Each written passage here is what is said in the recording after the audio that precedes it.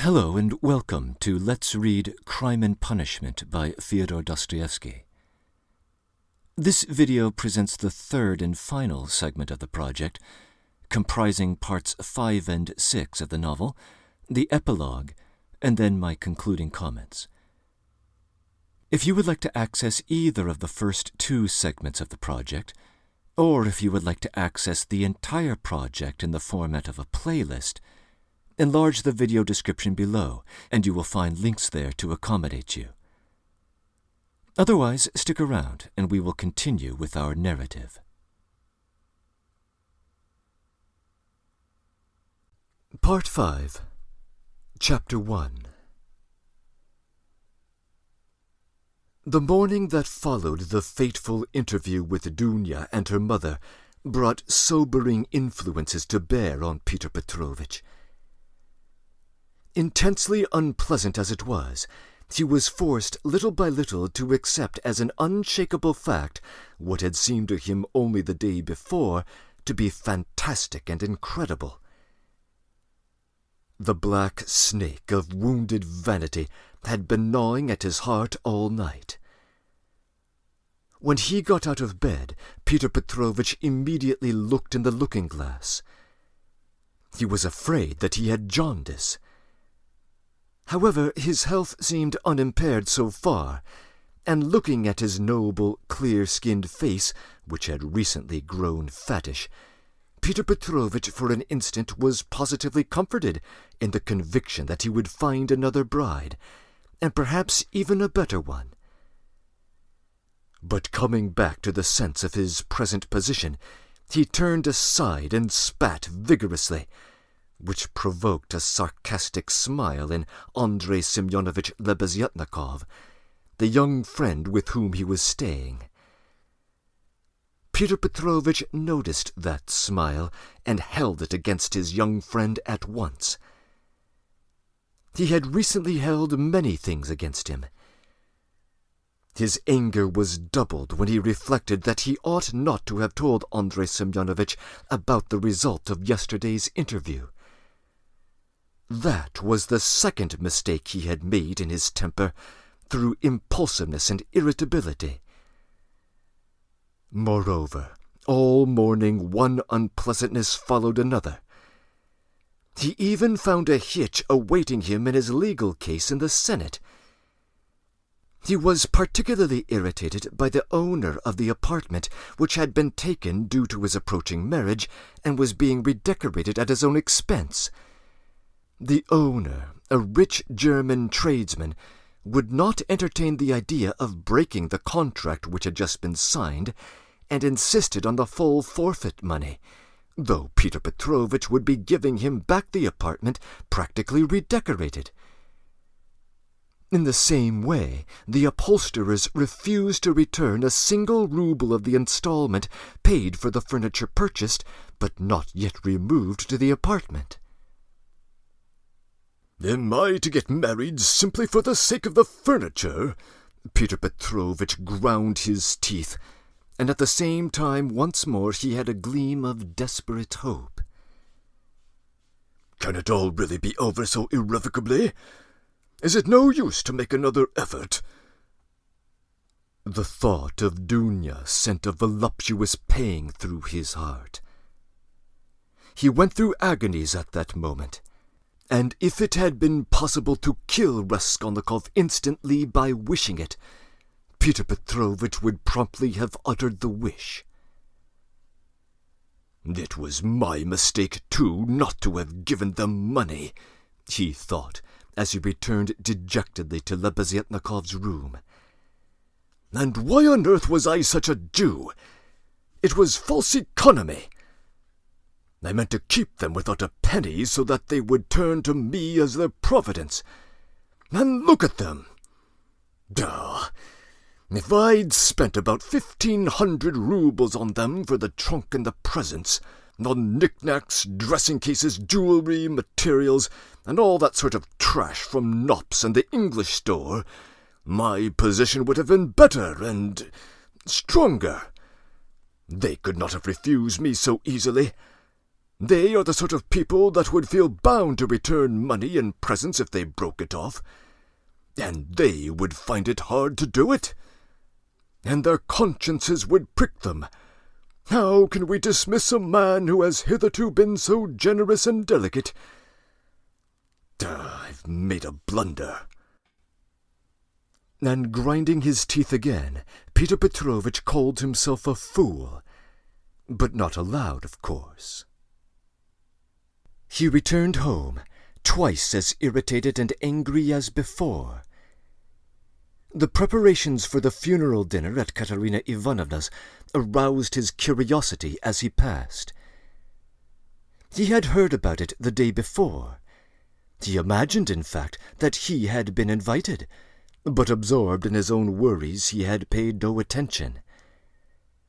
When he asked Madame Lippevechsel, who was busy laying the table while Katerina Ivanovna was away at the cemetery, he heard that the entertainment was going to be substantial, that all the tenants had been invited, some of whom had not known the dead man, that even Andrei Semyonovitch Lebeziatnikov was invited, despite his previous quarrel with Katerina Ivanovna, that he, Peter Petrovitch, was not only invited, but was eagerly expected, as he was the most important of the tenants. Amalia Ivanovna herself had been invited with great ceremony, despite all the recent unpleasantness, and so she was very busy with preparations and was taking real pleasure in them. She was, moreover, dressed up to the nines, in new black silk, and she was proud of it. All this gave Peter Petrovitch an idea, and he went into his room, or rather Lebeziatnikov's, somewhat thoughtful. He had learned that Raskolnikov was to be one of the guests. Andrei Semyonovitch had been at home all morning. Peter Petrovitch's attitude to this gentleman was strange, though perhaps natural. Peter Petrovitch had despised and hated him from the day he came to stay with him, and at the same time he seemed somewhat afraid of him. He had not come to stay with him on his arrival in Petersburg solely due to his own tight-fistedness, though that had been perhaps his chief object. He had heard that Andrei Semyonovitch, who had once been his protégé, was a leading young progressive who was playing an important part in certain interesting circles, the doings of which were a legend in the provinces. It had impressed Peter Petrovitch. These powerful, omniscient circles, which despised everyone and showed everyone up for what they really were, had long been for him a peculiar but wholly vague cause for concern. He had not, of course, been able to form even an approximate notion of what they meant. He, like everyone, had heard that there were, especially in Petersburg, progressives of some sort, nihilists and so on, and like many people he exaggerated and distorted the significance of these words to an absurd degree. What for many years past he had feared more than anything was being shown up for what he really was, and this was the chief ground for his continual uneasiness at the thought of transferring his business to Petersburg. He was afraid of this in the same way as little children are sometimes panic-stricken. Some years previously, when he was just embarking on his own career, he had come upon 2 cases in which rather important people in the province, patrons of his, had been cruelly shown up. One instance had ended in great scandal for the person attacked, and the other had very nearly ended in serious trouble. For this reason, Peter Petrovitch intended to go into the subject as soon as he reached Petersburg, and, if necessary, to anticipate contingencies by seeking the favor of our younger generation. He relied on Andrei Semyonovitch for this, and before his visit to Raskolnikov he had succeeded in picking up some current phrases. He soon discovered that Andrei Semyonovitch was a commonplace simpleton, but that by no means reassured Peter Petrovitch. Even if he had been certain that all the progressives were fools like him, it would not have allayed his uneasiness. All the doctrines, the ideas, the systems with which Andrei Semyonovitch pestered him had no interest for him. He had his own object. He simply wanted to find out at once what was happening here. Did these people have any power or not? Had he anything to fear from them? Would they expose any enterprise of his? And what precisely was now the object of their attacks? Could he somehow make up to them and get round them if they really were powerful? Was this the thing to do or not? Couldn't he gain something through them? In fact, hundreds of questions presented themselves.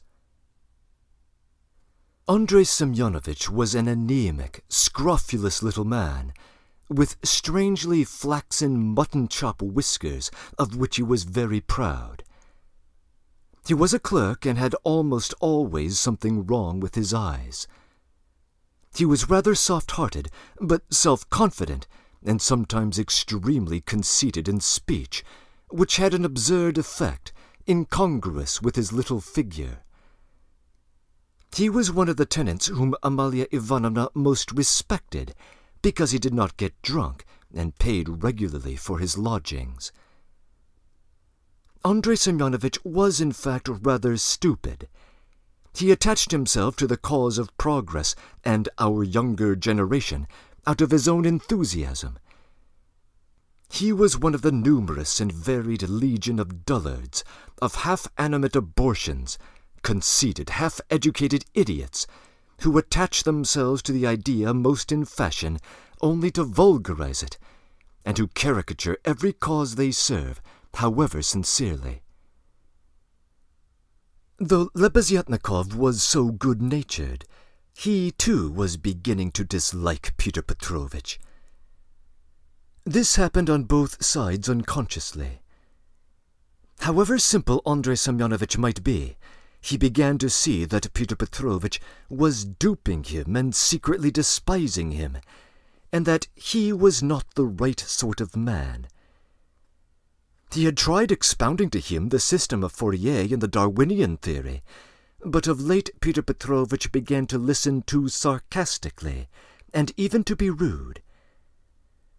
The fact was, he had begun instinctively to guess that Lebeziatnikov was not merely a commonplace simpleton, but perhaps a liar too, and that he had no connections of any consequence even in his own circle, but had simply picked things up third hand, and that very likely he did not even know much about his own work of propaganda, for he was in too great a muddle.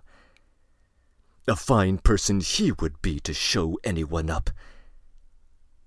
It must be noted, by the way, that Pyotr Petrovitch had, during those 10 days, eagerly accepted the strangest praise from Andrei Semyonovitch.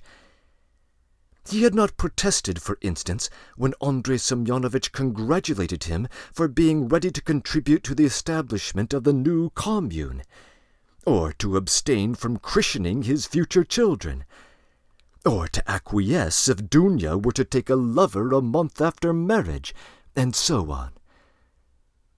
Pyotr Petrovitch took such pleasure in hearing his praises sung that he did not even look down upon such virtues when they were attributed to him. That morning, Pyotr Petrovitch happened to have cashed some 5% bonds, and now he sat down to the table and counted up bundles of notes. Andrei Semyonovitch, who hardly ever had any money, walked around the room, pretending to himself that he could look at all those banknotes with indifference and even contempt. Nothing would have convinced Pyotr Petrovitch that Andrei Semyonovitch could really look on the money unmoved, and the latter kept thinking bitterly that Pyotr Petrovitch was capable of entertaining such an idea about him, and was perhaps glad to get a chance to tease his young friend by reminding him of his inferiority and the great difference between them. He found him incredibly inattentive and irritable, though he, Andrei Semyonovitch, began enlarging on his favorite subject, the foundation of a new special commune. The brief remarks that dropped from Peter Petrovitch between the clicking of the beads on the abacus betrayed an impolite and unmistakable irony. But the humane Andrei Semyonovitch ascribed Peter Petrovitch's ill humor to his recent breach with Dunya, and he was burning with impatience to talk about it. He had something progressive to say on the subject which might comfort his eminent friend, and could not fail to promote his development. "There is some sort of entertainment being prepared at the widow's, isn't there?" Peter Petrovitch asked suddenly, interrupting Andrei Semyonovitch at the most interesting passage. "Do you really not know? But I was telling you last night what I think about all those ceremonies. And she invited you too, I heard. You were talking to her yesterday." "I would never have expected that foolish beggar to have spent on this feast all the money she got from that other fool, Raskolnikov. I was surprised just now when I went to take a look at the preparations there. The wines! Several people have been invited. It's beyond anything," continued Peter Petrovitch, who seemed to have some purpose in pursuing the conversation. "What? Did you say I was invited as well? When was that? I don't remember. But I shan't go. Why should I? I only said a word to her in passing yesterday about the possibility of her obtaining a year's salary as a destitute widow of a government clerk. I suppose that's why she invited me, isn't it?" "I don't intend to go either," said Lebeziatnikov. "I should think not, after giving her a thrashing. You might well hesitate." "Who thrashed? Whom?" cried Lebeziatnikov, flustered and blushing. "You thrashed Katerina Ivanovna a month ago. I heard so yesterday. So that's what your convictions amount to. And the question of women, too, wasn't an entirely sound one." And Peter Petrovitch, as though he were comforted, went back to clicking his beads. "It's all slander and nonsense," cried Lebeziatnikov, who was always afraid of references to the subject. "It was not like that at all. It was completely different. You've heard it wrong. It's a false rumor. I was simply defending myself.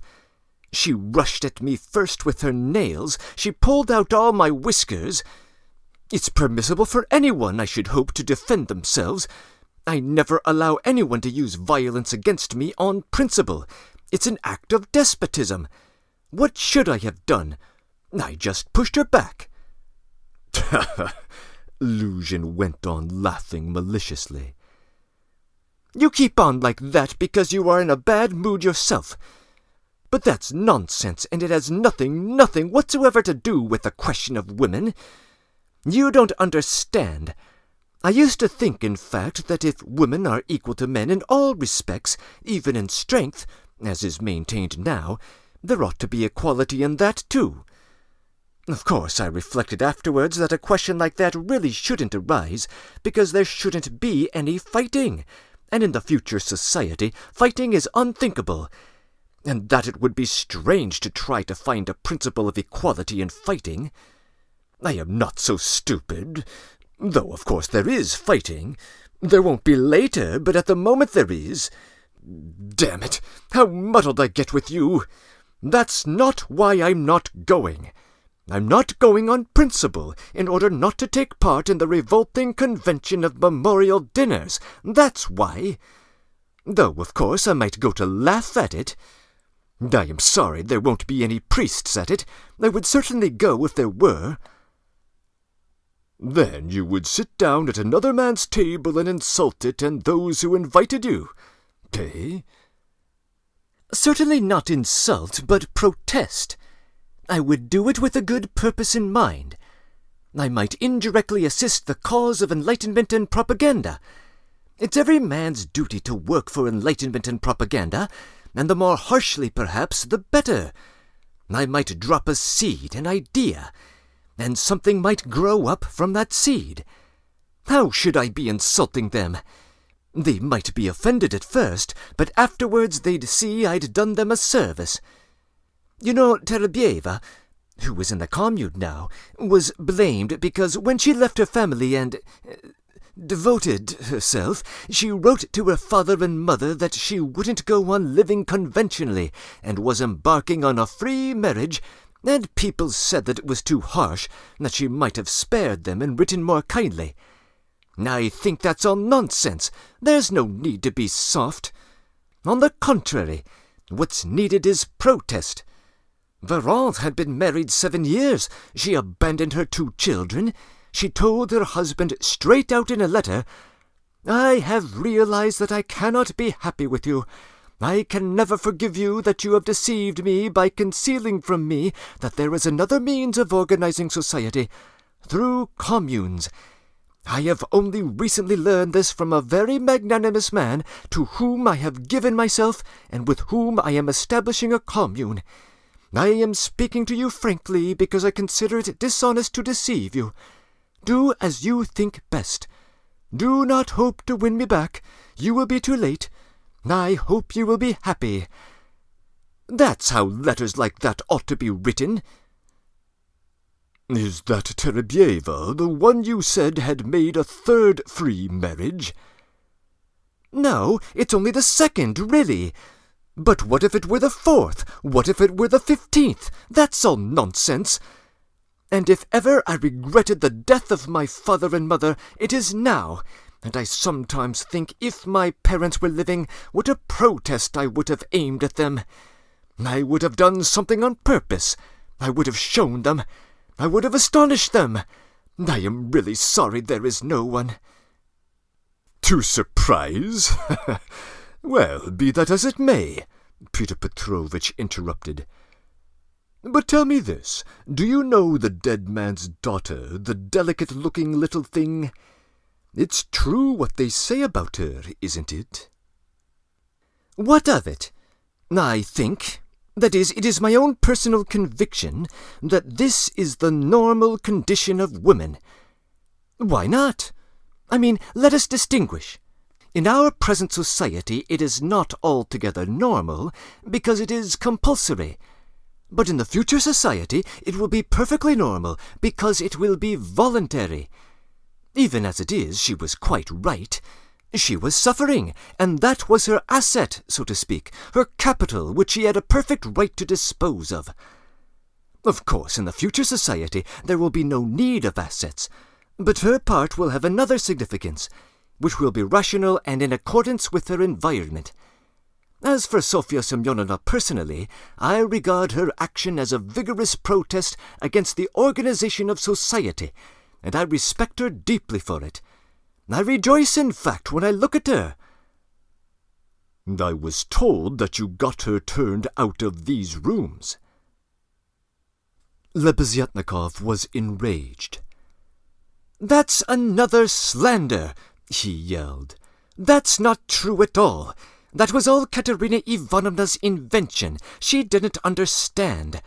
And I never flirted with Sofya Semyonovna. I was simply developing her, entirely disinterestedly, trying to rouse her to protest. All I wanted was her protest, and Sofya Semyonovna could not have remained here anyway."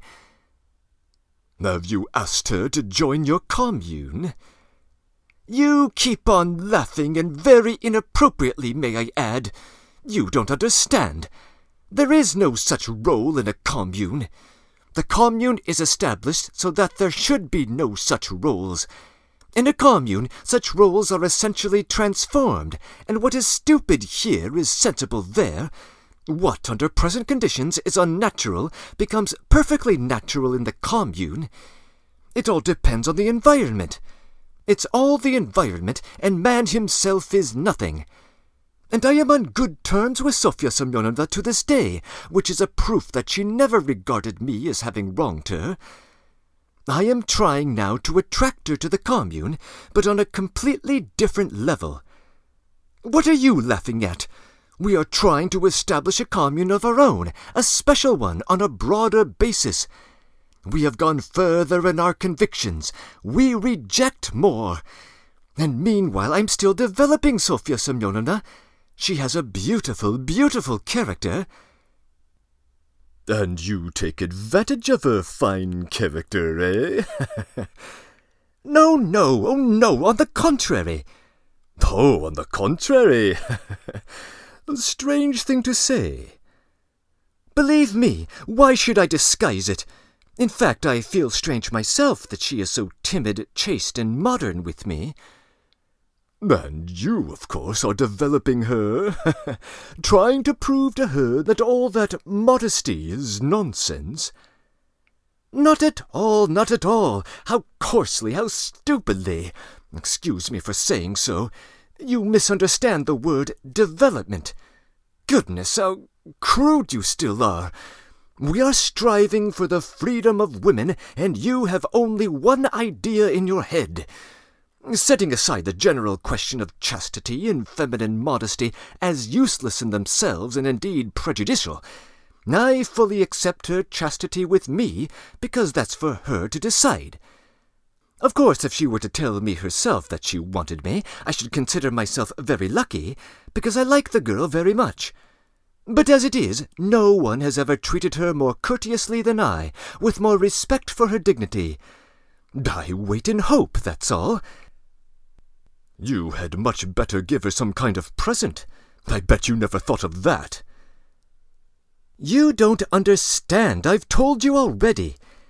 Of course she is in just that kind of a position, but that's another question entirely. You simply despise her. Seeing a fact which you mistakenly consider is worthy of contempt, you refuse to take a humane view of a fellow creature. You don't know what a character she is. I am only sorry that recently she has completely given up reading and borrowing books. I used to lend them to her. I am sorry, too, that with all the energy and resolution in protesting, which she has already shown once, she has too little self-reliance, too little independence, so to speak, to break free from certain prejudices and certain foolish ideas. Yet she thoroughly understands some questions, for instance about kissing hands. That is, that it's an insult to a woman for a man to kiss her hand, because it's a sign of inequality. We had a debate about it, and I described it to her. She listened attentively to an account of the workers' associations in France, too. Now I am explaining the question of coming into the room in the future society." "And what's that, pray?" "We had a debate recently about the question, has any member of the commune the right to enter another member's room, be they a man or a woman, at any time? And we decided that they have." "It might be at an inconvenient moment." Lebeziatnikov was furious. "You are always thinking of something unpleasant," he cried with aversion. "How irritated I am that when I was expounding our system, I referred prematurely to the question of personal privacy. It's always a stumbling block to people like you.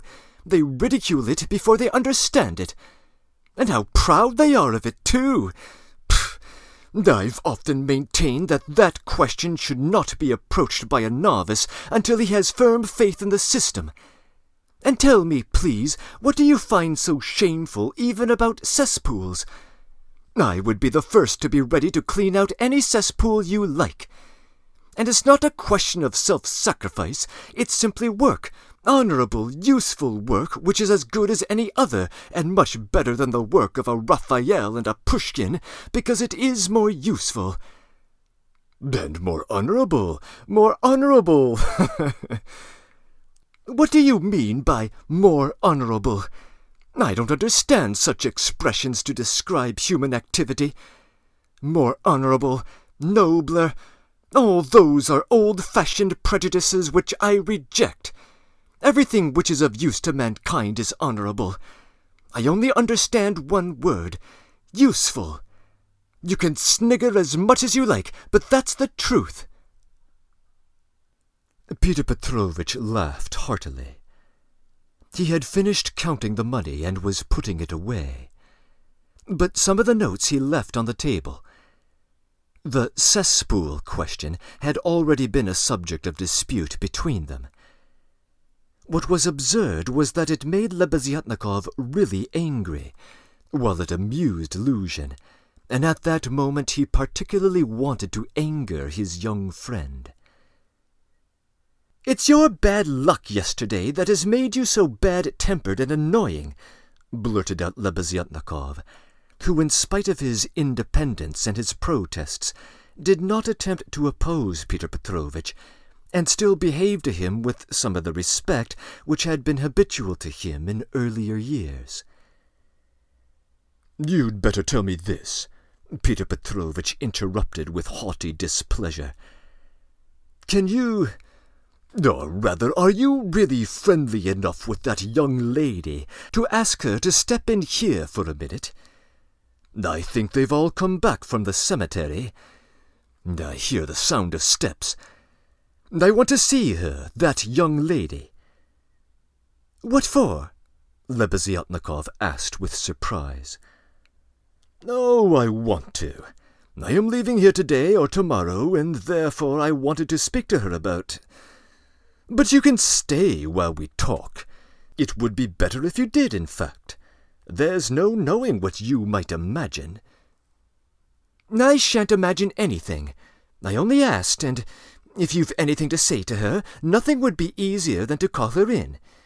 I'll leave immediately, and you can be sure I won't be in your way." 5 minutes later, Lebeziatnikov came in with Sonia. She came in very surprised and overwhelmed with shyness as usual. She was always shy in such circumstances, and was always afraid of new people. She had been as a child, and was even more so now.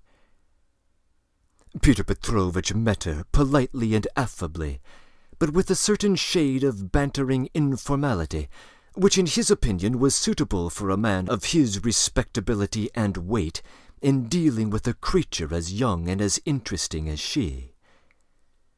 He swiftly reassured her, and made her sit down facing him at the table. Sonia sat down, looked around her, at Lebeziatnikov, at the notes lying on the table, and then again at Peter Petrovitch, and her eyes remained riveted to his face. Lebeziatnikov was moving towards the door. Peter Petrovitch indicated to Sonia that she should remain seated, and stopped Lebeziatnikov. "Is Raskolnikov in there? Has he come?" he asked him in a whisper. "Raskolnikov? Yes. Why? Yes, he is there. I saw him just come in. Why?" "Well, I particularly beg you to remain here with us, and not to leave me alone with this young woman. I only want a few words with her, but God knows what they will make of it. I wouldn't like Raskolnikov to repeat anything. You understand what I mean?"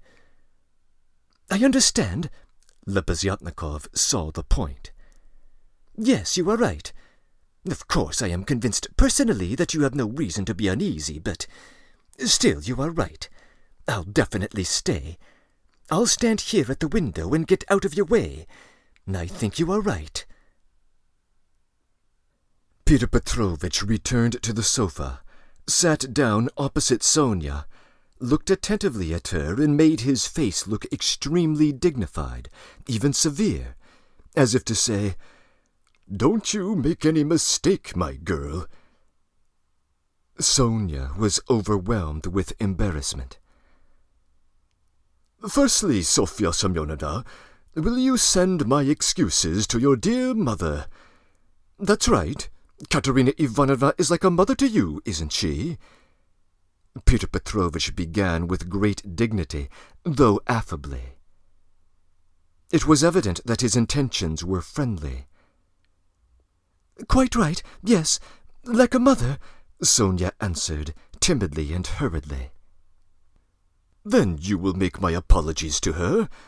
Due to inevitable circumstances, I am forced to be absent, and shall not be at the dinner, despite your mother's kind invitation." "Yes, I'll tell her, at once." And Sonia hastily jumped up from her seat. "Wait, that's not all," Peter Petrovitch detained her, smiling at her simplicity and ignorance of good manners. "And you know me little, my dear Sofya Semyonovna, if you think I would have bothered to trouble a person like you about a matter of such little importance which affects only myself. I have another purpose." Sonia sat down hurriedly. Her eyes rested again for an instant on the grey and rainbow-coloured notes that remained on the table, but she quickly looked away and fixed her eyes on Peter Petrovitch. She felt that it was horribly impolite, especially for her, to look at another person's money. She stared at the gold eyeglass which Peter Petrovitch held in his left hand, and at the massive and extremely handsome ring with a yellow stone on his middle finger. But suddenly she looked away, and, not knowing where to turn, ended up staring Peter Petrovitch straight in the face again. After a pause of even greater dignity, he continued. "I happened yesterday, in passing, to exchange a couple of words with Katerina Ivanovna. Poor woman! It was enough to enable me to realize that she is in a preternatural position, if it can be expressed like that." "Yes, preternatural," Sonia hurriedly agreed. "Or it would be simpler and more comprehensible to say ill." "Yes, simpler and more Yes, ill." "Absolutely. So then, out of my human feelings and compassion, so to speak, I would be glad to be of service to her in any way, foreseeing her unfortunate position. I believe the whole of this poverty-stricken family depends now entirely on you." "Allow me to ask," Sonia rose to her feet, "did you say something to her yesterday about the possibility of a pension? Because she told me you had agreed to get her one. Was that true?" "Not in the slightest. In fact, it's an absurdity. I merely hinted that she might obtain temporary assistance as the widow of an official who had died in service, if only she had patronage. But apparently your late father had not served his full term, and recently, in fact, had not been in service at all. In fact, if there were any hope, it would be completely accidental, because there would be no claim for assistance in his case. Far from it. And she is dreaming of a pension already. A forward-thinking lady." "Yes, she is, because she is too trusting, and she has a good heart, and she believes everything because of the goodness of her heart, and she is like that.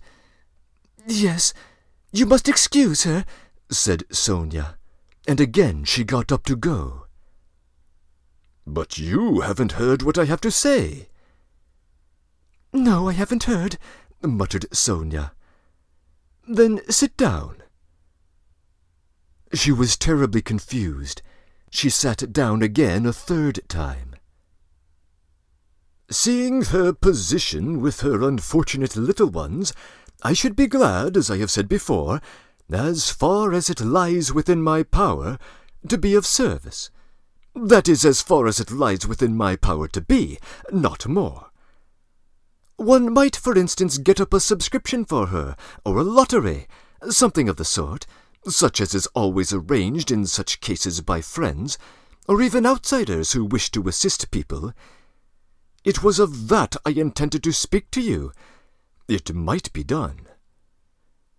"Yes, yes, God will repay you for it," faltered Sonia, gazing intently at Peter Petrovitch. "It might be, but we will talk about that later. We might start today. We will talk it over this evening and lay the foundation, so to speak. Come to me at 7 o'clock. Mr. Lebeziatnikov, I hope, will assist us. But there is one circumstance of which I ought to warn you beforehand, and for which I would like to trouble you, Sofya Semyonovna, to come here. In my opinion, money cannot be... In fact, it's unsafe to put it into Katerina Ivanovna's own hands. The dinner today proves that. Though she has not, so to speak, even got a crust of bread for tomorrow, and... well, boots or shoes or anything. She has bought Jamaica rum today, and even, I believe, Madeira, and coffee. I saw it as I passed through. Tomorrow it will all fall upon you again. They won't have a crust of bread. It's absurd, really, and so, the way I see it, a subscription should be raised so that the unhappy widow would not know of the money's existence. Only you would, for instance. Am I right? I don't know. This is only today, once in her life. She was so anxious to do him some kind of honor, to celebrate his memory. And she is very sensible, but just as you think, and I shall be very, very... and they will all be, and God will reward, and the orphans... Sonia burst into tears. Very well, then, keep it in mind. And now will you accept for the benefit of your relation the small sum that I am able to spare, from me personally? I am very anxious that my name should not be mentioned in connection with it. Here, having, so to speak, anxieties of my own, I cannot do more. And Peter Petrovitch held out to Sonia a 10-ruble note, carefully unfolded. Sonia took it, flushed crimson, jumped up, muttered something, and began to leave. Peter Petrovitch accompanied her ceremoniously to the door. She got out of the room at last, agitated and distressed, and returned to Katerina Ivanovna, overwhelmed with confusion. All this time Lebeziatnikov had stood at the window or walked around the room, anxious not to interrupt the conversation. When Sonia had gone, he walked up to Peter Petrovitch and solemnly held out his hand. "I heard and saw everything," he said, laying stress on the last verb. "That is honorable. I mean to say, it's humane. You wanted to avoid gratitude, I saw. And although I cannot, I confess, in principle, sympathize with private charity, for it not only fails to eradicate the evil, but even promotes it, yet I must admit that I witnessed your action with pleasure. Yes, I like it." "That's all nonsense," muttered Peter Petrovitch, somewhat disconcerted, looking carefully at Lebeziatnikov. "No, it's not nonsense. A man who has suffered distress and annoyance as you did yesterday, and who can still sympathize with the misery of others, such a man, even though he is making a social mistake, is still deserving of respect.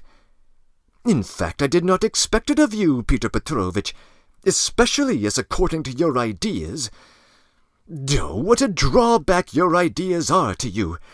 How distressed you are, for instance, by your bad luck yesterday!" cried the simple-hearted Lebeziatnikov, who felt his affection for Peter Petrovitch return.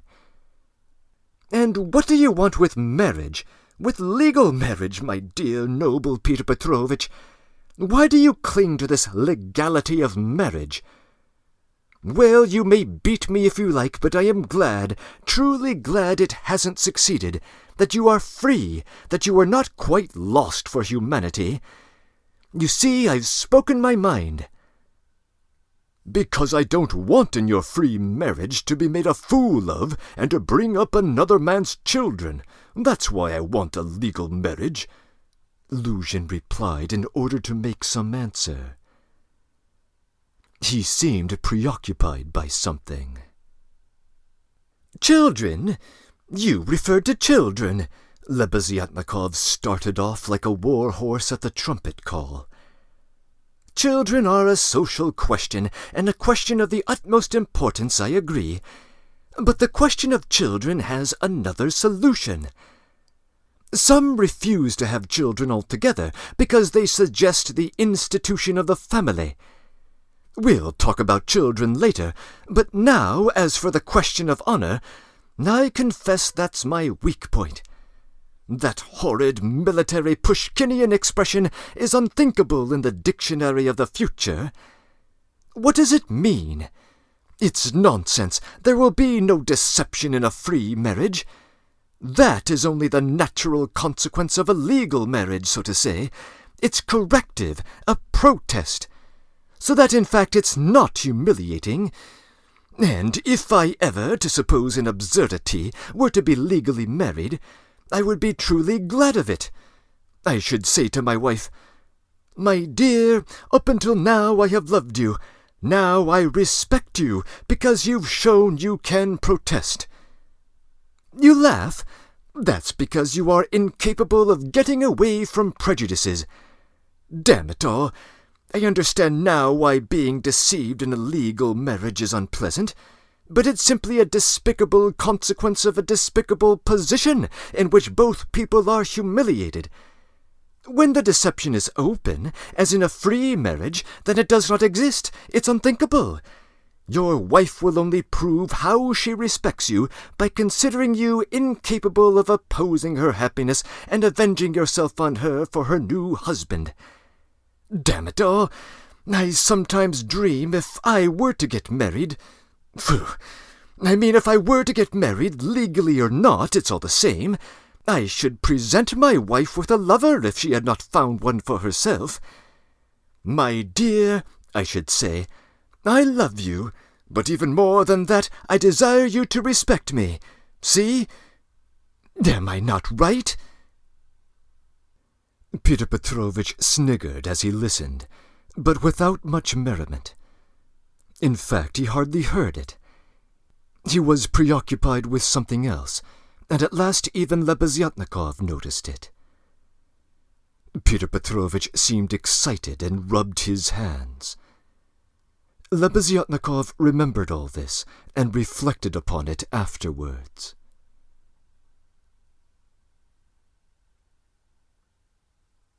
Breaking in. This chapter affords Dostoevsky the opportunity to lampoon his ideological opponents.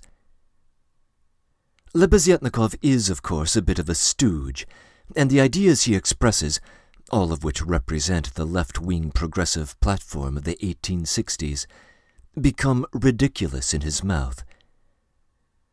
The notion that usefulness and not beauty is what matters most in life, with the implication that the value of a Pushkin is eclipsed by the value of a cesspool cleaner, comes from Chernyshevsky, and it finds its way into the discourse of the character Bazarov from Turgenev's flashpoint novel Fathers and Sons. Charles Fourier, briefly mentioned here, was an early French socialist who advanced the idea of the phalanstery, or a particular kind of commune. One of the critical ideas of this perspective is the claim, resurfacing here, that man is nothing other than the product of his environment, which, it will be remembered, is precisely what Razumikin was railing against, both during the visit to Porfiry Petrovitch's apartment in Part 3, Chapter 5, and off-stage at his housewarming party the prior evening. Naturally, Dostoevsky is happy to expose all the surprising consequences of this radical platform, including the notion that even private charity is, strictly speaking, inconsistent with it.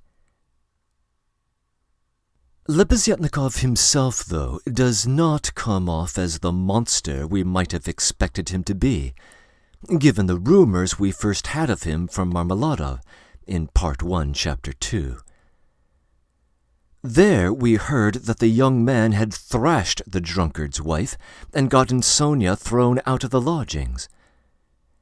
Here, Lebeziatnikov claims that he had acted in self-defense in the first case and had been slandered by Katerina Ivanovna in the second case. I'm inclined to believe him. Given what we know of Katerina Ivanovna's tempestuous nature, we can easily imagine that she could attack him at any perceived provocation, and to identify provocation where none is intended. And given what we know of Katerina Ivanovna's unreliable presentation of events, we can easily imagine her both believing and spreading a false claim about Lebeziatnikov's role in the departure of her stepdaughter. What exactly happened to cause Sonia's departure from the house remains a bit of a mystery, but in general, Lebeziatnikov's shortcomings appear to be more cognitive than moral. Luzhin's prior relation to this milieu of ideas seems to be that of a coward, learning enough of the new conceptual scheme to appear fashionable in public and to avoid public shaming from a leftist mob. I leave it to readers to ponder whether there might be any parallels to be found in recent Western society. End of comments.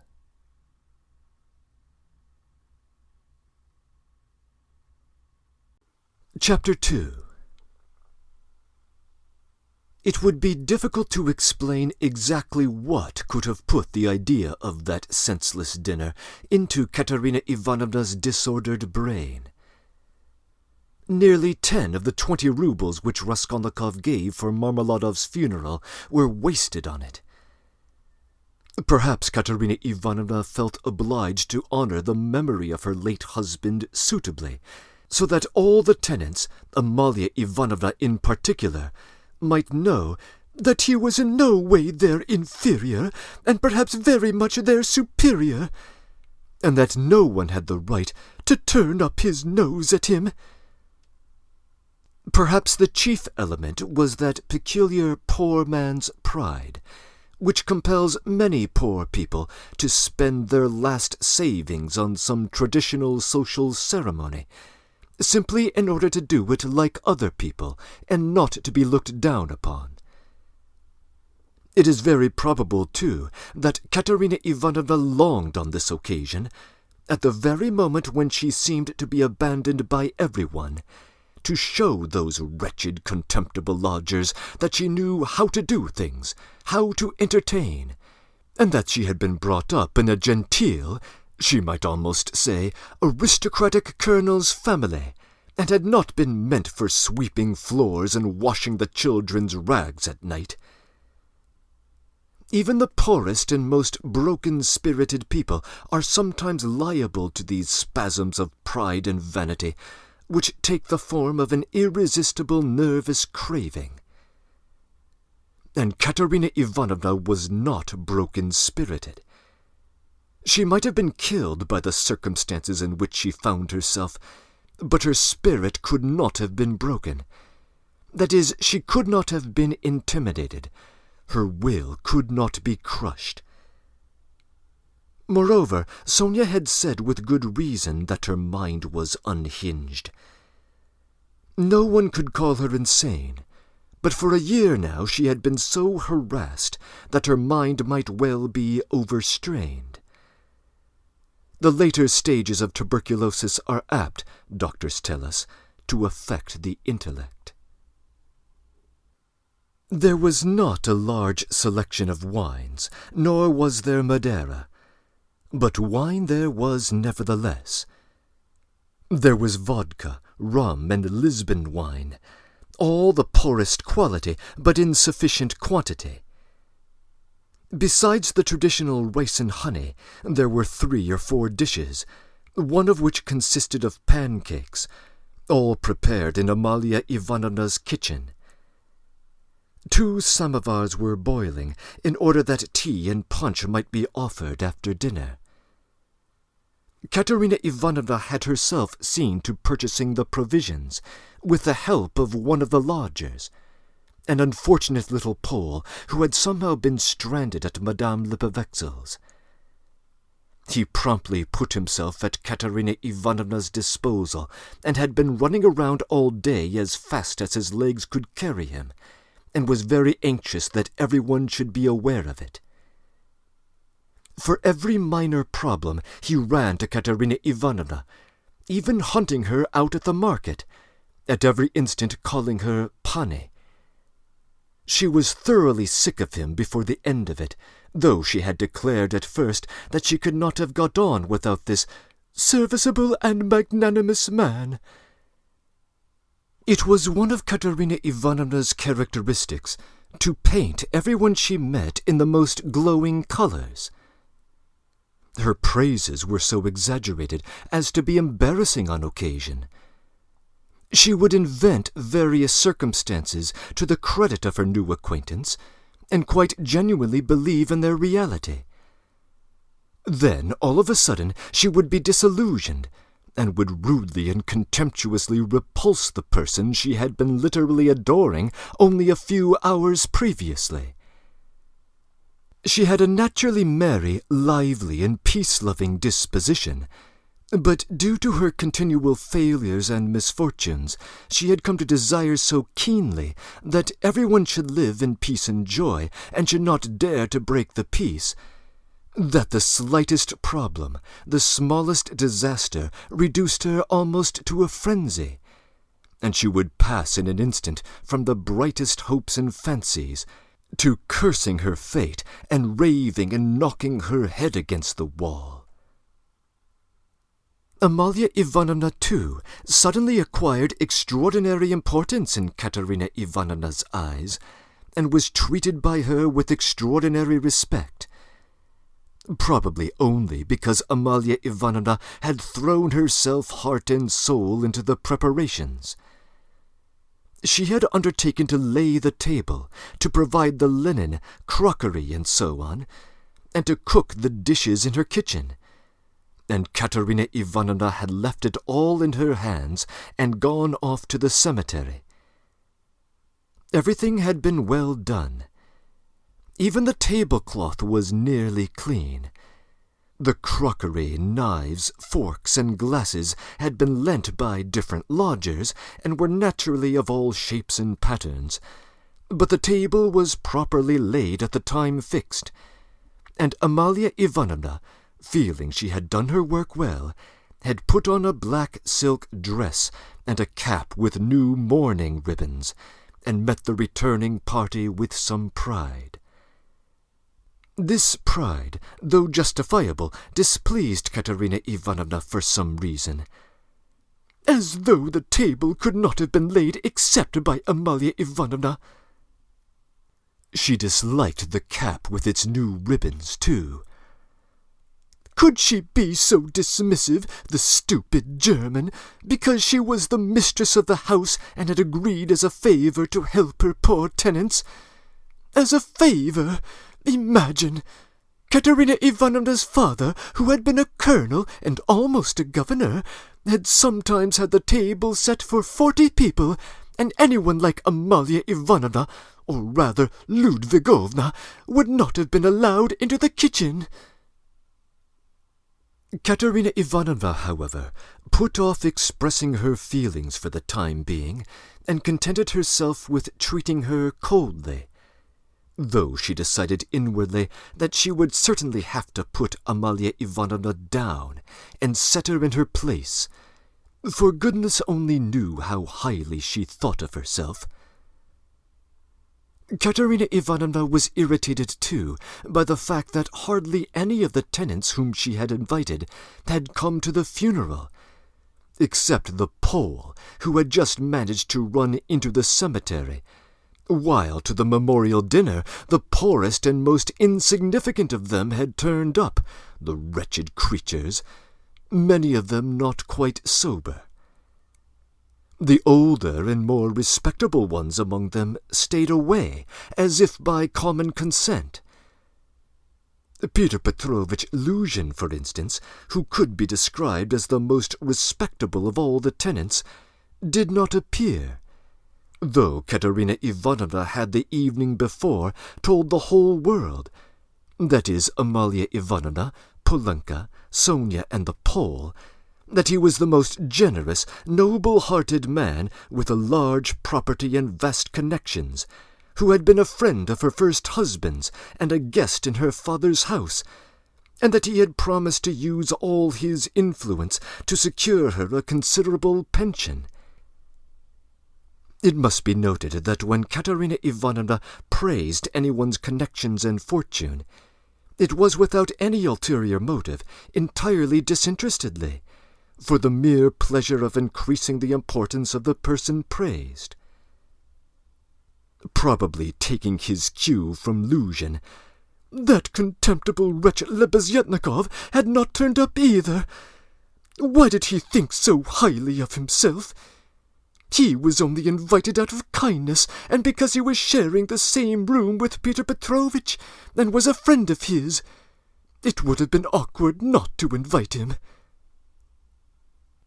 Among those who failed to appear were the genteel lady and her old maidish daughter, who had only been lodgers in the house for the last fortnight, but had several times complained of the noise and uproar in Katerina Ivanovna's room, especially when Marmeladov had come back drunk.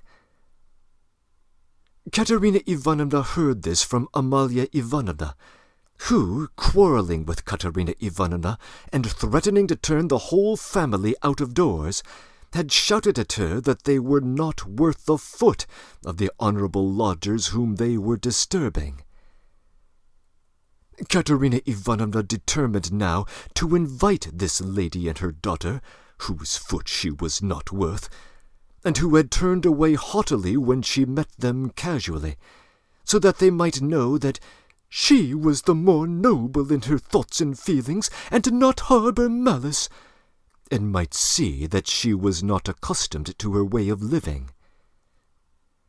She had proposed to make this clear to them at dinner, with allusions to her late father's governorship, and also at the same time to hint that it was extremely stupid of them to turn away on meeting her. The fat Colonel Major, he was really a discharged officer of low rank, was also absent, but it appeared that he had not been himself for the last 2 days.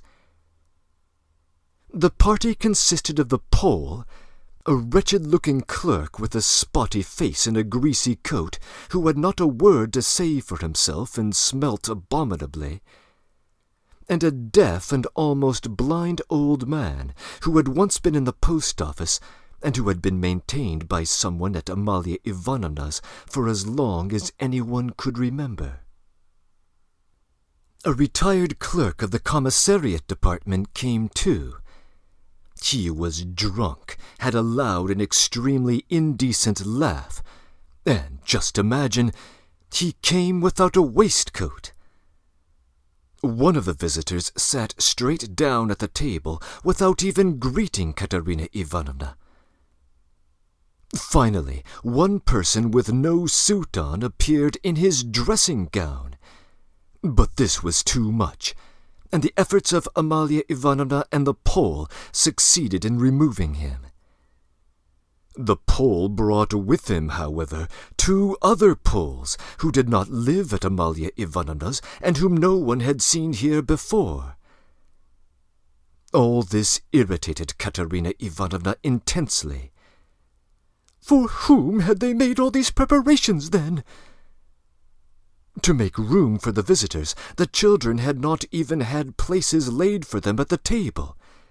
But the 2 little ones were sitting on a bench in the furthest corner, with their dinner laid on a box, while Polenka, as the biggest girl, had to look after them, feed them, and keep their noses wiped like well-bred children's. Katerina Ivanovna, in fact, could hardly help meeting her guests with increased dignity, and even arrogance. She stared at some of them with particular severity, and loftily invited them to take their seats. Rushing to the conclusion that Amalia Ivanovna must be responsible for those who were absent, she began treating her with extreme indifference, which the latter promptly observed and resented. Such a beginning was not a good omen for the end. All were seated at last. Raskolnikov came in almost at the moment of their return from the cemetery.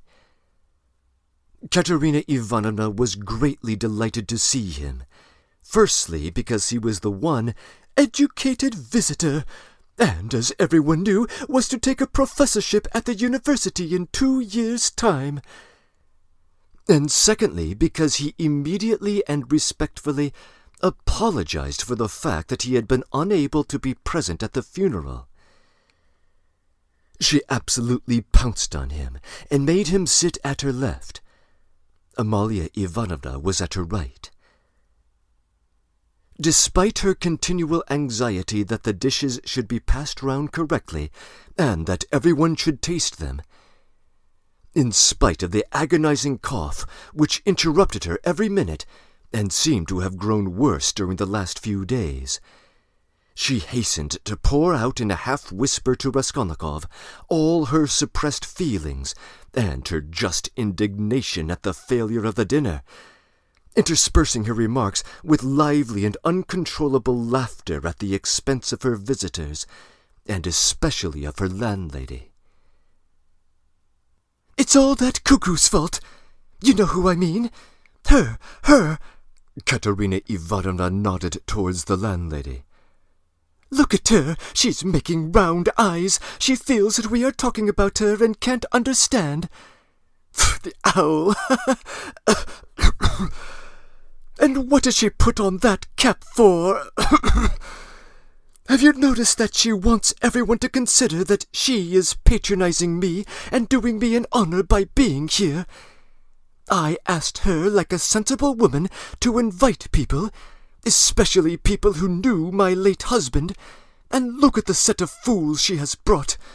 The sweeps. Look at that one with the spotty face, and those wretched Poles. Not one of them has ever poked his nose in here. I've never set eyes on them. What have they come here for, I ask you? There they sit in a row. Hey, Pan, she cried suddenly to one of them. Have you tasted the pancakes? Take some more. Have some beer. Won't you have some vodka? Look, he's jumping up and making his bows. They must be absolutely starved, poor people. Never mind, let them eat. They don't make a noise anyway, though I'm really afraid for our landlady's silver spoons. Amalia Ivanovna, she addressed her suddenly, almost aloud. If your spoons should happen to be stolen, I won't be responsible, I warn you. She laughed, turning to Raskolnikov, and again nodding towards the landlady, very pleased with her attack. She didn't understand. She didn't understand again. Look how she sits with her mouth open. An owl, a real owl. An owl in new ribbons. Here her laugh turned again to an insufferable fit of coughing that lasted 5 minutes. Drops of perspiration stood out on her forehead, and her handkerchief was stained with blood. She showed Raskolnikov the blood in silence, and as soon as she could get her breath, began whispering to him again with extreme animation and a hectic flush on her cheeks. Do you know, I gave her the most delicate instructions, so to speak, for inviting that lady and her daughter. You understand who I am talking about? It needed the utmost delicacy, the greatest nicety, but she has managed things so that that fool, that conceited baggage, that provincial non-entity, simply because she is the widow of a major and has come to try and get a pension and to fray out her skirts in the government offices, because at 50 she paints her face, everybody knows it. A creature like that did not think fit to come, and has not even answered the invitation, which the most ordinary good manners required. I can't understand why Peter Petrovitch has not come. But where's Sonia? Where has she gone? Ah, there she is at last. What is it, Sonia? Where have you been? It's odd that even at your father's funeral you should be so unpunctual. Rodion Romanovitch, make room for her beside you. That's your place, Sonia. Take what you like. Have some of the cold entree with the jelly. That's the best. They'll bring the pancakes in a few minutes. Have they given the children some? Polenka, have you got everything? That's all right. Be a good girl, Lida, and Kolya, don't fidget with your feet. Sit like a little gentleman. What are you saying, Sonia? Sonia hurriedly gave her Peter Petrovich's apologies, trying to speak loud enough for everyone to hear, and carefully choosing the most respectful phrases which she attributed to Peter Petrovich. She added that Peter Petrovich had particularly told her to say that, as soon as he possibly could, he would come immediately to discuss business alone with her and to consider what could be done for her, etc., etc. Sonia knew that this would comfort Katerina Ivanovna, flatter her and satisfy her pride. She sat down beside Raskolnikov. She made him a hurried bow, glancing curiously at him. But for the rest of the time she seemed to avoid looking at him or speaking to him. She seemed absent-minded, though she kept looking at Katerina Ivanovna, trying to please her. Neither she nor Katerina Ivanovna had been able to get morning clothes. Sonia was wearing dark brown, and Katerina Ivanovna was in her only dress, a dark striped cotton one. The message from Peter Petrovich was very successful. Listening to Sonia with dignity, Katerina Ivanovna inquired with equal dignity how Peter Petrovich was, then at once whispered almost aloud to Raskolnikov that it certainly would have been strange for a man of Peter Petrovich's position and standing to find himself in such extraordinary company, in spite of his devotion to her family and his old friendship with her father. That's why I am so grateful to you, Rodion Romanovich, that you have not disdained my hospitality, even in such surroundings, she added almost aloud. But I am sure that it was only your special affection for my poor husband that has made you keep your promise. Then, once more with pride and dignity, she scanned her visitors, and suddenly inquired aloud across the table of the deaf man, "Wouldn't he have some more meat, and had he been given some wine?" The old man did not answer, and for a long time could not understand what he was asked, though his neighbors amused themselves by poking and shaking him.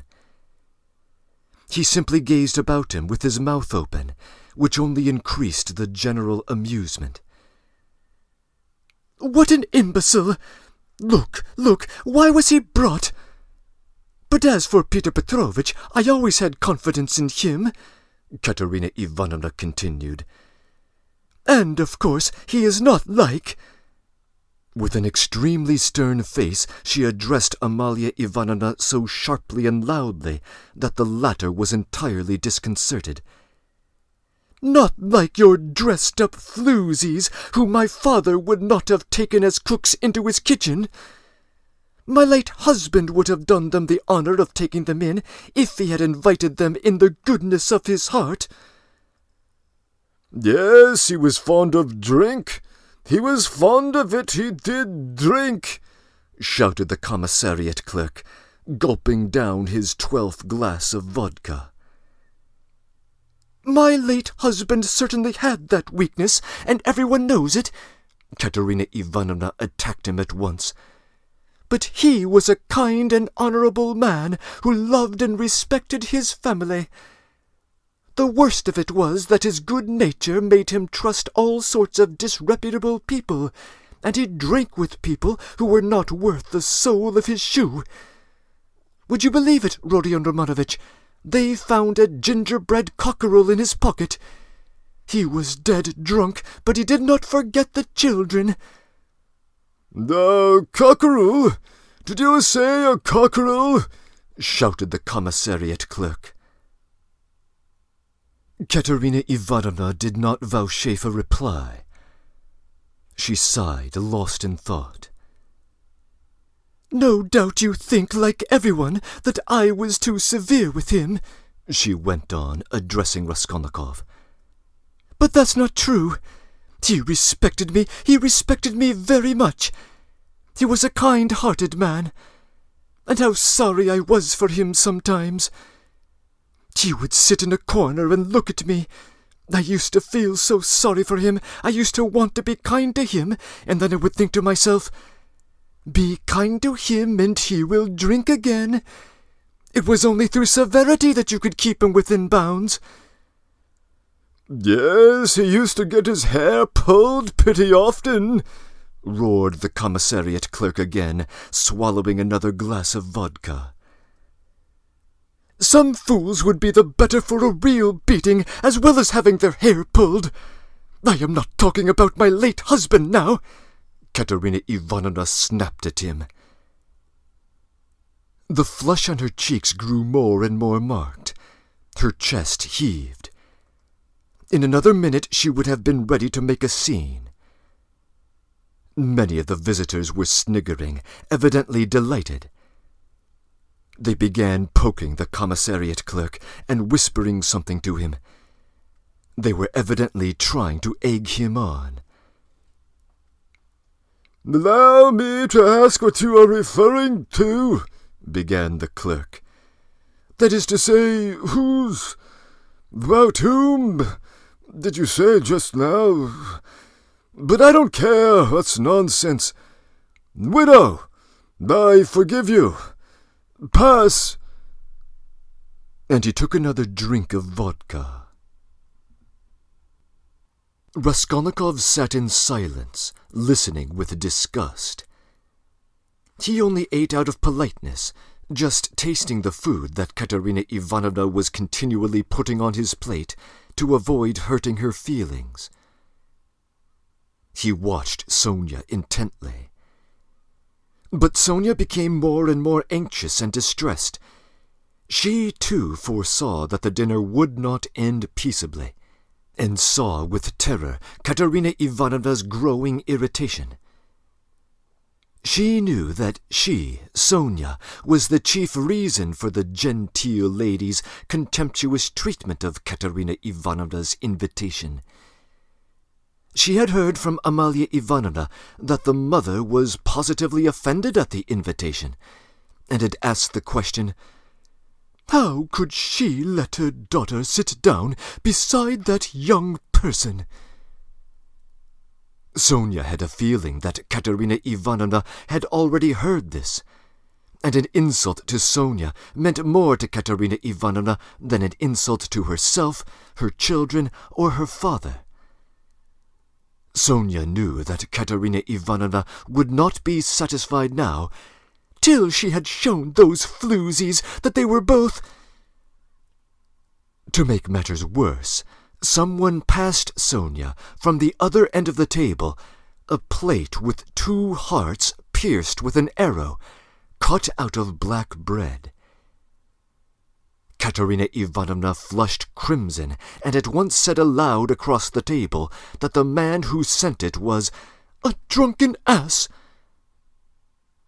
Amalia Ivanovna was foreseeing that something would go wrong, and at the same time she was deeply wounded by Katerina Ivanovna's dismissiveness. So, to restore the good mood at the party and raise herself in their esteem, she began, entirely at random, to tell a story about an acquaintance of hers, Karl from the chemist's, who was driving one night in a cab, and that the cabman wanted him to kill, and Karl very much begged him not to kill, and wept and clasped hands, and frightened and from fear pierced his heart. Though Katerina Ivanovna smiled, she observed at once that Amalia Ivanovna ought not to tell anecdotes in Russian. The latter was even more offended, and she retorted that Walter aus Berlin was a very important man, and always went with his hands in pockets. Katerina Ivanovna could not restrain herself, and laughed so much that Amalia Ivanovna lost patience and could scarcely control herself. "Listen to the owl," Katerina Ivanovna whispered at once, her good humour almost restored. "She meant to say he kept his hands in his pockets, but she said he put his hands in people's pockets. And have you noticed, Rodion Romanovich, that all these Petersburg foreigners, the Germans especially, are all stupider than we are? Can you fancy any one of us telling how Karl from the chemist's pierced his heart from fear, and that the idiot, instead of punishing the cabman, clasped his hands and wept and much begged? Ah, the fool! And you know she thinks it's very touching and does not suspect how stupid she is. The way I see it, that drunken commissariat clerk is a great deal cleverer. Anyway, one can see that he has addled his brains with drink. But you know, these foreigners are always so well-behaved and serious. Look how she sits glaring. She is angry.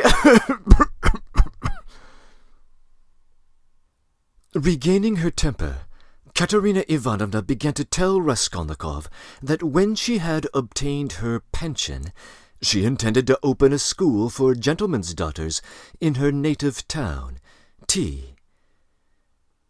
This was the first time she had spoken to him about the project, and she launched out into the most alluring details. It suddenly appeared that Katerina Ivanovna had in her hands the same certificate of honor which Marmeladov had told Raskolnikov about in the tavern, when he told him that Katerina Ivanovna, his wife, had danced the shawl dance before the governor and other important people when she left school. This certificate of honor was obviously intended now to prove Katerina Ivanovna's right to open a boarding school, but she had armed herself with it chiefly with the purpose of overwhelming those two stuck-up floozies if they came to the dinner, and proving incontestably that Katerina Ivanovna was of the most noble, she might even say aristocratic family, a colonel's daughter, and was far superior to certain adventuresses who have been so much to the fore recently. The certificate of honor immediately passed into the hands of the drunken guests, and Katerina Ivanovna did not try to retain it, for it actually contained the statement en toutes lettres that her father was a major, and also a companion of an order, so that she really was almost the daughter of a colonel. Warming up, Katerina Ivanovna proceeded to enlarge on the peaceful and happy life they would lead in T, on the gymnasium teachers whom she would engage to give lessons in her boarding school, one a highly respectable old Frenchman called Mangot, who had taught Katerina Ivanovna herself in the old days and was still living in T, and would no doubt teach in her school on moderate terms. Next she spoke of Sonia, who would go with her to T, and help her in all her plans. At this, someone at the further end of the table suddenly chuckled. Though Katerina Ivanovna tried to appear to be disdainfully unaware of it, she raised her voice and began at once speaking with conviction of Sonia's undoubted ability to assist her, of her gentleness, patience, devotion, generosity, and good education, tapping Sonia on the cheek and kissing her warmly twice. Sonia flushed crimson, and Katerina Ivanovna suddenly burst into tears, immediately observing that she was nervous and silly, that she was too upset, that it was time to finish, and as the dinner was over, it was time to hand round the tea. At that moment, Amalia Ivanovna, deeply aggrieved that she had played no part in the conversation and that no one was listening to her, made one last effort, and with secret misgivings ventured on an extremely deep and weighty observation, that in the future boarding school she would have to pay particular attention to Divasha, and that there certainly must be a good dama to look after the linen, and secondly, that the young ladies must not novels at night read." Katerina Ivanovna, who was certainly upset and very tired, as well as heartily sick of the dinner, at once cut short Amalia Ivanovna, saying she knew nothing about it and was talking nonsense, that it was the business of the laundry maid and not the directress of a high-class boarding school to look after Devasha, and as for novel reading, that was simply rude, and she begged her to be silent. Amalia Ivanovna was enraged and observed that she only meant her good, and that she had meant her very good, and that it was long since she had paid her gold for the lodgings. Katerina Ivanovna at once put her down, saying that it was a lie to say she wished her good, because only yesterday, when her dead husband was lying on the table, she had bothered her about the lodgings.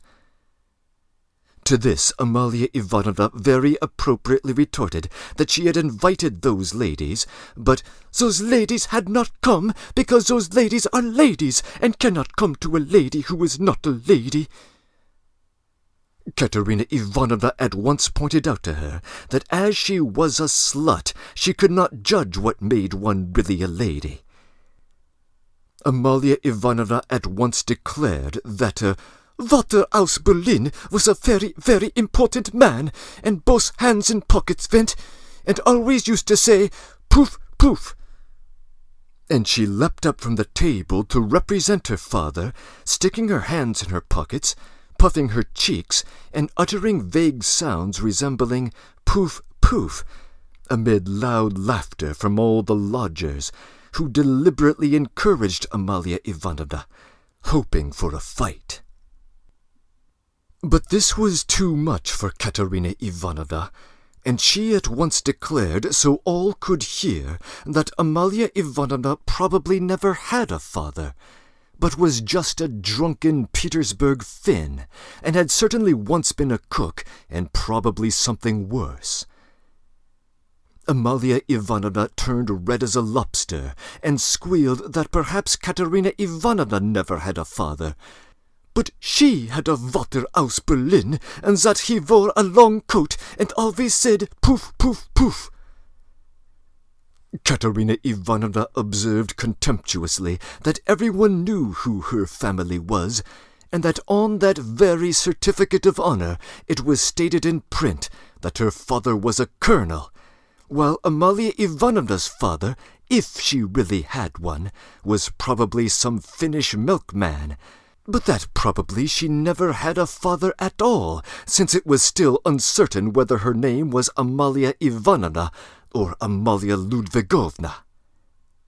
At this, Amalia Ivanovna, lashed to fury, struck the table with her fist, and shrieked that she was Amalia Ivanovna, and not Ludvigovna, that her Walter was named Johann, and that he was a burgomeister, and that Katerina Ivanovna's Walter was quite never a burgomeister.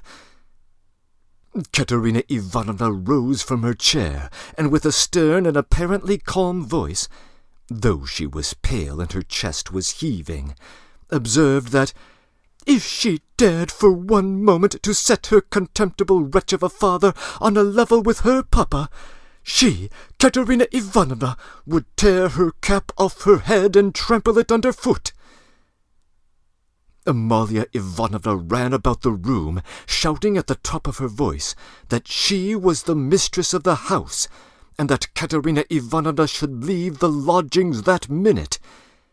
Then she rushed for some reason to collect the silver spoons from the table. There was a great outcry and uproar. The children began crying.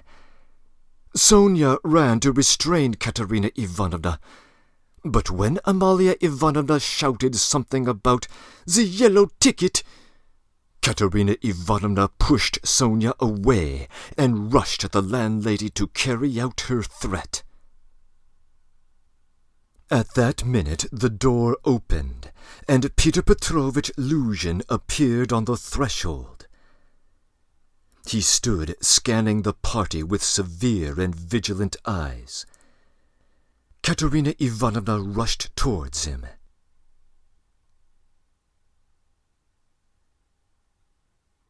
Breaking in. It may be worth repeating that Katerina Ivanovna is an unreliable source of information. The certificate of honor appears to be genuine, although she slightly exaggerates its contents, but there will be no pension and no boarding school. Raskolnikov does not have a professorship lined up. Luzhin is not a childhood friend of the deceased, and so on. Nevertheless, her intense defensiveness over Sonia's honor is worth noting. I am unsure what her landlady is supposed to be intimating with the expression poof poof, but I suspect she is saying that when her father would put his hands in his pockets, those hands would quite audibly encounter money. If it has not yet been clear, Dostoevsky is perfectly happy to lampoon foreigners in his work. He has been doing so with Germans throughout, and here he adds Poles to his list of comedic targets. End of comments.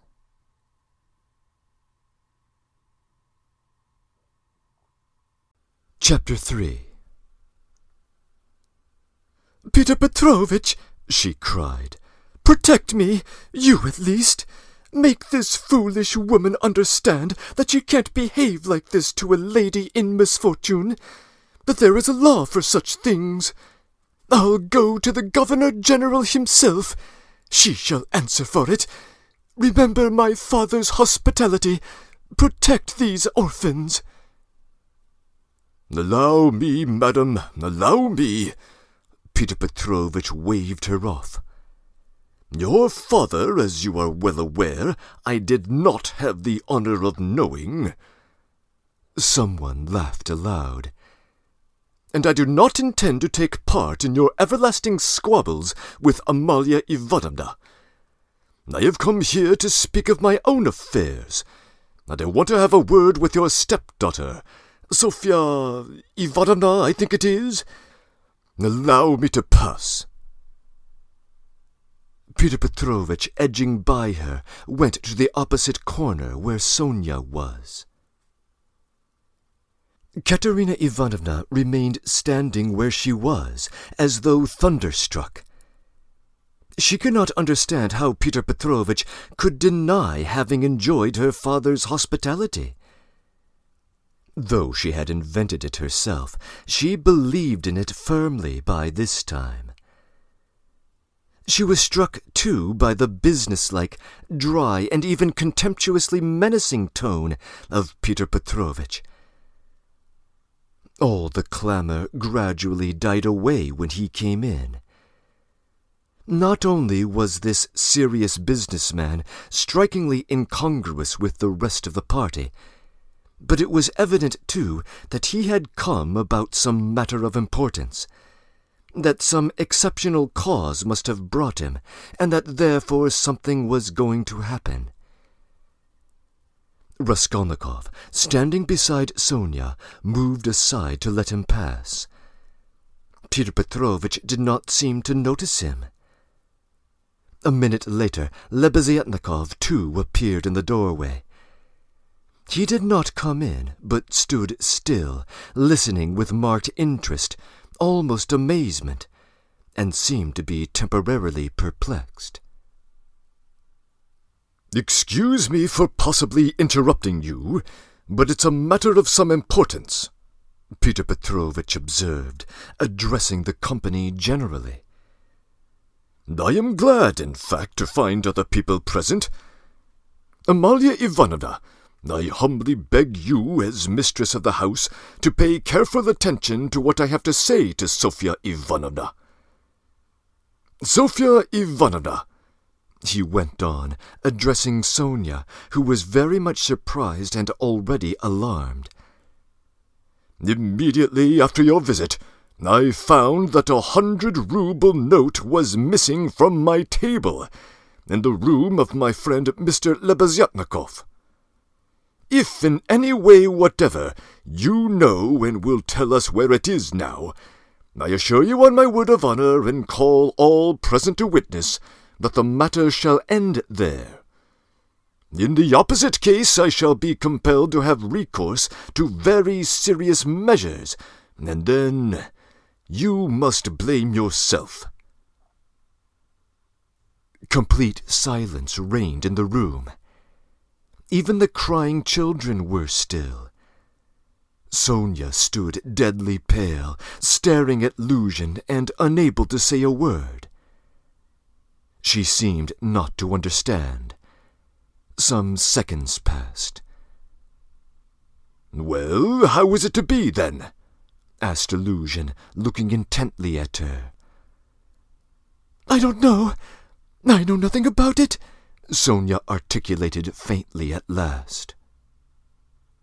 "No, you know nothing," Luzhin repeated, and again he paused for some seconds. "Think for a moment, young lady," he began severely, but still, as it were, reprimanding her.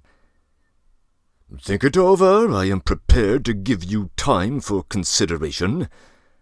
Please observe, if I were not so entirely convinced, I would not, you may be sure, with my experience, attempt to accuse you so directly. I am aware that for such direct accusation before witnesses, if false or even mistaken, I should myself in a certain sense be made responsible. This morning I changed for my own purposes several 5% securities for the sum of approximately 3,000 rubles. The account is noted down in my pocket-book. On my return home, I proceeded to count the money, as Mr. Lebeziatnikov will testify, and after counting 2,300 rubles, I put the rest in my pocket-book in my coat pocket. About 500 rubles remained on the table, and among them 3 notes of 100 rubles each. At that moment you entered, at my invitation, and all the time you were present you were extremely embarrassed.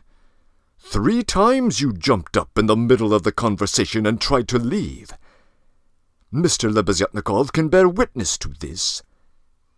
You yourself, young lady, will probably not refuse to confirm my statement that I invited you through Mr. Lebeziatnikov solely in order to discuss with you the hopeless and destitute position of your relative, Katerina Ivanovna, whose dinner I was unable to attend, and the advisability of starting something like a subscription or a lottery for her benefit. You thanked me and even shed tears. I describe all this as it took place, primarily to recall it to your mind, and secondly to show you that not the slightest detail has escaped my recollection. Then I took a 10-ruble note from the table and handed it to you as a first installment on my part for the benefit of your relative. Mr. Lebeziatnikov saw all this. Then I accompanied you to the door, during which you were still in the same state of embarrassment, after which I was left alone with Mr. Lebeziatnikov and talked to him for 10 minutes. Then Mr. Lebeziatnikov went out, and I returned to the table with the money lying on it, intending to count it and to put it aside, as I proposed doing before. To my surprise, 100-ruble note has disappeared. Please consider my position. Mr. Lebeziatnikov I cannot suspect. I am ashamed even to refer to any such suspicion. I cannot have made a mistake in my calculations, because the minute before you came in I had finished my accounts and found the total to be correct. You will admit that when I recalled your embarrassment, your eagerness to leave, and the fact that you kept your hands for some time on the table, and taking into consideration your social position and the habits associated with it, I was, so to say, horrified and compelled to entertain a suspicion entirely against my will. A cruel but justifiable suspicion. I will go further and repeat that despite my positive conviction, I realize that I run a certain risk in making this accusation, but as you see, I could not let it pass. I have taken action and will tell you why.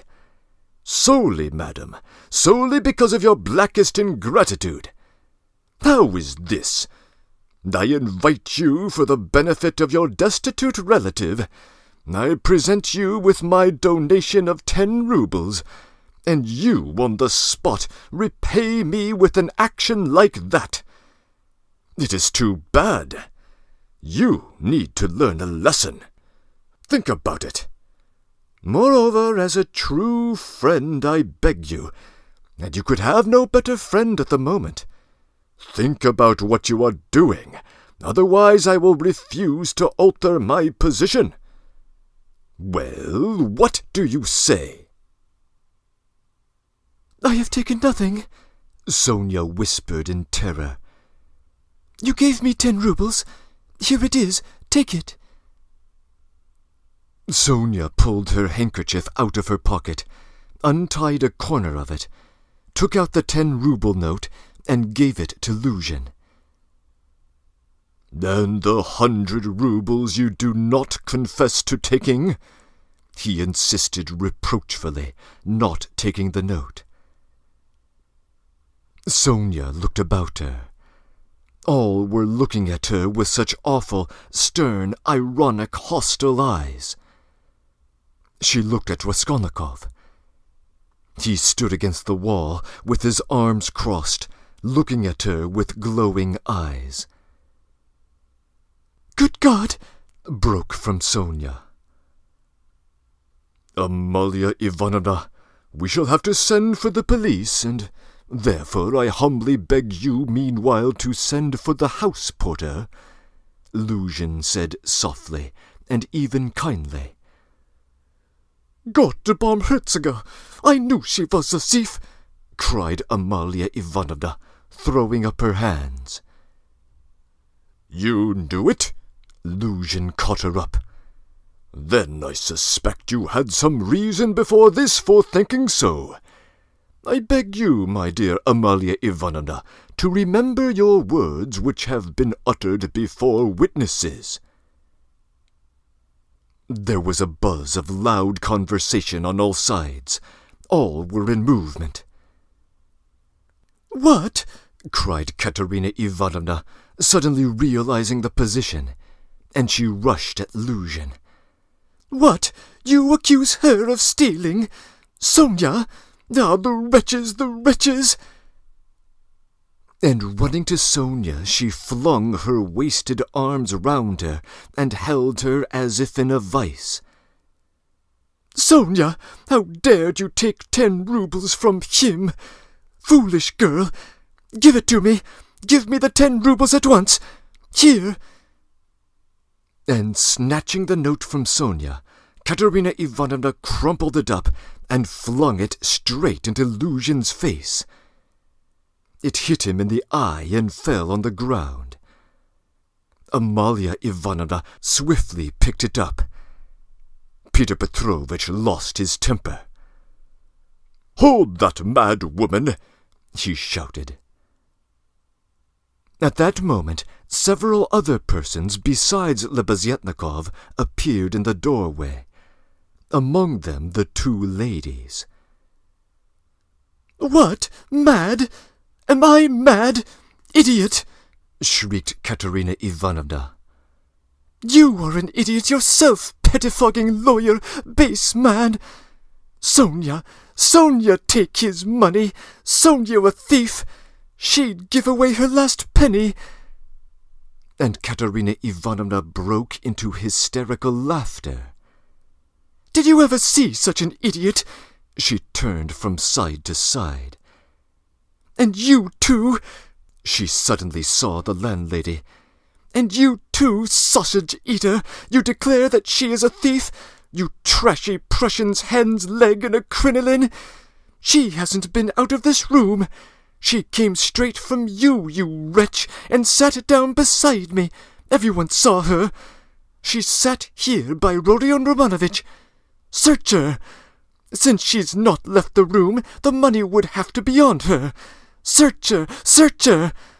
But if you don't find it, then excuse me, my dear fellow, you'll answer for it. I'll go to our sovereign, to our gracious Tsar himself, and throw myself at his feet today, this minute. I am alone in the world. They will let me in. Do you think they wouldn't? You're wrong. I will get in. You've counted on her meekness. You relied upon that. But I am not so submissive, let me tell you. You've gone too far yourself. Search her. And Katerina Ivanovna, in a frenzy, shook Luzhin and dragged him towards Sonia. "I am ready, I'll be responsible. But calm yourself, madam, calm yourself. I see that you are not so submissive." Well, but as to that," Luzhin muttered, "that ought to be done before the police. Though, in fact, there are enough witnesses as it is. I am ready. But in any case, it's difficult for a man, on account of her sex. But with the help of Amalia Ivanovna, though, of course, it's not the way to do things, how is it to be done?" "As you will. Let anyone who likes search her," cried Katerina Ivanovna.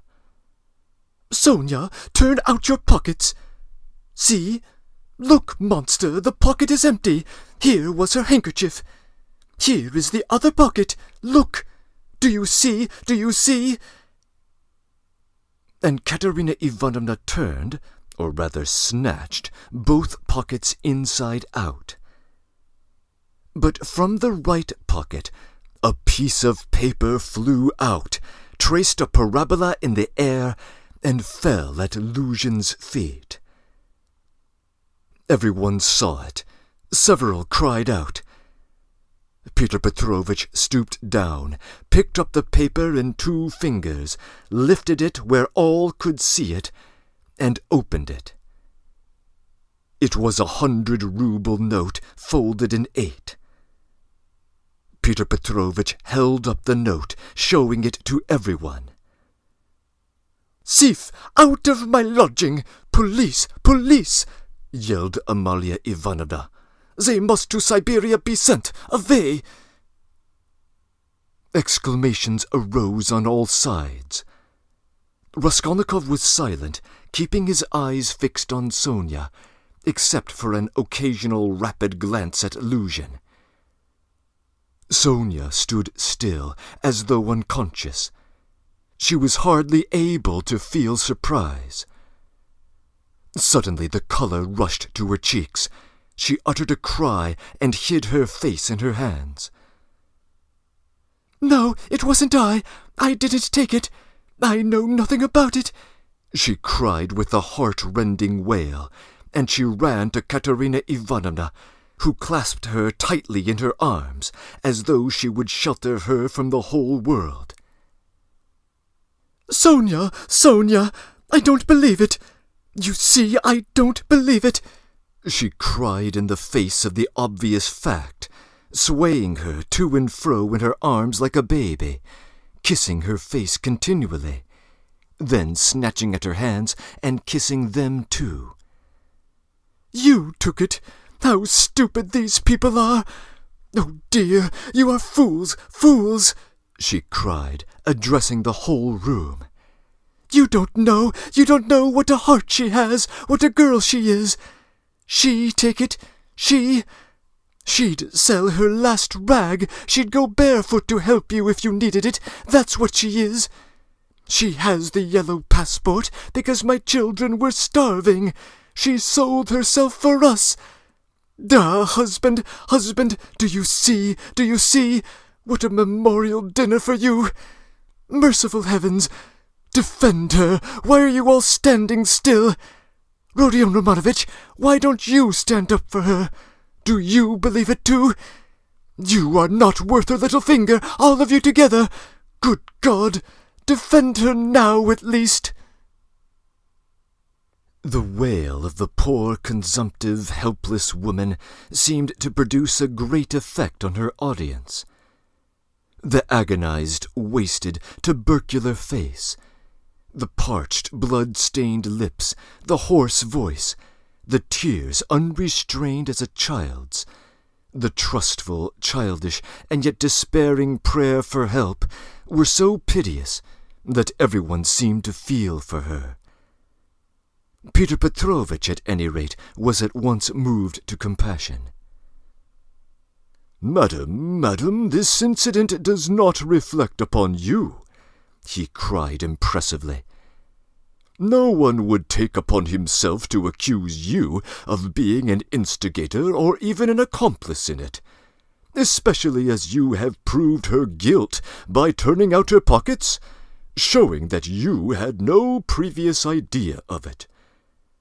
I am most ready to show compassion, if poverty, so to speak, drove Sofya Semyonovna to it. But why did you refuse to confess, mademoiselle? Were you afraid of the disgrace? The first step? You lost your head, perhaps? One can quite understand it. But how could you have lowered yourself to such an action? Gentlemen," he addressed the whole company, "gentlemen, compassionate and, so to say, commiserating with these people, I am ready to overlook it even now, in spite of the personal insult lavished upon me. And may this disgrace be a lesson to you for the future," he said, addressing Sonia, "and I will carry the matter no further. Enough." Peter Petrovitch stole a glance at Raskolnikov.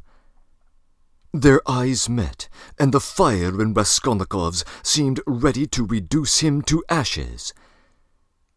Meanwhile, Katerina Ivanovna apparently heard nothing. She was kissing and hugging Sonia like a madwoman. The children, too, were embracing Sonia on all sides, and Polenka, though she did not fully understand what was wrong, was drowned in tears and shaking with sobs, as she hid her pretty little face, swollen with weeping, on Sonia's shoulder.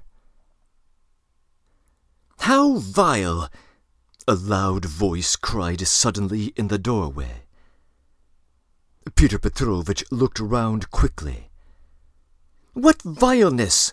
Lebeziatnikov repeated, staring him straight in the face. Peter Petrovitch practically shuddered. Everyone noticed it and recalled it afterwards. Lebeziatnikov strode into the room. "And you dared to call me as a witness?" he said, going up to Peter Petrovitch. "What do you mean? What are you talking about?" muttered Luzhin.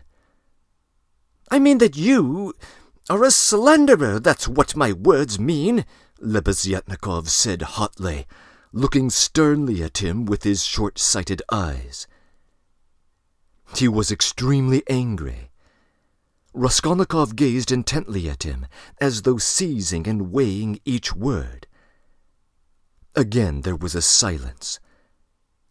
Peter Petrovitch seemed almost dumbstruck at first. "If you mean that for me," he began, stammering. "But what's the matter with you? Are you out of your mind?" "I'm in my mind, but you are a scoundrel. Ah, how vile! I have heard everything. I kept waiting on purpose to understand it, for I must admit even now it is not quite logical. What have you done it all for, I can't understand." "Why, what have I done, then? Stop talking in your nonsensical riddles. Or maybe you are drunk?" "You may be a drunkard, perhaps, you disgusting individual, but I am not. I never touch vodka because it's against my convictions. Would you believe it? He himself, with his own hands, gave Sofya Semyonovna that 100-ruble note. I saw it. I was a witness. I'll take my oath. He did it.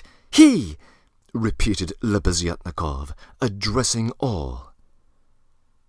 "Are you crazy, you milksop?" squealed Luzhin. "She is in front of you herself. She herself here declared just now, in front of everyone, that I gave her only 10 rubles. How could I have given it to her?" I saw it, Lebeziatnikov repeated. "And although it is against my principles, I am ready this very minute to take any oath you like before the court, because I saw how you slipped it in her pocket. Only like a fool, I thought you did it out of kindness. When you were saying good-bye to her at the door, while you held her hand in one hand, with the other, the left, you slipped the note into her pocket. I saw it. Luzhin turned pale. "What lies!" he cried insolently. "Why, how could you, standing by the window, see the note? You imagined it with your short-sighted eyes. You are raving." "No, I didn't imagine it. And though I was standing some way off, I saw it all. And though it certainly would be hard to distinguish a note from the window, that's true, I knew for certain that it was a 100-ruble note, because when you were going to give Sofya Semyonovna 10 rubles, you picked up from the table a 100-ruble note. I saw it because I was standing nearby at the time, and an idea struck me at once, so I did not forget you had it in your hand. You folded it and kept it in your hand all the time. I didn't think of it again until, when you were getting up, you changed it from your right hand to your left and nearly dropped it. I noticed it because the same idea struck me again, that you meant to do her a kindness without me seeing anything. You can imagine how I watched you, and I saw how you succeeded in slipping it into her pocket. I saw it, I'd swear an oath on it." Lebeziatnikov was almost breathless. Exclamations arose on all sides, chiefly expressing amazement, but some were menacing in tone. They all crowded round Peter Petrovitch. Katerina Ivanovna flew to Lebeziatnikov. "I was mistaken about you. Protector, you were the only one to take her side. She is an orphan. God has sent you." Katerina Ivanovna, hardly knowing what she was doing, sank on her knees before him. "A pack of nonsense!" yelled Luzhin, infuriated. "It's all nonsense you've been talking. An idea struck you. You didn't think. You noticed. What does it amount to? So I gave it to her on the sly on purpose? What for? With what aim? What do I have to do with this?" "What for? That's what I can't understand. But that what I am telling you is the fact, that's certain. Far from being mistaken, you infamous criminal man, I remember how, because of it, a question occurred to me at once, just when I was thanking you and pressing your hand. What made you put it secretly in her pocket? Why did you do it secretly, I mean? Could it be simply to conceal it from me, knowing that my convictions are opposed to yours, and that I do not approve of private benevolence, which brings about no radical cure? Well, I decided that you really were ashamed of giving such a large sum in front of me. Perhaps, too, I thought, he wants to give her a surprise when she finds the whole 100-ruble note in her pocket. For I know some benevolent people are very fond of decking out their charitable actions in that way. Then the idea struck me, too, that you wanted to test her, to see whether, when she found it, she would come to thank you. Then, too, that you wanted to avoid thanks, and that, as the saying is, your right hand should not know... something of that sort, in fact. I thought of so many possibilities that I put off considering it, but still thought it indelicate to show you I knew your secret. But another idea struck me again, that Sofya Semyonovna might easily lose the money before she noticed it, which was why I decided to come in here to call her out of the room and to tell her that you put 100 rubles in her pocket. But on my way I went first to Madame Kobylatnikov's to take them the general treatise on the positive method, and especially to recommend Peter's article, and also Wagner's. Then I come on here, and what a state of things I find! Now could I have all these ideas and reflections if I had not seen you put the 100-ruble note in her pocket? When Lebeziatnikov finished his long-winded assault with the logical deduction at the end, he was quite tired, and the perspiration streamed from his face. He could not, alas, even express himself correctly in Russian, though he knew no other language, and so he was totally exhausted, almost emaciated after this heroic exploit. But his speech produced a powerful effect. He had spoken with such passion, with such conviction, that everyone obviously believed him. Peter Petrovitch felt that things were going badly for him. "What is it to do with me if silly ideas did occur to you?" he shouted. "That's no evidence. You may have dreamt it, that's all. And I tell you, you are lying, sir.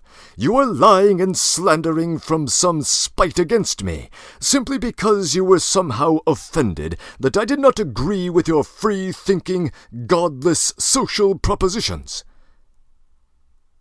But this retort did not benefit Peter Petrovitch. Murmurs of disapproval were heard on all sides. "Ah, so that's your line now, is it?" cried Lebeziatnikov. "That's nonsense. Call the police and I'll take my oath. There's only one thing I can't understand. What made him risk such a contemptible action? Oh, pitiful, despicable man!" "I can explain why he risked such an action, and if necessary, I too will swear to it," Raskolnikov said at last in a firm voice, and he stepped forward. He appeared to be firm and composed. Everyone felt clearly, just from the way he looked, that he really knew something about it, and that the mystery would be solved. "Now I can explain it all to myself," said Raskolnikov, addressing Lebeziatnikov. "From the very beginning of this whole business, I suspected that there was some terrible plot behind it. I began to suspect this due to some special circumstances known only to myself, which I will explain at once to everyone. They account for everything. Your valuable evidence has finally made everything clear to me. I beg everyone to listen. This gentleman," he pointed to Luzhin, "was recently engaged to be married to a young lady, my sister, Avdotia Romanovna Raskolnikov. But when he came to Petersburg, he quarreled with me the day before yesterday at our first meeting, and I drove him out of my room. I have 2 witnesses to prove it. He is a very spiteful man. The day before yesterday I did not know that he was staying here, in your room, and that consequently on the day we quarreled, the day before yesterday, he saw me give Katerina Ivanovna some money for the funeral, as a friend of the late Mr. Marmeladov. He at once wrote a note to my mother and informed her that I had given away all my money, not to Katerina Ivanovna, but to Sofya Semyonovna, and referred in a most contemptible way to the character of Sofya Semyonovna, that is, hinted at the nature of my attitude to Sofya Semyonovna. All this, you understand, was carried out with the purpose of dividing me from my mother and sister, by insinuating that I was squandering on unworthy objects the money which they had sent me, and which was all they had.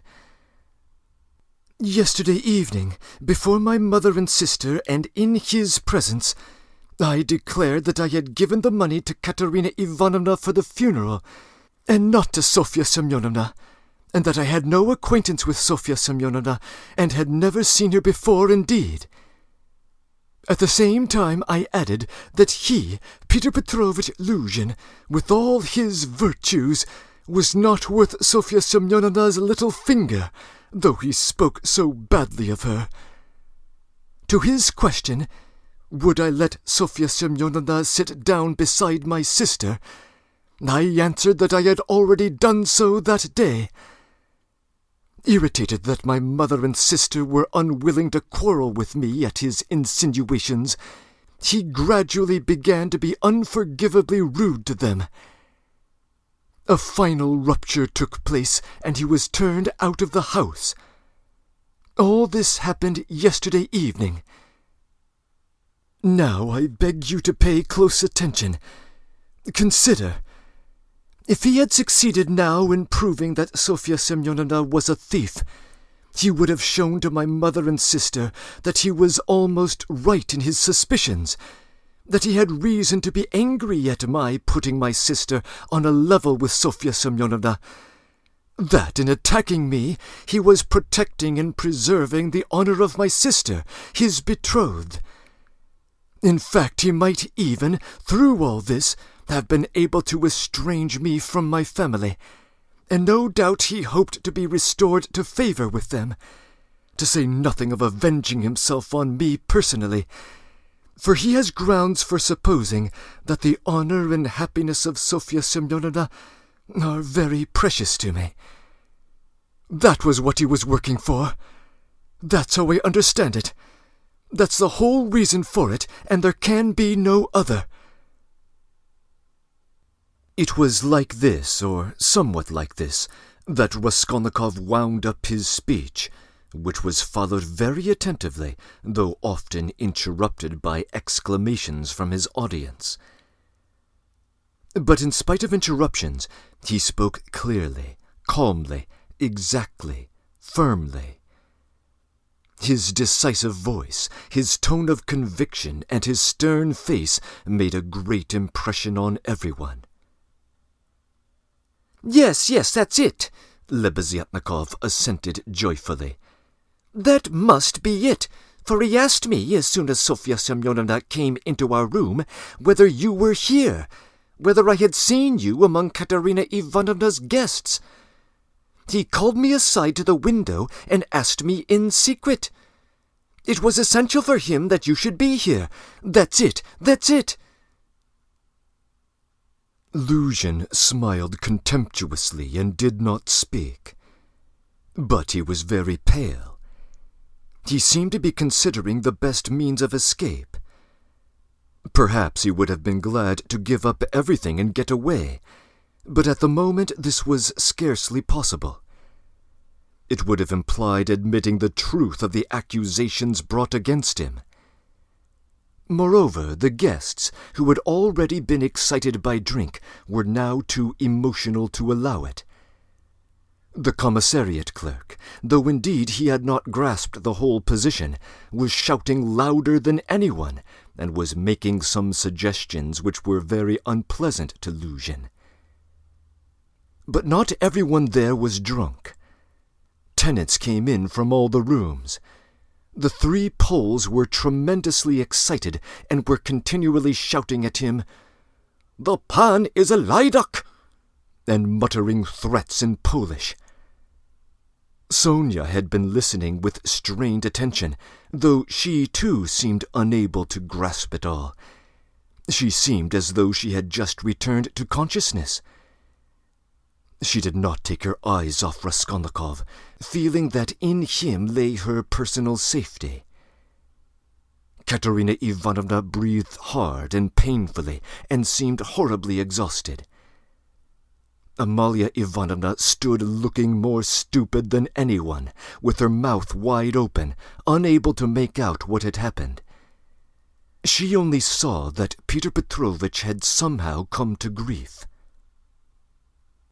Raskolnikov was attempting to speak again, but they did not let him, Everyone was crowding round Luzhin with threats and shouts of abuse. But Peter Petrovich was not intimidated. Seeing that his accusation of Sonia had completely failed, he reverted to insolence. "Allow me, gentlemen, allow me! Don't squeeze, let me pass," he said, making his way through the crowd. "And no threats, if you please. I assure you it will be useless. You will gain nothing by it. On the contrary, you'll have to answer, gentlemen, for violently obstructing the course of justice. The thief has been more than unmasked, and I shall prosecute. Our judges are not so blind and not so drunk, and will not believe the testimony of two notorious infidels, agitators, and atheists, whose accusations are motivated by a desire for personal revenge, which they are foolish enough to admit. Yes, allow me to pass." "Don't let me find a trace of you in my room. You will kindly leave at once, and everything between us will be at an end. When I think of all the trouble I've been taking, the way I've been expounding, all fortnight—" "I told you myself today that I was going, when you tried to keep me. Now I will simply add that you are a fool. I advise you to see a doctor for your brains and your short sight. Let me pass, gentlemen." He forced his way through. But the commissariat clerk was unwilling to let him off so easily. He picked up a glass from the table, brandished it in the air, and flung it at Peter Petrovich. But the glass flew straight at Amalia Ivanovna. She screamed, and the clerk, overbalancing, fell heavily under the table. Peter Petrovich made his way to his room, and half an hour later had left the house. Sonia, timid by nature, had felt before that day that she would be ill-treated more easily than anyone, and that she could be wronged with impunity. Yet until that moment she had imagined that she might escape misfortune by care, gentleness, and submissiveness before everyone. Her disappointment was too great. She could, of course, bear with patience and almost without murmur anything, even this. But at first she felt it was too bitter. Despite her triumph and justification, when her first terror and astonishment had passed, and she could understand it all clearly, the feeling of her helplessness and of the wrong done to her made her heart throb with anguish, and she was overcome with hysterical weeping. At last, unable to bear any more, she rushed out of the room and ran home, almost immediately after Luzhin's departure. When amidst loud laughter the glass flew at Amalia Ivanovna, it was more than the landlady could endure. With a shriek she rushed like a fury at Katerina Ivanovna, considering her to blame for everything. "Out of my lodgings! At once! Quick march!" And with these words she began snatching up everything she could lay her hands on that belonged to Katerina Ivanovna, and throwing it on the floor. Katerina Ivanovna, pale, almost fainting and gasping for breath, jumped up from the bed where she had sunk in exhaustion, and darted at Amalia Ivanovna. But the battle was too unequal. The landlady waved her away like a feather. "What? As though that godless calumny was not enough, this vile creature attacks me! What? On the day of my husband's funeral I am turned out of my lodgings! After eating my bread and salt, she turns me into the street with my orphans! Where am I to go?" wailed the poor woman, sobbing and gasping. "Good God!" she cried with flashing eyes. "Is there no justice on earth? Whom should you protect if not us orphans? We shall see. There is law and justice on earth. There is. I will find it. Wait a minute, you godless creature. Polenka, stay with the children. I'll come back. Wait for me if you have to wait in the street. We will see whether there is justice on earth." And throwing over her head that green shawl which Marmeladov had mentioned to Raskolnikov, Katerina Ivanovna squeezed her way through the disorderly and drunken crowd of lodgers who still filled the room, and, wailing and tearful, she ran into the street, with a vague intention of going somewhere at once to find justice. Polenka, with the two little ones in her arms, crouched, terrified, on the trunk in the corner of the room, where she waited trembling for her mother to come back. Amalia Ivanovna raged about the room, shrieking, lamenting, and throwing everything she came across on the floor. The lodgers talked incoherently. Some commented to the best of their ability on what had happened. Others quarreled and swore at one another, while others struck up a song. "Now it's time for me to go," thought Raskolnikov. "Well, Sofya Semyonovna, we shall see what you'll say now." And he set off in the direction of Sonia's lodgings.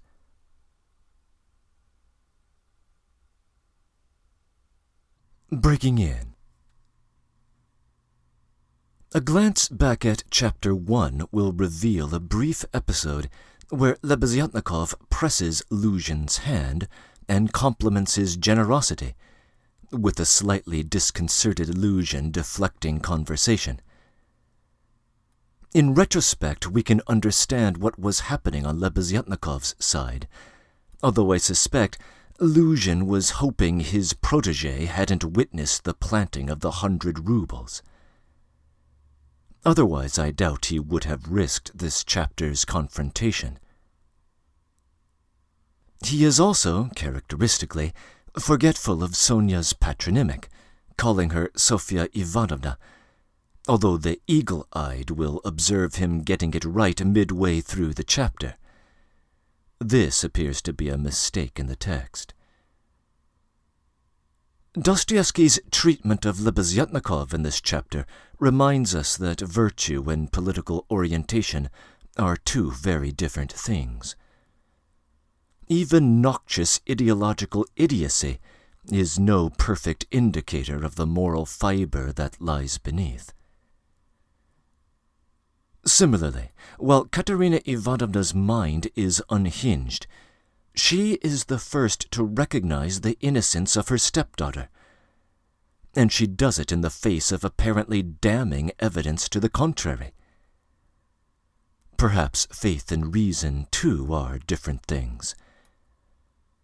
I may return to each of these themes in my final remarks. End of comments.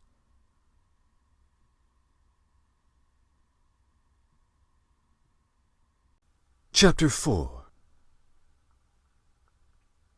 Raskolnikov had been a vigorous and active champion of Sonia against Luzhin, although he had such a load of horror and anguish in his own heart.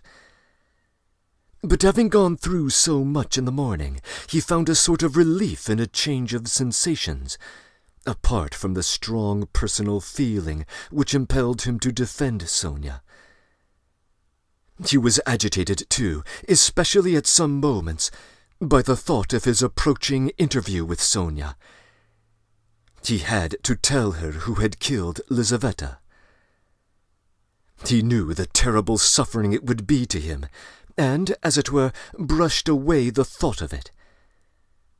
So, when he cried as he left Katerina Ivanovna's, "Well, Sofya Semyonovna, we shall see what you'll say now," he was still superficially excited, still vigorous and defiant from his triumph over Luzhin. But, strange to say, by the time he reached Sonia's lodging, he felt a sudden impotence and fear. He stood still in hesitation at the door, asking himself the strange question, "Must I tell her who killed Lizaveta?" It was a strange question, because he felt at the very time not only that he could not help telling her, but also that he could not put it off. He did not yet know why it must be so, he only felt it, and the agonizing sense of his impotence before the inevitable almost crushed him. To cut short his hesitation and suffering, he quickly opened the door and looked at Sonia from the doorway. She was sitting with her elbows on the table and her face in her hands. But seeing Raskolnikov, she got up at once and came to meet him as though she were expecting him. "What would have become of me but for you?" she said quickly, meeting him in the middle of the room. She had evidently wanted to say this to him as soon as she could. It was what she had been waiting for. Raskolnikov went to the table and sat down on the chair from which she had only just risen. She stood facing him, 2 steps away, just as she had done the day before. "Well, Sonia," he said, and felt that his voice was trembling. "It was all due to your social position and the habits associated with it. Did you understand that just now?" Her face showed her distress. "Only don't talk to me as you did yesterday," she interrupted him. "Please don't start. There is misery enough without that."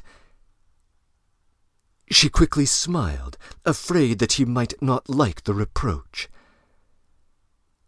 "I was silly to come away from there. What is happening there now?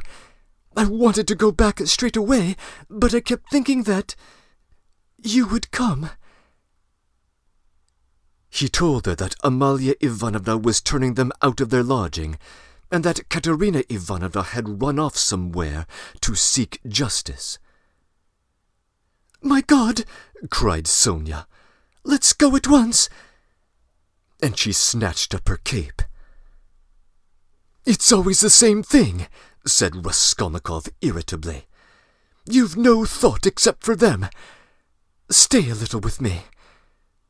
"But, Katerina Ivanovna—" "You won't lose Katerina Ivanovna, you may be sure. She'll come to you herself if she's run out," he added peevishly.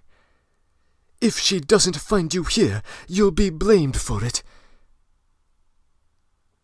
Sonia sat down in painful suspense. Raskolnikov was silent, gazing at the floor and deliberating. "This time Luzhin did not want to prosecute you," he began, not looking at Sonia. "But if he had wanted to, if it had suited his plans, he would have sent you to prison if it had not been for Lebeziatnikov and me. Ah?" "Yes," she assented in a faint voice. "Yes," she repeated, preoccupied and distressed. "But I might easily not have been there, and it was quite an accident that Lebeziatnikov turned up." Sonia was silent. "And if you'd have gone to prison, what then? Do you remember what I said yesterday?" Again she did not answer. He waited. "I thought you would shout again. Don't talk about it, leave off." Raskolnikov laughed, but in a rather forced way. "What, silence again?" he asked a minute later. "We must talk about something, you know. It would be interesting for me to know how you would solve a certain problem, as Lebeziatnikov would say." He was beginning to lose the thread. "No, really, I am serious. Imagine, Sonia, that you had known all of Luzhin's intentions beforehand. Known, that is, for a fact, that they would be the ruin of Katerina Ivanovna and the children and yourself all in one, since you don't count yourself for anything. Polenka, too. She'll go the same way. Well, if suddenly it all depended on your decision whether he or they should go on living, that is, whether Luzhin should go on living and doing wicked things, or Katerina Ivanovna should die, how would you decide which of them was to die? I ask you. Sonia looked uneasily at him. There was something peculiar in this hesitating question, which seemed to be approaching something in a roundabout way.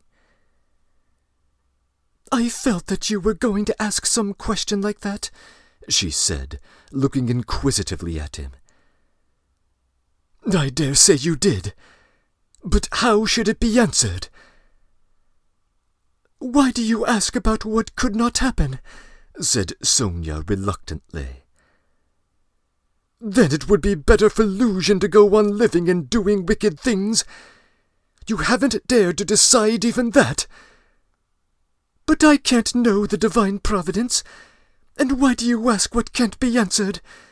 What's the use of such foolish questions? How could it depend on my decision?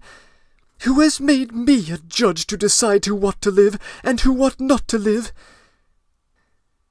Oh, if the divine providence is going to be mixed up in it, no one can do anything, Raskolnikov grumbled morosely. You'd better say straight out what you want, Sonia cried in distress. You are leading up to something again.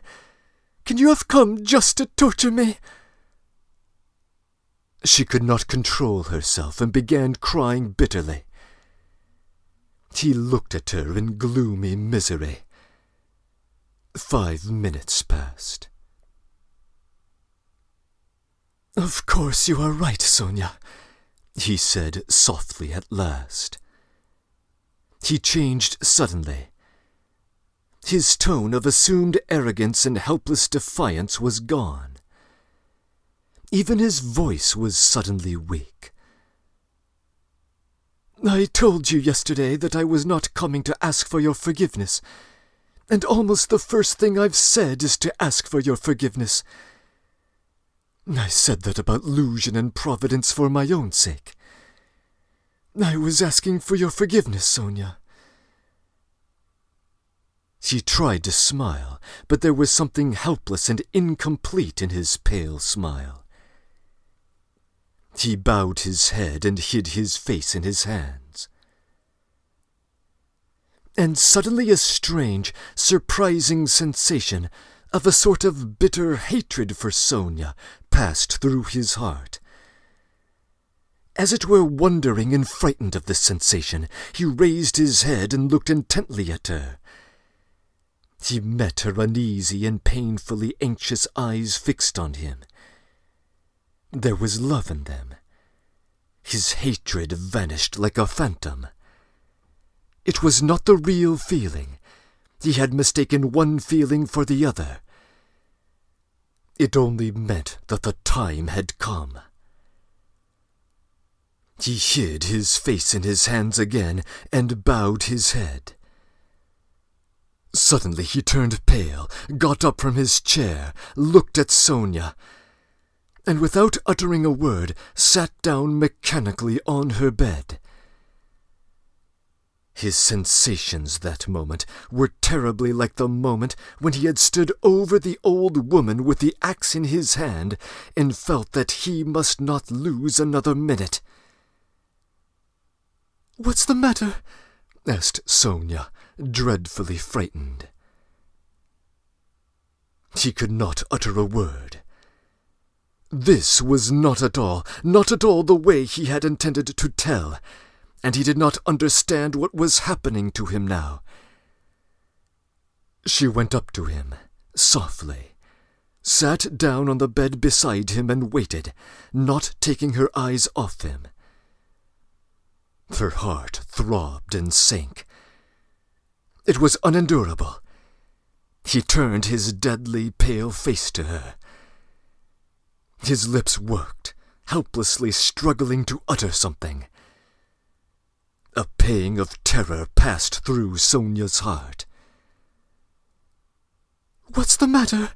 she repeated, drawing a little away from him. Nothing, Sonia. Don't be frightened. It's nonsense. It really is nonsense if you think of it, he muttered, like a man in delirium. Why have I come to torture you? He added suddenly, looking at her. Why, really? I keep asking myself that question, Sonia. He had perhaps been asking himself that question a quarter of an hour before. But now he spoke helplessly, hardly knowing what he said, and feeling a continual tremor all over. Oh, how you are suffering, she muttered in distress, looking intently at him. It's all nonsense. Listen, Sonia. He suddenly smiled, a pale, helpless smile for 2 seconds. You remember what I meant to tell you yesterday? Sonia waited uneasily.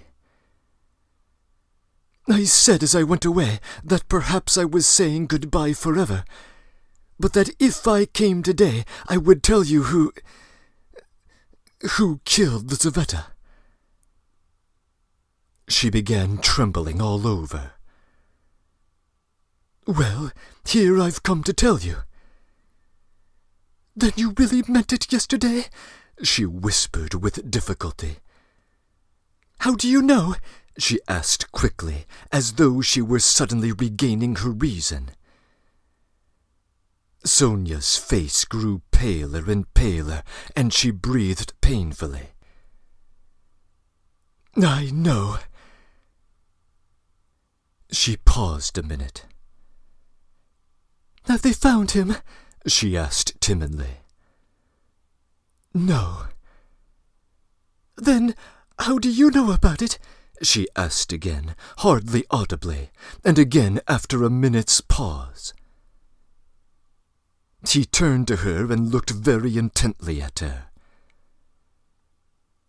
Guess, he said, with the same distorted, helpless smile. A shudder passed over her. But why do you frighten me like this? She said, smiling like a child. I must be a great friend of his, since I know, Raskolnikov went on, still gazing into her face, as though he could not turn his eyes away. He did not mean to kill that Lizaveta. He killed her accidentally. He meant to kill the old woman when she was alone, and he went there. And then Lizaveta came in. He killed her, too. Another awful moment passed. Both still gazed at one another. You can't guess, then? He asked suddenly, feeling as though he were flinging himself down from a steeple. No, whispered Sonia. Take a good look. As soon as he had said this again, the same familiar sensation froze his heart. He looked at her, and all at once seemed to see in her face the face of Lizaveta. He remembered clearly the expression in Lizaveta's face when he approached her with the axe, and she stepped back to the wall, putting out her hand, with childish terror in her face, looking like little children do when they begin to be frightened of something, looking intently and uneasily at what frightens them, shrinking back and holding out their little hands on the verge of tears. Almost the same thing happened now to Sonia.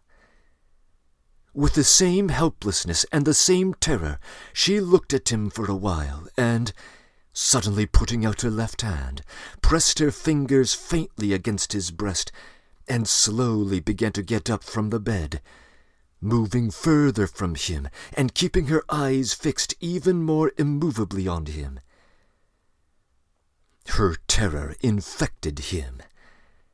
The same fear showed itself on his face. In the same way he stared at her, and almost with the same childish smile. "Have you guessed?" he whispered at last. "Good God!" broke in an awful wail from her chest. She sank helplessly on the bed with her face in the pillows, but a moment later she got up, moved quickly to him, seized both his hands, and, gripping them tight in her thin fingers, began looking into his face again with the same intent stare. In this last desperate look, she tried to look into him and catch some last hope. But there was no hope. There was no doubt remaining. It was all true. Later on, indeed, when she recalled that moment, she thought it was strange, and wondered why she had seen at once that there was no doubt. She could not have said, for instance, that she had foreseen something of the sort. And yet now, as soon as he told her, she suddenly imagined that she had really foreseen this very thing. "Stop, Sonia! Enough! Don't torture me!" he begged her miserably. It was not at all like this that he had thought of telling her. But this is how it happened.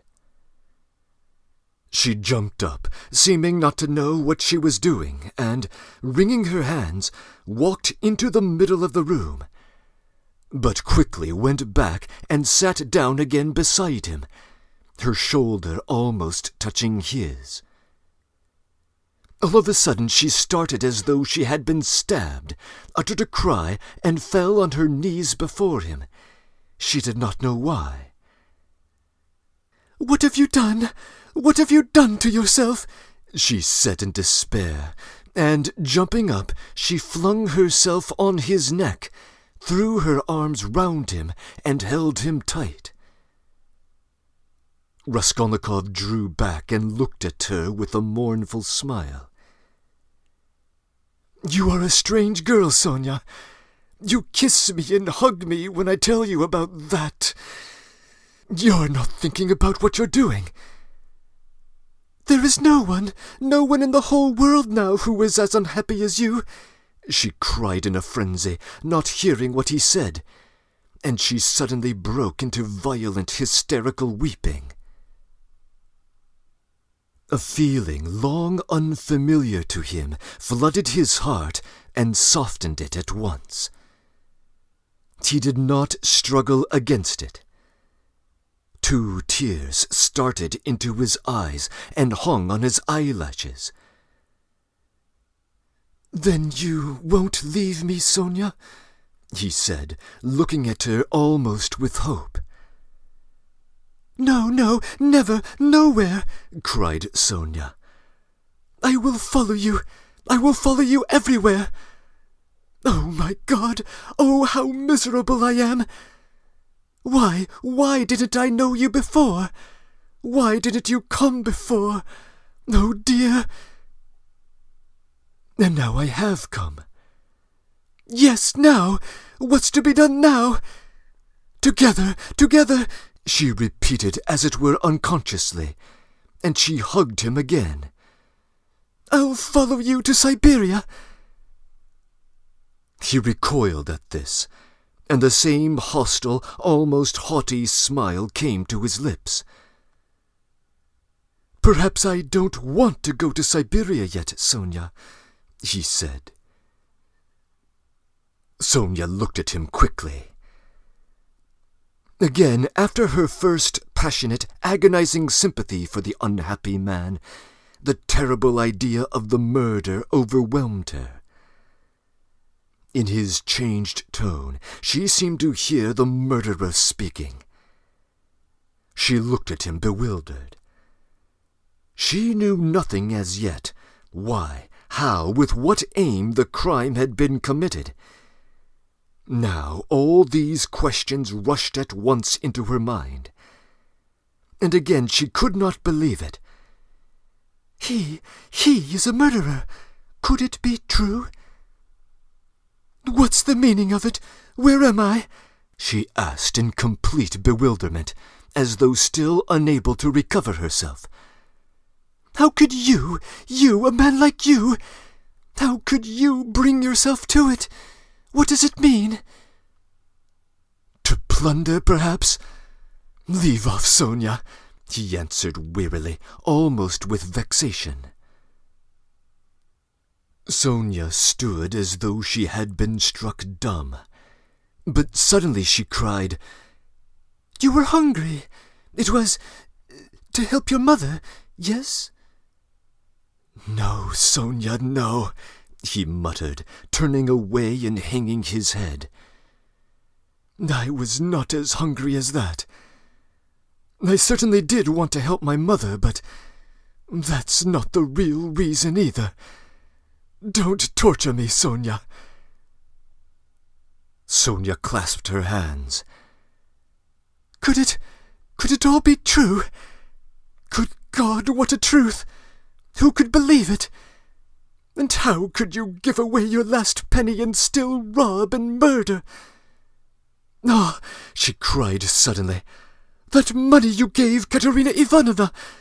That money! Can that money— "No, Sonia," he broke in hurriedly. "That money was not it. Don't worry yourself. That money my mother sent me, and it came when I was ill, the day I gave it to you. Razumikin saw it. He took it for me. That money was mine, my own." Sonia listened to him in bewilderment and did her utmost to understand him. "And that money— I don't even really know whether there was any money," he added softly, as though reflecting. "I took a purse off her neck, made of chamois leather. A purse stuffed full of something. But I didn't look in it. I suppose I didn't have time. And the things, chains and trinkets, I buried under a stone with the purse next morning in a yard off the V Prospect. They are all there now." Sonia strained every nerve to listen. "Then why, you said you did it to rob, but you took nothing?" she asked quickly, catching at a straw. "I don't know. I haven't yet decided whether to take that money or not," he said, musing again. And, seeming to wake up with a start, he gave a brief ironic smile. "Duh, what nonsense I'm talking, eh?" The thought flashed through Sonia's mind. Wasn't he mad? But she dismissed it at once. "No, it was something else." She could make nothing of it. Nothing. "Do you know, Sonia," he said suddenly with conviction, "let me tell you something. If I'd simply killed someone because I was hungry," laying stress on every word and looking enigmatically but sincerely at her, "I would be happy now. You must believe that. What would it matter to you?" he cried a moment later with a sort of despair. "What would it matter to you if I were to confess that I did wrong? What do you gain by such a stupid triumph over me? Ah, Sonia, was it for that I've come to you today?" Again Sonia tried to say something, but did not speak. "I asked you to go with me yesterday because you are all I have left." "Go where?" asked Sonia timidly. "Not to steal and not to murder. Don't be anxious," he smiled bitterly. "We are so different. And you know, Sonia, it's only now, only at this moment, that I understand where I asked you to go with me yesterday. Yesterday, when I said it, I did not know where. I asked you for one thing. I came to you for one thing. Not to leave me. You won't leave me, Sonia." She squeezed his hand. Why did I tell her? Why did I let her know?" he cried a minute later in despair, looking with infinite anguish at her. "Here you expect an explanation from me, Sonia. You are sitting and waiting for it, I can see that. But what can I tell you? You won't understand and will only suffer misery on my account. Well, you are crying and embracing me again. Why do you do it? Because I couldn't bear my burden and have come to throw it on another. You suffer too, and I shall feel better. And can you love such a mean wretch?" "But aren't you suffering too?" cried Sonia. Again a wave of the same feeling surged into his heart, and again for an instant softened it. "Sonia, I have a bad heart. Take note of that. It may explain a great deal. I have come because I am bad. There are people who wouldn't have come, but I am a coward and an evil wretch. But never mind, that's not the point. I must speak now, but I don't know how to begin." He paused and sank into thought. "Ah, we are so different," he cried again. "We are not alike. And why did I come? I shall never forgive myself for that." No, it was a good thing you came," cried Sonia.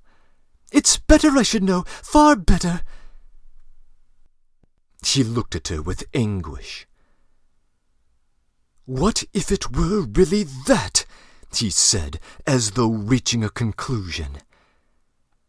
"Yes, that's what it was. I wanted to become a Napoleon. That is why I killed her. Do you understand now?" "No," Sonia whispered naively and timidly. "Just tell me. I shall understand it myself," she kept begging him. "You'll understand? Very well, we shall see." He paused and was for some time lost in meditation. "It was like this. I asked myself this question one day. What if Napoleon, for instance, had happened to be in my place, and if he had not had Toulon or Egypt or the passage of Mont Blanc to start his career, but instead of all those picturesque and monumental things, there had simply been some ridiculous old hag, a pawnbroker, who had to be murdered too to get money from her trunk. For his career, you understand. Well, would he have brought himself to that if there had been no other means? Wouldn't he have felt a pang at its being so far from monumental and sinful too? Well, I must tell you that I worried myself so terribly over that question that I was extremely ashamed when I guessed at last, all of a sudden somehow, that it would not have given him the least pang, that it would not even have struck him that it was not monumental, that he would not have seen that there was anything in it to pause over, and that if he had had no other way, he would have strangled her in a minute without thinking about it. Well, I, too, left off thinking about it, murdered her following his example, and that's exactly how it was. Do you think it's funny? Yes, Sonia, the funniest thing of all is that perhaps that's just how it was." Sonia did not think it at all funny. "You had better tell me straight out, without examples," she begged, even more timidly and scarcely audibly. He turned to her, looked sadly at her, and took her hands. "You are right again, Sonia. Of course, that's all nonsense. It's almost all just talk. You see, you know, of course, that my mother has scarcely anything. My sister happened to have a good education, and was condemned to slave away as a governess. All their hopes were centered on me. I was a student, but I couldn't keep myself at the university and was forced for a time to leave it. Even if I had lingered on like that, in 10 or 12 years I might, with luck, hope to be some sort of teacher or clerk with a salary of 1,000 rubles. He repeated it as though it were a lesson. And by that time my mother would be worn out with grief and anxiety, and I could not succeed in keeping her in comfort, while my sister might well have fared worse. And it's a hard thing to pass everything by all your life, to turn your back upon everything, to forget your mother and politely accept the insults inflicted on your sister. Why should you, when you have buried them, to burden yourself with others, wife and children, and to leave them again without a penny? So I resolved to gain possession of the old woman's money and to use it for my first years without worrying my mother, to keep myself at the university, and for a little while after leaving it, and to do this all on a broad, thorough scale, so as to build up a completely new career and enter upon a new life of independence. Well, that's all. Well, of course, in killing the old woman I did wrong. Well, that's enough. He struggled to the end of his speech in exhaustion and let his head sink. "Oh, that's not it! That's not it!" Sonia cried in distress. "How could one? No, that's not right, not right. You see yourself that it's not right. But I've spoken truly. It's the truth. As though that could be the truth! Good God! I've only killed a louse, Sonia, a useless, loathsome, harmful creature. A human being, a louse! I know, too, that it wasn't a louse," he answered, looking strangely at her. "But I am talking nonsense, Sonia," he added. "I've been talking nonsense for a long time. That's not it. You are right there. There were quite different causes for it. I haven't talked to anyone for so long, Sonia. My head aches dreadfully now." His eyes shone with feverish brilliance. He was almost delirious. An uneasy smile strayed on his lips. His terrible exhaustion could be seen through his excitement. Sonia saw how he was suffering. She, too, was growing dizzy. And he talked so strangely. It seemed somehow comprehensible, but yet... "But how? Good God!" And she wrung her hands in despair. "No, Sonia, that's not it," he began again suddenly, raising his head, as though a new and sudden train of thought had struck and as it were roused him. "That's not it. Better imagine, yes, it's certainly better. Imagine that I am vain, envious, malicious, base, vindictive, and, well, perhaps with a tendency to insanity. Let's have it all out at once. They've talked of madness already, I noticed. I told you just now I could not keep myself at the university. But you know that perhaps I might have done. My mother would have sent me what I needed for the fees, and I could have earned enough for clothes, boots, and food, no doubt. Lessons had turned up at 1/2 ruble. Razumikin works. But I turned sulky and wouldn't. Yes, sulkiness, that's the right word for it. I sat in my room like a spider. You've been in my den, you've seen it. And do you know, Sonia, that low ceilings and tiny rooms cramp the soul and the mind? How I hated that closet! And yet I wouldn't leave it. I wouldn't on purpose. I didn't go out for days on end, and I wouldn't work, I wouldn't even eat. I just lay there doing nothing. If Nastasia brought me anything, I ate it. If she didn't, I went all day without food. I wouldn't ask on purpose because of my sulkiness. That night I had no light. I lay in the dark, and I wouldn't earn money for candles. I ought to have studied, but I sold my books, and the dust is lying an inch thick on the notebooks on my table. I preferred lying still and thinking. And I kept thinking. And I had dreams all the time, strange dreams of all sorts. No need to describe them. Only then I began to imagine that... No, that's not it again. Again, I'm getting it wrong. You see, I kept asking myself then, why am I so stupid that if others are stupid, and I know they are, I still won't be any wiser?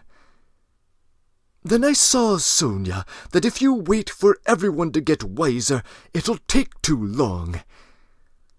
Afterwards I understood that that would never happen, that people won't change, and that nobody can alter it, and that it's not worth wasting effort over it. Yes, that's true. That's the law of their nature, Sonia. That's true. And I know now, Sonia, that whoever is strong in mind and spirit will have power over them. Anyone who is very daring is right in their eyes. He who despises most things will be a lawgiver among them, and he who dares most of all will be most in the right. That's how it has been until now, and that's how it always will be. A person has to be blind not to see it. Though Raskolnikov looked at Sonia as he said this, he no longer cared whether she understood or not. The fever had complete hold of him. He was in a sort of gloomy ecstasy. He certainly had gone too long without talking to anyone. Sonia felt that his gloomy creed had become his faith and code. Then I understood, Sonia, he went on eagerly, that power is only entrusted to the person who dares to bend down and pick it up. There is only one thing which is required. You just have to dare. Then, for the first time in my life, an idea took shape in my mind which no one had ever thought of before. No one. I saw clear as day how strange it is that not a single person living in this mad world has had the daring to go straight for it all and send it flying to the devil. I wanted to have the daring, and I killed her. I only wanted to have the daring, Sonia. That was the whole cause of it. Oh, hush, hush, cried Sonia, clasping her hands. You turned away from God, and God has smitten you, has given you over to the devil. Then, Sonia, when I used to lie there in the dark, and all this became clear to me, was it a temptation of the devil, eh? Hush! Don't laugh, you blasphemer! You don't understand! You don't understand! No, God, he won't understand! Hush, Sonia! I am not laughing. I know myself that it was the devil leading me. Hush, Sonia, hush! He repeated with gloomy insistence. I know it all. I have thought it all over, and whispered it all over to myself, lying there in the dark. I've argued it all over with myself, every point of it, and I know it all. And how sick I was then of going over it all. I kept wanting to forget it and make a fresh start, Sonia, and leave off thinking.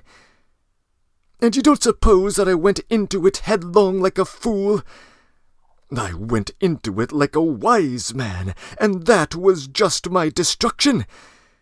And you mustn't think I didn't know, for instance, that if I began to question myself as to whether I had the right to gain power, I certainly didn't have the right. Or that if I asked myself whether a human being is a louse, it proved that it wasn't true for me, though it might be true for a man who would go straight to his goal without asking questions. If I worried myself all day long, wondering whether Napoleon would have done it or not, I felt clearly, of course, that I wasn't Napoleon. I had to endure all the agony of that battle of ideas, Sonia, and I longed to throw it off. I wanted to murder without casuistry, to murder for my own sake, for myself alone. I didn't want to lie about it even to myself. It wasn't to help my mother I did the murder. That's nonsense. I didn't do the murder to gain wealth and power and to become a benefactor of mankind. Nonsense. I just did it. I did the murder for myself alone. And whether I became a benefactor to others, or spent my life like a spider, catching men in my web and sucking the life out of men, I couldn't have cared at that moment. And it was not the money I wanted, Sonia, when I did it. It was not so much the money I wanted, but something else. I know it all now. Understand me. Perhaps I should never have committed a murder again. I wanted to find out something else. It was something else which led me on. I wanted to find out then and there whether I was a louse like everybody else, or a man. Whether I can overstep barriers or not. Whether I dare bend down to pick up or not. Whether I am a trembling creature, or whether I have the right to kill. Have the right to kill. Sonia clasped her hands. "Ah, Sonia," he cried irritably, and seemed about to make some retort, but was contemptuously silent. "Don't interrupt me, Sonia. I want to prove one thing only, that the devil led me on then, and he has shown me since that I did not have the right to take that path, because I am just a louse like all the rest. He was mocking me, and look, I've come to you now. Welcome your guest. If I weren't a louse, would I have come to you? Listen, when I went then to the old woman's, I only went to try. You may be sure of that. And you murdered her. But how did I murder her? Is that how men do murders? Do men go to commit a murder as I went then? I'll tell you some day how I went. Did I murder the old woman? I murdered myself, not her. I crushed myself once and for all, forever. But it was the devil that killed that old woman, not I. Enough, enough, Sonia, enough, let me be, he cried in a sudden spasm of agony. Let me be. He leaned his elbows on his knees and squeezed his head in his hands as if in a vice. "What suffering?" a wail of anguish broke from Sonia. "Well, what should I do now?" he asked, suddenly raising his head and looking at her with a face hideously distorted by despair. "What should you do?" she cried, jumping up, and her eyes that had been full of tears suddenly began to shine. "Stand up!" She seized him by the shoulder. He got up, looking at her almost bewildered. "Go at once, this minute. Stand at the crossroads, bow down. First kiss the earth which you have defiled, and then bow down to all the world and say to all men aloud, 'I am a murderer.' Then God will send you life again. Will you go? Will you go?" she asked him, trembling all over, snatching his two hands, squeezing them tight in hers, and gazing at him with eyes full of fire. He was amazed at her sudden ecstasy. You mean Siberia, Sonia? I must give myself up?" he asked gloomily. "Suffer and atone for your sin by it. That's what you must do." "No, I am not going to them, Sonia." "But how will you go on living? What will you live for?" cried Sonia. "How is it possible now? Why, how can you talk to your mother? Oh, what will become of them now? But what am I saying? You have abandoned your mother and your sister already. He has abandoned them already. Oh, God!" she cried. "Why, he knows it all himself. How can he live by himself? What will become of you now?" "Don't be a child, Sonia," he said softly. "What wrong have I done them? Why should I go to them? What should I say to them?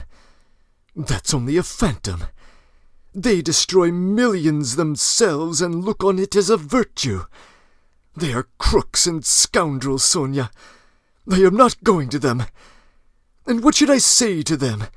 That I murdered her, but did not dare to take the money and hid it under a stone," he added with a bitter smile. "They would laugh at me and would call me a fool for not getting it. A coward and a fool. They wouldn't understand, and they don't deserve to understand. Why should I go to them? I won't. Don't be a child, Sonia." "It will be too much for you to bear, too much," she repeated, holding out her hands in despairing supplication. "Perhaps I've been unfair to myself," he observed gloomily, pondering. "Perhaps, after all, I am a man and not a louse, and I've been in too great a hurry to condemn myself. I'll make another fight for it." A haughty smile appeared on his lips. "What a burden to bear! And your whole life, your whole life!" "I shall get used to it," he said grimly and thoughtfully.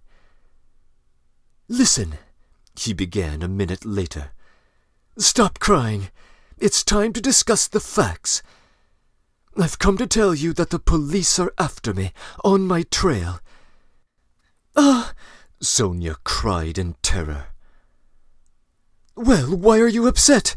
You want me to go to Siberia, and now you are frightened? But let me tell you, I shan't give myself up.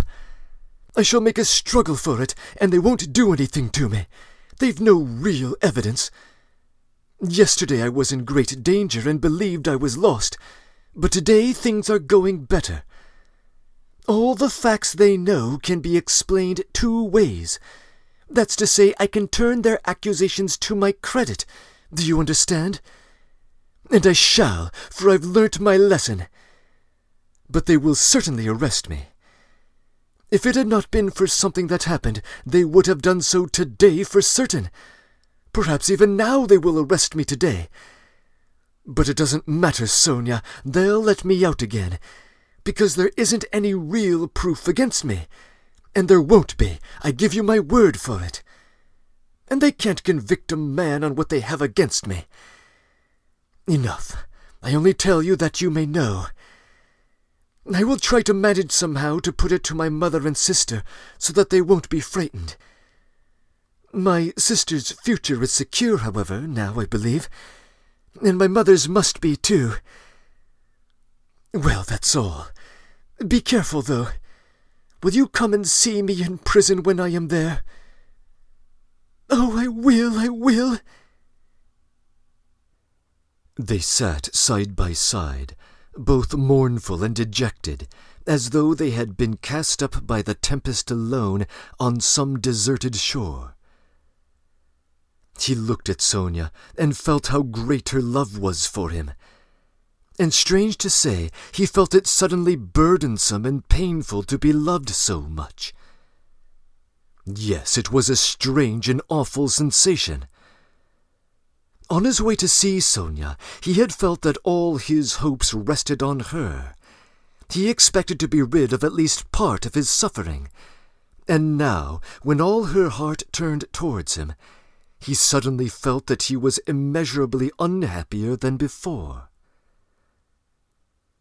"Sonia," he said, "you'd better not come and see me when I am in prison." Sonia did not answer. She was crying. Several minutes passed. "Do you have a cross on you?" she asked, as though she was suddenly thinking of it.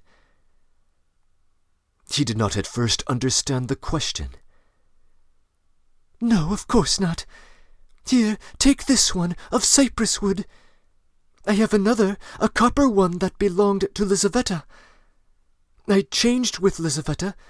She gave me her cross, and I gave her my little icon. I will wear Lizaveta's now and give you this. Take it. It's mine. It's mine, you know," she begged him. "We will go to suffer together, and together we will bear our cross." "Give it to me," said Raskolnikov. He did not want to hurt her feelings. But immediately he drew back the hand he held out for the cross. "Not now, Sonia. Better later," he added to comfort her. Yes, better," she repeated with conviction. "When you go to meet your suffering, then put it on. You will come to me. I'll put it on you. We will pray and go together." At that moment, someone knocked 3 times at the door. "Sofya Semyonovna, may I come in?" they heard in a very familiar and polite voice. Sonia rushed to the door in a fright. The flaxen head of Mr. Lebeziatnikov appeared at the door.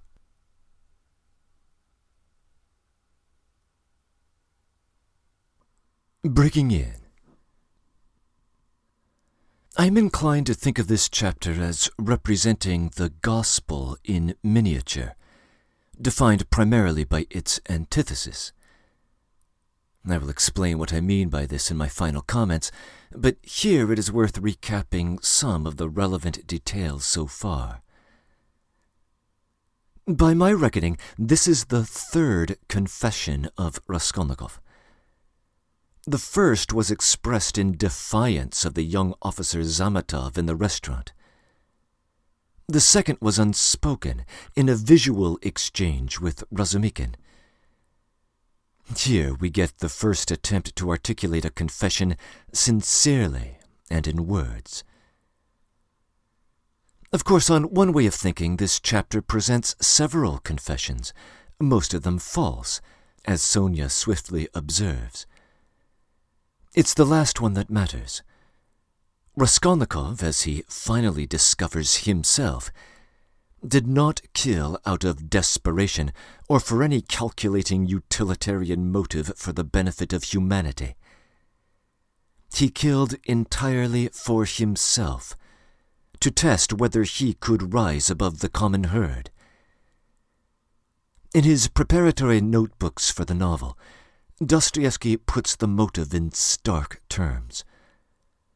Raskolnikov, he says, kills out of satanic pride, with a character that only now reveals its full demonic strength. This is the fullest resolution we will ever have of one of the 2 mysteries of the novel, concerning why he did it. The second mystery remains as muddled as ever. What will become of the killer? There is obvious symbolic significance in the fact that he cannot take the cross Sonia extends to him. Sonia mentions 3 religious images in her prior exchanges with Lizaveta: a cypress cross, a copper cross, and a small icon. It is worth noting that in Part 1, Chapter 7, Raskolnikov encountered all 3 such objects on a string around the neck of the murdered pawnbroker at the scene of the crime, and discarded them all on the corpse. The cypress cross has particular symbolic reference to eternal life. and it is this cross that he declines in Sonia's apartment. End of comments.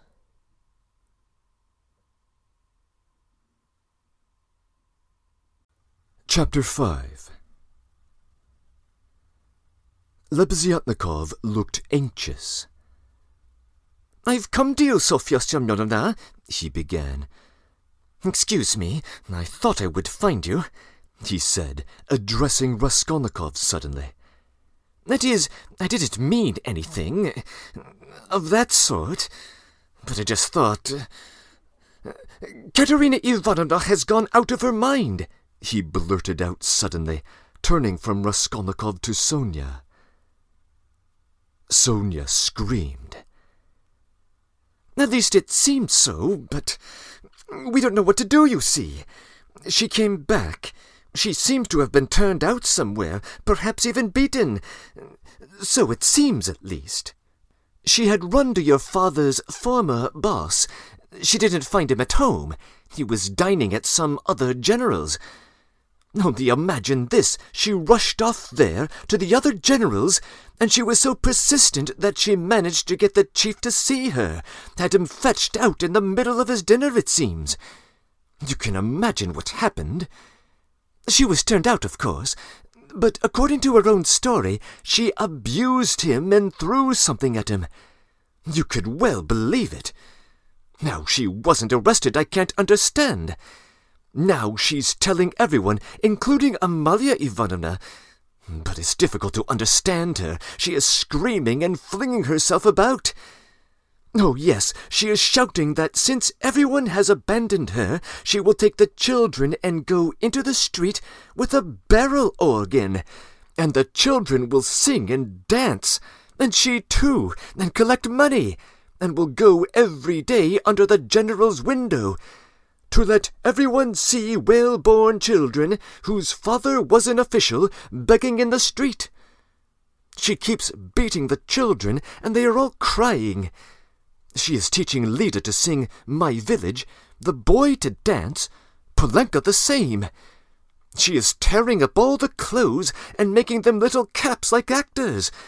She intends to carry a tin basin and make it tinkle instead of music. She won't listen to anything. Imagine the state of things. It's beyond anything." Lebeziatnikov would have gone on, but Sonia, who had heard him almost breathless, snatched up her cloak and hat and ran out of the room, putting on her things as she went. Raskolnikov followed her, and Lebeziatnikov came after him. "She's gone mad for sure," he said to Raskolnikov as they went out into the street. "I didn't want to frighten Sofya Semyonovna, so I said it seemed like it, but there isn't a doubt. They say that in tuberculosis the tubercles sometimes occur in the brain. It's a pity I know nothing about medicine. I did try to persuade her, but she wouldn't listen." "Did you talk to her about the tubercles?" "Not precisely. Besides, she wouldn't have understood. But what I say is that if you convince a person logically that they have nothing to cry about, they'll stop crying. That's clear. Is it your conviction that they won't?" "Life would be too easy if that were so," answered Raskolnikov. Excuse me. Of course it would be rather difficult for Katerina Ivanovna to understand. But do you know that in Paris they have been conducting serious experiments as to the possibility of curing the insane simply by logical argument? One professor there, a scientific man of standing who died recently, believed in the possibility of such treatment. His idea was that there's nothing really wrong with the physical organism of the insane, and that insanity is, so to say, a logical mistake, an error of judgment, an incorrect view of things. He gradually showed the madman his error, and would you believe it, they say he was successful. But as he made use of the douches too, how far his success was due to that treatment remains uncertain. So it seems, at least." Raskolnikov had stopped listening long ago. Reaching the house where he lived, he nodded to Lebeziatnikov and went in at the gate. Lebeziatnikov woke up with a start, looked around him, and hurried on. Raskolnikov went into his little room and stood still in the middle of it. Why had he come back here? He looked at the yellow, tattered paper, at the dust, at his sofa. From the yard came a loud, continuous knocking. Someone seemed to be hammering. He went to the window, rose on tiptoe, and looked out into the yard for a long time, with an air of absorbed attention. But the yard was empty, and he could not see who was hammering. In the house on the left he saw some open windows. On the window-sills were pots of sickly-looking geraniums. Linen was hanging out of the windows. He knew it all by heart. He turned away and sat down on the sofa. Never, never had he felt so terribly alone. Yes, he felt once more that he would perhaps come to hate Sonia, now that he had made her more miserable. Why had he gone to her to beg for her tears? What need had he to poison her life? Oh, the meanness of it! "I'll remain alone," he said resolutely, "and she won't come to the prison." 5 minutes later he raised his head with a strange smile. That was a strange thought. Perhaps it really would be better in Siberia, he thought suddenly. He could not have said how long he sat there, with vague thoughts surging through his mind. All at once the door opened, and Dunya came in. At first she stood still and looked at him from the doorway, just as he had done at Sonia. Then she came in and sat down in the same place as yesterday, on the chair facing him. He looked silently and almost vacantly at her. "Don't be angry, brother. I've only come for a minute," said Dunya. Her face looked thoughtful, but not stern. Her eyes were bright and soft. He saw that she, too, had come to him with love. "Rodya, now I know everything, everything. Dmitri Prokofitch has explained and told me about all of it. They are worrying and persecuting you with a stupid and contemptible suspicion. Dmitri Prokofitch told me that there is no danger, and that you are wrong in looking at it with such horror. I don't think so, and I fully understand how indignant you must be, and that indignation may have a permanent effect on you. That's what I am afraid of. As for your proposal to cut yourself off from us, I'm not judging you. I'm not going to judge you, and forgive me for having blamed you for it. I feel that if I had a difficulty as great as that, I too would keep away from everyone. I shall tell Mother nothing of this, but I shall talk about you continually, and shall tell her from you that you will come very soon. Don't worry about her. I will set her mind at rest. But don't you try her too much. Come once at least. Remember that she is your mother. And now I have come simply to say," Dunya began to get up, "that if you should need me, or should need all my life or anything, call me, and I'll come. Goodbye." She turned abruptly and went towards the door. "Dunya!" Raskolnikov stopped her and went towards her. "That Razumikhin, Dmitri Prokofitch, is a very good person." Dunya flushed slightly. "Well," she asked, waiting a moment. "He is competent, hard-working, honest, and capable of real love. Goodbye, Dunya." Dunya flushed crimson, then suddenly became alarmed. "But what does that mean, Rodya? Are we really parting forever, so you can give me such a parting message?" "Never mind. Goodbye." He turned away and walked to the window. She stood for a moment, looked at him uneasily, and went out troubled. No, he was not cold to her. There was an instant, the very last one, when he had longed to take her in his arms and say goodbye to her, and even to tell her. But he had not dared even to touch her hand. "Afterwards she may shudder when she remembers that I embraced her, and will feel that I stole her kiss. And would she stand that test?" he went on a few minutes later to himself. "No, she wouldn't. Girls like that can't stand things. They never do." And he thought of Sonia.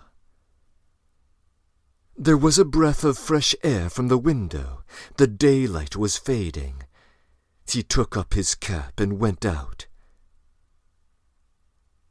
He could not, of course, and would not consider how ill he was. But all this continual anxiety and agony of mind could not but affect him. And if he were not lying in high fever, it was perhaps just because this continual inner strain helped to keep him on his legs and in possession of his faculties. But this artificial excitement could not last long. He wandered aimlessly. The sun was setting. A special form of misery had begun to oppress him recently. There was nothing poignant, nothing acute about it, but there was a feeling of permanence, of eternity about it. It brought a foretaste of hopeless years of this cold, leaden misery, a foretaste of an eternity on a square yard of space. Towards evening, this sensation usually began to weigh on him more heavily. "With this idiotic, purely physical weakness, depending on the sunset or something, you can't help doing something stupid. You'll go to Dunya's as well as Sonia's," he muttered bitterly. He heard his name called. He looked round. Lebeziatnikov rushed up to him. "Just imagine, I've been to your room looking for you. Imagine, she's carried out her plan and taken away the children. Sofya Semyonovna and I have had a difficult time finding them. She is rapping on a frying pan and making the children dance. The children are crying. They keep stopping at the crossroads and in front of the stores. There's a crowd of fools running after them. Come along." "And Sonia?" Raskolnikov asked anxiously, hurrying after Lebeziatnikov. "Just frantic. That is, it's not Sofya Semyonovna who's frantic, but Katerina Ivanovna, though Sofya Semyonovna's frantic too. But Katerina Ivanovna is absolutely frantic. I'm telling you, she's completely mad. They'll be taken to the police. You can imagine what an effect that'll have. They are on the canal bank, near the bridge now, not far from Sofya Semyonovna's, quite close." On the canal bank, near the bridge, and not even 2 houses away from the one where Sonia lodged, there was a crowd of people, consisting principally of street urchins. The hoarse, broken voice of Katerina Ivanovna could be heard from the bridge, and it certainly was a strange spectacle, likely to attract a street crowd. Katerina Ivanovna, in her old dress with a green shawl, wearing a torn straw hat, crushed in a hideous way on one side, was really frantic. She was exhausted and breathless. Her wasted, tubercular face looked more long-suffering than ever, and in fact, out of doors in the sunshine, a tubercular person always looks worse than at home. But her excitement did not flag, and every moment her irritation grew more intense. She rushed at the children, shouted at them, coaxed them, told them in front of the crowd how to dance and what to sing, began explaining to them why it was necessary, and, driven to desperation by their lack of understanding, beat them. Then she would make a rush at the crowd. If she noticed any decently dressed person stopping to look, she immediately appealed to him to see what these children, from a genteel, one may say aristocratic house, had been brought to. If she heard laughter or jeering in the crowd, she would rush at once at the scoffers and began squabbling with them. Some people laughed, others shook their heads, but everyone felt curious at the sight of the mad woman with the frightened children. The frying pan which Lebeziatnikov had mentioned was not there. At least Raskolnikov did not see it. But instead of rapping on the pan, Katerina Ivanovna began clapping her wasted hands when she made Lida and Kolya dance and Polenka sing. She, too, joined in the singing, but broke down at the second note with a terrible cough, which made her curse in despair and even shed tears. What made her most furious was the weeping and terror of Kolya and Lida. Some effort had been made to dress the children up as street singers are dressed. The boy had on a turban made of something red and white to make him look like a Turk. There had been no costume for Lida. She just had a red knitted cap, or rather a nightcap that had belonged to Marmeladov, decorated with a broken piece of white ostrich feather, which had been Katerina Ivanovna's grandmother's, and had been preserved as a family possession. Polenka was in her everyday dress. She looked in timid perplexity at her mother, and kept at her side, hiding her tears. She dimly realized her mother's condition, and looked uneasily about her. She was extremely frightened of the street and the crowd. Sonia followed Katerina Ivanovna, weeping and beseeching her to return home, but Katerina Ivanovna was not to be persuaded. "Leave off, Sonia, leave off!"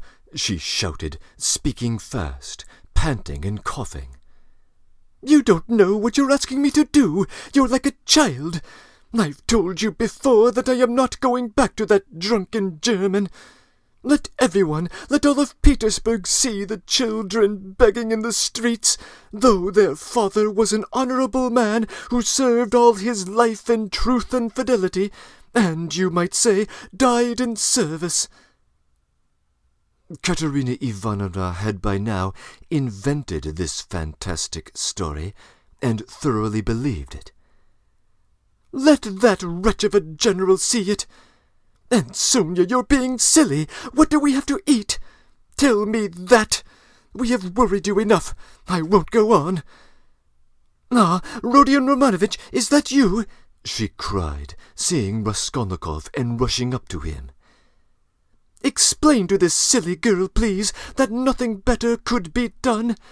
Even organ grinders earn their living, and everyone will see at once that we are different, that we are an honorable and bereaved family reduced to beggary. And that general will lose his post, you'll see.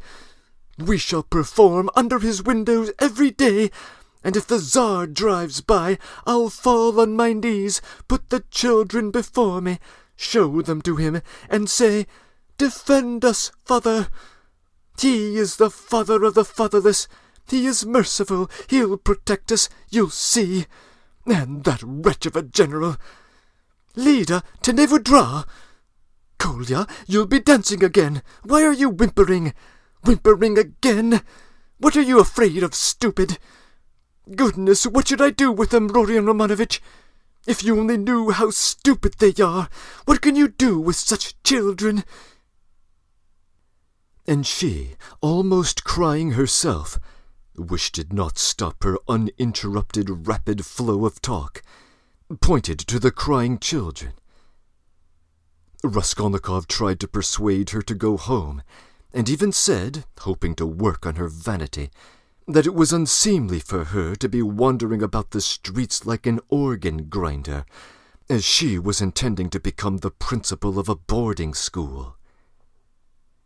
"A boarding school? A castle in the air!" cried Katerina Ivanovna, her laugh ending in a cough.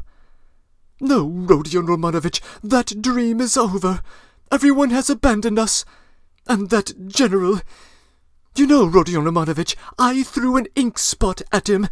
It happened to be standing in the waiting room by the paper where you sign your name. I wrote my name, threw it at him, and ran away. No, the scoundrels, the scoundrels! But enough of them. Now I'll provide for the children myself. I won't bow down to anybody.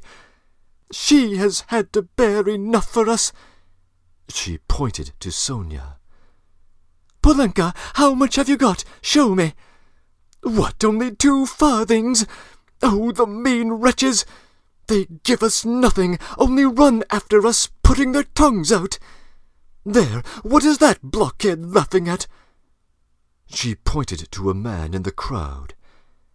"It's all because Kolya here is so stupid. I have such problems with him. What do you want, Polenka? Tell me in French. Parlez-moi français. But I've taught you. You know some phrases. How else are you going to show that you are from a good family, that you're well-bred children, and not at all like other organ grinders? We aren't going to have a Punch and Judy show in the street. We're going to sing a genteel song." "Ah, yes. What are we going to sing? You keep putting me out, but You see, we are standing here, Rodion Romanovich, to find something to sing and get money, something Kolya can dance to. Because, as you can imagine, our performance is all improvised. We must talk it over and rehearse it all thoroughly, and then we shall go to Nevsky, where there are far more people from fine society, and we shall be noticed at once. Lida only knows my village, nothing apart from my village, and everyone sings that. We must sing something far more genteel. Well, have you thought of anything, Polenka? If only you'd help your mother. My memory's completely gone, or I would have thought of something. We really can't sing an azar. Ah, let's sing in French. Sing so. I have taught it to you, and as it is in French, people will see at once that you are children from a good family, and that will be much more touching. You might sing Malbrus s'en vont en guerre, for that's quite a child's song, and is sung as a lullaby in all the aristocratic houses. Malbrus s'en vont en guerre, ne sait quand on reviendra, she began singing. But no, better sing so. Now, Kolya, your hands on your hips, make haste. And you, Lida, keep turning the other way, and Polenka and I will sing and clap our hands. Sing so, pour monter notre ménage. Put your dress straight, Polenka. It slips down on your shoulders, she observed, panting from coughing. Now it's particularly necessary to behave nicely and genteelly, so that everyone will see that you are well-born children. I said at the time that the bodice should be cut longer and made of 2 widths. It was your fault, Sonia, with your advice to make it shorter, and now you see the child is seriously deformed by it. Why, you're all crying again. What's the matter, stupids? Come, Kolya, begin. Hurry up. Oh, what an unbearable child. Sing so. A policeman again. What do you want? A policeman was indeed forcing his way through the crowd. But at that moment a gentleman in civilian uniform and an overcoat, a solid-looking official of about 50, with a decoration on his neck, which delighted Katerina Ivanovna and had its effect on the policeman, approached and wordlessly handed her a green 3-ruble note. His face wore a look of genuine sympathy. Katerina Ivanovna took it and gave him a polite, even ceremonious bow. "I thank you, honoured sir," she began loftily. "The causes that have induced us. Take the money, Polenka. You see, there are generous and honourable people who are ready to help a poor gentlewoman in distress. You see, honoured sir, these orphans of good family, I might even say of aristocratic connections, and that wretch of a general sat eating grouse, and stamped at my disturbing him. 'Your Excellency,' I said, 'protect the orphans. You knew my late husband, Semyon Zakharovich, and on the very day of his death the basest of scoundrels slandered his only daughter.' That policeman again! 'Protect me!' she cried to the official. 'Why is that policeman edging up to me? We have only just run away from one of them. What do you want, fool?' 'It's forbidden in the streets. You mustn't make a disturbance.' 'It's you who are making a disturbance. It's just as if I were grinding an organ. What business is it of yours?' 'You have to get a license for an organ, and you haven't got one. And that way you collect a crowd. Where do you live?' 'What, a license?' wailed Katerina Ivanovna. 'I buried my husband today. Why do I need a license?' 'Calm yourself, madam, calm yourself,' began the official. 'Come along, I will escort you. This is no place for you in the crowd. You are ill.' 'Honoured sir, you don't know!' screamed Katerina Ivanovna. 'We are going to the Nevsky. Sonia! Where is she? She is crying too.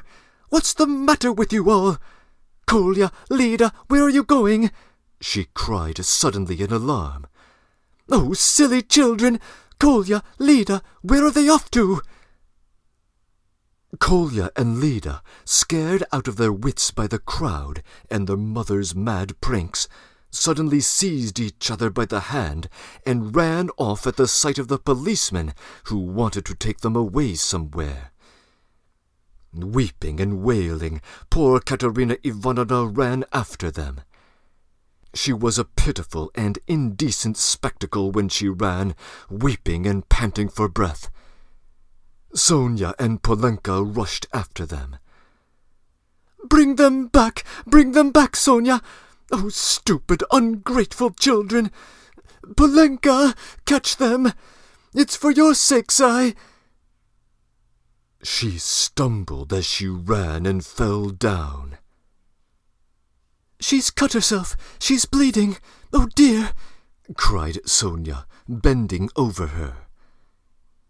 All ran up and crowded round.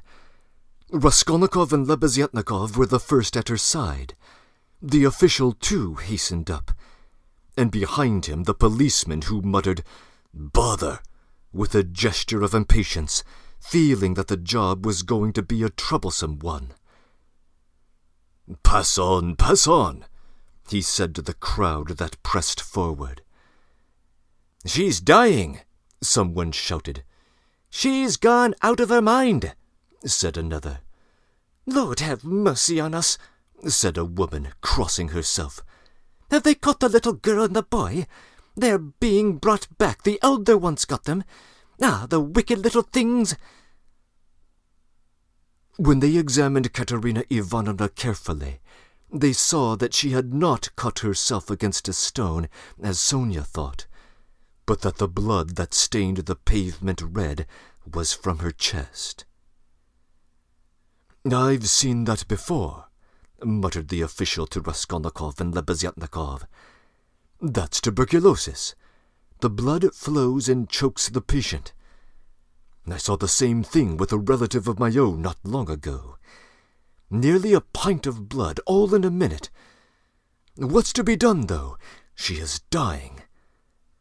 This way, to my room," Sonia implored. "I live here. See, that house, the second from here. Come to me, make haste." She turned from one to the other. "Send for the doctor. Oh, dear." Thanks to the officials' efforts, this plan was adopted, the policeman even helping to carry Katerina Ivanovna.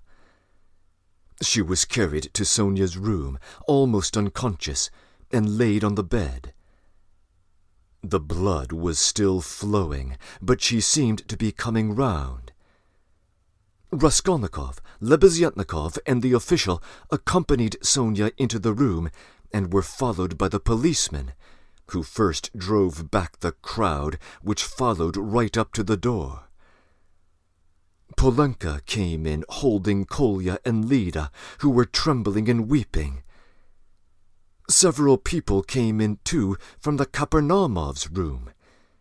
The landlord, a lame, one-eyed man of strange appearance with whiskers and hair that stood up like a brush. His wife, a woman with a constantly scared expression, and several open-mouthed children with wonder-struck faces. Among these, Svidrigailov suddenly made his appearance. Raskolnikov looked at him with surprise, not understanding where he had come from, and not having noticed him in the crowd. A doctor and priest were spoken of. The official whispered to Raskolnikov that he thought it was too late now for the doctor, but he ordered him to be sent for. Kapernaumov ran himself. Meanwhile, Katerina Ivanovna had regained her breath. The bleeding ceased for a time. She looked with sick but intent, penetrating eyes at Sonia, who stood pale and trembling, wiping the sweat from her brow with a handkerchief. At last she asked to be raised. They sat her up on the bed, supporting her on both sides. "Where are the children?" she said in a faint voice. "You've brought them, Polenka? Oh, the silly idiots! Why did you run away? Oh!" Once more her parched lips were covered with blood. She moved her eyes, looking around her. "So that's how you live, Sonia. Never once have I been in your room." She looked at her with a face of suffering. "We have been your ruin, Sonia. Polenka, Lida, Kolya, come here. Well, here they are, Sonia. Take them all. I hand them over to you. I've had enough. The ball is over. Lay me down. Let me die in peace." They laid her back on the pillow. "What, the priest? I don't want him. You haven't got a rouble to spare. I have no sins. God must forgive me without that. He knows how I have suffered. And if he won't forgive me, I don't care." She sank more and more into uneasy delirium.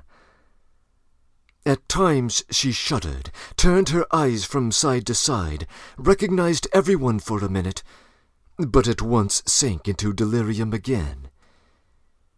Her breathing was hoarse and difficult, and there was a sort of rattle in her throat. "I said to him, Your Excellency," she forced out, gasping after each word, "that Amalia Ludvigovna... Lida, Kolya, hands on your hips, hurry up. Glissez, glissez, pas de basque. Tap with your heels, be a graceful child. Du hast Diamanten und Perlen. What next? That's what we should sing. Du hast die schönsten Augen. Madchen, was willst du mehr? What an idea! Was willst du mehr? What things the fool invents! Ah, yes, in the heat of midday in the vale of Dagestan. Ah, how I loved it! I loved that song to distraction, Polenka. Your father, you know, used to sing it when we were engaged. Oh, those days! Oh, that's the thing for us to sing. How does it go? I've forgotten. Remind me. How was it? She was violently excited and tried to sit up. At last, in a horribly hoarse, broken voice, she began, shrieking and gasping at every word, with a look of growing terror. In the heat of midday, in the vale of Dagestan, with lead in my breast. Your Excellency, she wailed suddenly with a heart-rending scream and a flood of tears. Protect the orphans. You have been their father's guest. Aristocratic, you might say. She started, regaining consciousness, and gazed at everyone with a sort of terror, but at once recognized Sonia. Sonia, Sonia, she articulated softly and caressingly, as though surprised to find her there. Sonia, darling, are you here too? They lifted her up again. Enough. It's over. Farewell, poor thing. I am done for. I am broken, she cried with vindictive despair, and her head fell heavily back on the pillow. She sank into unconsciousness again, but this time it did not last long. Her pale, yellow, wasted face dropped back. Her mouth fell open. Her leg moved convulsively. She gave a deep, deep sigh and died. Sonia fell upon her, flung her arms around her, and remained motionless with her head pressed to the dead woman's wasted chest. Polenka threw herself at her mother's feet, kissing them and weeping violently. Though Kolya and Lida did not understand what had happened, they had a feeling that it was something terrible. They put their hands on each other's little shoulders, stared straight at one another, and both at once opened their mouths and began screaming. They were both still in their fancy dress, one in a turban, the other in the cap with the ostrich feather. And how did the certificate of merit come to be on the bed beside Katerina Ivanovna? It lay there by the pillow. Raskolnikov saw it. He walked away to the window. Lebeziatnikov skipped up to him. "She is dead," he said. "Rodion Romanovitch, I must have a word with you," said Svidrigailov, coming up to them. Lebeziatnikov at once made room for him and delicately withdrew. Svidrigailov drew Raskolnikov further away. "I will undertake all the arrangements, the funeral and all that. You know it's a question of money, and, as I told you, I have plenty to spare. I will put those two little ones and Polenka into some good orphanage, and I will settle 1,500 roubles to be paid to each on coming of age, so that Sofya Semyonovna need not worry about them. And I will pull her out of the mud too, for she is a good girl, isn't she? So tell Avdotia Romanovna that that is how I am spending her 10,000. "What is your motive for such benevolence?" asked Raskolnikov. "Ah, you skeptical person!" laughed Svidrigailov. "I told you I had no need of that money. Won't you admit that I'm just doing it for the sake of human kindness? She wasn't a louse, you know." He pointed to the corner where the dead woman lay. "Was she, like some old pawnbroker woman? Come, you'll agree, is illusion to go on living and doing wicked things, or is she to die? And if I didn't help them, Polenka would go the same way." He said this with an air of a sort of gay, winking slyness, keeping his eyes fixed on Raskolnikov, who turned white and cold, hearing the phrases which he had used with Sonia. He quickly stepped back and looked wildly at Svidrigailov. "How do you know?" he whispered, hardly able to breathe. "I live here at Madame Reslick's, the other side of the wall. Here is Kapanamov, and there lives Madame Reslick, an old and devoted friend of mine. I am a neighbor." "You?" "Yes," continued Svidrigailov, shaking with laughter. "I assure you on my honor, dear Rodion Romanovich, that you have interested me enormously. I told you we'd become friends. I predicted it. Well, here we have. And you will see what an accommodating person I am. You'll see you can get on with me."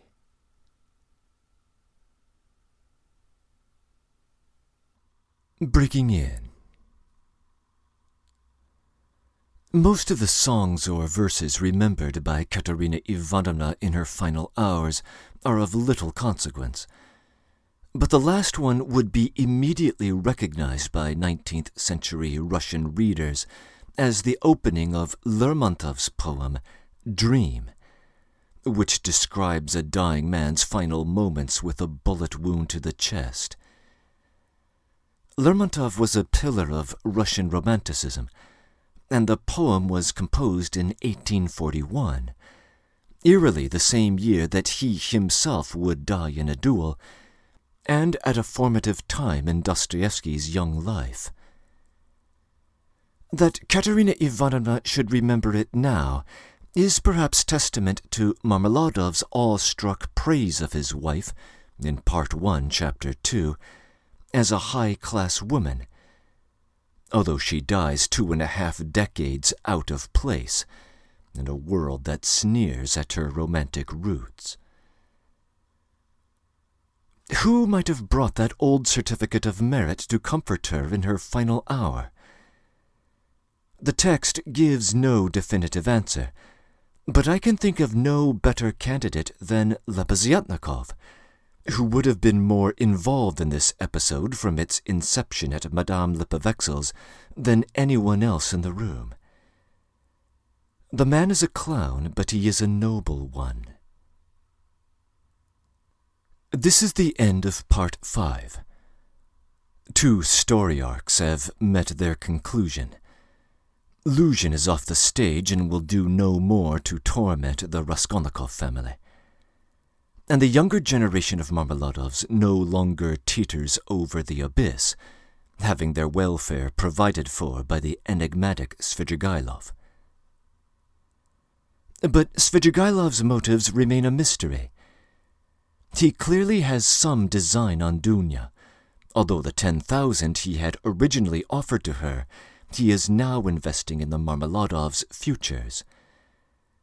Dunya will nevertheless still receive the 3,000 rubles from Marfa Petrovna's will, and is in safe financial shape herself.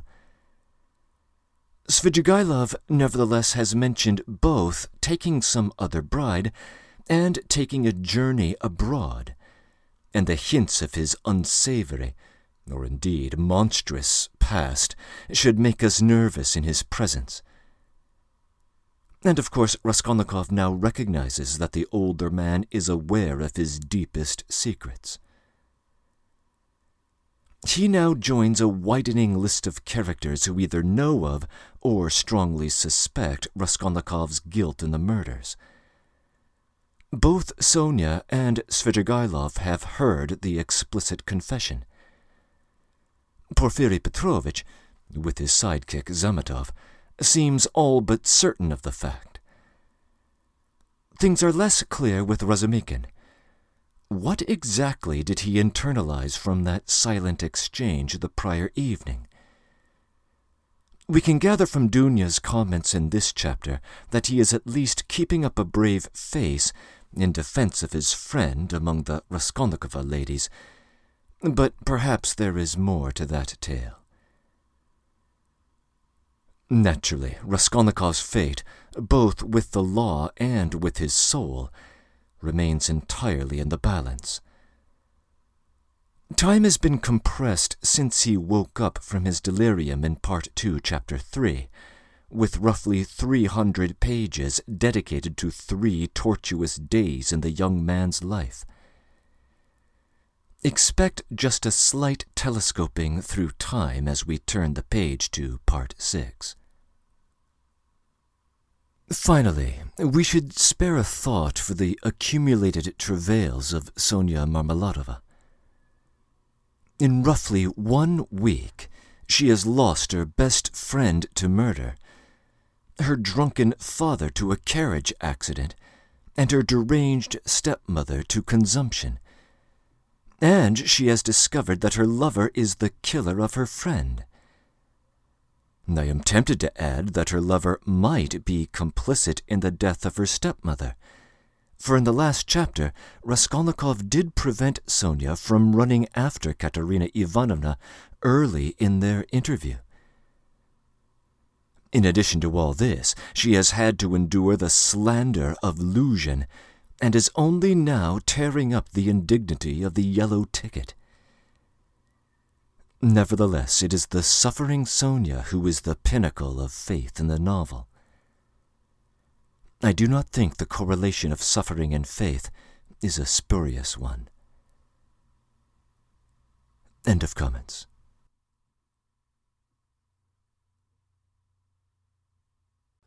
Part 6, Chapter 1. A strange period began for Raskolnikov.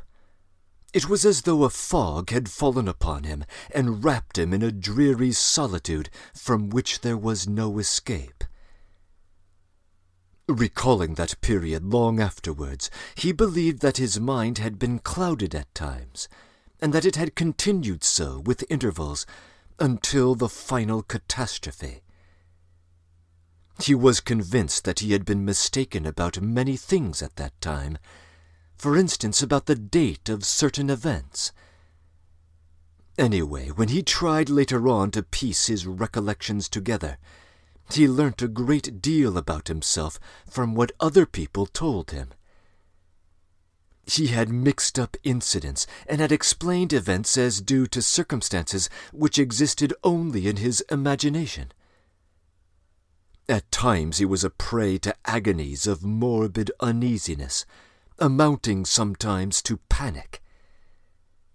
But he remembered, too, moments, hours, perhaps whole days of complete apathy, which came upon him as a reaction to his previous terror, and might be compared with the abnormal insensibility which is sometimes seen in the dying. He seemed to be trying in that latter stage to escape from a full and clear understanding of his position. Certain essential facts which required immediate consideration were particularly irritating to him. How glad he would have been to be free from some of his worries, which, if he had neglected them, would have threatened him with complete, inevitable ruin. He was particularly worried about Svidrigailov. He might be said to be permanently thinking of Svidrigailov. From the time of Svidrigailov's excessively menacing and unmistakable words in Sonia's room at the moment of Katerina Ivanovna's death, the normal working of his mind seemed to break down. But although this new fact caused him extreme uneasiness, Raskolnikov was in no hurry to explain it. At times, finding himself in a solitary and remote part of the town, in some wretched eating-house, sitting alone, lost in thought, hardly knowing how he had come there, he suddenly thought of Svidrigailov. He recognized suddenly, clearly, and with dismay, that he ought at once to come to an understanding with that man, and to make what terms he could. Walking outside the city gates one day, he actually imagined that they had fixed a meeting there, that he was waiting for Svidrigailov. Another time he woke up before daybreak, lying on the ground under some bushes, and could not at first understand how he had come there. But during the 2 or 3 days after Katerina Ivanovna's death, he had 2 or 3 times met Svidrigailov in the building where Sonia lived, to which he had gone aimlessly for a moment. They exchanged a few words and made no reference to the vital subject, as though they had tacitly agreed not to speak of it for a period. Katerina Ivanovna's body was still lying in the coffin. Svidrigailov was busy making arrangements for the funeral. Sonia, too, was very busy.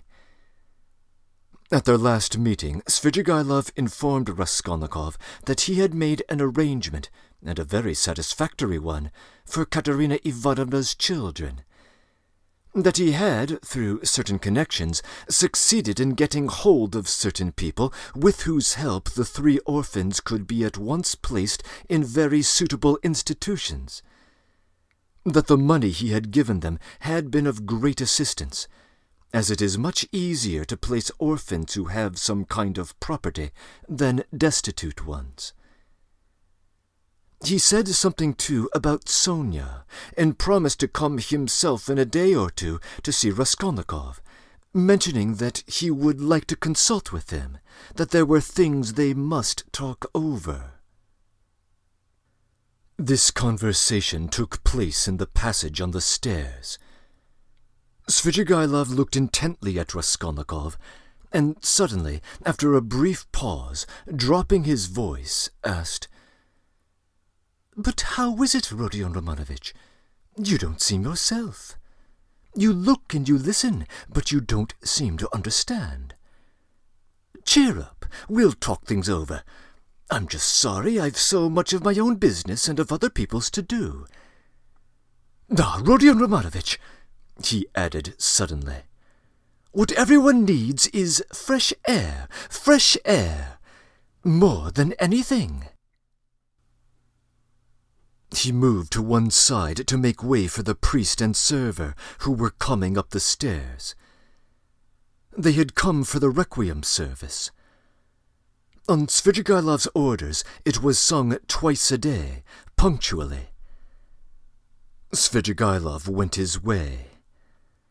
Raskolnikov stood still for a moment, thought, and followed the priest into Sonia's room. He stood at the door. They began to sing the service quietly, slowly, and mournfully. From his childhood, the thought of death and the presence of death had been something oppressive and mysteriously awful, and it was a long time since he had heard the requiem service. And there was something else here as well, too awful and disturbing. He looked at the children. They were all kneeling by the coffin. Polenka was weeping. Behind them, Sonia prayed, softly, and, as it were, timidly weeping. "For the last 2 days she hasn't said a word to me, she hasn't glanced at me," Raskolnikov thought suddenly. The sunlight was bright in the room, the incense rose in clouds. The priest read, "Give rest, O Lord." Raskolnikov stayed throughout the service. As he blessed them and took his leave, the priest looked round strangely. After the service, Raskolnikov went up to Sonia. She took both his hands and let her head sink on his shoulder. This slight, friendly gesture bewildered Raskolnikov. It seemed strange to him that there was no trace of repugnance, no trace of disgust, no tremor in her hand. It was the furthest limit of self-abnegation. At least so he interpreted it. Sonia said nothing. Raskolnikov pressed her hand and went out. He felt very miserable. If it had been possible to escape to some solitude, he would have considered himself lucky, even if he had to spend his whole life there. But although he had almost always been by himself recently, he had never been able to feel alone. Sometimes he walked out of the town onto the high road. Once he had even reached a little wood. But the lonelier the place was, the more he seemed to be aware of an uneasy presence near him.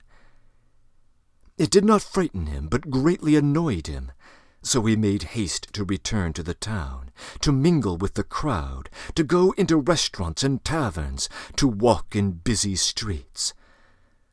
There he felt easier and even more solitary.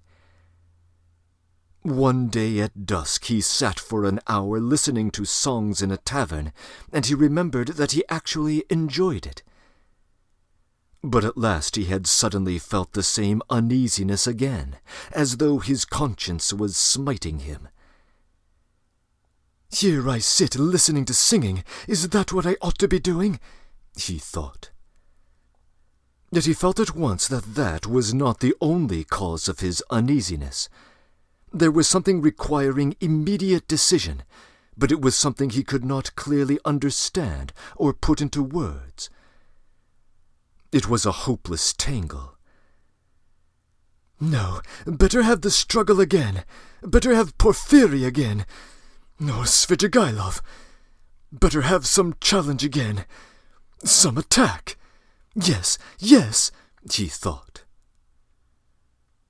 He went out of the tavern and rushed away almost at a run. The thought of Dunya and his mother suddenly reduced him almost to a panic. That night he woke up before morning among some bushes in Krestovsky Island, trembling all over with fever. He walked home, and it was early morning when he arrived. After some hours' sleep, the fever left him, but he woke up late at 2 o'clock in the afternoon. He remembered that Katerina Ivanovna's funeral had been fixed for that day, and he was glad that he was not present at it. Nastasia brought him some food. He ate and drank with appetite, almost with greediness. His head was fresher, and he was calmer than he had been for the last 3 days. He even felt a passing sense of amazement at his previous panic attacks. The door opened, and Razumikin came in. "Ah, he's eating. Then he's not ill," said Razumikin. He took a chair and sat down at the table opposite Raskolnikov. He was troubled and did not attempt to conceal it. He spoke with evident annoyance, but without hurrying or raising his voice. He looked as though he had some special fixed determination. "Listen," he began resolutely. "As far as I'm concerned, you can all go to hell, but from what I see, it's clear to me that I can't make head or tail of it. Please don't think I've come to ask you questions. I don't want to know, damn it. If you begin telling me your secrets, I don't think I'd stay to listen. I'd go away cursing. I have only come to find out once for all whether it's a fact that you are mad. There is a conviction in the air that you are mad, or very nearly so.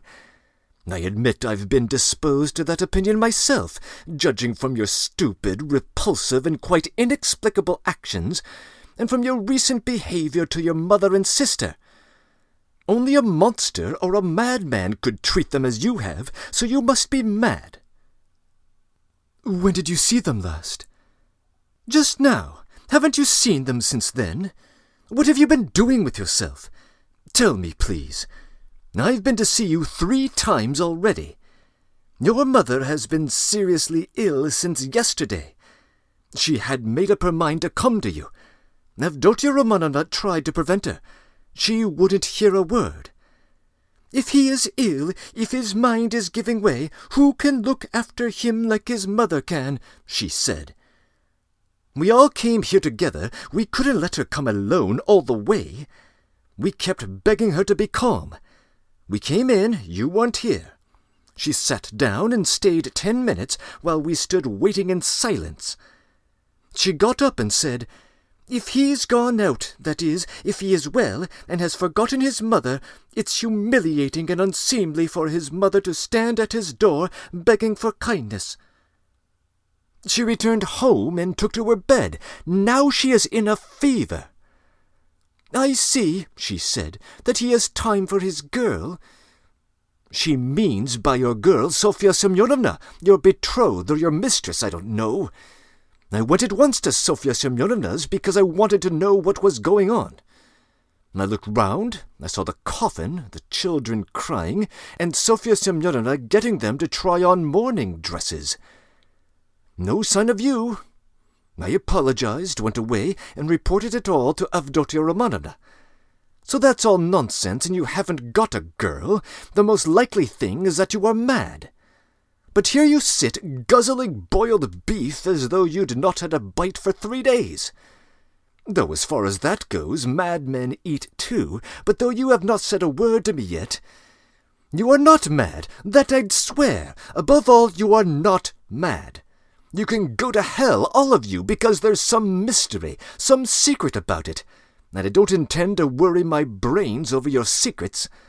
So I've just come to swear at you," he finished, getting up, "to relieve my mind.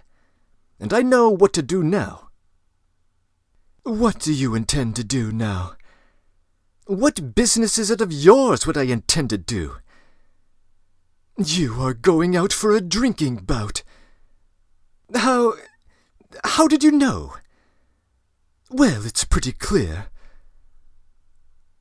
Razumikin paused for a minute. "You've always been a very rational person, and you've never been mad, never," he observed suddenly with warmth. "You're right, I shall drink. Goodbye." And he moved to go out. "I was talking with my sister, the day before yesterday, I think it was, about you, Razumikin." "About me? But where can you have seen her the day before yesterday?" Razumikin stopped short and even turned a little pale. His heart was throbbing slowly and violently. "She came here by herself, sat there and talked to me." "She did?" "Yes."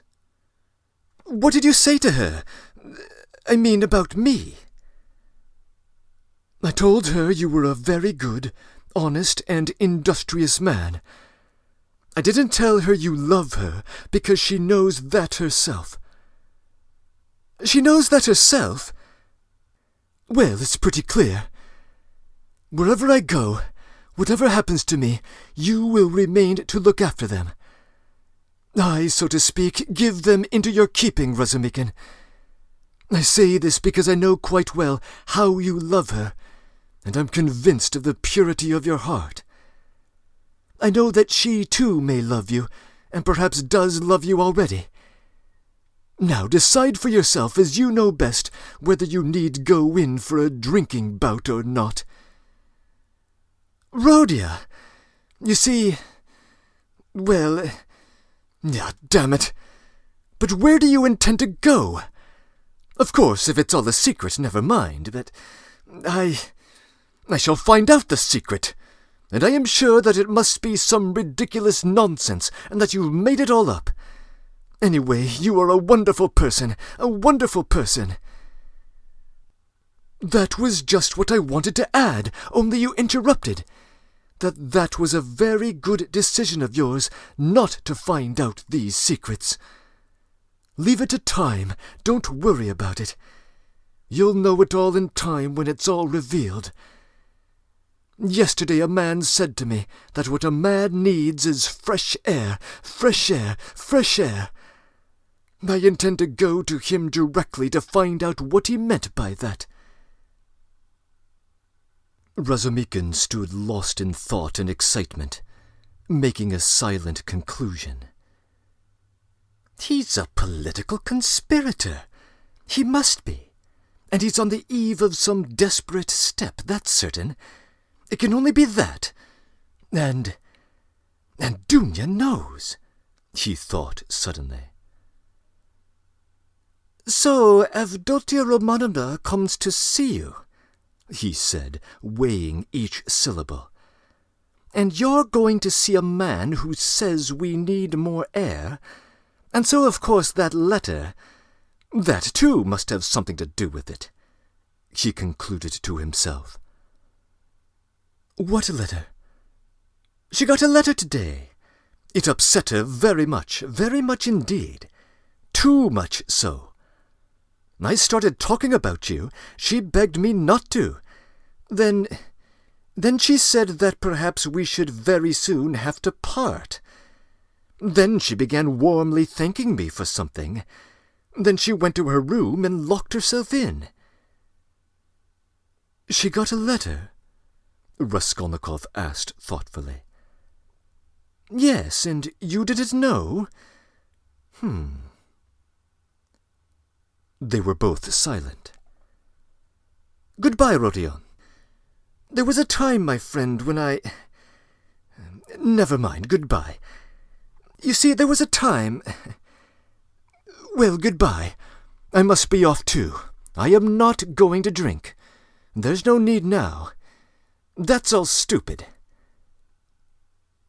He hurried out, but when he had almost closed the door behind him, he suddenly opened it again and said, looking away, Oh, by the way, do you remember that murder? You know Porfiry's, that old woman? Do you know the murderer has been found? He has confessed and given the proofs. It's one of those workmen, the painter, just imagine. Do you remember I defended them here? Would you believe it? That whole scene of fighting and laughing with his companion on the stairs while the porter and the two witnesses were going up, he put on deliberately to disarm suspicion. The cunning, the presence of mind that little dog had. It can hardly be credited, but it's his own explanation. He has confessed it all. And what a fool I was about it. Well, he's simply a genius of hypocrisy and resourcefulness in disarming the suspicions of the lawyers. So there's nothing much to wonder at, I suppose. Of course, people like that are always possible. And the fact that he couldn't keep up the character but confessed makes him easier to believe in. But what a fool I was. I was frantically supporting them. Tell me, please, who did you hear that from? And why does it interest you so much? Raskolnikov asked with unmistakable agitation. What next? You ask me why it interests me? Well, I heard it from Porfiry, among others. It was from him I heard almost everything about it. From Porfiry? From Porfiry? What did he say? Raskolnikov asked in dismay. He gave me a brilliant explanation of it, psychologically, after his fashion. He explained it himself? Yes. Goodbye. I'll tell you all about it another time, but now I'm busy. There was a time when I imagined... But no matter, another time. What need is there for me to drink now? You have made me drunk without wine. I am drunk, Rodya. Goodbye, I'm going. I'll come again very soon. He went out. He's a political conspirator, there's no doubt about it, Razumikin decided as he slowly descended the stairs. And he's drawn his sister in. That's entirely in keeping with Avdotia Romanovna's character. There are meetings between them. She hinted at it, too. So many of her words and hints have implied that. And how else can this whole tangle be explained? And I was almost thinking... Goodness, what was I thinking? Yes, I took leave of my senses and I wronged him. It was his doing under the lamp in the corridor that day. Phew, what a crude, nasty, vile idea on my part. Nikolai is a real godsend for confessing. And how clear everything is now. His illness then, all his strange actions. Before this, in the university, how pessimistic he used to be, how gloomy. But what's the meaning now of that letter? There's something in that too, perhaps. Who is it from? I suspect... No, I must find out. He thought of Dunya, realizing everything he had heard, and his heart throbbed, and he suddenly broke into a run. As soon as Razumikin went out, Raskolnikov got up, turned to the window, walked from one corner to another as though forgetting the smallness of his room, and sat down again on the sofa. He felt, so to speak, renewed. Again the struggle, so a means of escape had come. Yes, a means of escape had come. It had been too stifling, too cramping. The burden had been too agonizing. A lethargy had come upon him at times. From the moment of the scene with Nikolai at Porfiry's, he had been suffocating, penned in without any hope of escape. After Nikolai's confession, on that very day had come the scene with Sonia. His behavior and his last words had been utterly unlike anything he could have imagined beforehand. He had grown feebler, instantly and fundamentally. And he had agreed at the time with Sonia. He had agreed in his heart he could not go on living alone with such a thing on his mind. Then Svidrigailov was a riddle. He worried him, that was true, but somehow not on the same point. He might still have a struggle to come with Svidrigailov. Svidrigailov, too, might be a means of escape. But Porfiry was a different matter. And so Porfiry himself had explained it to Razumikin, had explained it psychologically. He had started bringing in his damned psychology again. Porfiry! But to think that Porfiry should for a moment believe that Nikolai was guilty, after what had passed between them before Nikolai's appearance, after that one-on-one interview, which could have only one explanation? During those days Raskolnikov had often recalled passages in that scene with Porfiry. He could not bear to let his mind rest on it. Such words, such gestures had passed between them. They had exchanged such glances. Things had been said in such a tone and had reached such a pass, that Nikolai, whom Porfiry had seen through at the first word, at the first gesture, could not have shaken his conviction.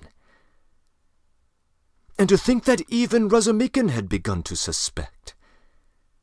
The scene in the corridor under the lamp had produced its effect then. He had rushed to Porfiry.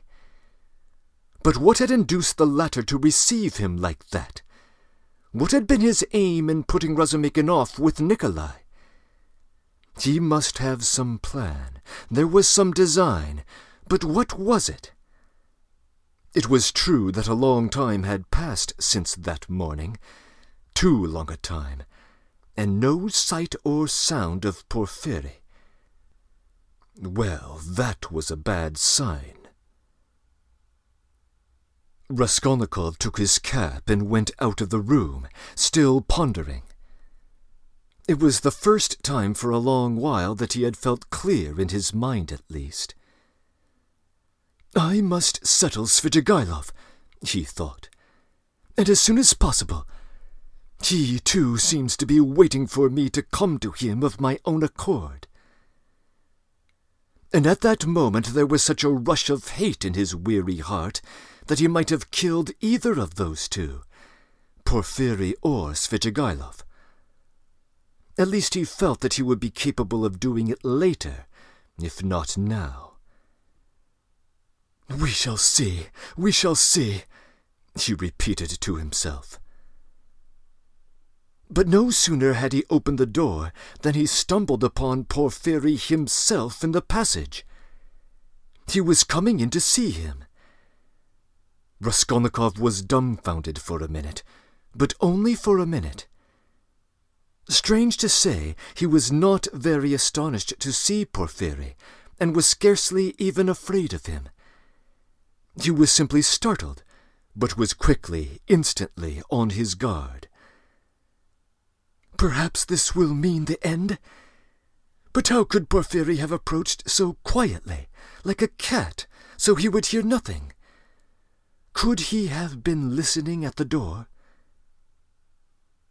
"You didn't expect a visitor, Rodion Romanovich," Porfiry explained, laughing. "I've been meaning to look in for a long time. I was passing by and thought, why not go in for 5 minutes? Are you going out? I won't keep you long. Just let me have 1 cigarette." "Sit down, Porfiry Petrovitch, sit down." Raskolnikov gave his visitor a seat with so pleased and friendly an expression that he would have marveled at himself if he could have seen it. The final moment had come. The last drops had to be drained.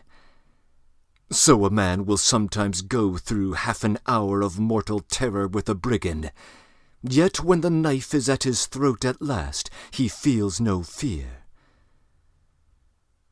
Raskolnikov seated himself directly facing Porfiry, and looked at him without flinching. Porfiry screwed up his eyes and began lighting a cigarette. Say something, seemed as though it would burst from Raskolnikov's heart. "Come on, why aren't you saying anything?"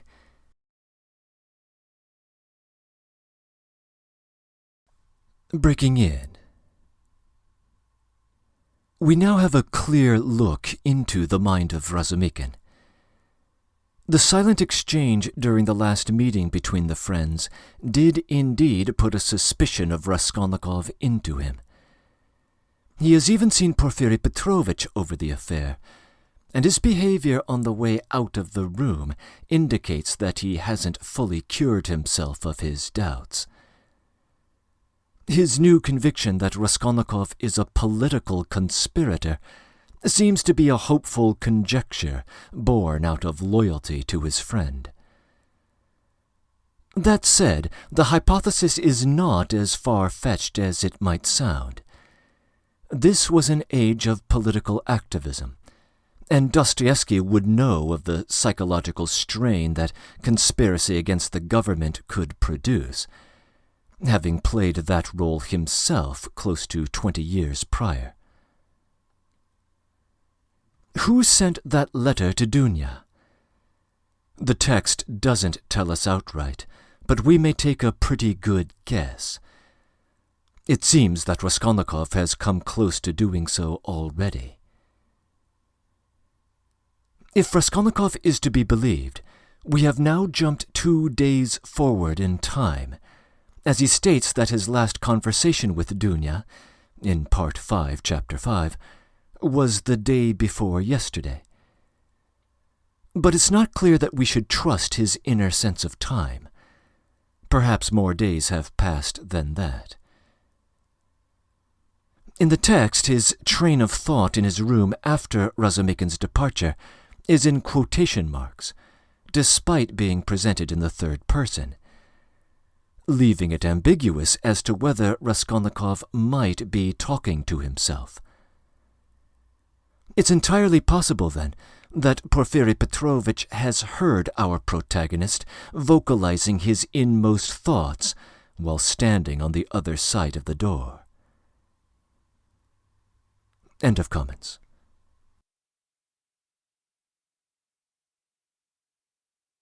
Chapter 2. "Ah, these cigarettes," Porfiry Petrovitch said at last, having lit one. They are pernicious, absolutely pernicious, and yet I can't give them up. I cough. I begin to have a tickle in my throat and difficulty breathing. You know I am a coward. I went recently to Dr. B. He always gives at least half an hour to each patient. He really laughed looking at me.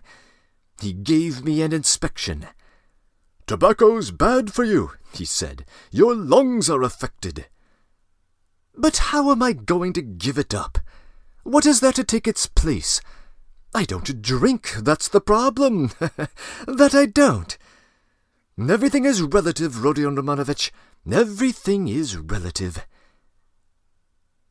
He's playing his professional tricks again, Raskolnikov thought with disgust. All the circumstances of the last interview suddenly came back to him, and he felt the rush of the feeling that had come upon him then. "I came to see you the day before yesterday, in the evening. You didn't know?"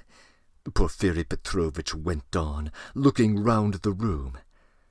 "I came into this very room. I was passing by just as I did today, and I thought I'd return your call. I walked in as your door was wide open. I looked round, waited, and went out without leaving my name with your servant. Don't you lock your door?" Raskolnikov's face grew more and more gloomy. Porfiri seemed to guess his state of mind. "I've come to have it out with you, Rodion Romanovich, my dear friend. I owe you an explanation, and I must give it to you," he continued with a slight smile, just patting Raskolnikov's knee. But almost at the same instant a serious and careworn look came into his face. To his surprise, Raskolnikov saw a touch of sadness in it. He had never seen and never suspected such an expression on his face. "A strange scene passed between us last time we met, Rodion Romanovich. Our first interview, too, was a strange one. But then, and one thing after another, this is the point. I have perhaps acted unfairly to you. I feel it. Do you remember how we parted? Your nerves were unhinged, and your knees were shaking, and so were mine. And you know our behavior was indecent, even ungentlemanly. And yet we are gentlemen above all, in any case, gentlemen. That must be understood. Do you remember what we came to? It was absolutely indecent." "What is he up to? What does he take me for?" Raskolnikov asked himself in amazement, raising his head and looking with open eyes at Porfiri. "I've decided openness is better between us," Porfiri Petrovitch went on, turning his head away and dropping his eyes, as though unwilling to disconcert his former victim, and as though he were setting aside his former cunning. "Yes, such suspicions and such scenes cannot continue for long. Nikolai put a stop to it, or I don't know what we might not have come to. That damned workman was sitting at the time in the next room. Do you realize that? You know that, of course, and I am aware that he came to see you afterwards. But what you supposed then was not true. I had not sent for anyone. I had made no kind of arrangements. You ask why I hadn't? What shall I say to you? It had all come to me so suddenly. I had scarcely sent for the porters. You noticed them as you went out, I dare say. An idea flashed upon me. I was firmly convinced at the time, you see, Rodion Romanovich. Come on, I thought. Even if I let one thing slip for a period, I shall get hold of something else. I shan't lose what I want anyway. You are nervous and irritable, Rodion Romanovich, by temperament. It's out of proportion to the other qualities of your heart and character, and I flatter myself to think I have to some extent divined them. Of course, I did reflect even then that it does not always happen that a man gets up and blurts out his whole story. It does happen sometimes, if you make a man lose all his patience, though even then it's rare. I was capable of realizing that. If I only had a fact, I thought, the least little fact to go on, something I could lay hold of, something tangible, not merely psychological. For if a man is guilty, you must be able to get something substantial out of him. You can count upon the most surprising results. And I was counting on your temperament, Rodion Romanovich, on your temperament above all. I had great hopes of you at that time. "But what are you driving at now?" Raskolnikov muttered at last, asking the question without thinking. "What is he talking about?" he wondered distractedly. "Does he really take me to be innocent?" "What am I driving at? I've come to explain myself. I consider it my duty, so to speak. I want to make clear to you how the whole business, the whole misunderstanding arose. I've caused you a great deal of suffering, Rodion Romanovich. I am not a monster. I understand what it must mean for a man who has been unfortunate, but who is proud, imperious, and above all impatient, to have to bear such treatment. I regard you in any case as a man of noble character, and not without elements of magnanimity, though I don't agree with all your convictions. I wanted to tell you this first, frankly and quite sincerely, for above all I don't want to deceive you. When I made your acquaintance I felt attracted by you. Perhaps you will laugh at my saying so. You have a right to. I know you disliked me from the first, and in fact you've no reason to like me. You may think what you like, but I now wish to do all I can to erase that impression and to show that I have a heart and a conscience. I am saying this sincerely."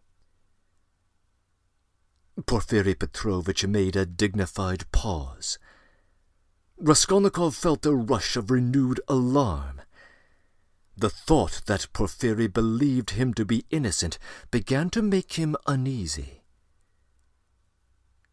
"It's scarcely necessary to go over everything in detail," Porfiri Petrovitch went on. "Indeed, I could scarcely attempt it. To begin with, there were rumors. Through whom, how, and when those rumors came to me, and how they affected you, I need not explain.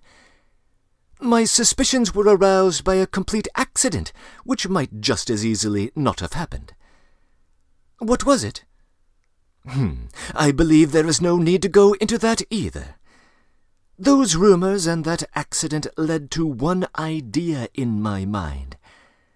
I admit it openly, for one may as well be clear about it. I was the first to pitch on you.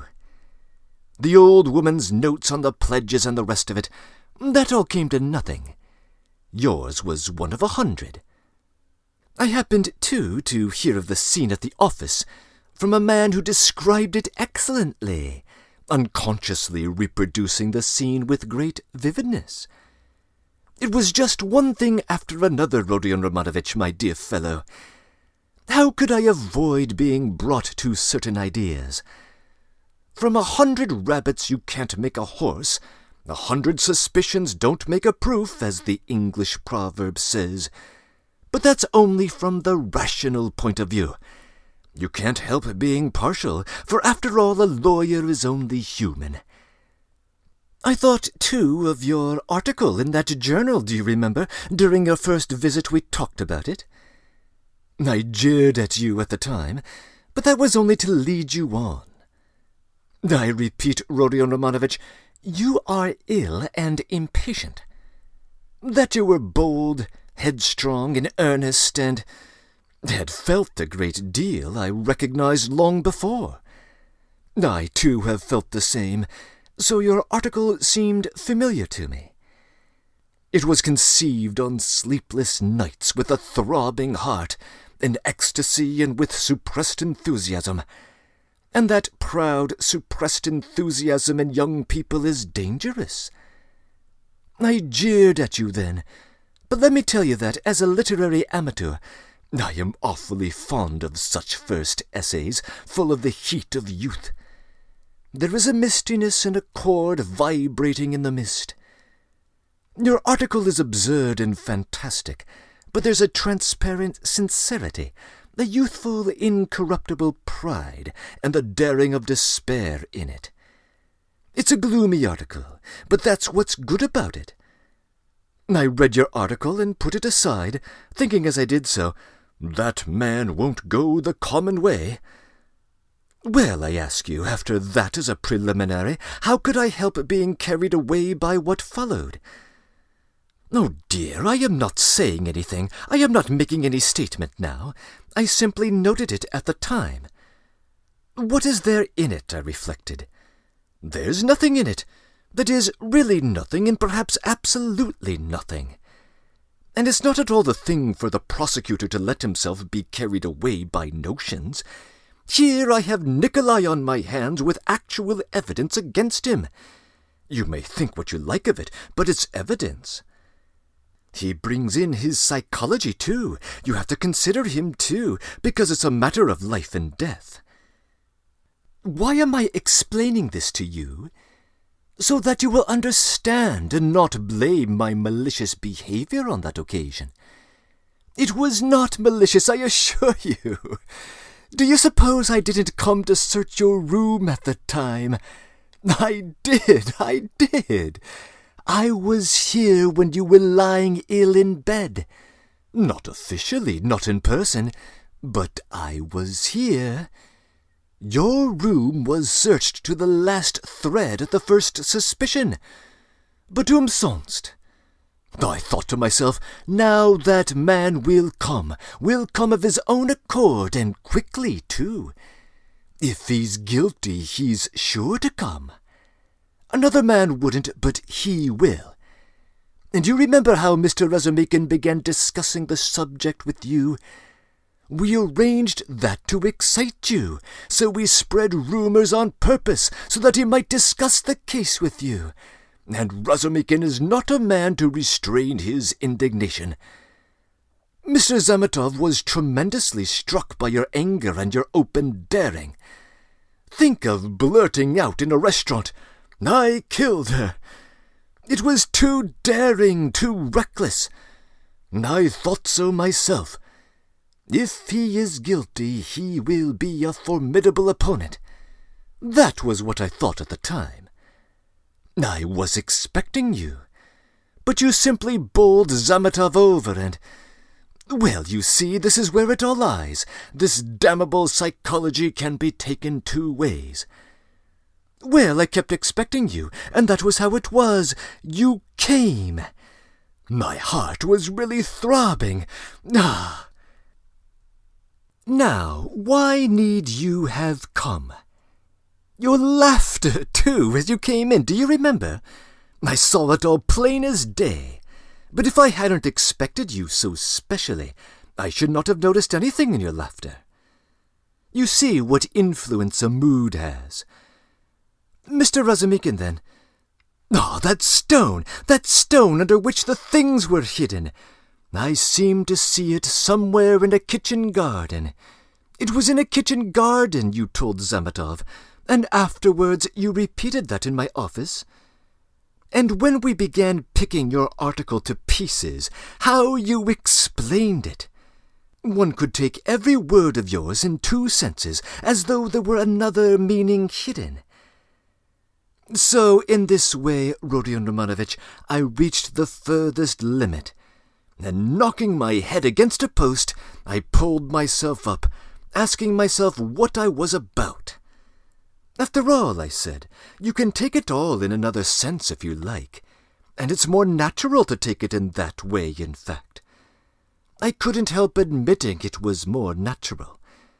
I was bothered. No, I'd better get hold of some little fact, I said. So when I heard of the bell ringing, I held my breath and was all in a tremor. Here is my little fact, I thought. And I didn't think it over. I simply wouldn't. I would have given 1,000 rubles at that minute to have seen you with my own eyes when you walked 100 paces beside that workman after he had called you murderer to your face, and you did not dare to ask him a question all the way. And then what about your trembling? What about your bell ringing in your illness, in semi-delirium? And so, Rodion Romanovich, can you wonder that I played such pranks on you? And what made you come at that very minute? Someone seemed to have sent you, by Jove. And if Nikolai had not parted us... And do you remember Nikolai at the time? Do you remember him clearly? It was a thunderbolt, a regular thunderbolt. And how I met him! I didn't believe in the thunderbolt, not for a minute. You could see it for yourself, and how could I? Even afterwards, when you had gone and he began making very, very plausible answers on certain points, so plausible that I was surprised at him myself, even then I didn't believe his story. You see what it is to be as firm as a rock. No, thought I, Morgenfrau. What has Nikolai got to do with it? Razumikin told me just now that you think Nikolai is guilty, and had assured him of it yourself. His voice failed him, and he broke off. He had been listening in indescribable agitation, as this man who had seen through him went back upon himself. He was afraid of believing it, and did not believe it. In those words, which were still ambiguous, he kept eagerly looking for something more definite and conclusive. "Mr. Razumikin!" cried Porfiri Petrovitch, seeming glad of a question from Raskolnikov, who had until then been silent. "But I had to put Mr. Razumikin off. 2 is company, 3 is none. Mr. Razumikin is not the right man. Besides, he is an outsider. He came running to me with a pale face. But never mind him. Why bring him into it? To return to Nikolai, would you like to know what sort of a type he is? How I understand him, that is? To begin with, he is still a child, and not exactly a coward, but something of an artist. Really, don't laugh at my describing him like that. He is innocent and open to influence. He has a heart. He is a fantastic fellow. He sings and dances. He tells stories, they say, so well that people come from other villages to hear him. He attends school, too, and laughs until he cries if you hold up a finger to him. He will drink himself senseless, not as a regular vice, but at times when people treat him like a child. And he stole, too, then, without knowing it himself, for how can it be stealing if you pick it up? And do you know he is an old believer, or rather a dissenter? There have been wanderers in his family, and for 2 years in his village he was under the spiritual guidance of an elder. I learnt all this from Nikolai and his fellow villagers. And what's more, he wanted to run into the wilderness. He was full of fervour, prayed at night, read the old books, the true ones, and read himself crazy. Petersburg had a great effect upon him, especially the women and the wine. He responds to everything, and he forgot the elder and all that. I learnt that an artist here took a fancy to him, and used to go and see him. And now this business came along. Well, he was frightened. He tried to hang himself. He ran away. How can you get over the idea the people have of Russian legal proceedings? The very word trial frightens some of them. Whose fault is it? We shall see what the new juries will do. God grant they do good. Well, in prison it seems he remembered the venerable elder. The Bible, too, made its appearance again. Do you know, Rodion Romanovich, the force of the word suffering among some of these people? It's not a question of suffering for someone's benefit, but simply, you must suffer. If they suffer at the hands of the authorities, so much the better. In my time there was a very meek and mild prisoner who spent a whole year in prison, always reading his Bible on the stove at night, and he read himself crazy. And so crazy, do you know, that one day, apropos of nothing, he seized a brick and flung it at the governor, though he had done him no harm. And the way he threw it, too, aimed at a yard on one side on purpose, for fear of hurting him. Well, we know what happens to a prisoner who assaults an officer with a weapon. So he took his suffering. So I suspect now that Nikolai wants to take his suffering, or something of the sort. I even know it for certain from the facts. Only he doesn't know that I know. What, you don't admit that there are such fantastic people among the peasants? Lots of them. The elder now has begun influencing him, especially since he tried to hang himself. But he'll come and tell me everything himself. You think he'll hold out? Wait a bit. He'll take his words back. I am waiting hour by hour for him to come and swear in his evidence. I have come to like that Nikolai, and I am studying him in detail. And what do you think? He answered me very plausibly on some points. He obviously had collected some evidence and prepared himself cleverly. But on other points he is simply at sea, knows nothing, and doesn't even suspect that he doesn't know. No, Rodion Romanovich, Nikolai doesn't come into it. This is a fantastic, gloomy business, a modern case, an incident of our time, when the heart of man is troubled, when the phrase is quoted that blood renews, when comfort is preached as the aim of life. Here we have bookish dreams, a heart unhinged by theories. Here we see resolution in the first stage, but resolution of a special kind. He resolved to do it like jumping over a precipice or from a bell tower, and his legs shook as he went to the crime. He forgot to shut the door after him, and murdered 2 people for a theory. He committed the murder, and couldn't take the money, and what he did manage to snatch up, he hid under a stone. It wasn't enough for him to suffer agony behind the door, while they battered at the door and rung the bell. No, he had to go to the empty lodging, half delirious, to recall the bell ringing. He wanted to feel the cold shiver over again.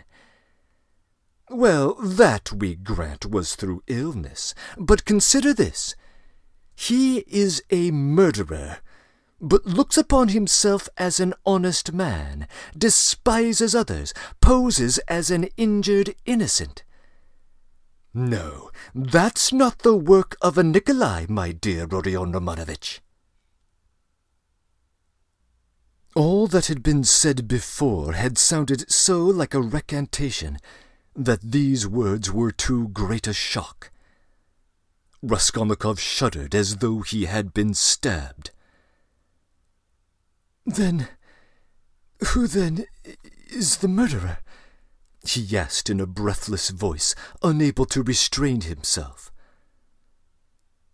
Porfiri Petrovitch sank back in his chair as though he were amazed at the question. Who is the murderer? He repeated, as though unable to believe his ears. You, Rodion Romanovich. You are the murderer, he added, almost in a whisper, in a voice of genuine conviction.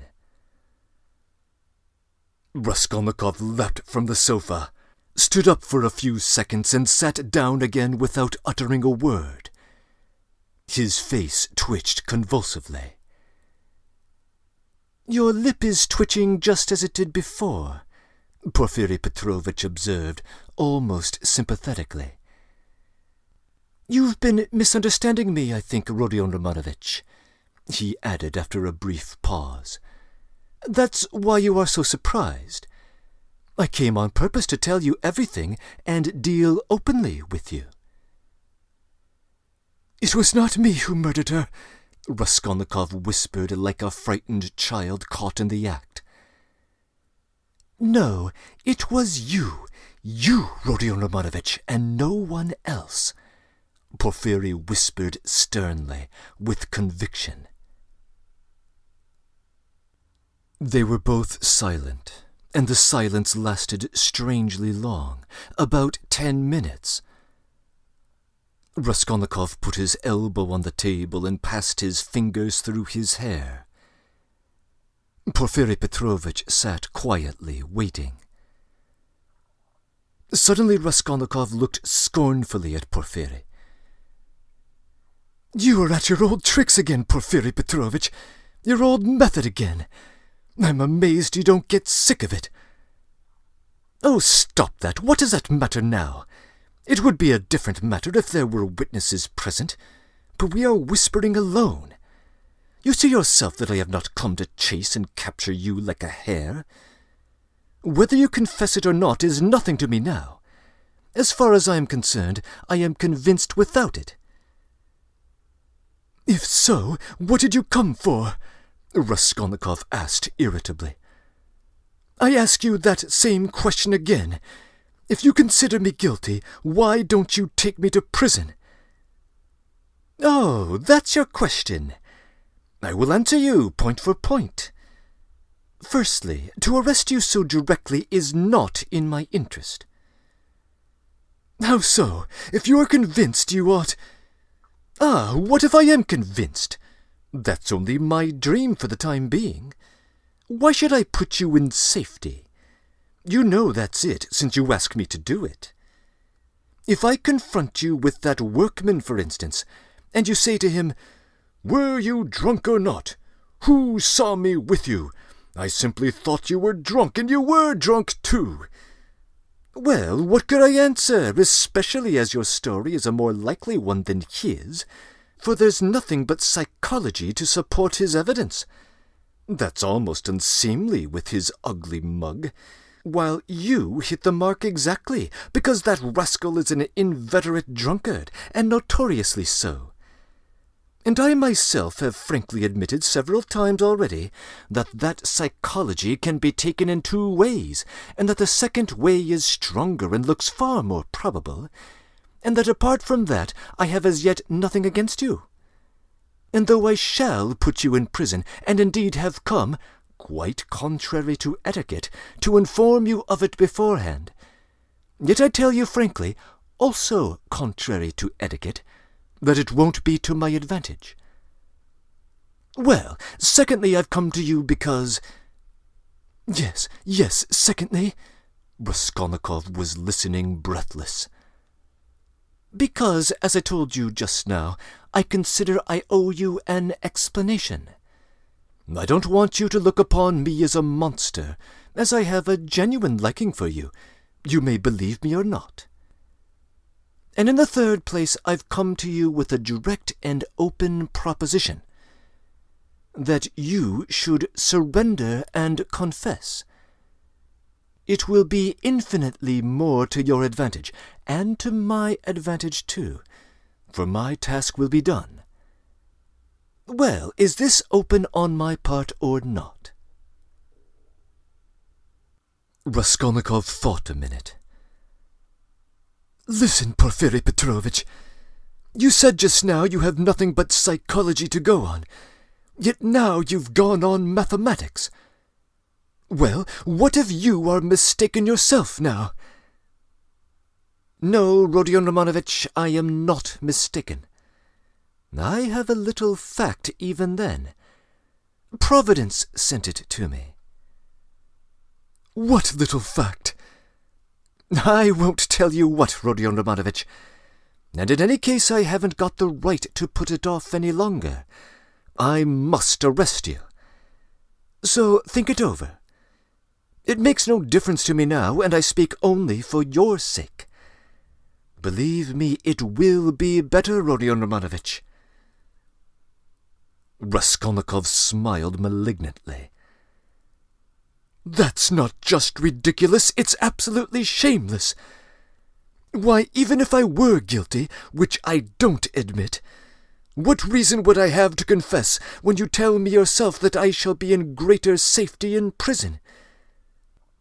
"Ah, Rodion Romanovich, don't put too much faith in words. Perhaps prison will not be an entirely restful place. That's only theory, and my theory, and what authority am I for you? Perhaps even now I am hiding something from you. I can't lay everything bare.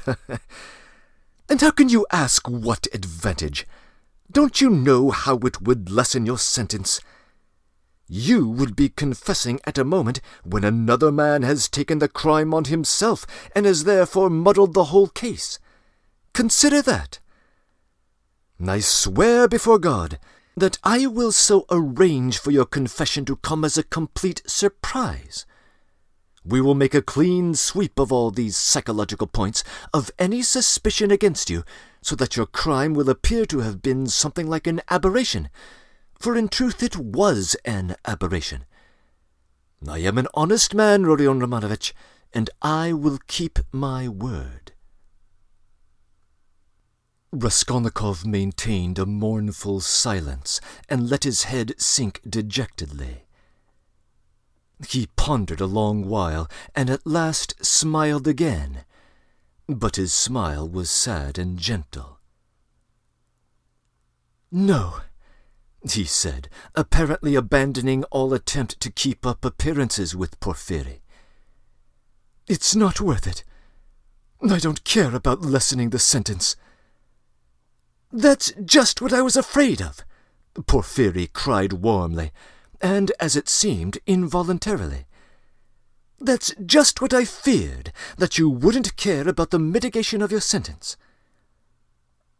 Raskolnikov looked sadly and expressively at him. "Ah, don't disdain life," Porfiry went on. "You have a great deal of it in front of you. How can you say you don't want a mitigation of your sentence? You are an impatient person." "A great deal of what lies before me?" "Of life. What sort of prophet are you? Do you know much about it? Seek, and ye shall find. This may be God's means for bringing you to him. And it's not forever, the bondage." "The time will be shortened," laughed Raskolnikov. "Why, is it the bourgeois disgrace you were afraid of? It may be that you were afraid of it without knowing it, because you are young. But anyway, you shouldn't be afraid of giving yourself up and confessing." "Oh, damn it!"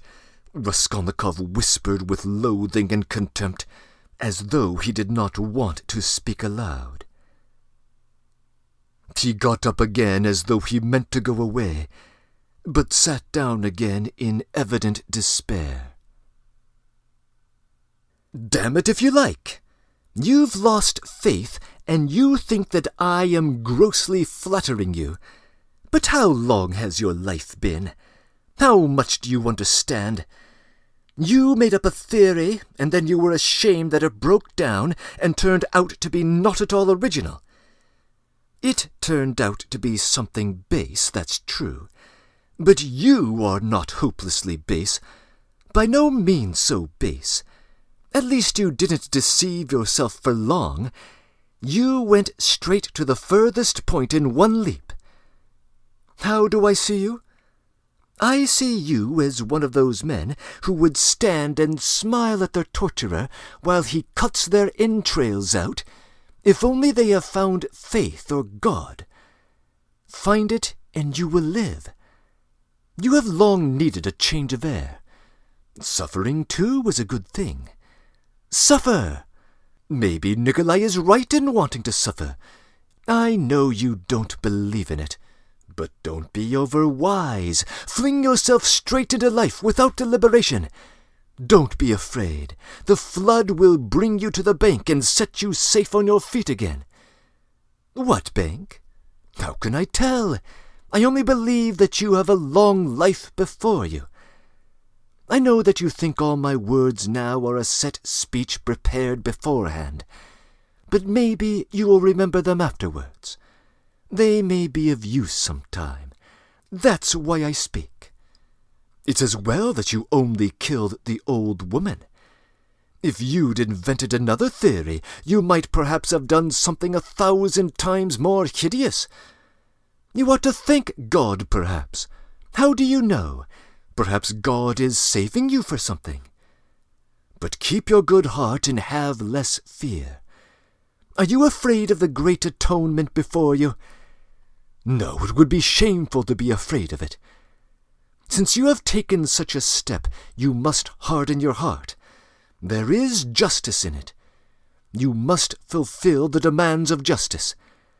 I know that you don't believe it, but life, in fact, will bring you through. You will live it down in time. What you need now is fresh air, fresh air, fresh air. Raskolnikov shuddered. But who are you? What prophet are you? From the height of what majestic serenity do you proclaim these words of wisdom? Who am I? I am a man with nothing to hope for, that's all. A man perhaps of feeling and sympathy, maybe of some knowledge too. But my day is over. But you are a different matter. There is life awaiting you. Though who knows, maybe your life too will pass off in smoke and come to nothing. Come on, what does it matter that you will leave this class of men for another? It's not comfort you regret with your heart. What of it that perhaps no one will see you for so long? It's not time. It's you that will decide that.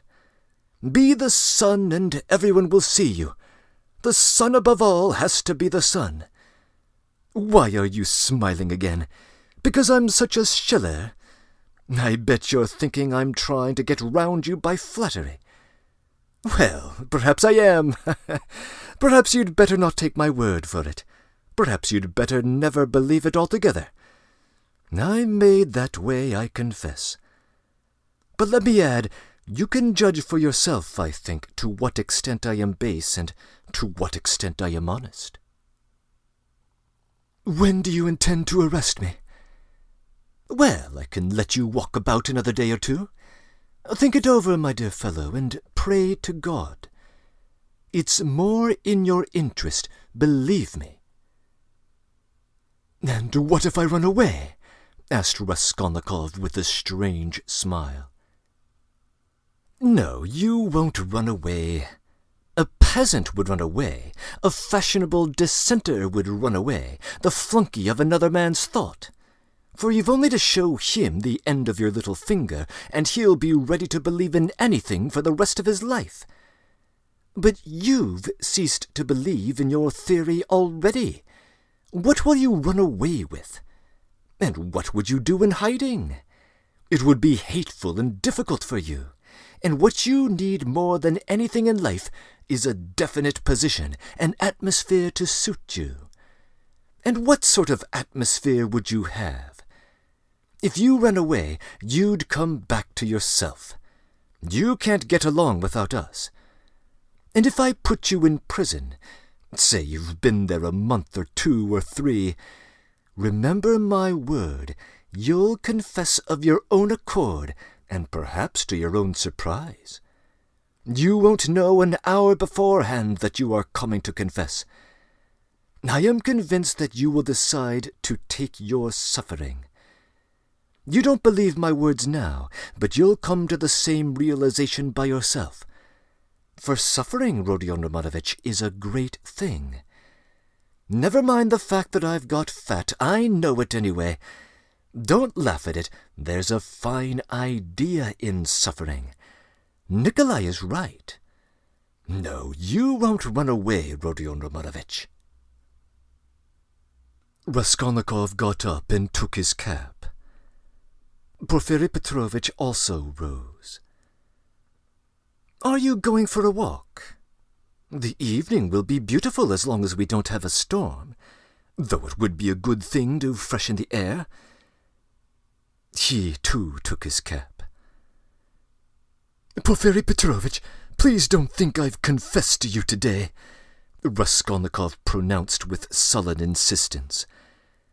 "You're a strange man, and I have listened to you just from curiosity. But I've admitted nothing, remember that." "Oh, I know that, I'll remember.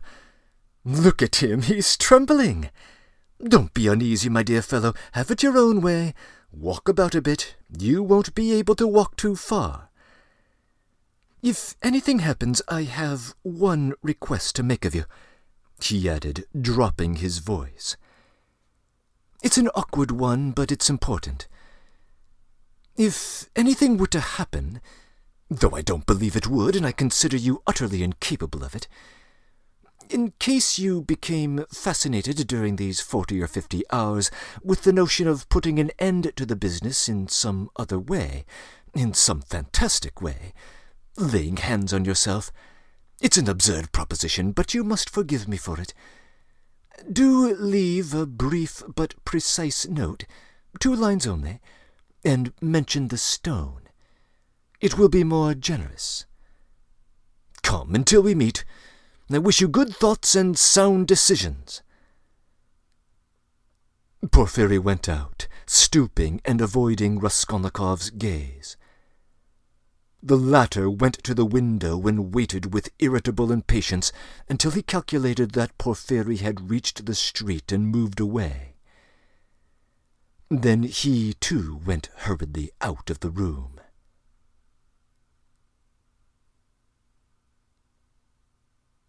Breaking in. This chapter provides as complete an account of the case from Porfiri's perspective as we will ever have. Most of what he says here checks out with our previous experience, although he reveals in this chapter that his investigation has been even more involved than we have realized so far, and that he has even been toying with the unwitting Razumikin throughout, as both an agitator and an informant. When he claims to have been in the room, but not in person, during Raskolnikov's convalescence, I suspect that Razumikin is his primary conduit of information. There remain some mysteries about his relation to the evidence of the case. One small mystery concerns when, in the sequence of events, he encountered Raskolnikov's article. In Part 3, Chapter 5, he claims to have discovered it just a few days prior, although it had been published for 2 months. The most plausible theory seems to be that he came across it independently, shortly after the murder, was struck by the theory at the tail end of it, inquired of the editor, his acquaintance, about the full name behind the signed initial, and then incorporated that as further circumstantial evidence against Raskolnikov to be exploited during their first encounter. A more significant mystery concerns what new, and apparently damning, evidence Porfiri has stumbled upon by Providence. There is one particularly suggestive tell that produces a shudder in Raskolnikov, namely Porfiri's recommendation that the younger man get, quote, fresh air, fresh air, fresh air, unquote. That was what Svidrigailov recommended to him in the last chapter. It's possible that Porfiri picked up that line from listening in on the conversation between Raskolnikov and Razumikin, but probably he also knows about the connection between Raskolnikov and Svidrigailov. It's hard to believe that Svidrigailov himself would consciously reveal anything to the authorities, but Porfiry has proven himself to be a highly resourceful investigator. The fact that Porfiry should need further evidence for a conviction at all is noteworthy. There is a comment here about the new court system, which included trial by jury. That was a reform of 1864, 2 years prior to the publication of this novel. Perhaps Porfiry's mention of it here is a bit of an authorial nod to Alexander II, the Tsar who also emancipated the serfs and for whom Dostoevsky had immense respect. But Porfiry's speeches also refer to sour, radical, and even violent trends in the political waters, which I have commented upon already. Down the stretch, the older man seems to be making an appeal to the younger generation at large, not just Raskolnikov. And of course he confesses to being a bit of a Schiller himself. That is, to having the romantic impulse of the famous German poet, so out of favor during this period in Russia, but never fully out of favor with Dostoevsky. Nikolai, by contrast, whom we rarely see on the stage but frequently talk about, is a bit of an anachronism, since he is an old believer. That is, he is a member of a religious sect that split with 18th century reforms of the Orthodox Church, hanging on to older traditional norms. Dostoevsky's sense of the old believer's instinct to seek suffering as a form of religious discipline derives in large part from his experience in the Siberian prison camp. Indeed, the story of the man who threw a brick at the governor while taking care to miss him, just so that he could suffer a harsher punishment, that story was taken wholesale from his prison memoir, The House of the Dead. As noted in my introductory comments, the Russian name for the old believers is Raskolniki, or those who have split off, in this case from the mainstream church. Raskolnikov will soon have to decide whether he will emulate the Raskolnik Nikolai and accept suffering of his own. Porfiry's reference to suicide is worth noting, as is his mention of the threat of an approaching storm. We shall see what it brings, whether fresh air or something else. I will present the next 2 chapters without interruption for the sake of continuity. End of comments.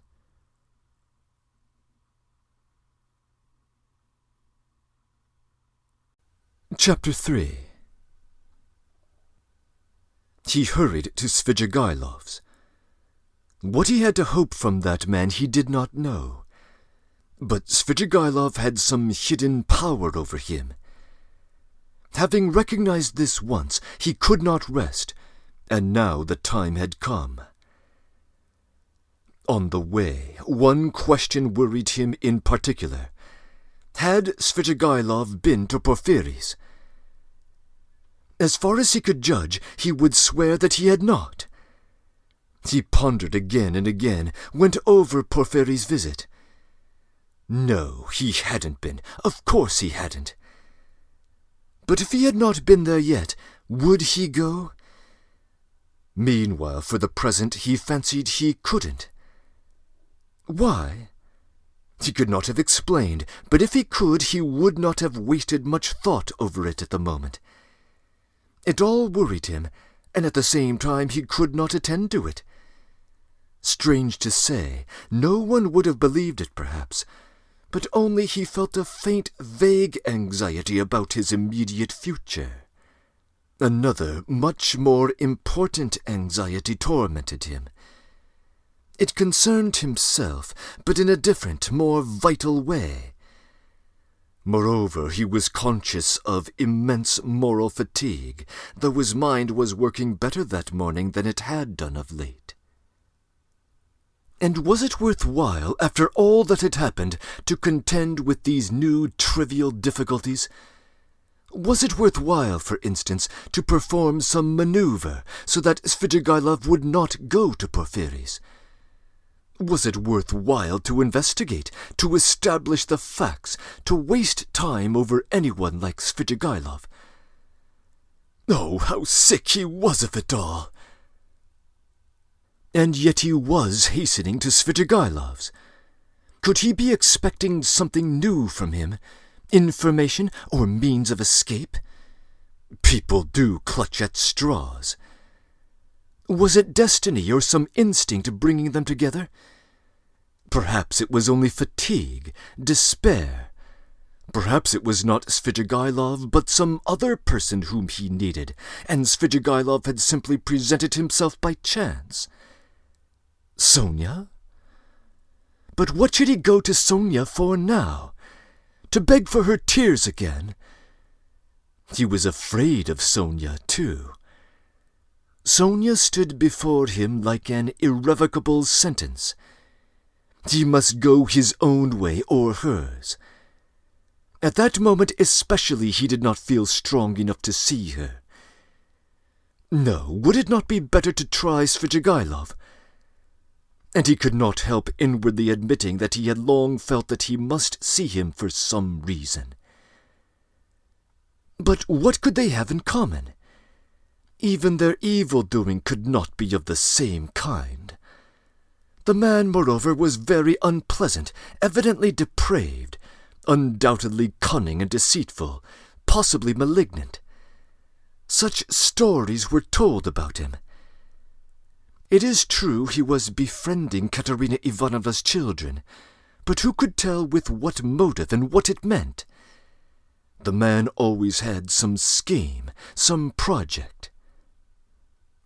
There was another thought which had been continually hovering around Raskolnikov's mind recently, and which was causing him great uneasiness. It was so painful that he made evident efforts to get rid of it. He sometimes thought that Svidrigailov was shadowing him. Svidrigailov had found out his secret and had had intentions towards Dunya. What if he had them still? Wasn't it practically certain that he had? And what if, having learnt his secret and gained power over him, he were to use it as a weapon against Dunya? This idea sometimes even tormented his dreams, but it had never presented itself so vividly to him as on his way to Svidrigailov. Even the thought of it moved him to gloomy rage. To begin with, this would transform everything, even his own position. He would have to confess his secret at once to Dunya. Would he have to give himself up, perhaps, to prevent Dunya from taking some rash step? The letter? This morning Dunya had received a letter. From whom could she get letters in Petersburg? Luzhin, perhaps? It's true Razumikin was there to protect her, but Razumikin knew nothing of her position. Perhaps it was his duty to tell Razumikin? The thought of it repulsed him. In any case, he must see Svidrigailov as soon as possible, he decided finally. Thank God the details of the interview would not have many consequences, if only he could get to the root of the matter. But if Svidrigailov were capable, if he were plotting against Dunya, then... Raskolnikov was so exhausted by what he had been through that month that he could only decide this type of question in one way. "Then I shall kill him," he thought in cold despair.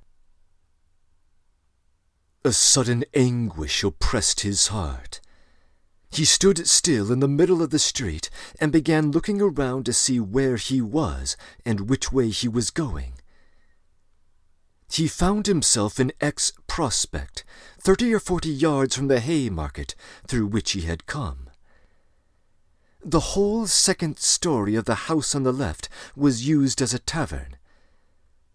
All the windows were wide open.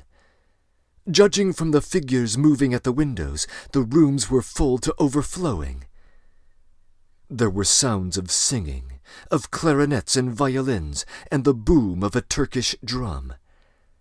He could hear women shrieking. He was about to turn back, wondering why he had come to X Prospect, when suddenly at one of the end windows he saw Svidrigailov sitting at a tea table right in the open window with a pipe in his mouth. Raskolnikov was completely taken aback, almost terrified. Svidrigailov was silently watching and scrutinizing him, and what struck Raskolnikov at once was that he seemed to be intending to get up and slip away unobserved. Raskolnikov at once pretended not to have seen him, but to be looking absent-mindedly away while he watched him out of the corner of his eye. His heart was beating violently. Yet it was evident that Svidrigailov did not want to be seen.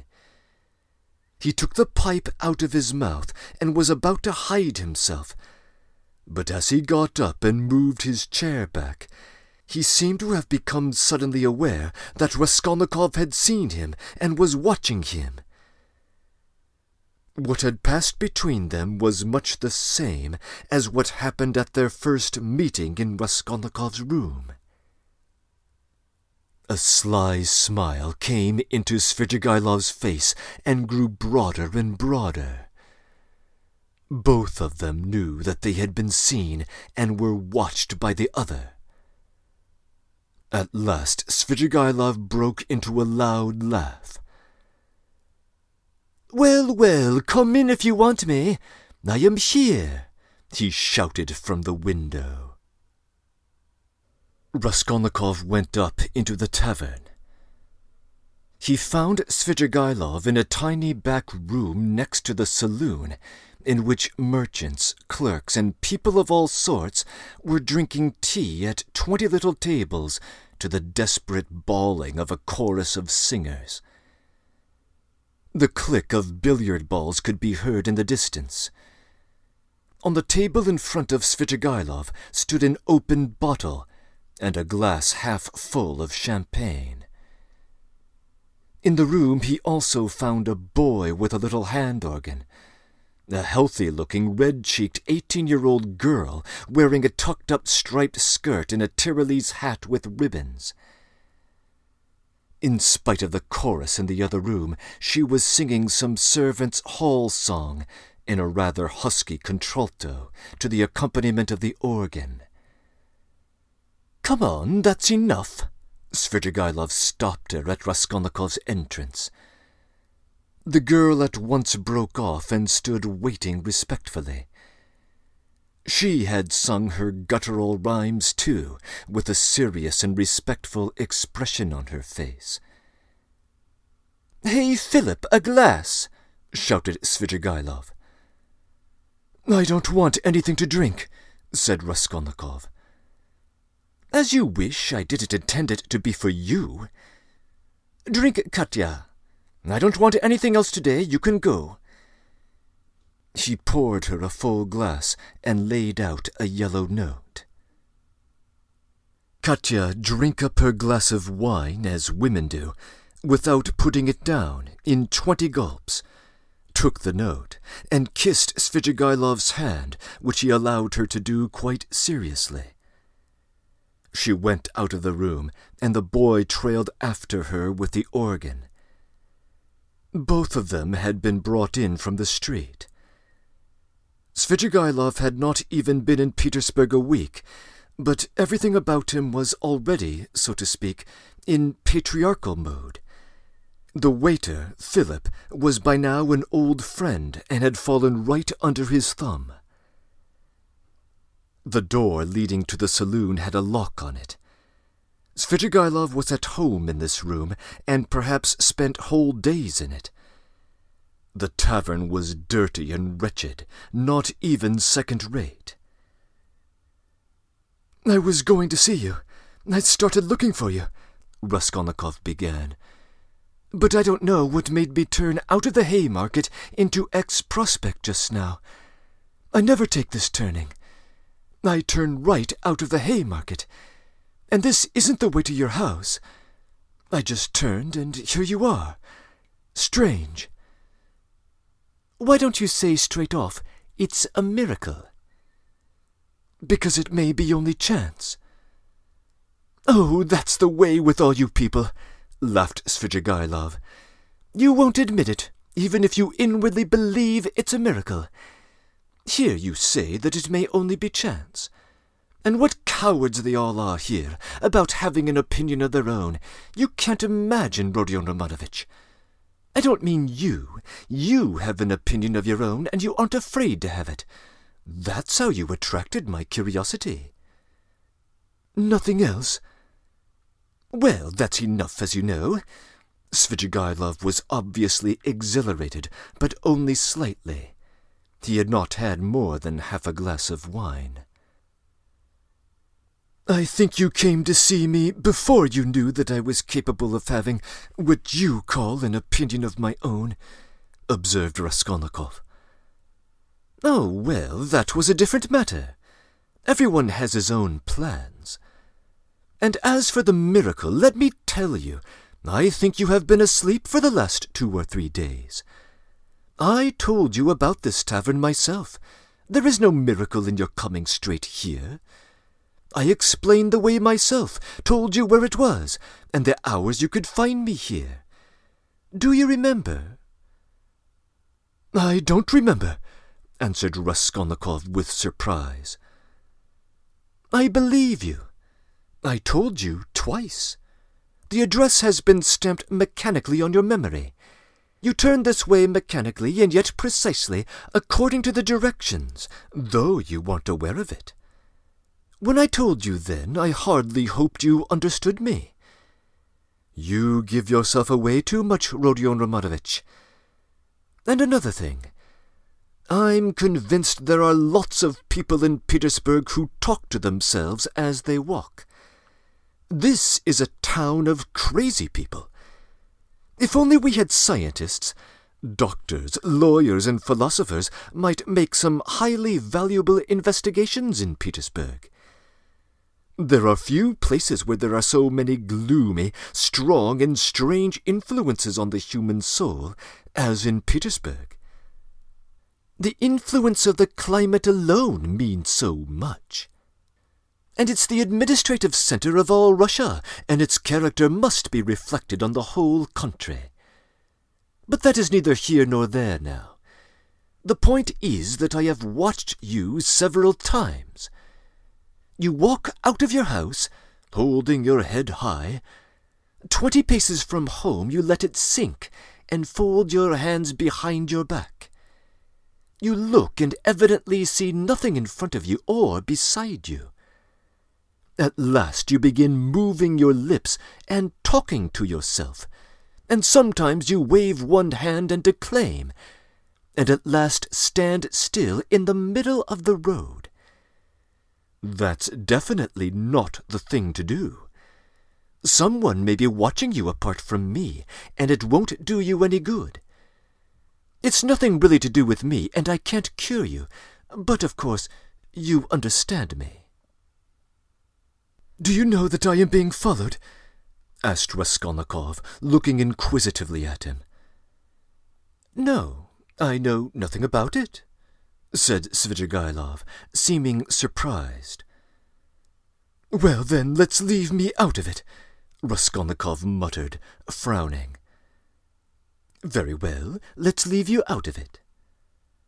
You had better tell me, if you come here to drink and directed me twice to come here to see you, why did you hide and try to get away just now when I looked at the window from the street?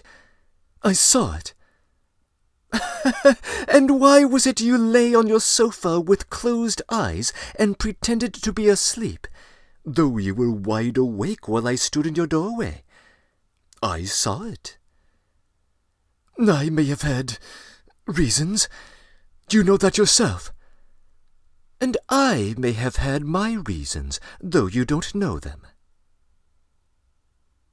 Raskolnikov dropped his right elbow on the table, leaned his chin in the fingers of his right hand, and stared intently at Svidrigailov. For a full minute he scrutinized his face, which had impressed him before. It was a strange face, like a mask, white and red, with bright red lips, with a flaxen beard, and flaxen hair which was still thick. His eyes were somehow too blue, and their expression somehow too heavy and fixed. There was something extremely unpleasant in that handsome face, which looked so wonderfully young for its age.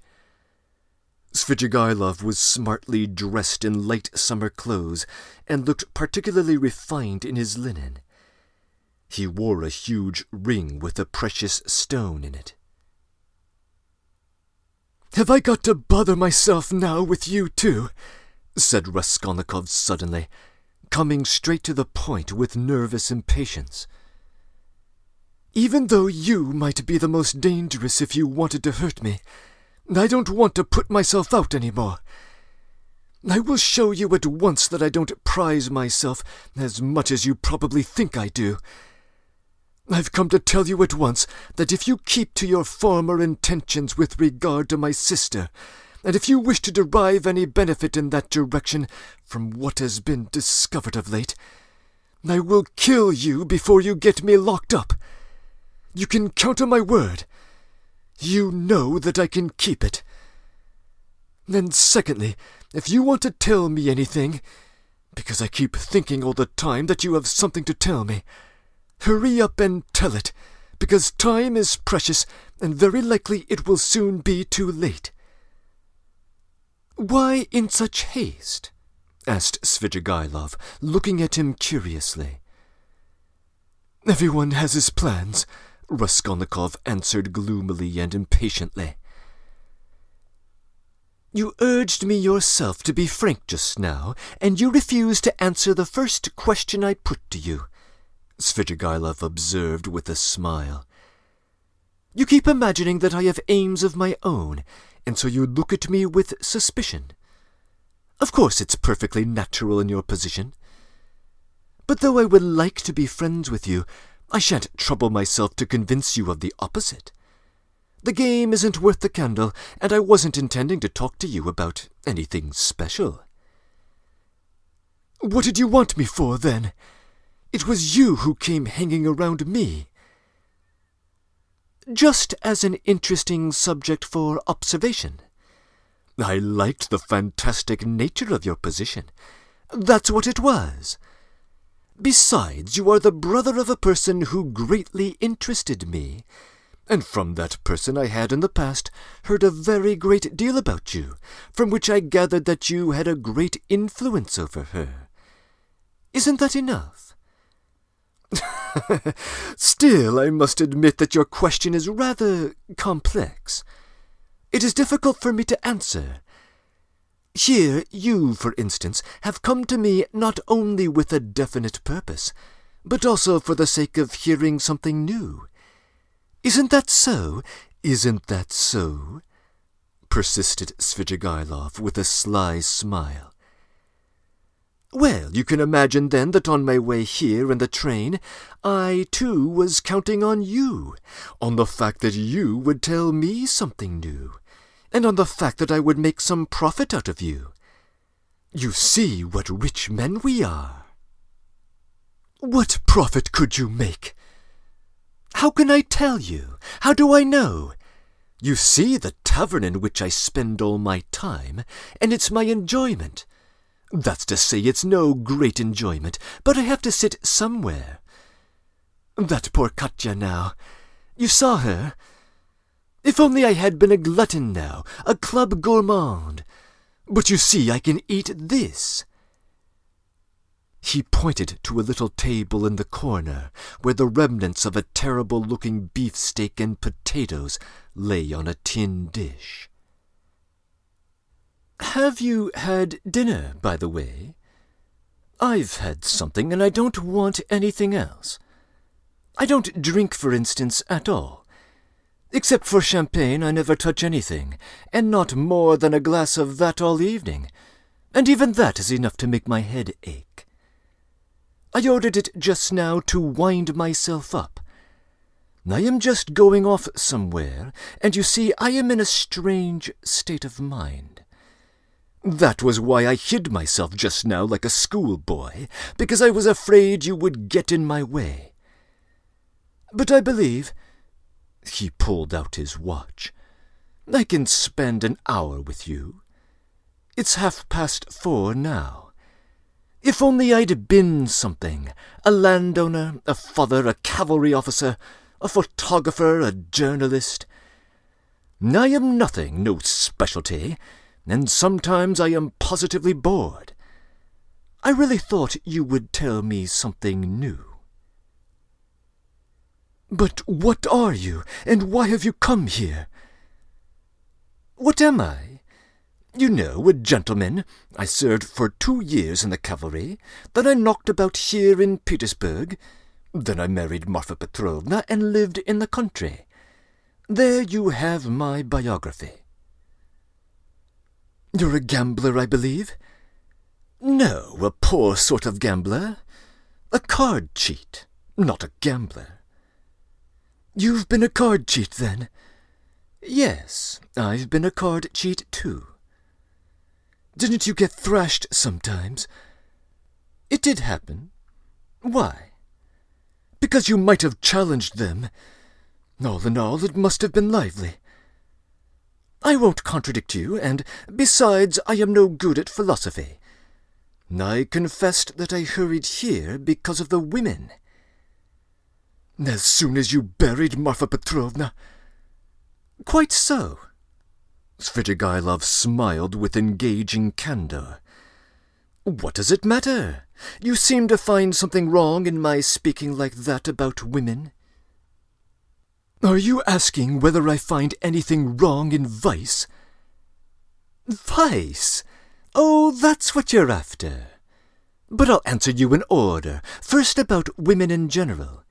You know I am fond of talking. Tell me, what should I restrain myself for? Why should I give up women, since I have a passion for them? It's an occupation, anyway." "So you hope for nothing here but vice?" "Oh, very well, for vice, then. You insist that it's vice. But anyway, I like a direct question. In this vice, at least there is something permanent, founded upon nature and not dependent on fantasy. Something present in the blood, like an ever-burning ember, forever setting one on fire, and possibly not to be quickly extinguished, even with years. You'll agree it's an occupation of a sort." "That's nothing to rejoice at. It's a disease, and a dangerous one." "Oh, that's what you think, is it? I agree that it is a disease, like everything that exceeds moderation. And, of course, in this you must exceed moderation. But firstly, everybody does so in one way or another. And secondly, of course you ought to be moderate and prudent, however mean it may be. But what am I to do? If I hadn't got this, I might have to shoot myself. I am ready to admit that a decent man ought to put up with being bored. But yet—" "And could you shoot yourself?" "Oh, come on," Svidrigailov parried with disgust.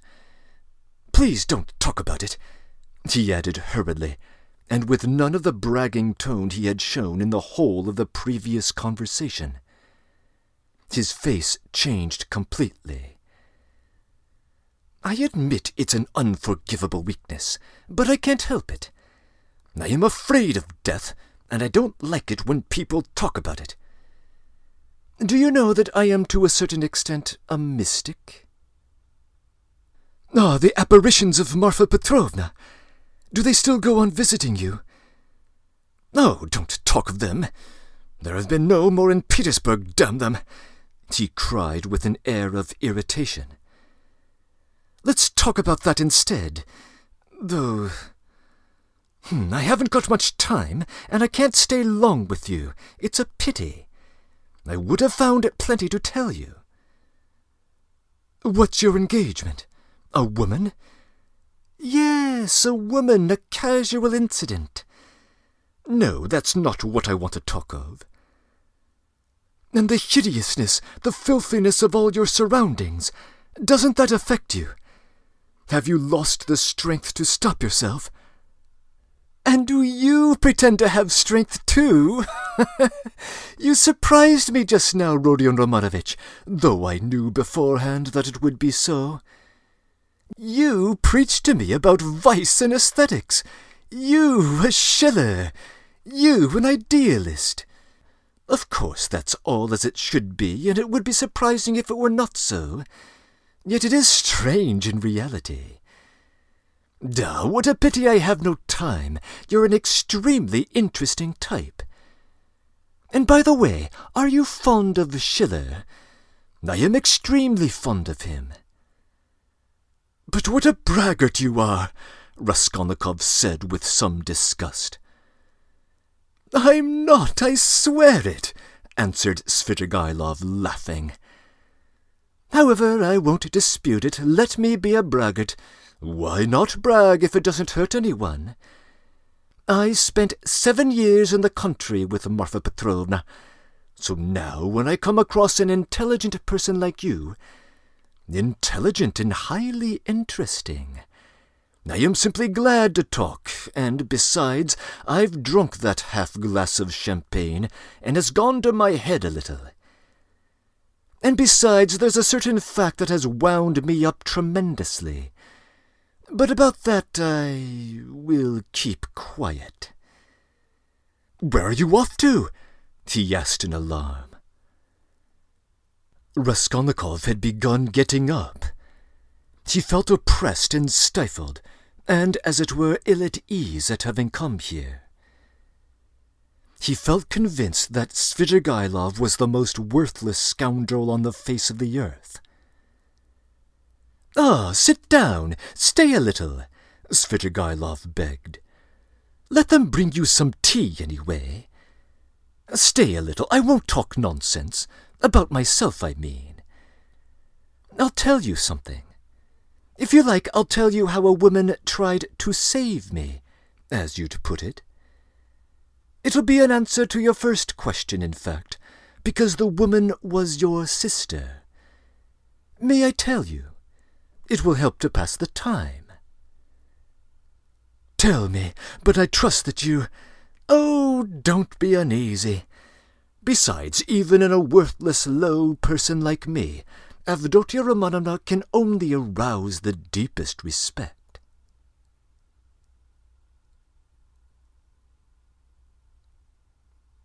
Chapter 4. You know, perhaps... Yes, I told you myself, began Svidrigailov, that I was in the debtor's prison here for an immense sum of money, and had no expectation of being able to pay it. There's no need to go into the particulars of how Marfa Petrovna bought me out. Do you know how insanely a woman can sometimes love? She was an honest woman and very sensible, although completely uneducated. Would you believe that this honest and jealous woman, after many scenes of hysterics and reproaches, condescended to enter into a kind of contract with me, which she kept throughout our married life? She was considerably older than I was, and besides, she always kept a clove or something in her mouth. There was so much swinishness in my soul, and honesty too of a sort, that I told her straight out I couldn't be absolutely faithful to her. This confession drove her to frenzy, but yet she seemed in a way to have liked my brutal frankness. She thought it showed I was unwilling to deceive her, if I warned her like this beforehand, and for a jealous woman, you know, that's the first consideration. After many tears, an unwritten contract was drawn up between us. First, that I would never leave Marfa Petrovna and would always be her husband. Secondly, that I would never go off without her permission. Thirdly, that I would never have a permanent mistress. Fourthly, in return for this, Marfa Petrovna gave me a free hand with the maids, but only with her secret knowledge. Fifthly, God forbid my falling in love with a woman of our class.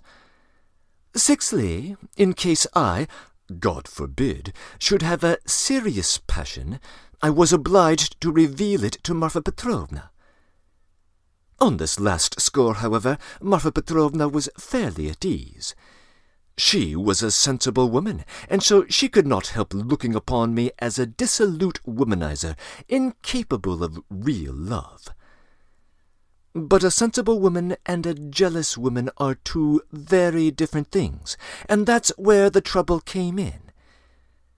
But to judge some people impartially, we must renounce certain preconceived opinions and our habitual attitude to the ordinary people about us. I have reason to have faith in your judgment rather than in anyone else's. Perhaps you have already heard a great deal that was ridiculous and absurd about Marfa Petrovna. She certainly had some very ridiculous ways.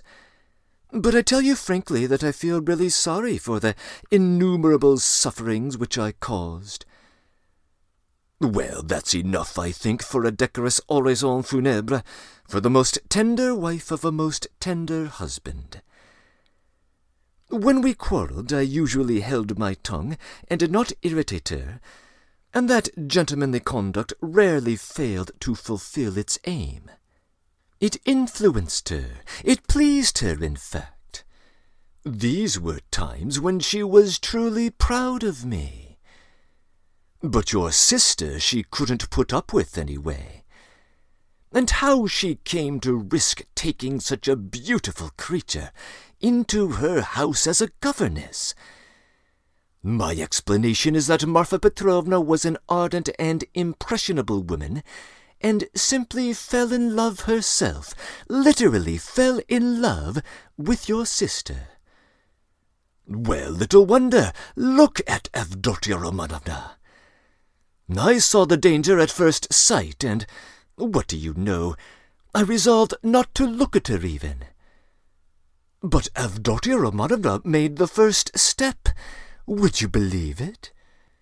Would you believe it, too, that Marfa Petrovna was actually angry with me at first for my persistent silence about your sister, for my careless reception of her continual adoring praises of Avdotia Romanovna? I don't know what it was she wanted. Well, of course, Marfa Petrovna told Avdotia Romanovna every detail about me. She had the unfortunate habit of telling literally everyone all our family secrets, and continually complaining about me. How could she fail to confide in such a delightful new friend? I expect they talked of nothing else but me, and no doubt Avdotia Romanovna heard all those dark, mysterious rumours that were current about me. I don't mind betting that you, too, have heard something of the sort already. I have. Luzhin charged you with having caused the death of a child. Is that true? Don't refer to those vulgar tales, I beg you, said Svidrigailov with disgust and annoyance. If you insist on wanting to know about all that idiocy, I will tell you one day, but now I was told, too, about some footmen of yours in the country whom you treated badly. I beg you to drop the subject, Svidrigailov interrupted again with obvious impatience. Was that the footman who came to you after death to fill your pipe? You told me about it yourself. Raskolnikov felt more and more irritated. Svidrigailov looked at him attentively, and Raskolnikov thought he caught a flash of spiteful mockery in that look. But Svidrigailov restrained himself, and answered very civilly. Yes, it was. I see that you too are extremely interested, and I shall feel it my duty to satisfy your curiosity at the first opportunity. Upon my soul, I see that I really might pass for a romantic figure with some people. Judge how grateful I must be to Marfa Petrovna for having repeated to Avdotya Romanovna such mysterious and interesting gossip about me. I dare not guess what impression it made on her, but in any case it worked in my interests. With all Avdotya Romanovna's natural aversion, and in spite of my invariably gloomy and repellent aspect, she did at least feel pity for me, pity for a lost soul. And once a girl's heart is moved to pity, it's more dangerous than anything. She is bound to want to save him, to bring him to his senses, and lift him up and draw him to nobler aims, and restore him to new life and usefulness. Well, we all know how far such dreams can go. I saw at once that the bird was flying into the cage of her own accord, and I too prepared myself. I think you're frowning, Rodion Romanovitch. There's no need. As you know, it all ended in smoke. Damn it all, what a lot I am drinking. Do you know, I always, from the very beginning, regretted that it wasn't your sister's fate to be born in the 2nd or 3rd century A.D., as the daughter of a reigning prince, or some governor or proconsul in Asia Minor. She would undoubtedly have been one of those who would endure martyrdom, and would have smiled when they branded her bosom with hot pincers, and she would have gone to it of her own accord, and in the 4th or 5th century she would have walked away into the Egyptian desert, and would have stayed there 30 years, living on roots and ecstasies and visions. She is simply thirsting to face some torture for someone, and if she can't get her torture, she'll throw herself out of a window. And I've heard something of a Mr. Razumikin. He's said to be a sensible fellow. His surname suggests it, in fact. He's probably a divinity student. Well, he'd better look after your sister. I believe I understand her, and I am proud of it. But at the beginning of an acquaintance, as you know, people tend to be more careless and stupid. They don't see clearly. Damn it all, why is she so beautiful? It's not my fault. In fact, it began on my side with a most irresistible physical desire. Avdotya Romanovna is awfully chaste, incredibly and phenomenally so. Take note. I tell you this about your sister as a fact. She is almost morbidly chaste, in spite of her broad intelligence, and it will stand in her way. There happened to be a girl in the house then, Parasha, a black-eyed wench whom I had never seen before. She had just come from another village. Very pretty, but incredibly stupid. She burst into tears, wailed so that she could be heard all over the place, and caused scandal. One day after dinner, Avdotya Romanovna followed me into an avenue in the garden, and with flashing eyes insisted that I left poor Parasha alone. It was almost our first conversation by ourselves. I, of course, was only too pleased to obey her wishes, tried to appear disconcerted, embarrassed, in fact, played my part not badly. Then came interviews, mysterious conversations, exhortations, entreaties, supplications, even tears. Would you believe it? Even tears. Think what the passion for propaganda will bring some girls to. I, of course, threw it all on my destiny, posed as hungering and thirsting for light, and finally resorted to the most powerful weapon in the subjection of the female heart, a weapon which never fails. It's the well-known resource, flattery. Nothing in the world is harder than speaking the truth, and nothing easier than flattery. If there's the 100th part of a false note in speaking the truth, it leads to a discord, and that leads to trouble. But if everything to the last note is false in flattery, it is just as agreeable, and is heard not without satisfaction. It may be a coarse satisfaction, but still a satisfaction. And however coarse the flattery, at least half will be sure to seem true. That's so for all stages of development and classes of society. A Vestal virgin might be seduced by flattery. I can never remember without laughter how I once seduced a lady who was devoted to her husband, her children, and her principles. What fun it was, and how little trouble! And the lady really had principles of her own anyway. All my tactics lay in simply being utterly annihilated and prostrate before her purity. I flattered her shamelessly, and as soon as I succeeded in getting a pressure of the hand, even a glance from her, I would reproach myself for having snatched it by force, and would declare that she had resisted, so that I could never have gained anything but for the fact that I was so unprincipled. I maintained that she was so innocent that she could not foresee my treachery, and yielded to me unconsciously, unawares, and so on. In fact, I triumphed, while my lady remained firmly convinced that she was innocent, chaste, and faithful to all her duties and obligations, and had succumbed quite by accident.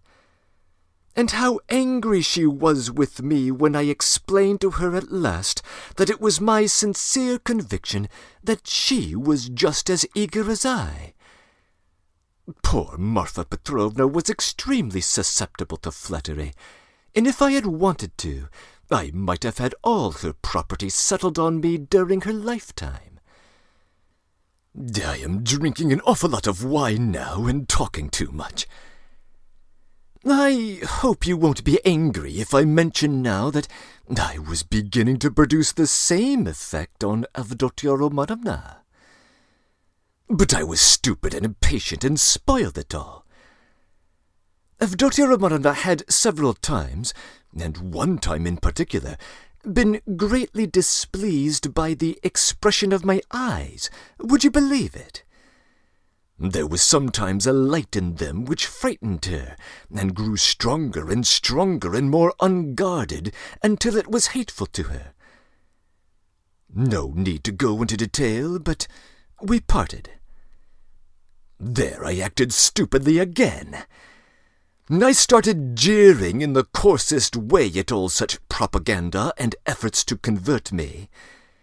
Parasha came onto the scene again, and not she alone. In fact, there was a serious incident. Rodion Romanovich, if you could only see how your sister's eyes can flash sometimes. Never mind the fact that I'm drunk at the moment and have had a whole glass of wine. I am speaking the truth. I assure you that this glance has haunted my dreams. The very rustle of her dress was more than I could eventually stand. I really began to think that I might become epileptic. I could never have believed that I could be moved to such a frenzy. It was essential indeed to be reconciled, but by then it was impossible.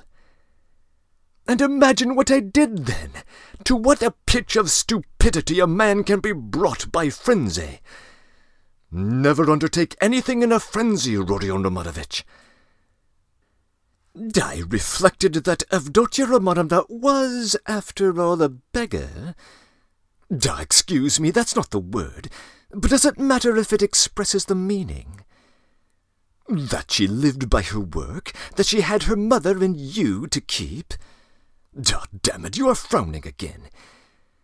And I resolved to offer her all my money, 30,000 rubles I could have made available then, if she would run away with me here to Petersburg. Of course I should have vowed eternal love, rapture, and so on. Do you know, I was so wild about her at that time, that if she had told me to poison Marfa Petrovna, or to cut her throat and to marry her, I would have done it at once. But it ended in the catastrophe which you know about already.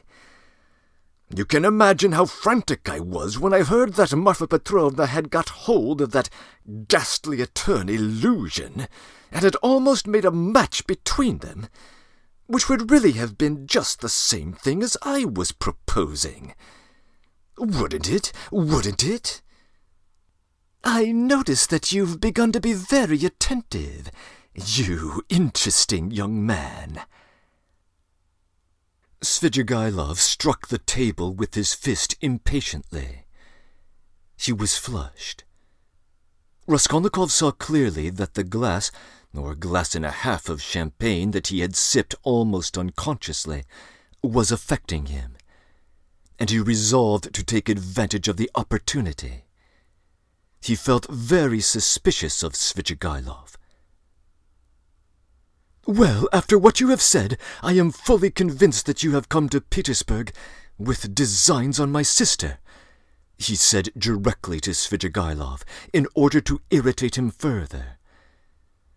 "Oh, nonsense," said Svidrigailov, seeming to rouse himself. "Why, I told you. Besides, your sister can't endure me." "Yes, I am certain that she can't, but that's not the point." "Are you so sure that she can't?" Svidrigailov screwed up his eyes and smiled mockingly. "You are right, she doesn't love me, but you can never be sure of what has passed between husband and wife, or lover and mistress. There's always a little corner which remains a secret to the world, and is only known to those two. Will you answer for it that Avdotya Romanovna regarded me with aversion?" "From some words you've dropped, I notice that you still have designs, and of course evil ones, on Dunya, and intend to carry them out promptly." "What? Have I dropped words like that?" Svidrigailov asked in naive dismay, taking not the slightest notice of the epithet bestowed on his designs. "But you're dropping them even now. Why are you so frightened? What are you so afraid of now?" "Me? Afraid? Afraid of you?" "You should rather be afraid of me, cher ami." "But what nonsense! I've drunk too much, though, I see that.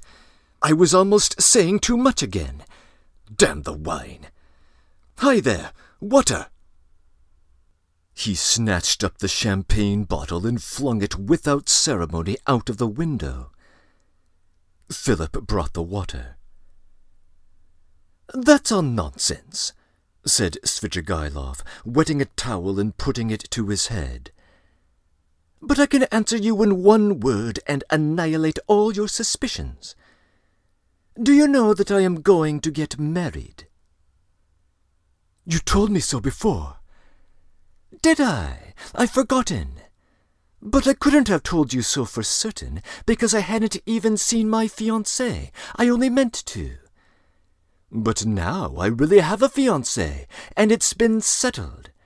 And if it weren't that I have business that can't be put off, I would have taken you to see them at once, because I would like to ask your advice.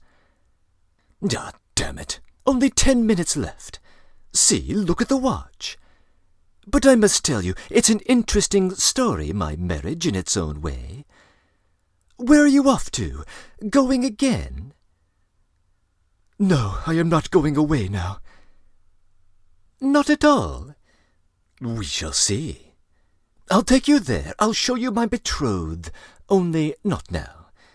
Soon you'll have to be off. You have to go right, and I have to go left. Do you know that Madame Reslik, the woman I am lodging with now, eh?" I know what you're thinking, that she's the woman whose girl they say drowned herself in the winter. Come on, are you listening? She arranged it all for me. You're bored, she said. You want something to fill up your time. Since, as you know, I am a depressed, gloomy person. Did you think I'm light-hearted? No, I'm gloomy. I do no harm and sit in a corner without speaking a word for 3 days at a time. And that Reslick is a sly one, I tell you. I know what she's got on her mind. She thinks I'll get sick of it, abandon my wife and leave, and she'll get hold of her and make a profit out of her. In our class, of course, or higher. She told me the father was a broken-down retired official who has been sitting in a chair for the last 3 years with his legs paralyzed. The mamma, she said, was a sensible woman. There is a son serving in the provinces, but he doesn't help. There is a daughter who is married, but she doesn't visit them. And they've got 2 little nephews on their hands, as though their own children were not enough. And they've taken their youngest daughter out of school, a girl who will be 16 in another month, so that she can be married. She was for me. We went there. How funny it was! I present myself, a landowner, a widower with a well-known name, with connections, with a fortune. What if I am 50 and she is not yet 16? Who thinks about that? But it's fascinating, isn't it? It's fascinating. You should have seen how I talked to the papa and mamma. It was worth paying to have seen me at that moment. She comes in, curtsies, you can imagine, still in a short frock, an unopened bud, blushing like a sunset. She had been told, no doubt. I don't know how you feel about female faces, but to my mind these 16 years, these childish eyes, shyness and tears of bashfulness are better than beauty. And she is a perfect little picture, too.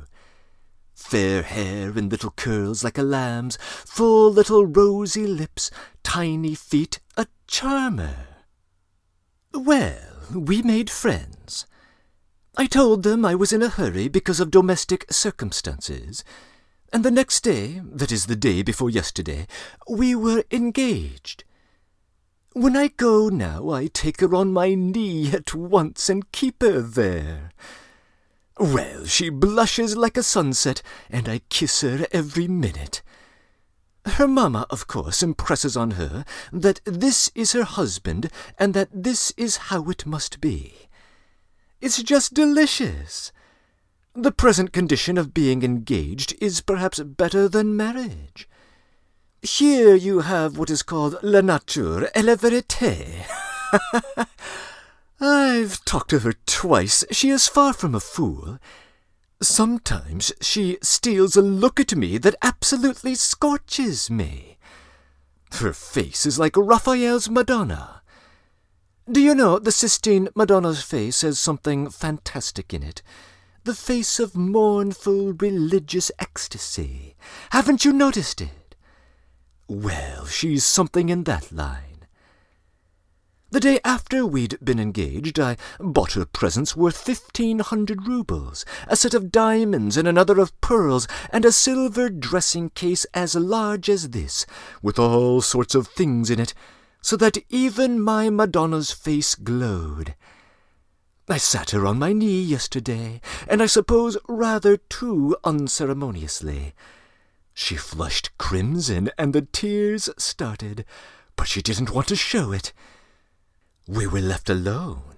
She suddenly flung herself on my neck, for the first time of her own accord, put her little arms round me, kissed me, and vowed that she would be an obedient, faithful, and good wife, would make me happy, would devote all her life, every minute of it, would sacrifice everything, and that all she asks in return is my respect, and that she wants nothing more from me, no presents.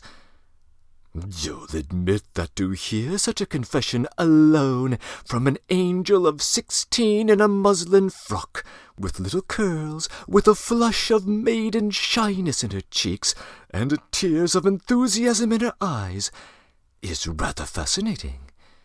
Isn't it fascinating? It's worth paying for, isn't it? Well, listen, we'll go to see my fiancée, only not just now. The fact is that this monstrous difference in age and development excites your sensuality. Will you really make such a marriage?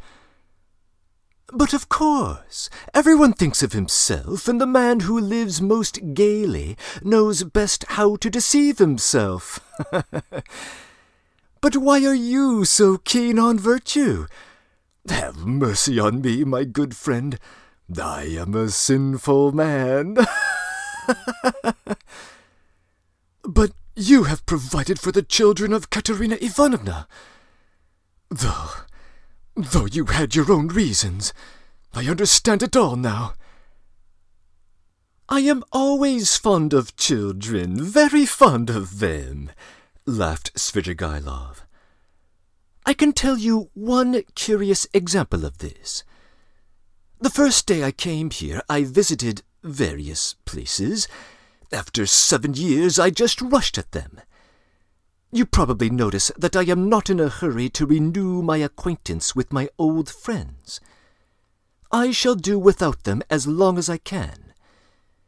Do you know, when I was with Marfa Petrovna in the country, I was haunted by the thought of these places where anyone who knows his way around can find a great deal. Yes, I swear on my soul.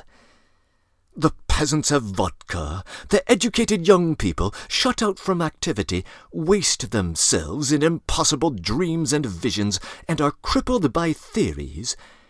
Jews have sprung up and are amassing money, and all the rest give themselves up to debauchery. From the first hour the town reeked of its familiar odours. I happened to be in a terrible den. I like my dens dirty. It was a dance, so-called, and there was a can-can such as I never saw in my day. Yes, there you have progress.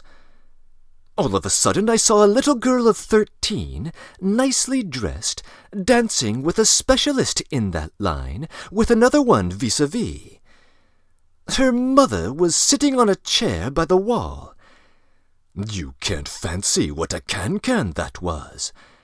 The girl was ashamed, blushed, at last felt insulted, and began to cry. Her partner seized her and began whirling her round and performing before her. Everyone laughed, and I like the public, even the can-can public. They laughed and shouted, "Serves her right, shouldn't bring children." Well, it's not my business whether that consoling reflection was logical or not. I at once fixed on my plan, sat down by her mother, and began by saying that I too was a stranger, and that people here were ill-bred, and that they couldn't recognize decent people and treat them with respect. Let her know that I had plenty of money, and offered to take them home in my carriage. I took them home and got to know them. They were staying in a miserable little hole, and had only just arrived from the country. She told me that she and her daughter could only regard my acquaintance as an honor. I found out that they had nothing of their own, and had come to town on some legal business. I offered my services and money. I learnt that they had gone to the dancing saloon by mistake, believing that it was a genuine dancing class. I offered to assist in the young girl's education in French and dancing. My offer was accepted with enthusiasm as an honor, and we are still friendly. If you like, we'll go and see them, only not just now. Stop! Enough of your disgusting, nasty anecdotes, you vile, depraved man! Schiller! You are a regular Schiller! Ulavertu vatel sinische. But you know I shall tell you these things on purpose, for the pleasure of hearing your outcries. I dare say. I can see I'm ridiculous myself, muttered Raskolnikov angrily. Svidrigailov laughed heartily. Finally he called Philip, paid his bill, and began getting up. "Goodness, I am drunk. Aze koze," he said. "It's been a pleasure." "I should think it must be a pleasure," cried Raskolnikov, getting up. "No doubt it is a pleasure for a worn-out profligate to describe such adventures with a monstrous project of the same sort in his mind, especially under such circumstances, and to a person like me. It's stimulating." "Well, if you come to that," Svidrigailov answered, scrutinizing Raskolnikov with some surprise. "If you come to that, you are a thorough cynic yourself. You've plenty to make you so, anyway. You can understand a great deal, and you can do a great deal, too. But enough.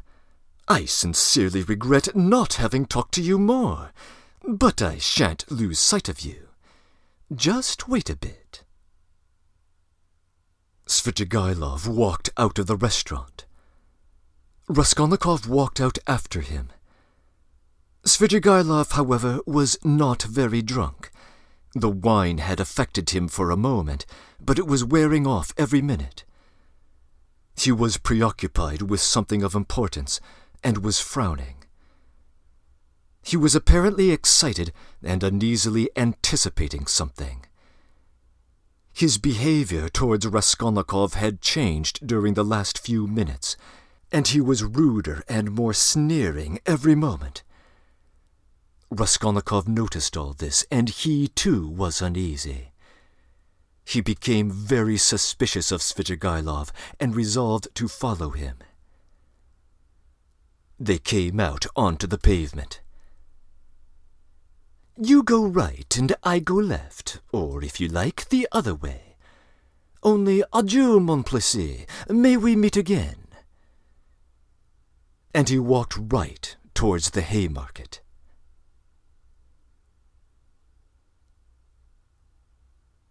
Breaking in. This famous chapter, presenting a tempestuous conversation between a young intellectual and a depraved aristocrat, has a progenitor in Part 3, Chapter 10 of The Insulted and Injured. The current scene, though, has added layers of artistry, in part exploiting a kind of doubling between the two characters. Indeed, Raskolnikov's unconsciously arriving at the place at all in the prior chapter seems to be almost like magnetic attraction, although, of course, Svidrigailov has another explanation for it. The connection between the two will require further comment later. This chapter doesn't fully reveal everything about Svidrigailov's backstory, but we have more than enough to form at least a partial judgment of his character. We still don't know whether he killed his late wife. He is also cagey about what happened with two other deaths for which Luzhin had blamed him back in Part 4, Chapter 2. Luzhin accused him for the suicides of both his servant Philip and a young deaf and dumb girl who had been under Madame Reslick's roof. Luzhin claimed that each had hung himself or herself, although here Svidrigailov says the latter drowned herself in the winter, and doesn't identify her as deaf. The fact that he impatiently cuts off conversation on these two subjects is of interest, given just how open and exultant he is about other episodes of his licentiousness. It appears that Madame Reslick, with whom Svidrigailov is lodging, is a procuress. Her plan is to set up the marriage, which the poor bride's family will accept out of desperation, wait until Svidrigailov abandons her, and then turn the young woman into a high-end prostitute who could make money off of other aristocrats, with the madam herself taking the largest cut. Naturally, Svidrigailov is perfectly indifferent to all this, which indicates that he might have similarly dastardly motives with the 13-year-old girl whom he rescued from the dance house. And that in turn casts a bit of doubt over his rescuing of the Marmeladov family. What exactly might his aims there be? As he celebrates his amorous adventures with his current teenage target, he claims that he is exhibiting la nature et la vérité. This is a reference to Rousseau, which also pops up in Notes from Underground. Rousseau held that man was good by nature, and in his book Confessions attempted to present himself as honestly as possible in nature and in truth.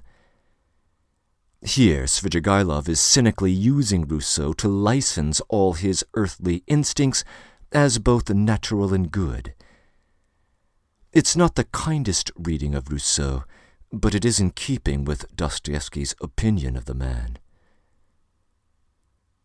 Svidrigailov also makes brief mention of Razumikin's surname, saying that the name suggests he's a sensible fellow. He is right. The term razum in Russian means something like intelligence. This is not the first time attention has been called to his name. Back in Part 2, Chapter 3, Razumikin himself makes an obscure joke about it, referring to himself as Vrazumikin instead of Razumikin. That is, one who brings others to sense rather than one who is intelligent himself. When Svidrigailov says that Dunya, if she were living in an earlier era, would walk into the Egyptian desert and live the life of a religious ascetic, he is referring to Mary of Egypt, a saint who lived in the 6th century. In fact, Svidrigailov's description of Dunya in this chapter closely resembles Porfiry Petrovich's description of Raskolnikov a couple chapters ago, when Porfiry calls him the sort of person who would smile at his torturer if he had found faith in God. Raskolnikov appears to have a double in his sibling as well. Of course, there are limits to every comparison. Rodion Raskolnikov could bring himself to kill a worthless human being. We might wonder whether Avdotia Raskolnikova could do the same. End of comments.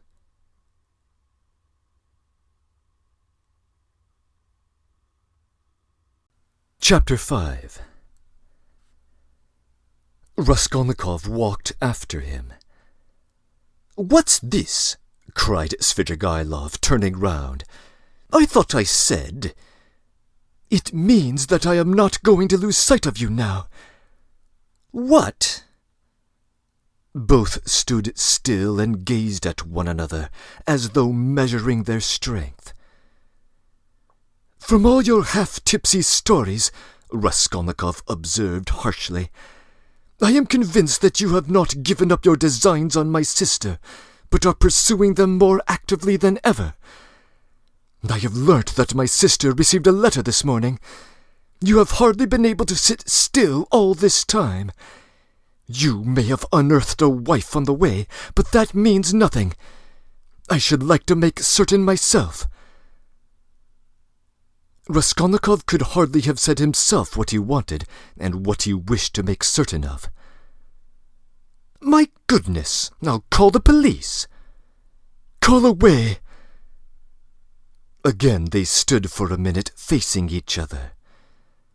At last Svidrigailov's face changed. Having satisfied himself that Raskolnikov was not frightened at his threat, he assumed a mirthful and friendly air. "What a person! I purposely avoided referring to your affair, though I am devoured by curiosity. It's fantastic. I've put it off until another time, but you're enough to rouse the dead. Well, let us go. Only I warn you beforehand, I am only going home for a moment, to get some money. Then I shall lock up the apartment, take a cab, and go to spend the evening at the islands. Now, are you going to follow me? I'm coming to your house, not to see you, but Sofya Semyonovna, to say I'm sorry not to have been at the funeral. That's as you like, but Sofya Semyonovna is not at home. She has taken the 3 children to an old lady of high rank, the patroness of some orphan asylums, whom I used to know years ago. I charmed the old lady by depositing a sum of money with her to provide for the 3 children of Katerina Ivanovna, and subscribing to the institution as well. I also told her the story of Sofya Semyonovna in full detail, suppressing nothing. It produced an indescribable effect on her. That's why Sofya Semyonovna has been invited to call today at the X Hotel, where the lady is staying for the time. It doesn't matter. I'll come all the same. As you like, it's nothing to me, but I won't come with you. Here we are at home. By the way, I am convinced that you regard me with suspicion just because I have shown such delicacy and have not troubled you with questions so far. You understand? It struck you as extraordinary. I don't mind betting it's that. Well, it teaches people to show delicacy. And to listen at doors. Ah, that's it, is it? Laughed Svidrigailov. Yes, I would have been surprised if you had let that pass after all that has happened. Though I did understand something of the pranks you had been up to and were telling Sofya Semyonovna about. What was the meaning of it? Perhaps I am quite behind the times and can't understand. For goodness sake, explain it, my dear boy. Expound the latest theories. You couldn't have heard anything. You're making it all up. But I'm not talking about that, though I did hear something. No, I'm talking of the way you keep sighing and groaning now. The Schiller in you was in revolt every moment, and now you tell me not to listen at doors. If that's how you feel, go and inform the police that you had this mischance. You made a little mistake in your theory. But if you are convinced that people shouldn't listen at doors, but that they may murder old women at their pleasure, you'd better hurry off to America. Run, young man. There may still be time. I'm being sincere. Haven't you got the money? I'll give you the fare. I'm not thinking of that at all, Raskolnikov interrupted with disgust. I understand, but don't put yourself out. Don't discuss it if you don't want to. I understand the questions you are worrying over. Moral ones, aren't they? Duties of citizen and man. Lay them all aside. They are nothing to you now. You'll say you are still a man and a citizen. If so, you ought not to have got into this coil. It's no use taking up a job you are not fit for. Well, you'd better shoot yourself, or don't you want to? You seem to be trying to enrage me, to make me leave you alone. What a strange person. But here we are. Welcome to the staircase. You see, that's the way to Sofya Semyonovna. Look, there is no one at home. Don't you believe me? Ask Kapernaumov. She leaves the key with him. Here is Madame de Kapernaumov herself. Hey, what? She is rather deaf. Has she gone out? Where? Did you hear? She is not in and won't be until late in the evening, probably. Well, come to my room. You wanted to come and see me, didn't you? Here we are. Madame Reslick's not at home. She is always busy, an excellent woman, I assure you. She might have been of use to you if you had been a little more sensible. Now look, I'm taking this 5% bond out of the bureau. See what a lot I've got of them still. This one will be turned to cash today. I mustn't waste any more time. The bureau is locked, the apartment is locked, and here we are again on the stairs. Shall we take a cab? I'm going to the islands. Would you like a lift? I'll take this carriage. Ah, so you refuse. You are tired of it. Come for a drive. I believe it will rain. Never mind, we'll put down the hood. Svidrigailov was already in the carriage. Raskolnikov decided that his suspicions were unjust, at least for the moment. Without answering a word, he turned and walked back towards the Haymarket.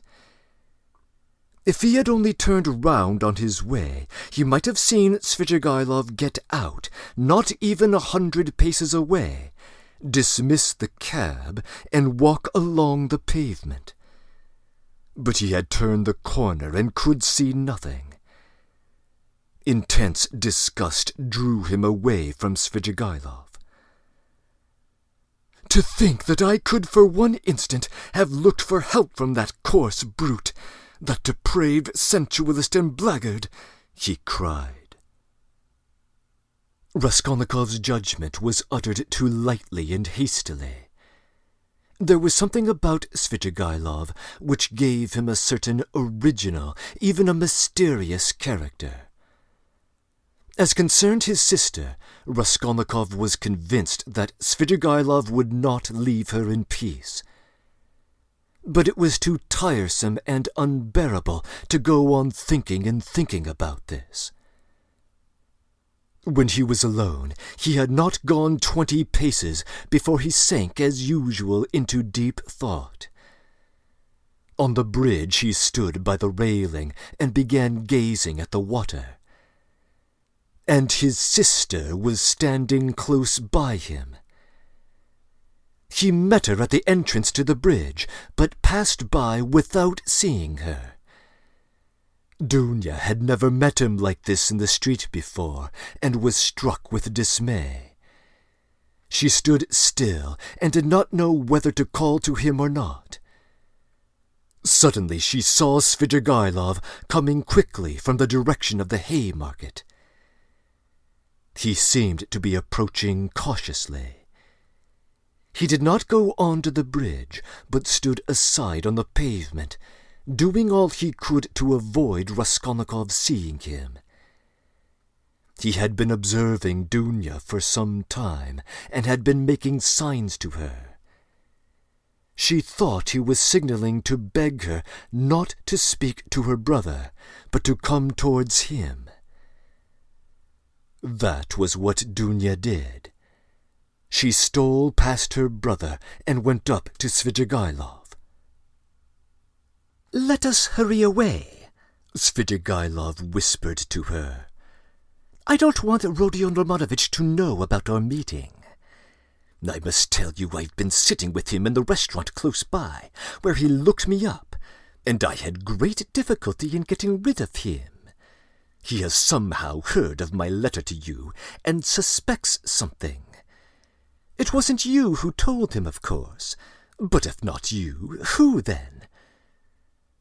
"Well, we've turned the corner now," Dunya interrupted, "and my brother won't see us. I should tell you now that I am going no further with you. Speak to me here. You can tell me everything in the street." "In the first place, I can't say it in the street. Secondly, you must hear Sofya Semyonovna too. And thirdly, I will show you some papers.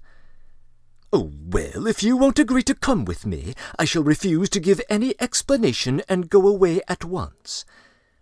But I beg you not to forget that a very curious secret of your beloved brother's is entirely in my keeping." Dunya stood still, hesitating, and looked at Svidrigailov with searching eyes. "What are you afraid of?" he observed quietly. "The town is not the country, and even in the country you did me more harm than I did you." "Have you prepared Sofya Semyonovna?" "No, I have not said a word to her, and I am not quite certain whether she is at home now. But most likely she is. She has buried her stepmother today. She is not likely to go out visiting people on a day like that. For the time being, I don't want to speak to anyone about it, and I half regret having spoken to you. The slightest indiscretion is as bad as betrayal in a thing like this. I live there in that house. We are coming to it. That's the porter of our house. He knows me very well. You see, he's bowing. He sees I'm coming with a lady, and no doubt he has noticed your face already, and you will be glad of that if you are afraid of me and suspicious. Excuse the fact that I'm putting things so coarsely. I haven't got an apartment to myself. Sofya Semyonovna's room is next to mine. She lodges in the next apartment. The whole floor is let out to tenants. Why are you frightened? You look like a child. Am I really so terrible?" Svidrigailov's lips were twisted in a condescending smile, but he was in no smiling mood. His heart was throbbing, and he could scarcely breathe. He spoke rather loud to cover his growing excitement. But Dunya did not notice this curious excitement. She was so irritated by his remark that she was frightened of him, that she looked like a child, and that he was so terrible to her. "Though I know that you are not a man of honor, I am not in the least bit afraid of you. Lead the way," she said with apparent composure, but her face was very pale. Svidrigailov stopped at Sonia's room. "Allow me to ask whether she is at home." "She is not. How unfortunate! But I know she may come quite soon. If she's gone out, it can only be to see a lady about the orphans. Their mother is dead. I've been meddling in making arrangements for them. If Sonia Semyonovna does not come back in 10 minutes, I will send her to you, today if you like. This is my apartment. These are my 2 rooms. Madame Reslik, my landlady, has the next room. Now look this way. I will show you my chief piece of evidence. This door from my bedroom leads into 2 totally empty rooms, which are available for rent. Here they are. You must look into them with some attention." Svidrigailov occupied 2 fairly large furnished rooms. Dunya was looking around her mistrustfully, but saw nothing special in the furniture or in the position of the rooms. Yet there was something to observe, for instance, that Svidrigailov's apartment was exactly between 2 sets of almost uninhabited apartments. His rooms were not entered directly from the passage, but through the landlady's 2 almost empty rooms.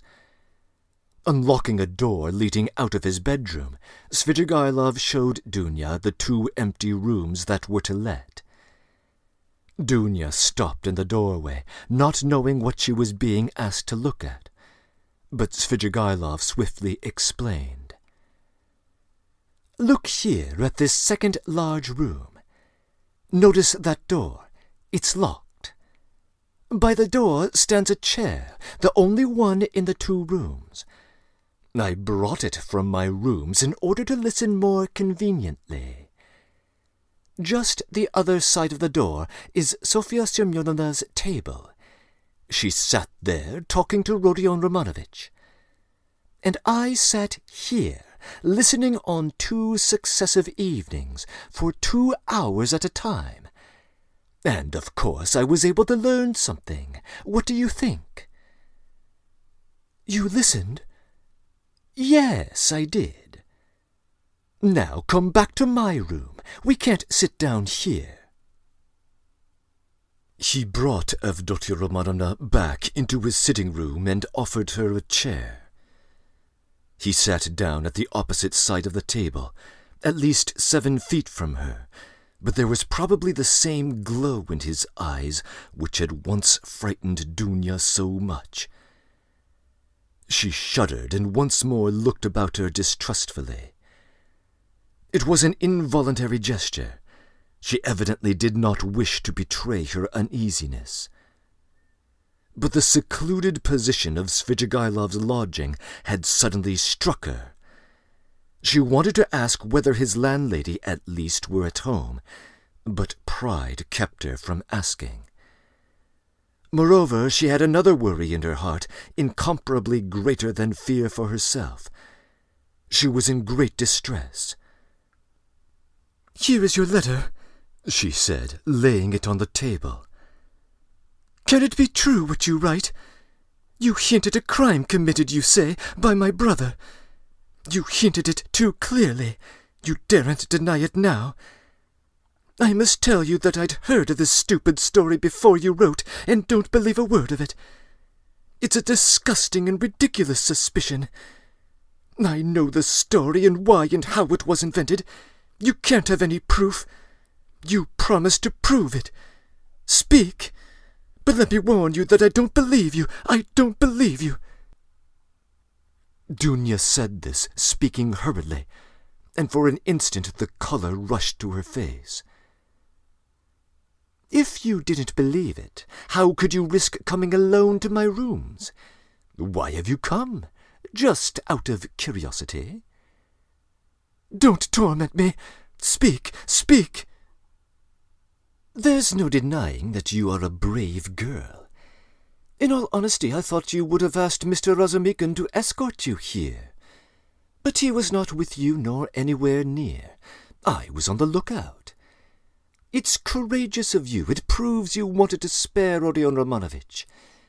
But everything is divine in you. About your brother, what should I tell you? You've just seen him yourself. What did you think of him?"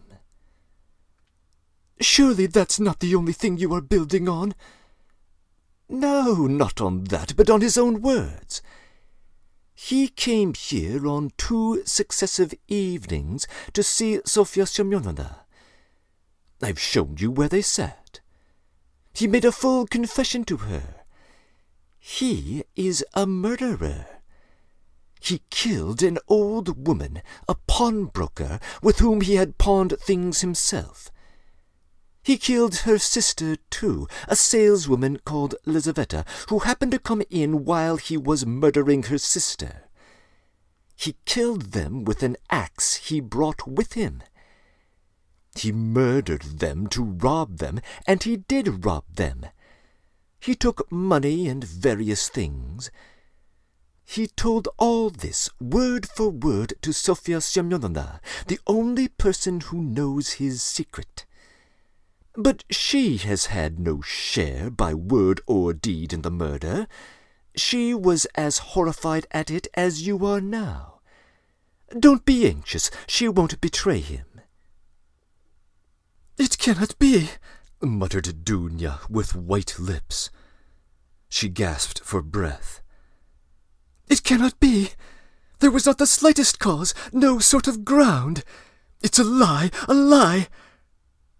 "He robbed her. That was the cause. He took money and various things.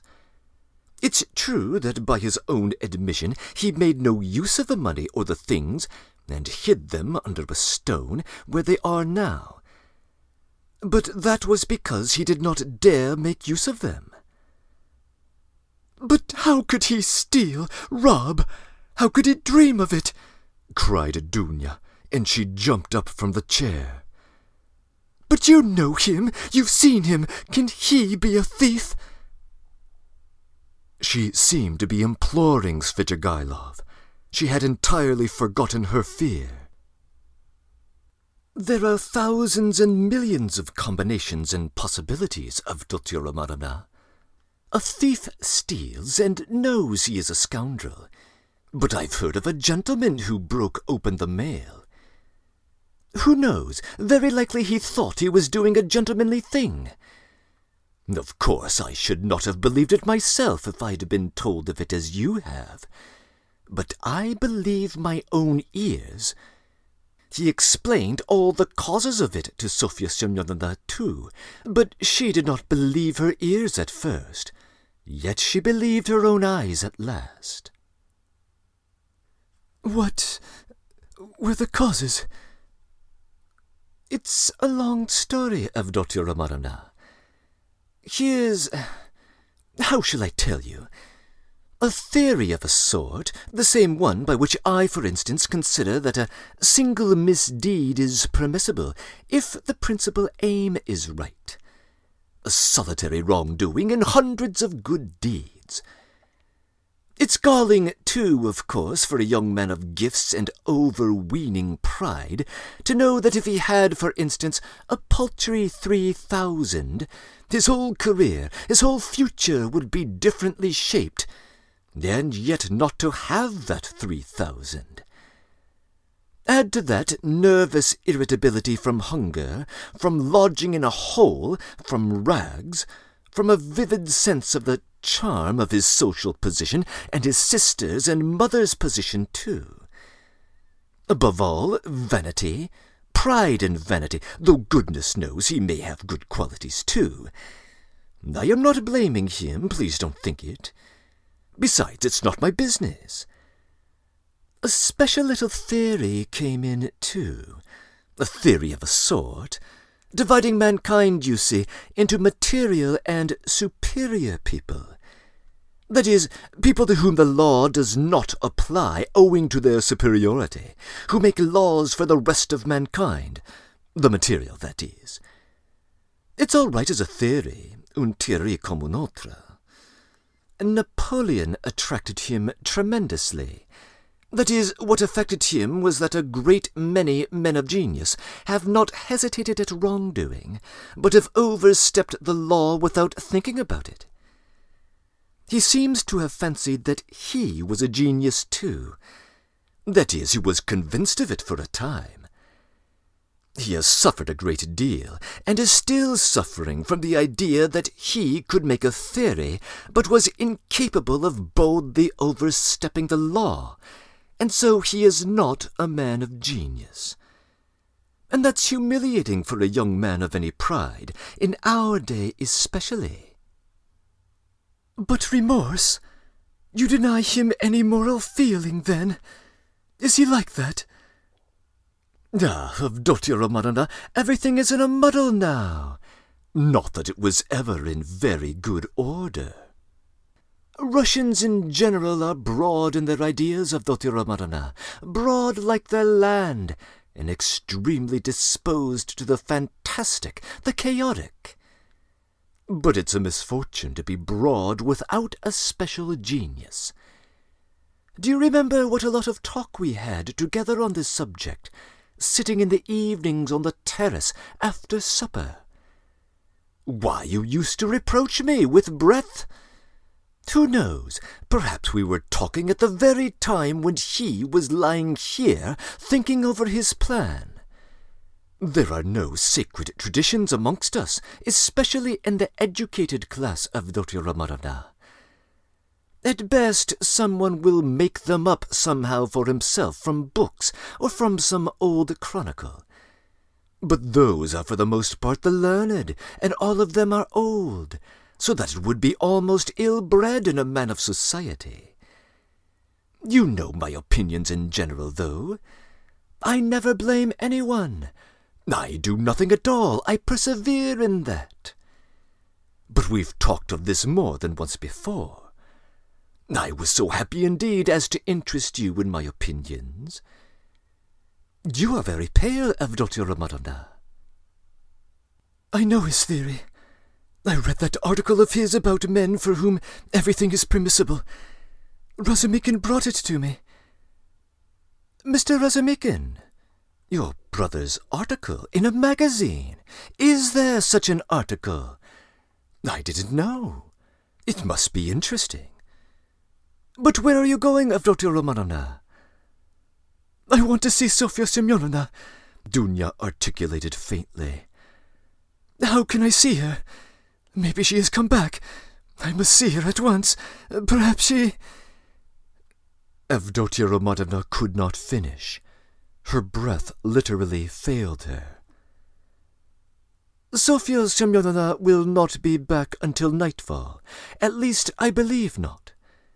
She was going to come back at once, but if not, then she will not be in until pretty late. Oh, then you were lying. I see. You were lying all the time. I don't believe you, cried Dunya, completely losing her head.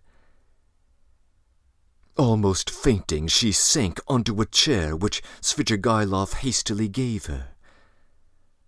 Avdotya Romanovna, what is it? Control yourself. Here is some water. Drink a little.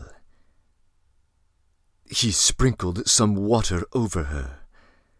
Dunya shuddered and came to herself. It has acted violently, Svidrigailov muttered to himself, frowning. Avdotya Romanovna, calm yourself. Believe me, he has friends. We will save him. Would you like me to take him abroad? I have money. I can get a ticket in 3 days. And as for the murder, he will do all sorts of good deeds yet to atone for it. Calm yourself.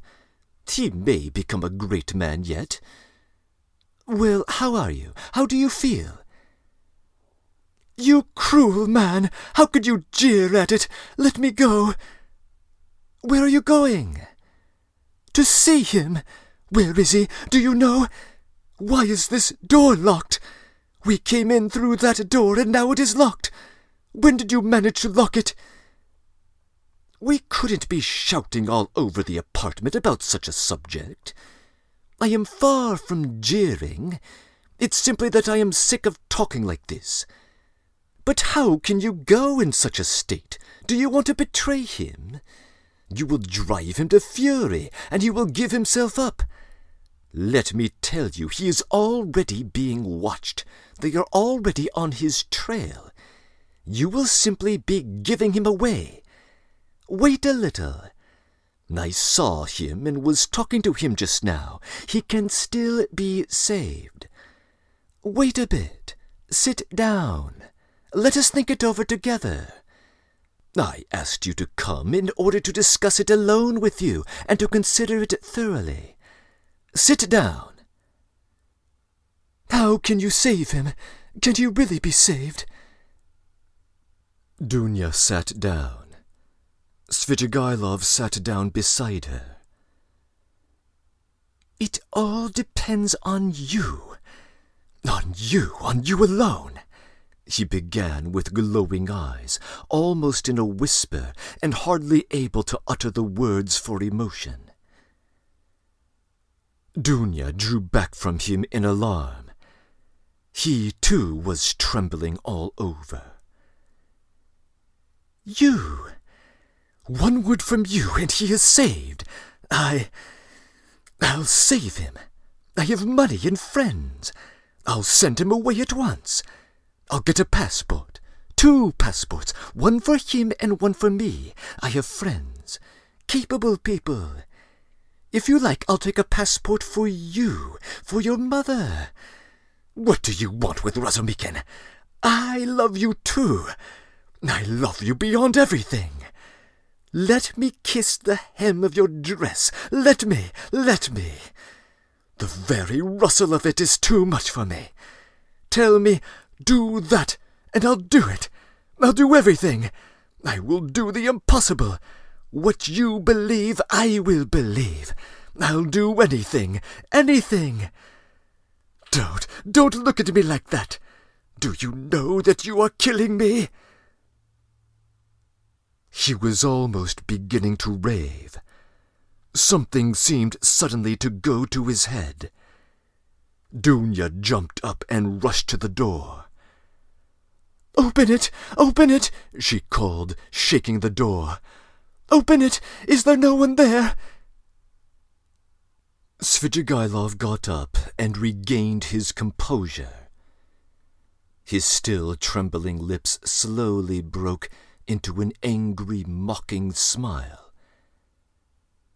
"There is no one at home," he said quietly and emphatically. "The landlady has gone out, and it's a waste of time to shout like that. You are only exciting yourself uselessly." "Where is the key? Open the door at once, base man!" "I have lost the key and cannot find it." "This is an outrage!" cried Dunya, turning pale as death. She rushed to the furthest corner, where she hurriedly barricaded herself with a little table.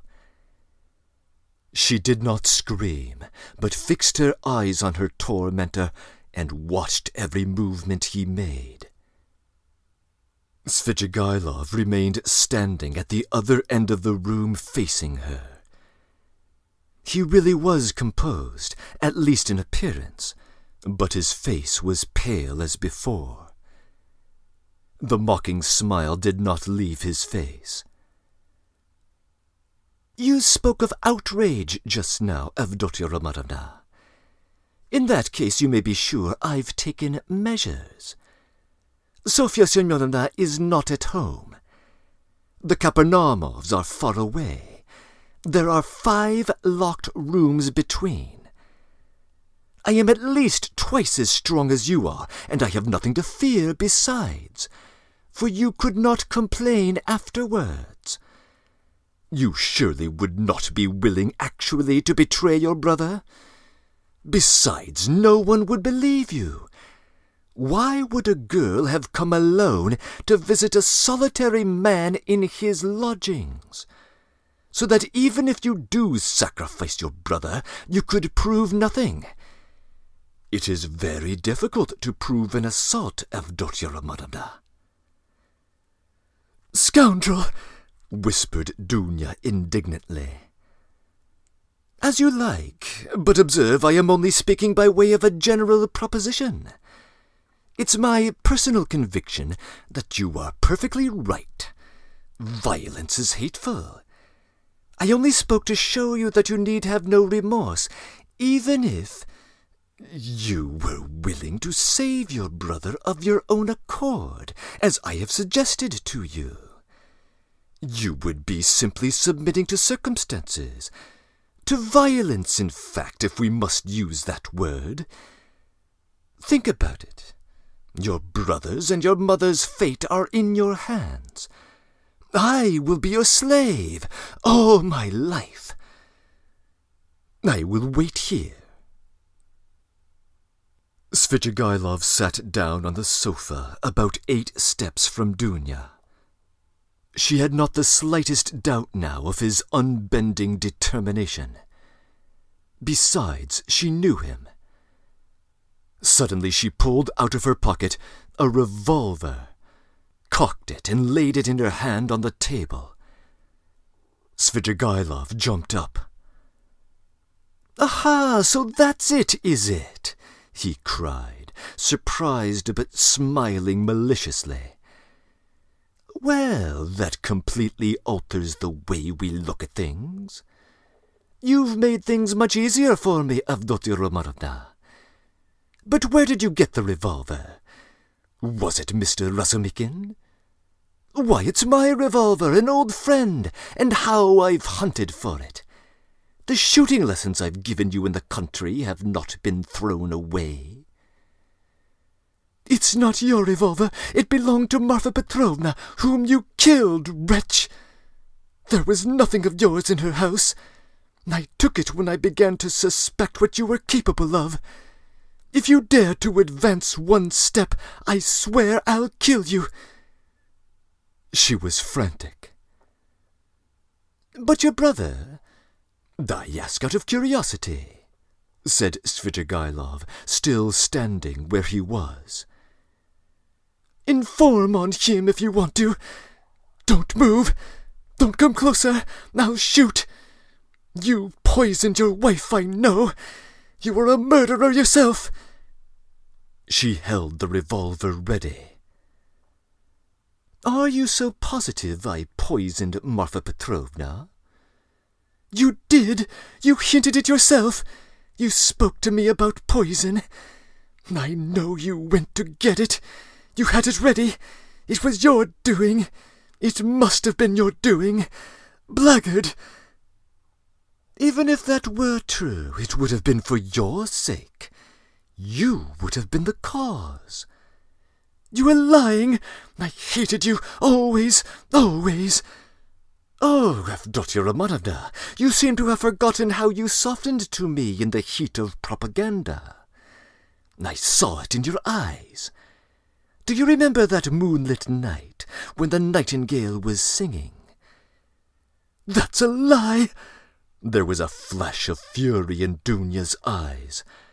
That's a lie and a libel! A lie? Well, if you like, it's a lie. I made it up. Women ought not to be reminded of such things. He smiled. I know you will shoot, you pretty wild creature. Well, shoot away. Dunya raised the revolver, and deadly pale gazed at him, measuring the distance and awaiting the first movement on his part. Her lower lip was white and quivering, and her big black eyes flashed like fire. He had never seen her so beautiful. The fire glowing in her eyes at the moment she raised the revolver seemed to kindle him, and there was a pang of anguish in his heart. He took a step forward, and a shot rang out. The bullet grazed his hair and flew into the wall behind. He stood still and laughed softly. The wasp has stung me. She aimed straight at my head. What's this? Blood? He pulled out his handkerchief to wipe the blood, which flowed in a thin stream down his right temple. The bullet seemed to have just grazed the skin. Dunya lowered the revolver and looked at Svidrigailov not so much in terror as in a sort of wild amazement. She seemed not to understand what she was doing and what was going on. Well, you missed. Fire again, I'll wait, said Svidrigailov softly, still smiling, but gloomily. If you go on like that, I shall have time to seize you before you cock again. Dunya started, quickly cocked the pistol, and again raised it. Let me be, she cried in despair. I swear I'll shoot again. I'll kill you. Well, at 3 paces you could hardly help it. But if you don't, then... His eyes flashed, and he took 2 steps forward. Dunya shot again. It misfired. You haven't loaded it properly. Never mind, you have another bullet there.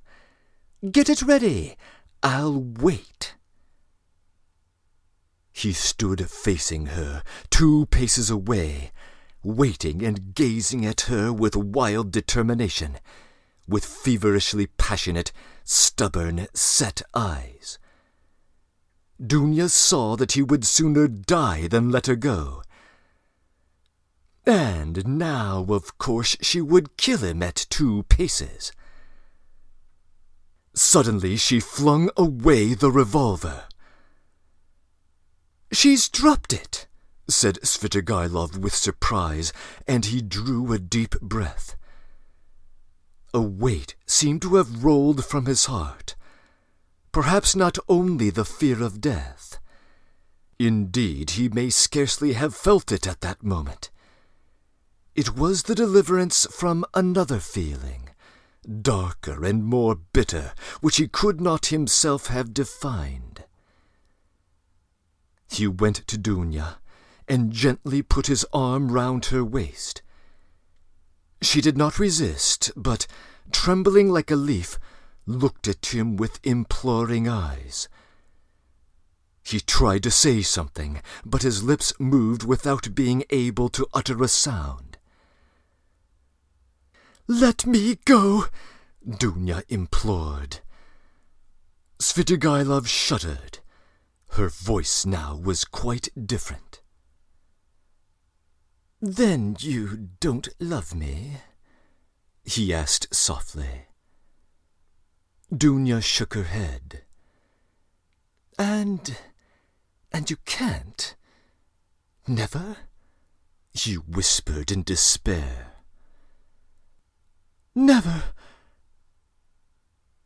There followed a moment of terrible, dumb struggle in the heart of Svidrigailov. He looked at her with an indescribable gaze. Suddenly he withdrew his arm, turned quickly to the window, and stood facing it. Another moment passed. "Here's the key."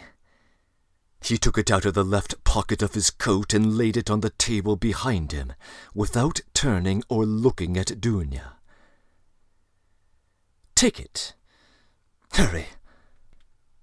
He looked stubbornly out of the window.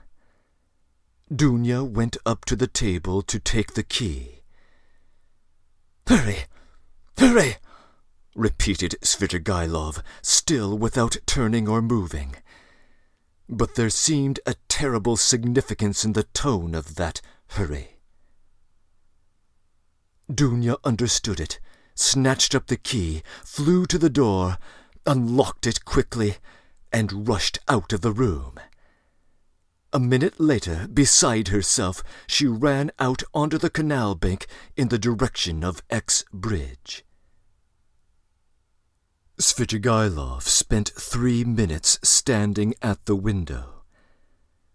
At last he slowly turned, looked about him, and passed his hand over his forehead. A strange smile contorted his face, a pitiful, sad, weak smile, a smile of despair. The blood, which was already getting dry, smeared his hand. He looked angrily at it, then wetted a towel and washed his temple. The revolver, which Dunya had flung away, lay near the door, and suddenly caught his eye. He picked it up and examined it. It was a little pocket 3-barrel revolver of old-fashioned construction. There were still 2 charges and 1 capsule left in it. It could be fired again. He thought a little, put the revolver in his pocket, took his hat, and went out.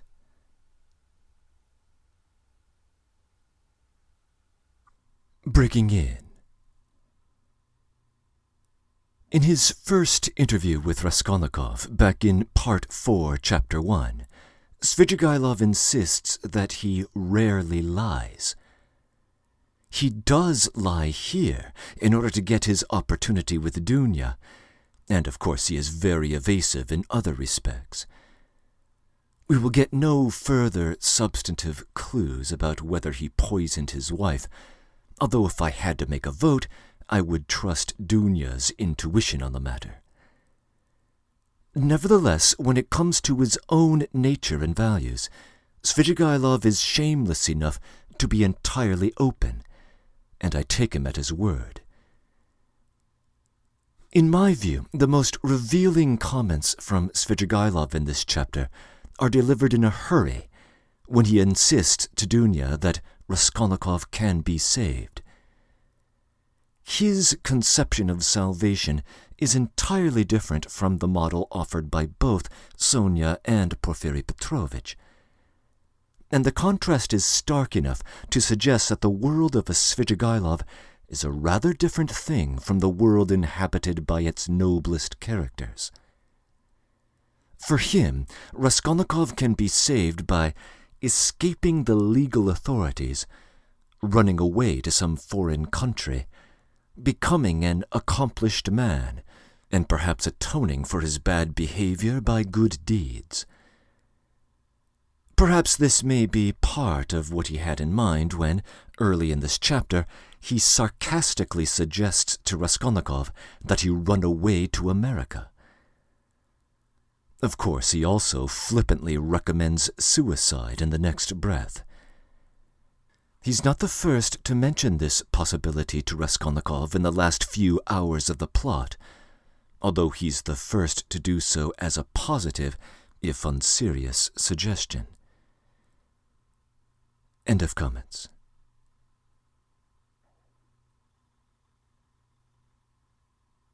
Chapter 6. He spent that evening until 10 o'clock, going from one low haunt to another. Katya too turned up and sang another gutter song about how a certain villain and tyrant began kissing Katya. Svidrigailov treated Katya and the organ grinder, and some singers and the waiters and 2 little clerks. He was particularly drawn to these clerks by the fact that they both had crooked noses, one bent to the left and the other to the right. They took him finally to a pleasure garden where he paid for their entrance. There was one lanky 3-year-old pine tree and 3 bushes in the garden, besides a vauxhall, which was in reality a drinking bar where tea too was served, and there were a few green tables and chairs standing round it.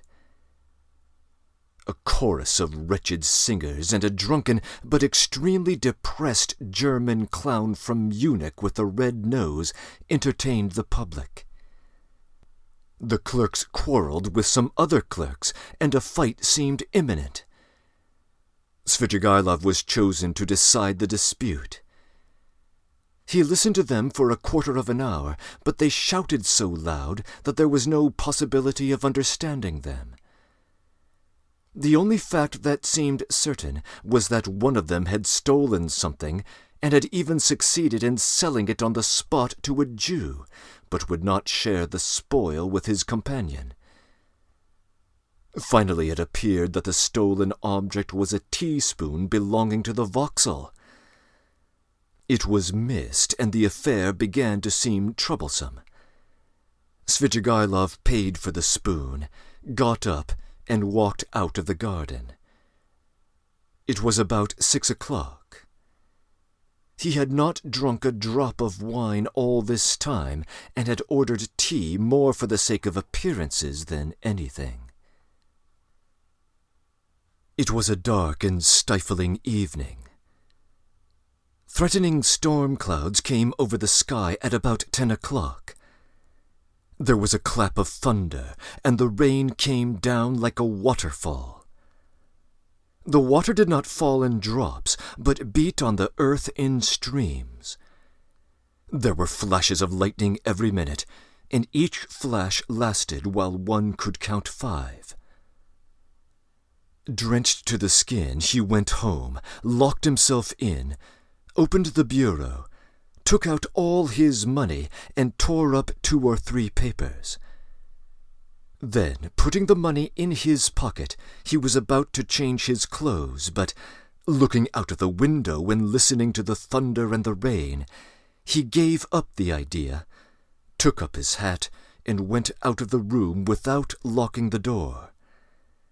He went straight to Sonia. She was at home.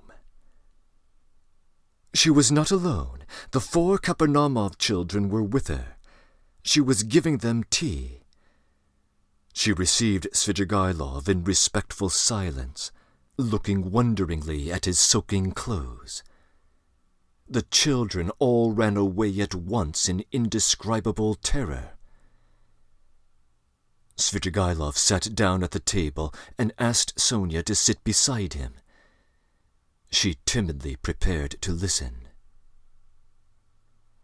"I may be going to America, Sofya Semyonovna," said Svidrigailov. "And as I am probably seeing you for the last time, I have come to make some arrangements. Well, did you see the lady today? I know what she said to you. You need not tell me." Sonia made a movement and blushed. "Those people have their own way of doing things. As to your sisters and your brother, they are really provided for, and the money assigned to them I've put into safekeeping and have received acknowledgments. You had better take charge of the receipts in case anything happens.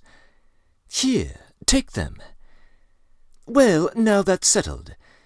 Here are 3 5% bonds to the value of 3,000 rubles. Take those for yourself, entirely for yourself, and let that be strictly between ourselves, so that no one knows of it, whatever you hear. You will need the money, because to go on living in the old way, Sofya Semyonovna, is bad, and besides, there is no need for it now." "I am so obliged to you, and so are the children and my stepmother," said Sonia hurriedly. "And if I've said so little, please don't consider—" "That's enough, that's enough." "But as for the money, Arkady Ivanovitch, I am very grateful to you, but I don't need it now. I can always earn my own living. Don't think me ungrateful. If you are so charitable, that money—" "It's for you, Sofya Semyonovna, and please don't waste words over it. I haven't got the time for it. You will want it. Rodion Romanovich has 2 alternatives: a bullet in the brain or Siberia." Sonia looked wildly at him and started. "Don't be uneasy, I know all about it from his own lips, and I am not a gossip. I won't tell anyone. It was good advice when you told him to give himself up and confess. It would be much better for him. Well, if it turns out to be Siberia, he will go and you will follow him. That's so, isn't it? And if so, you'll need money. You'll need it for him, do you understand? Giving it to you is the same as my giving it to him. Besides, you promised Amalia Ivanovna to pay what you owe. I heard you. How can you undertake such obligations so carelessly, Sofya Semyonovna? It was Katerina Ivanovna's debt and not yours, so you ought not to have taken any notice of the German woman. You can't get through the world like that.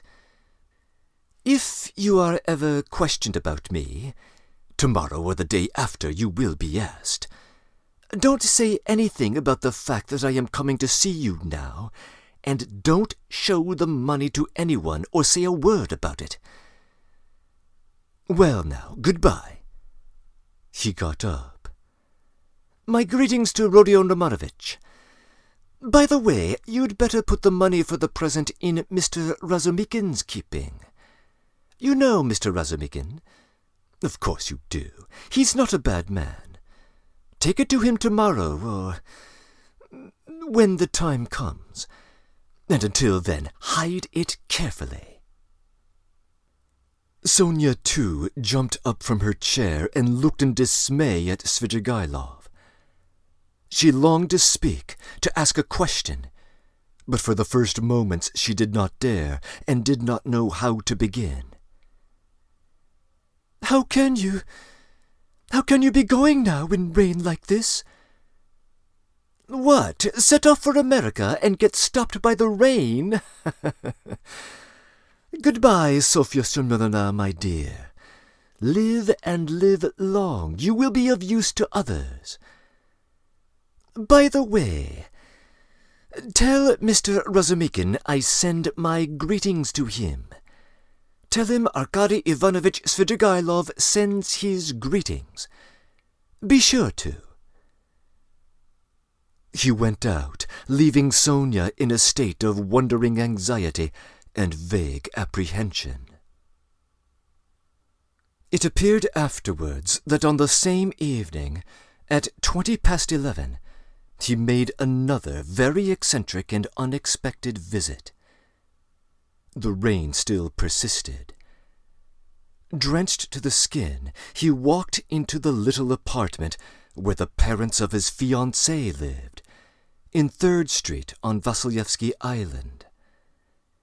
He knocked for some time before he was admitted, and his visit at first caused a great disturbance. But Svidrigailov could be very fascinating when he liked, so that the first and in fact very intelligent surmise of the sensible parents, that Svidrigailov had probably so much to drink that he did not know what he was doing, vanished immediately. The decrepit father was wheeled in to see Svidrigailov by the tender and sensible mother, who as usual began the conversation with various irrelevant questions. She never asked a direct question, but began by smiling and rubbing her hands, and then, if she had to ask about some detail, for instance, when Svidrigailov would like to have the wedding, she would start with interested and almost eager questions about Paris and the court life there, and only by degrees brought the conversation round to 3rd Street. On other occasions this had, of course, been very impressive, but this time Arkady Ivanovitch seemed particularly impatient, and insisted on seeing his betrothed at once, though he had been informed to begin with that she had already gone to bed. The girl, of course, appeared. Svidrigailov informed her at once that very important affairs obliged him to leave Petersburg for a time, that he had therefore brought her 15,000 roubles, and that he begged her accept them as a present from him, as he had long been intending to make her this trifling present before their wedding. The logical connection of the present with his immediate departure, and the absolute necessity of visiting them for that purpose in pouring rain at midnight, was not made clear. But it all came off very well. Even the inevitable questions, the inevitable expressions of wonder and regret, were extraordinarily few and restrained. On the other hand, the gratitude expressed was remarkably glowing, and was reinforced by tears from this most sensible of mothers.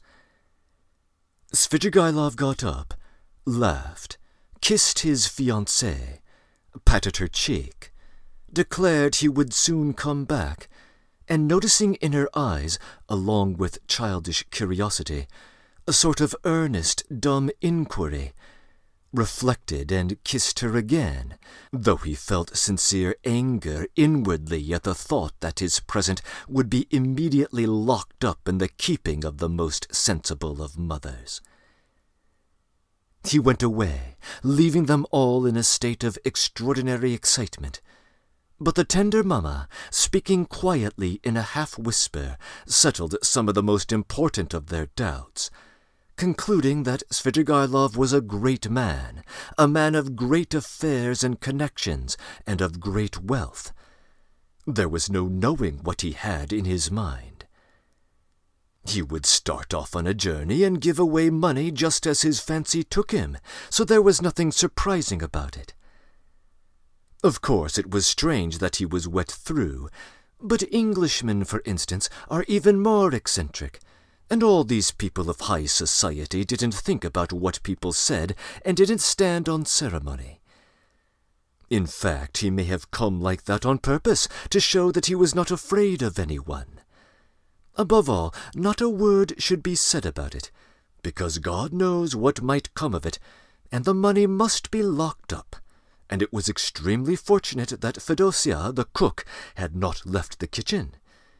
And above all, not a word must be said to that old cat, Madame Reslick, and so on and so on. They sat up whispering until 2 o'clock, but the girl went to bed much earlier, amazed and rather sorrowful. Meanwhile, at midnight exactly, Svidrigailov crossed the bridge on the way back to the mainland. The rain had ceased, and there was a roaring wind. He began shivering, and for one moment he gazed at the black waters of the little Neva with a look of special interest, even inquiry, but he soon felt it very cold standing by the water. He turned and went towards Y Prospect. He walked along that endless street for a long time, almost half an hour, more than once stumbling in the dark on the wooden pavement, but continually looking for something on the right side of the street. He had noticed, passing through this street recently, that there was a hotel somewhere near the end, built of wood but fairly large, and its name, he remembered, was something like Adrianople. He was not mistaken. The hotel was so conspicuous in that God-forsaken place that he could not fail to see it even in the dark. It was a long, blackened wooden building, and although it was late, there were lights in the windows and signs of life within. He went in and asked a ragged fellow who met him in the corridor for a room. The latter, scanning Svidrigailov, pulled himself together and led him at once to a tiny, stuffy room in the distance, at the end of the corridor, under the stairs. There was no other room. All of them were occupied. The ragged fellow looked inquiringly. "Is there tea?" asked Svidrigailov. "Yes, sir." "What else is there?" "Veal, vodka, savories." "Bring me some tea and veal." "That you don't want anything else?" he asked with apparent surprise. Nothing. The ragged man went away, completely disillusioned. "It must be a nice place," thought Svidrigailov. "How was it I didn't know it? I expect I look as if I came from a café chantant and had some adventure on the way. It would be interesting to know who stayed here." He lit the candle and looked at the room more carefully. It was so low-pitched that Svidrigailov could only just stand up in it. It had one window. The bed, which was very dirty, and the plain stained chair and table almost filled it up.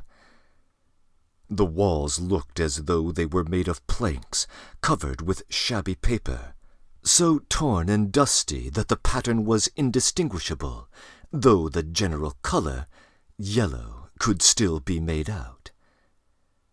One of the walls was cut short by the sloping ceiling, though the room was not an attic, but just under the stairs. Svidrigailov put down the candle, sat down on the bed, and sank into thought. But a strange, persistent murmur, which sometimes rose to a shout in the next room, attracted his attention. The murmur had not ceased from the moment he entered the room. He listened. Someone was upbraiding and almost tearfully scolding, but he heard only one voice. Svidrigailov got up, shaded the light with his hand, and at once he saw light through a crack in the wall. He went up and peeped through. The room, which was somewhat larger than his, had two occupants.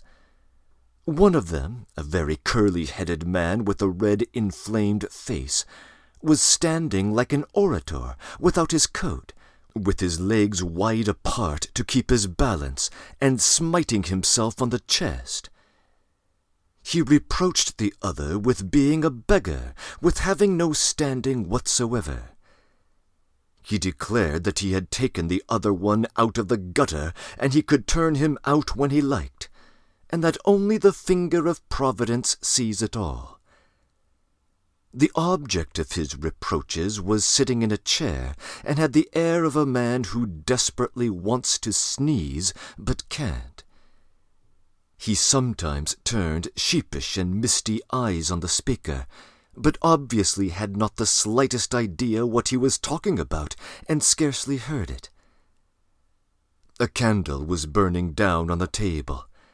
There were wine-glasses, a nearly empty bottle of vodka, bread and cucumber, and glasses with the dregs of stale tea. After gazing attentively at this, Svidrigailov turned away indifferently and sat down on the bed. The ragged attendant, returning with the tea, could not resist asking him again whether he didn't want anything more, and again receiving a negative reply, finally withdrew. Svidrigailov swiftly drank a glass of tea to warm himself, but could not eat anything. He began to feel feverish. He took off his coat and, wrapping himself in the blanket, lay down on the bed. He was annoyed. It would have been better to be well for the occasion, he thought with a smile. The room was close, the candle burnt dimly, the wind was roaring outside. He heard a mouse scratching in the corner, and the room smelt of mice and of leather. He lay in a sort of reverie. One thought followed another. He felt a longing to fix his imagination on something. It must be a garden under the window, he thought. There's a sound of trees. How I dislike the sound of trees on a stormy night, in the dark. They give me a horrible feeling. He remembered how he had disliked it when he passed Petrovsky Park just now. This reminded him of the bridge over the Little Neva, and he felt cold again as he had when standing there. I never have liked water, he thought, even in a landscape. And he suddenly smiled again at a strange idea. Surely now all these questions of taste and comfort ought not to matter. But I've become more particular, like an animal that picks out a special place for such an occasion. I ought to have gone into Petrovsky Park. I supposed it seemed dark, cold, as though I were looking for pleasant sensations. By the way, why haven't I put out the candle? He blew it out. They've gone to bed next door, he thought, not seeing the light at the crack. Well now, Marfa Petrovna, now is the time for you to turn up. It's dark, and the very time and place for you. But now you won't come. He suddenly recalled how, an hour before carrying out his plan involving Dunya, he had recommended Raskolnikov to trust her to Razumikin's keeping. I suppose I really did say it, as Raskolnikov guessed, to tease myself. But what a rogue that Raskolnikov is! He's gone through a good deal. He may be a successful rogue in time when he's got over his nonsense. But now he's too eager for life. These young men are contemptible on that point. But damn him, let him please himself. It's nothing to do with me. He could not get to sleep. By degrees, Dunya's image rose before him, and a shudder ran over him. No, I must give up all that now, he thought, rousing himself. I must think of something else. It's strange. I never had any great hatred for anyone. I never particularly wanted to revenge myself even. And that's a bad sign, a bad sign, a bad sign. I never liked quarreling either, and never lost my temper. That's a bad sign, too. And the promises I made her just now, too. Damnation! But who knows? Perhaps she would have made a new man of me somehow. He ground his teeth and sank into silence again. Again Dunya's image rose before him, just as she was when, after shooting the first time, she had lowered the revolver in terror and gazed blankly at him, so that he might have seized her twice over, and she would not have lifted a hand to defend herself if he had not reminded her. He recalled how at that instant he felt almost sorry for her, how he had felt a pang at his heart. God, these thoughts again! I must put them away. He was dozing off. The feverish shiver had stopped, when suddenly something seemed to run over his arm and leg under the bedclothes. He started. Damn it! I think it's a mouse, he thought. That's the veal I left on the table. He was extremely unwilling to pull off the blanket, get up, get cold. But suddenly something unpleasant ran over his leg again. He pulled off the blanket and lighted the candle.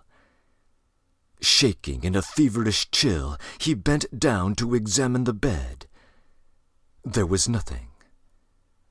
He shook the blanket, and suddenly a mouse jumped out on the sheet. He tried to catch it, but the mouse ran to and fro in zigzags without leaving the bed, slipped between his fingers, ran over his hand, and suddenly darted under the pillow. He threw down the pillow, but in one instant felt something leap on his chest and dart over his body and down his back under his shirt.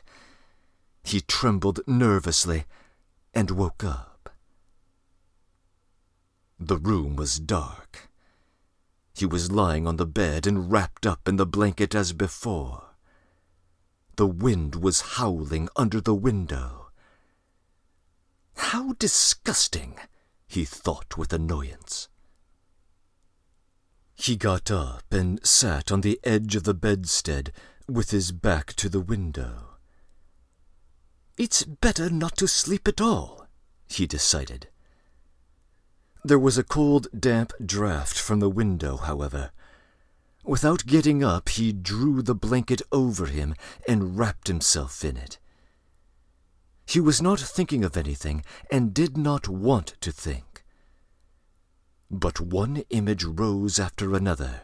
Incoherent scraps of thought without beginning or end passed through his mind. He sank into drowsiness. Perhaps the cold, or the dampness, or the dark, or the wind that howled under the window and tossed the trees, roused a sort of persistent craving for the fantastic. He kept dwelling on images of flowers.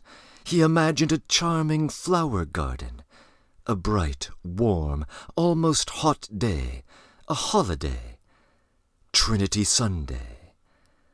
A fine, sumptuous country cottage in the English taste, overgrown with fragrant flowers, with flower beds going round the house. The porch, wreathed in climbers, was surrounded with beds of roses. A light, cool staircase, carpeted with rich rugs, was decorated with rare plants in china pots.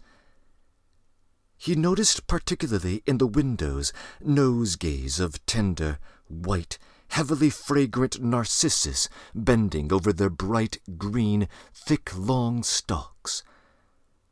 He was reluctant to move away from them, but he went up the stairs and came into a large, high drawing room, and again everywhere, at the windows, the doors onto the balcony, and on the balcony itself, were flowers. The floors were strewn with fragrant, freshly cut hay. The windows were open. A fresh, cool, light air came into the room. The birds were chirruping under the window, and in the middle of the room, on a table covered with a white satin shroud, stood a coffin. The coffin was covered with white silk and edged with a thick white frill. Wreaths of flowers surrounded it on all sides. Among the flowers lay a girl in a white muslin dress, with her arms crossed and pressed on her bosom, as though carved out of marble. But her loose, fair hair was wet. There was a wreath of roses on her head. The stern and already rigid profile of her face looked as though it too was chiseled of marble, and the smile on her pale lips was full of an immense, unchildish misery and sorrowful appeal. Svidrigailov knew that girl. There was no holy image, no burning candle beside the coffin, no sound of prayers. The girl had drowned herself. She was only 14, but her heart was broken. And she had destroyed herself, crushed by an insult that had appalled and amazed that childish soul, had corrupted that angel purity with unmerited disgrace, and torn from her a last scream of despair, brutally disregarded, on a dark night in the cold and wet, while the wind howled. Svidrigailov came to, got up from the bed, and went to the window. He felt for the latch and opened it. The wind lashed furiously into the little room and stung his face and his chest, only covered with his shirt, as though with frost. Under the window there must have been something like a garden, and apparently a pleasure garden. There, too, probably there were tea tables and singing in the daytime. Now drops of rain flew in at the window from the trees and bushes.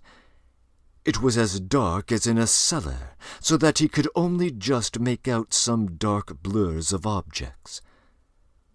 Svidrigailov, bending down with elbows on the window-sill, gazed for 5 minutes into the darkness. The boom of a cannon, followed by a second one, resounded in the darkness of the night. "Ah, the signal! The river is overflowing," he thought. "By morning it will be swirling down the street in the lower parts, flooding the basements and cellars. The cellar rats will swim out, and men will curse in the rain and wind as they drag their rubbish to their upper floors. What time is it now?" And he had hardly thought it when, somewhere near, a clock on the wall, ticking away hurriedly, struck 3.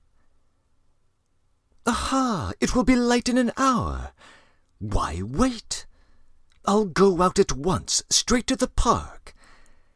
I'll choose a great bush there, drenched with rain, so that as soon as one's shoulder touches it, millions of drops drip on one's head."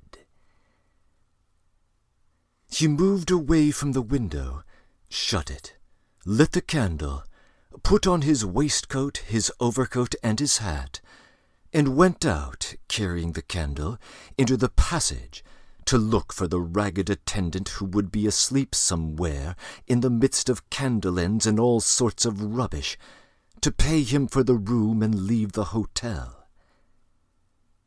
"It's the best moment. I couldn't choose a better one." He walked for some time through a long, narrow corridor without finding anyone, and was just going to call out, when suddenly, in a dark corner between an old cupboard and the door, he caught sight of a strange object which seemed to be alive.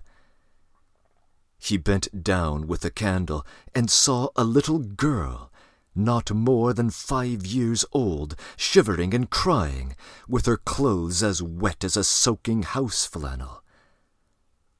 She did not seem afraid of Svidrigailov, but looked at him with blank amazement out of her big black eyes. Now and then she sobbed as children do when they have been crying a long time, but are starting to be comforted. The child's face was pale and tired. She was numb with cold. How can she have come here? She must have hidden here and not slept all night. He began questioning her. The child suddenly became animated, chattered away in her baby language, something about mother, and that mother would beat her, and about some cup that she had broken. The child chattered on without stopping.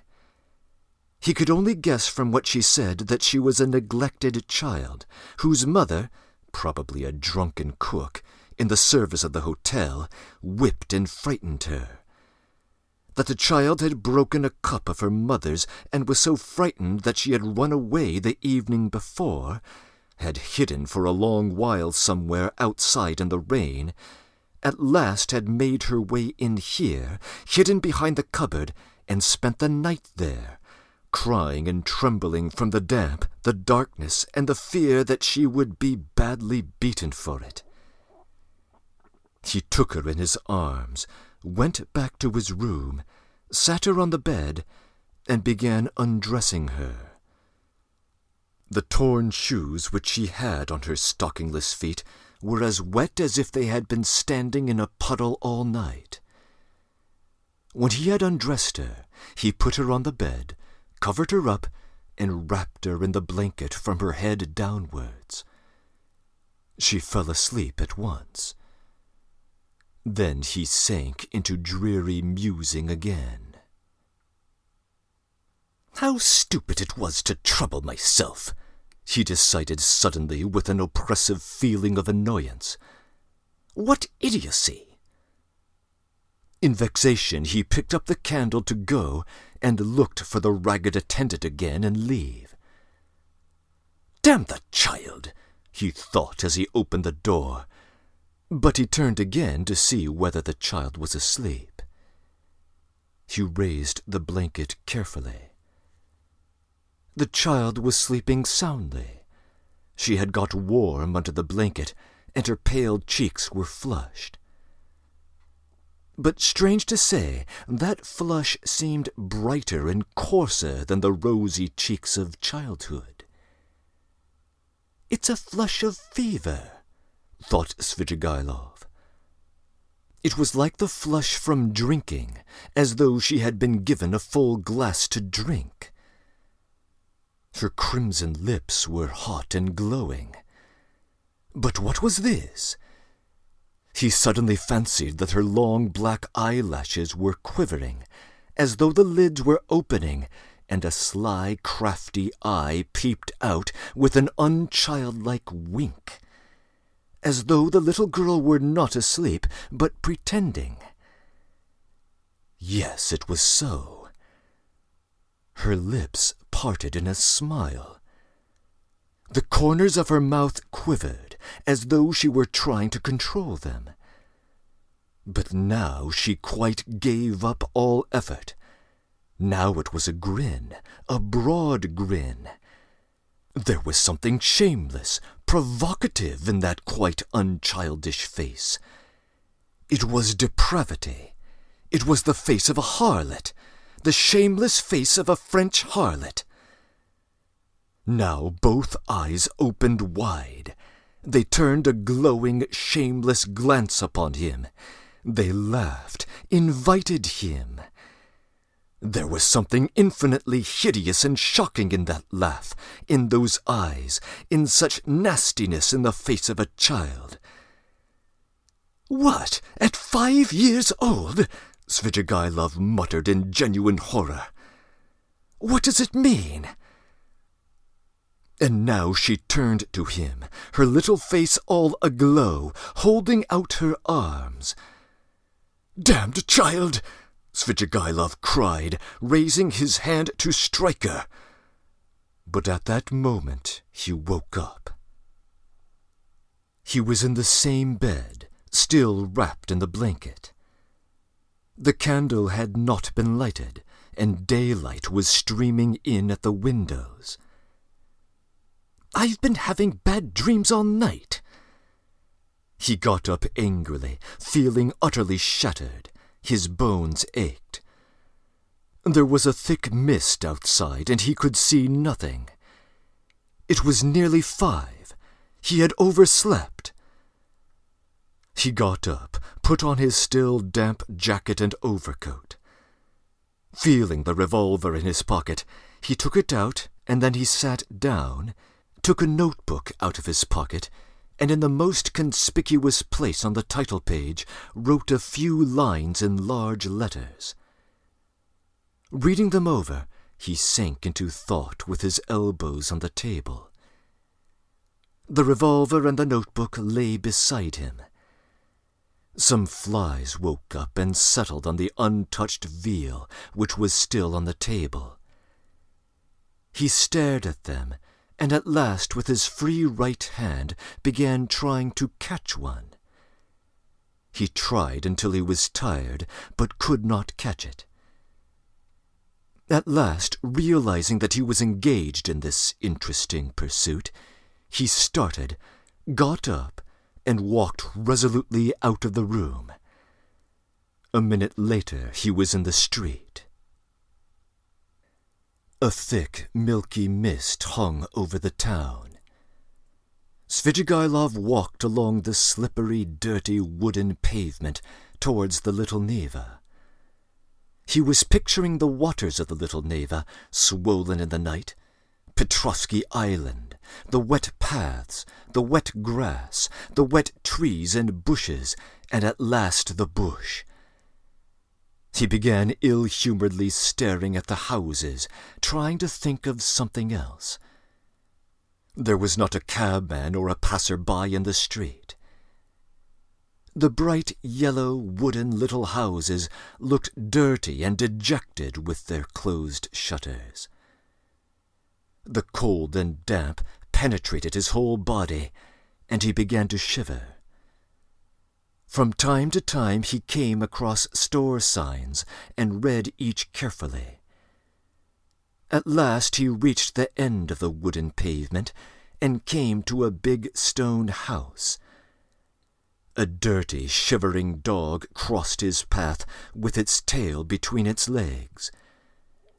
A man in an overcoat lay dead drunk, face downwards across the pavement.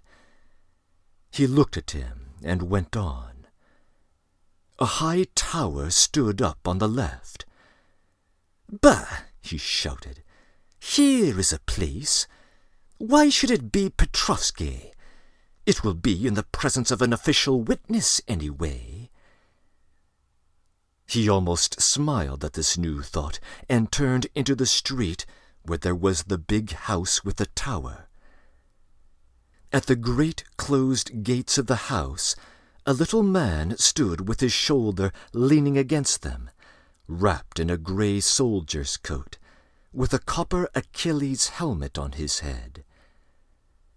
He cast a drowsy and indifferent glance at Svidrigailov. His face wore that perpetual look of peevish dejection which is so sourly printed on all faces of Jewish race without exception.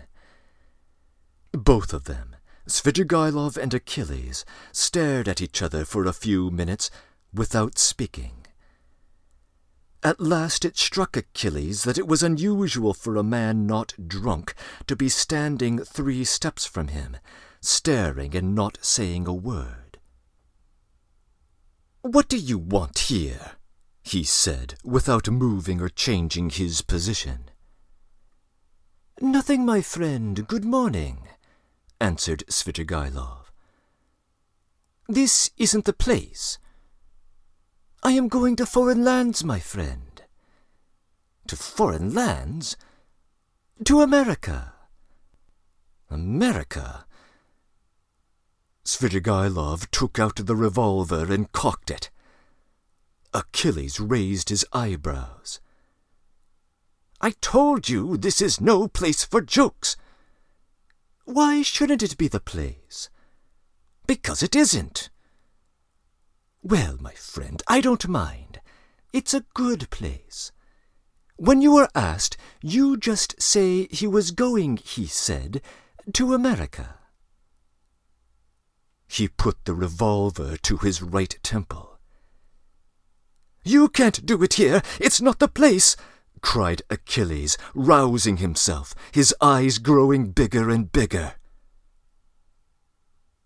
Svidrigailov pulled the trigger.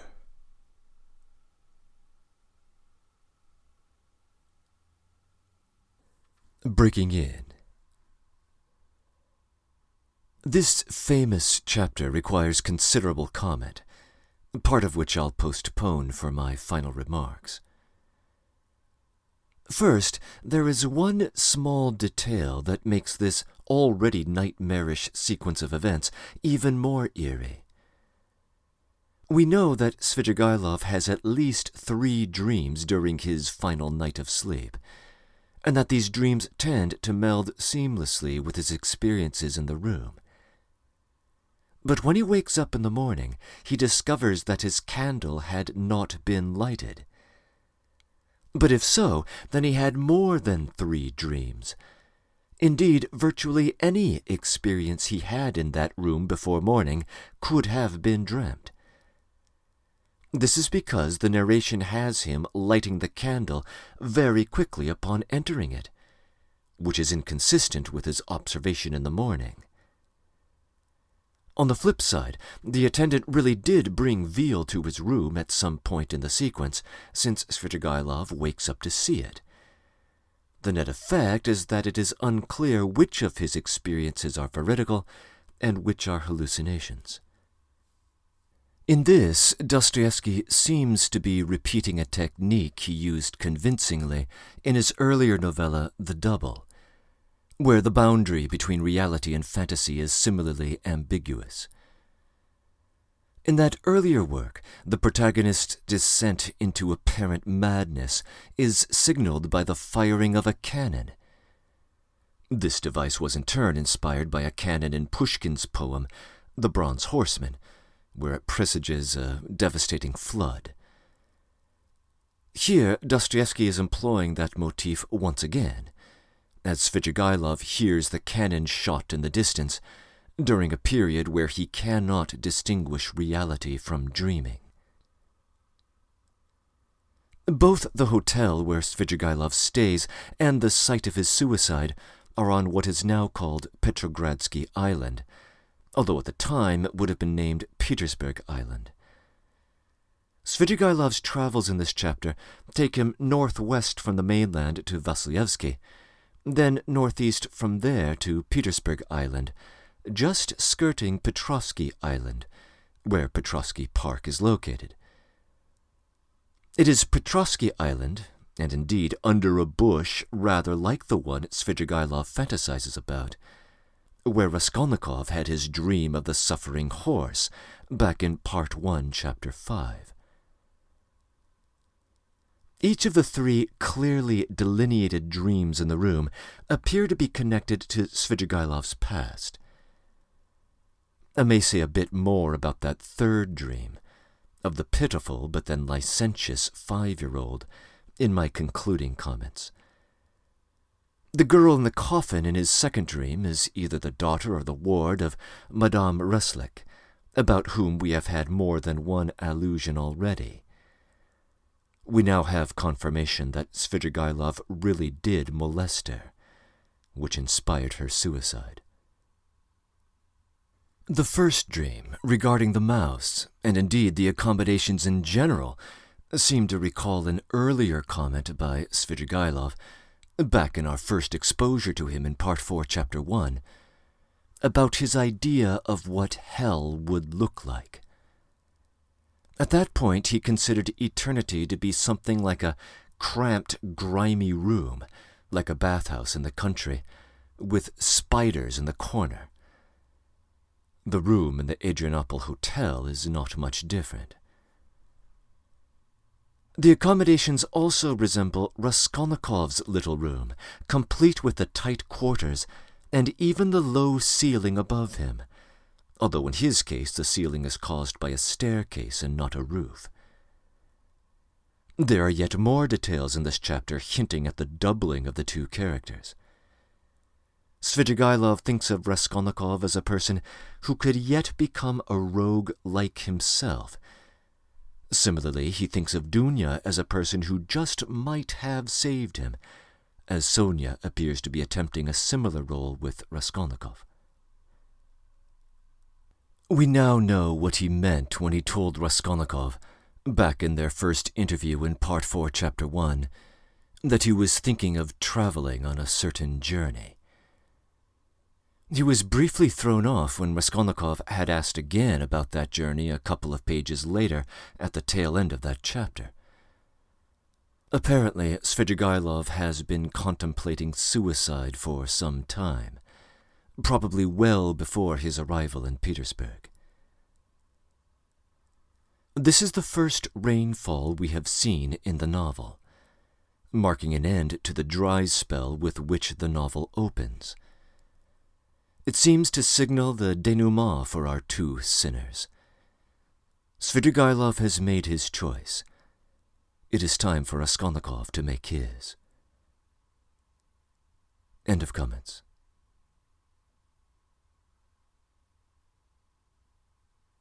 Chapter 7.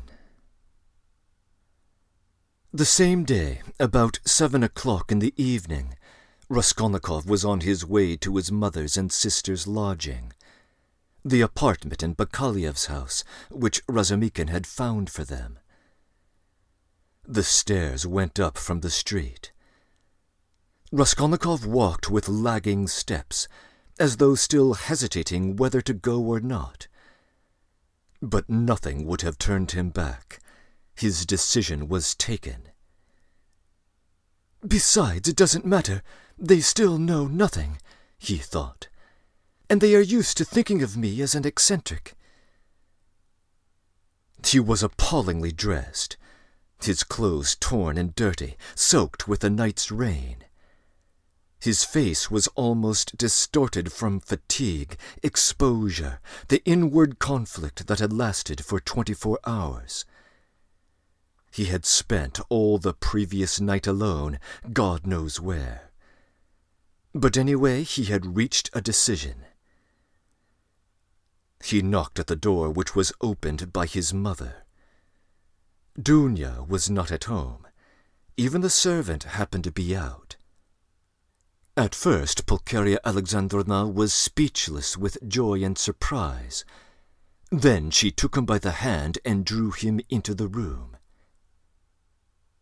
"Here you are," she began, faltering with joy. "Don't be angry with me, Rodya, for welcoming you so foolishly with tears. I am laughing, not crying. Did you think I was crying? No, I am delighted, but I've got into such a stupid habit of shedding tears. I've been like that ever since your father's death. I cry for anything. Sit down, dear boy, you must be tired. I see you are. Ah, how muddy you are!" "I was in the rain yesterday, Mother," Raskolnikov began. No, Pulcheria Alexandrovna hurriedly interrupted. "You thought I was going to question you in the womanish way I used to. Don't be anxious. I understand it all. Now I've learned how things are here, I can see for myself that they are better. I've made up my mind once for all. How could I understand your plans and expect you to give an account of them? God knows what concerns and plans you may have, or what ideas you are hatching, so it's not for me to keep nudging your elbow, asking you what you are thinking about. But my goodness, why am I running to and fro as though I were crazy? I am reading your article in the magazine for the 3rd time, Rodya. Dmitri Prokofitch brought it to me. When I saw it, I cried out to myself, 'There you are, you foolish old thing,' I thought. 'That's what he's busy about. That's the solution of the mystery. Learned people are always like that. He may have some new ideas in his head just now. He is thinking them over, and I worry him and upset him. I read it, my dear, and of course there was a great deal I did not understand, but that's only natural. How should I?" "Show me, Mother." Raskolnikov took the magazine and glanced at his article. Incongruous as it was with his mood and his circumstances, He felt that strange and bittersweet sensation that every author experiences the first time he sees himself in print. Besides, he was only 23. It lasted only a moment. After reading a few lines, he frowned, and his heart throbbed with anguish. He recalled all the inward conflict of the preceding months. He flung the article on the table with disgust and anger. "But however foolish I may be, Rhodia, I can see for myself that you will very soon be one of the leading, if not the leading man, in the world of Russian thought. And they dared to think you were mad. You don't know, but they really thought that. Ah, the despicable creatures, how could they understand genius? And Dunya was all but believing it. What do you say to that? Your father sent things twice to magazines. The first time poems. I've got the manuscript, I'll show you. And the second time a whole novel. I begged him to let me copy it out. And how we prayed that they would be taken. They weren't. I was breaking my heart, Rhodia, 6 or 7 days ago over your food and your clothes and the way you are living. But now I see again how foolish I was, for you can attain any position you like by your intellect and talent. No doubt you don't care about that for the moment, and you are occupied with much more important matters. Dunya's not at home, Mother. No, Rhodia, I often don't see her. She leaves me alone. Dmitri Prokofitch comes to see me. It's so good of him, and he always talks about you. He loves you and respects you, my dear. I wouldn't say that Dunya was inconsiderate towards me. I am not complaining. She has her ways and I have mine. She seems to have got some secrets of late, and I never have any secrets from you two. Of course, I am sure that Dunya has far too much sense, and besides, she loves you and me, but I don't know what it will all lead to. You've made me so happy by coming now, Rhodia, but she has missed you by going out. When she comes in, I'll tell her, your brother came in while you were out. Where have you been all this time? You mustn't spoil me, Rhodia, you know. Come when you can, but if you can't, it doesn't matter. I can wait. I shall know anyway that you are fond of me. That will be enough for me. I shall read what you write. I shall hear about you from everyone, and sometimes you'll come yourself to see me. What could be better? Here you've come now to comfort your mother. I see that. Here Pulcheria Alexandrovna began to cry. Here I am again. Don't mind my foolishness. My goodness, why am I sitting here? She cried, jumping up. There is coffee, and I don't offer you any. Ah, that's the selfishness of old age. I'll get it at once. Mother, don't trouble yourself. I am going now. I haven't come for that. Please listen to me. Pulcheria Alexandrovna went up to him timidly. Mother, whatever happens, whatever you hear about me, whatever you are told about me, will you always love me as you do now? He asked suddenly from the fullness of his heart, as though not thinking of his words and not weighing them. Rhodia, what is the matter? How can you ask me such a question? Why, who will tell me anything about you? Besides, I wouldn't believe anyone. I would refuse to listen. I've come to reassure you that I've always loved you, and I am glad that we are alone, even glad Dunya is out. He went on with the same impulse. I have come to tell you that though you will be unhappy, you must believe that your son loves you now more than himself, and that everything you thought about me, that I was cruel and didn't care about you, was all a mistake. I shall never stop loving you. Well, that's enough. I thought I must do this and start with this. Pulcheria Alexandrovna embraced him in silence, pressing him to her bosom and weeping gently. "I don't know what is wrong with you, Rhodia," she said at last. "I've been thinking all this time that we were simply boring you, and now I see that there is great sorrow in store for you, and that's why you are miserable. I've seen it coming for a long time, Rhodia. Forgive me for speaking about it. I keep thinking about it and lie awake at nights. Your sister lay talking in her sleep all last night, talking of nothing but you. I caught something, but I couldn't make it out. I felt all morning as though I were going to be hanged, waiting for something, expecting something, and now it has come. Rhodia, Rhodia, where are you going? You are going away somewhere?" "Yes." "That's what I thought. I can come with you, you know, if you need me. And Dunya, too. She loves you dearly. And Sofya Semyonovna may come with us if you like. You see, I am glad to look upon her as a daughter, even. Dmitri Prokofitch will help us to go together. But where are you going?" "Goodbye, Mother." "What, today?" she cried, as though she were losing him forever. "I can't stay. I must go now. And can't I come with you?" "No, but kneel down and pray to God for me. Your prayer perhaps will reach him." "Let me bless you and sign you with the cross. That's right, that's right. Oh, God, what are we doing?" Yes, he was glad. He was very glad that there was no one there, that he was alone with his mother.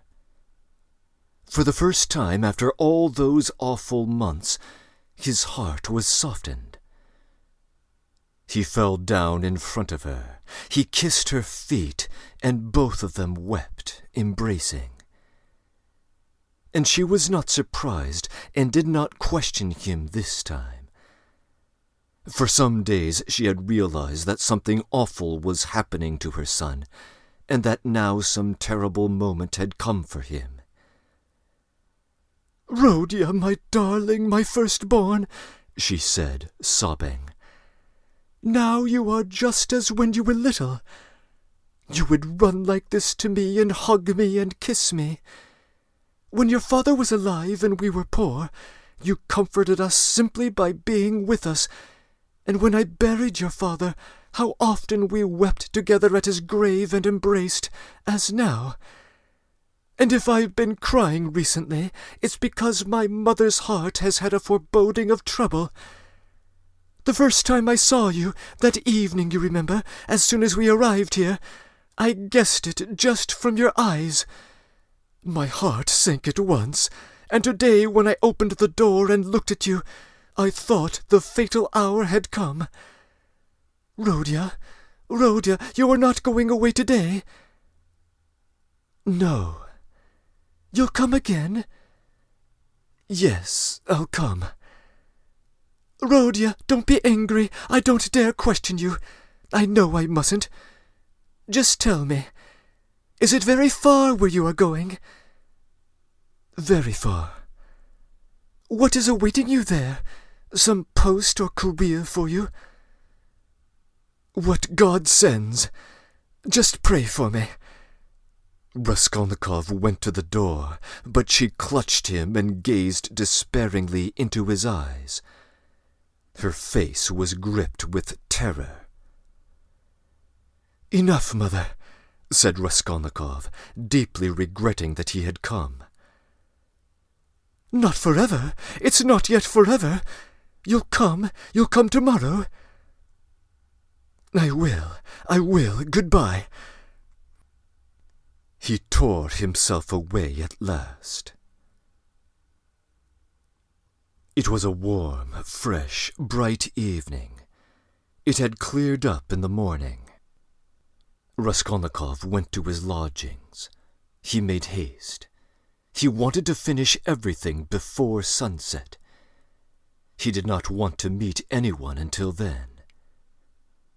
Going up the stairs, he noticed that Nastasia rushed from the samovar to watch him intently.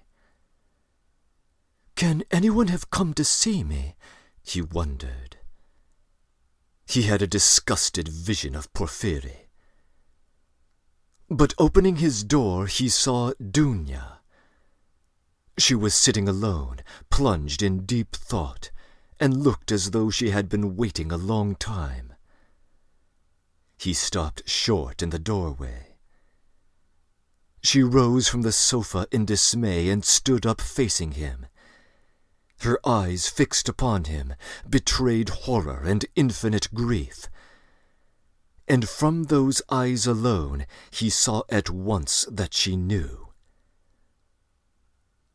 "Should I come in or go away?" he asked uncertainly. "I've been all day with Sofya Semyonovna. We were both waiting for you. We thought that you would be sure to come here." Raskolnikov went into the room and sank exhausted on a chair. "I feel weak, Dunya. I am very tired, and I would have liked at this moment to be able to control myself." He glanced at her mistrustfully. "Where were you all night?" "I don't remember clearly. You see, sister, I wanted to make up my mind once and for all, and several times I walked by the Neva. I remember that I wanted to end it all there, but I couldn't make up my mind," he whispered, looking at her mistrustfully again.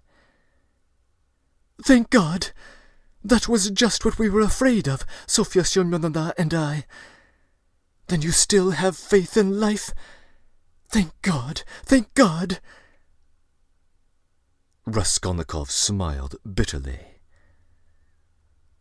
"I haven't any faith, but I have just been weeping in our mother's arms. I haven't any faith, but I have just asked her to pray for me.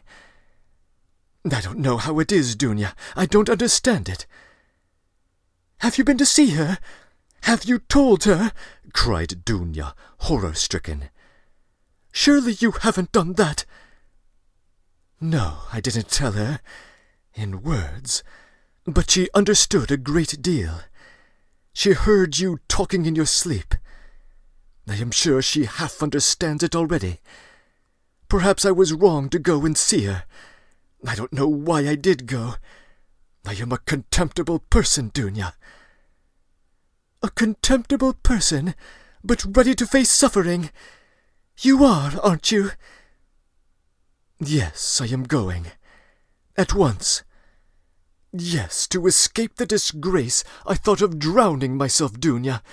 But as I looked into the water, I thought that if I had considered myself strong until now, I'd better not be afraid of disgrace," he said, hurrying on. "It's pride, Dunya." "Pride, Rodya." There was a gleam of fire in his lustreless eyes. He seemed to be glad to think that he was still proud. "You don't think, sister, that I was simply afraid of the water?"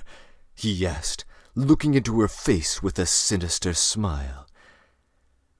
"Oh, Rodya, hush!" cried Dunya bitterly. Silence lasted for 2 minutes. He sat with his eyes fixed on the floor. Dunya stood at the other end of the table and looked at him with anguish. Suddenly he got up. "It's late. It's time to go. I am going at once to give myself up.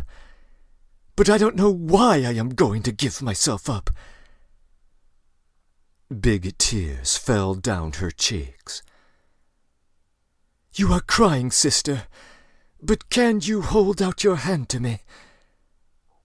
"You doubted it?" She threw her arms round him. "Aren't you half atoning for your crime by facing the suffering?" she cried, holding him close and kissing him. "Crime? What crime?" he cried in sudden fury. "That I killed the vile, noxious insect, an old pawnbroker woman of no use to anyone. Killing her was an atonement for 40 sins. She was sucking the life out of poor people. Was that a crime? I am not thinking of it, and I am not thinking of atoning for it. And why are you all rubbing it in on all sides? A crime! A crime! Only now I see clearly the imbecility of my cowardice, now that I have decided to face this superfluous disgrace. It's simply because I am contemptible and have nothing in me that I have decided to, perhaps too for my advantage, as that Porphyry suggested. Rhodia, what are you saying? You have shed blood, cried Dunya in despair. Which all men shed, he put in almost frantically. Which flows and has always flowed in streams, which is spilt like champagne, and for which men are crowned in the Capitol and are later called benefactors of mankind. Look into it more carefully and understand it. I, too, wanted to do good, and would have done hundreds, thousands of good deeds to make up for that one piece of stupidity. Not stupidity even, simply clumsiness, for the idea was by no means as stupid as it seems now that it has failed. Everything seems stupid when it fails. By that stupidity, I only wanted to put myself into an independent position, to take the first step, to obtain means, and then everything would have been smoothed over by benefits immeasurable in comparison. But I couldn't carry out even the first step, because I am contemptible. That's what's the matter. And yet I won't look at it as you do. If I had succeeded, I would have been crowned with glory, but now I'm trapped. But that's not so, not so. Rhodia, what are you saying? It's not picturesque, not aesthetically attractive. I fail to understand why bombarding people by regular siege is more honorable. The fear of appearances is the first symptom of impotence. I've never recognized this more clearly than now, and I am further than ever from seeing that what I did was a crime. I've never been stronger and more convinced than now. The color had rushed into his pale, exhausted face. But as he uttered his last explanation, he happened to meet Dunya's eyes, and he saw such anguish in them that he could not help being checked. He felt that he had anyway made these two poor women miserable, that he was in any case the cause. Dunya, darling, if I am guilty, forgive me, though I cannot be forgiven if I am guilty. Goodbye. We won't argue. It's time, high time for me to go. Don't follow me. I have somewhere else to visit. But you go at once and sit with Mother. I beg you. It's my last request of you. Don't leave her at all. I left her in a state of anxiety that she is not fit to bear. She will die or go out of her mind. Be with her. Razumikin will be with you. I've been talking to him. Don't cry about me. I'll try to be honest and manly all my life, even if I am a murderer. Perhaps I shall some day make a name for myself. I won't disgrace you, you'll see. I'll still show. Now goodbye for the present, he concluded hurriedly, noticing again a strange expression in Dunya's eyes at his last words and promises. Why are you crying? Don't cry, don't cry. We are not parting forever.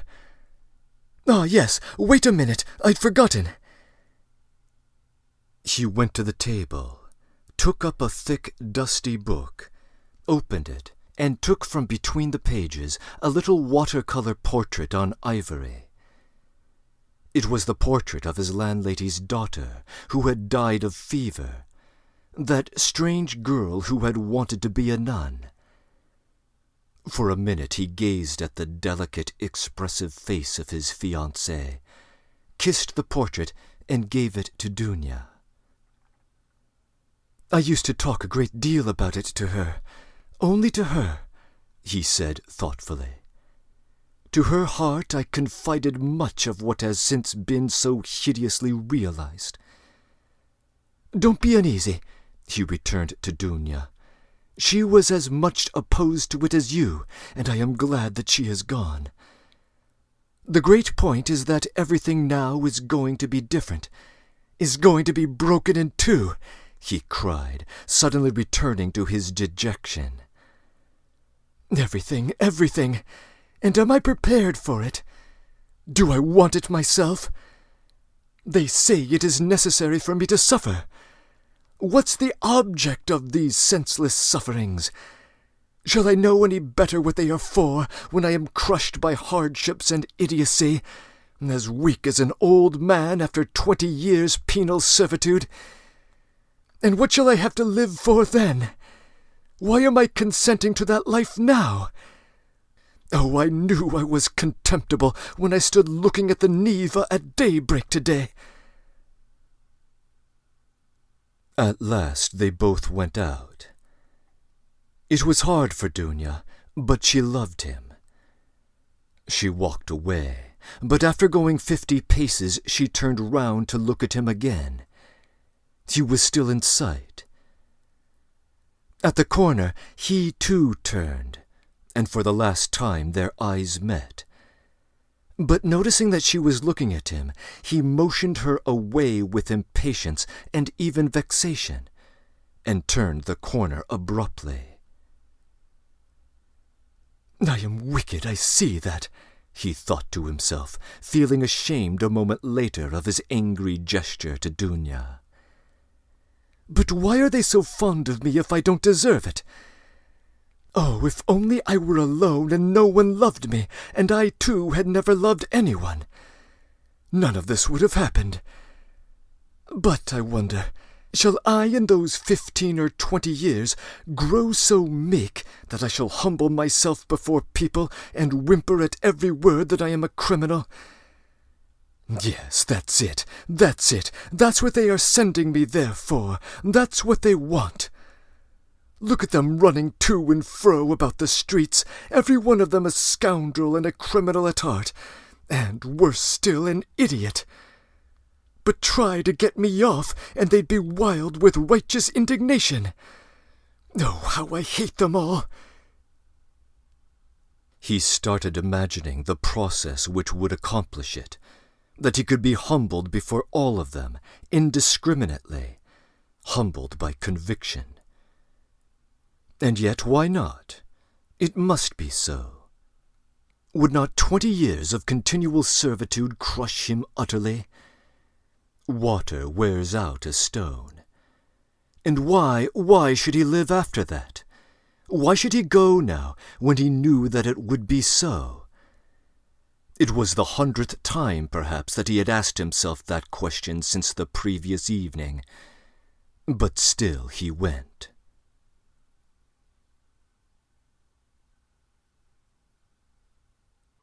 Breaking in. The events of this chapter take place roughly 12 hours after Svidrigailov's suicide. We may infer from his report to Dunya that Raskolnikov was looking into the waters of the Neva, contemplating suicide, at the same time that Svidrigailov was thinking with aversion about those very waters, while lying in the Adrianople Hotel. Our translator, Constance Garnett, notes in the next chapter that Dostoevsky suffers a rare inconsistency regarding temporal sequencing in a brief snatch of dialogue. It is now early evening.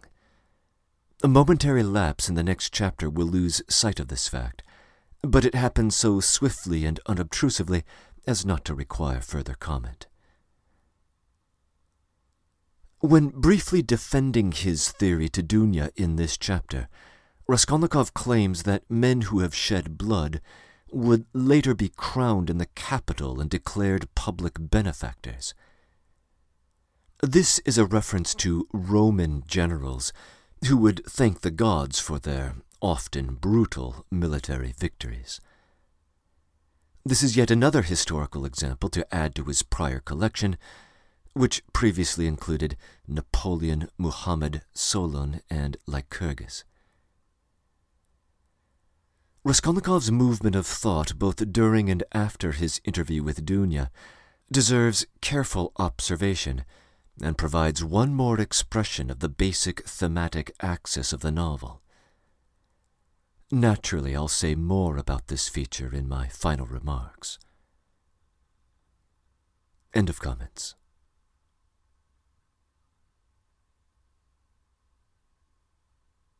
Chapter 8. When he entered Sonia's room, it was already getting dark. All day, Sonia had been waiting for him in terrible anxiety. Dunya had been waiting with her. She had come to her that morning, remembering the words of Svidrigailov's which Sonia knew.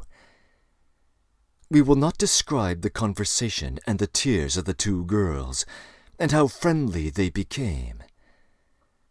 Dunya gained one comfort at least from that interview, that her brother would not be alone. He had gone to her, Sonia, first with his confession. He had gone to her for human companionship when he needed it. She would go with him wherever fate might send him. Dunya did not ask, but she knew it was true.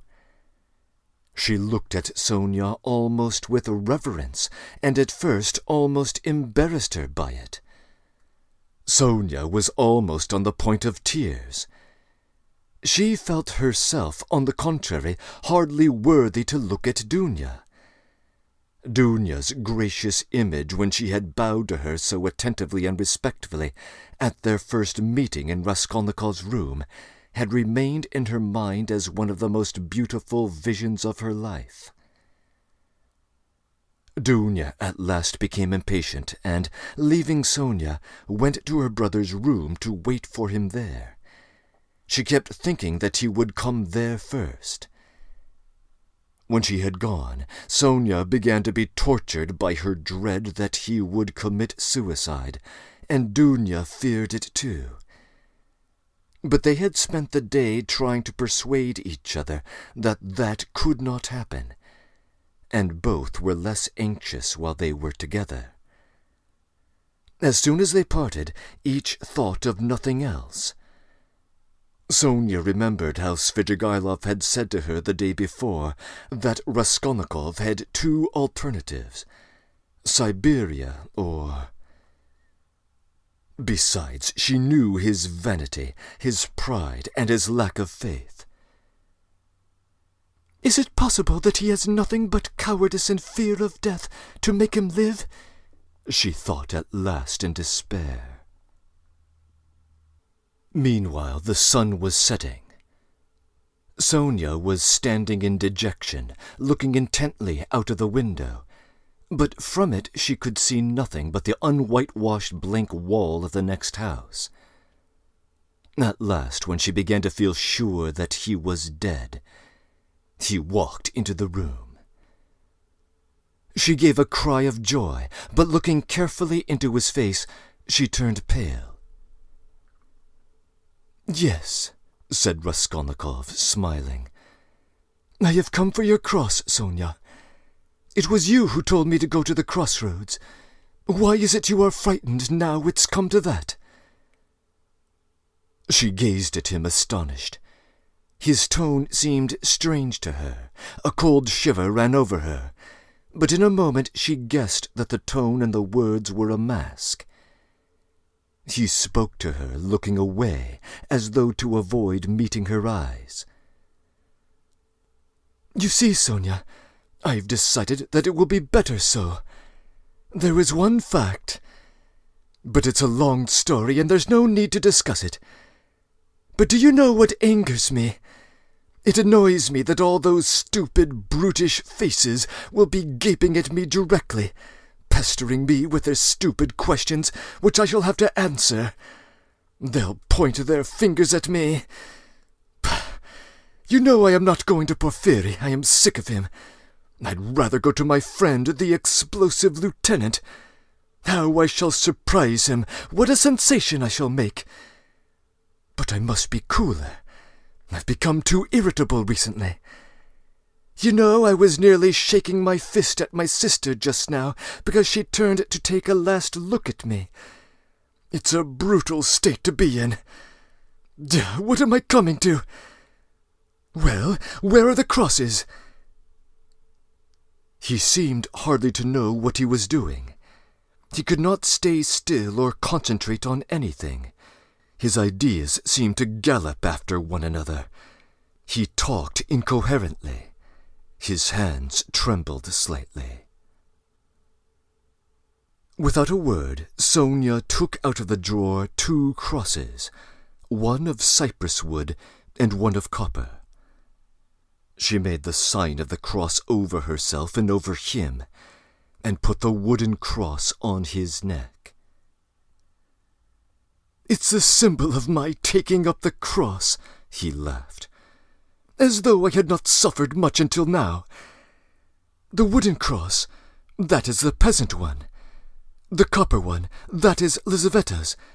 You will wear it yourself. Show me." So she had it on.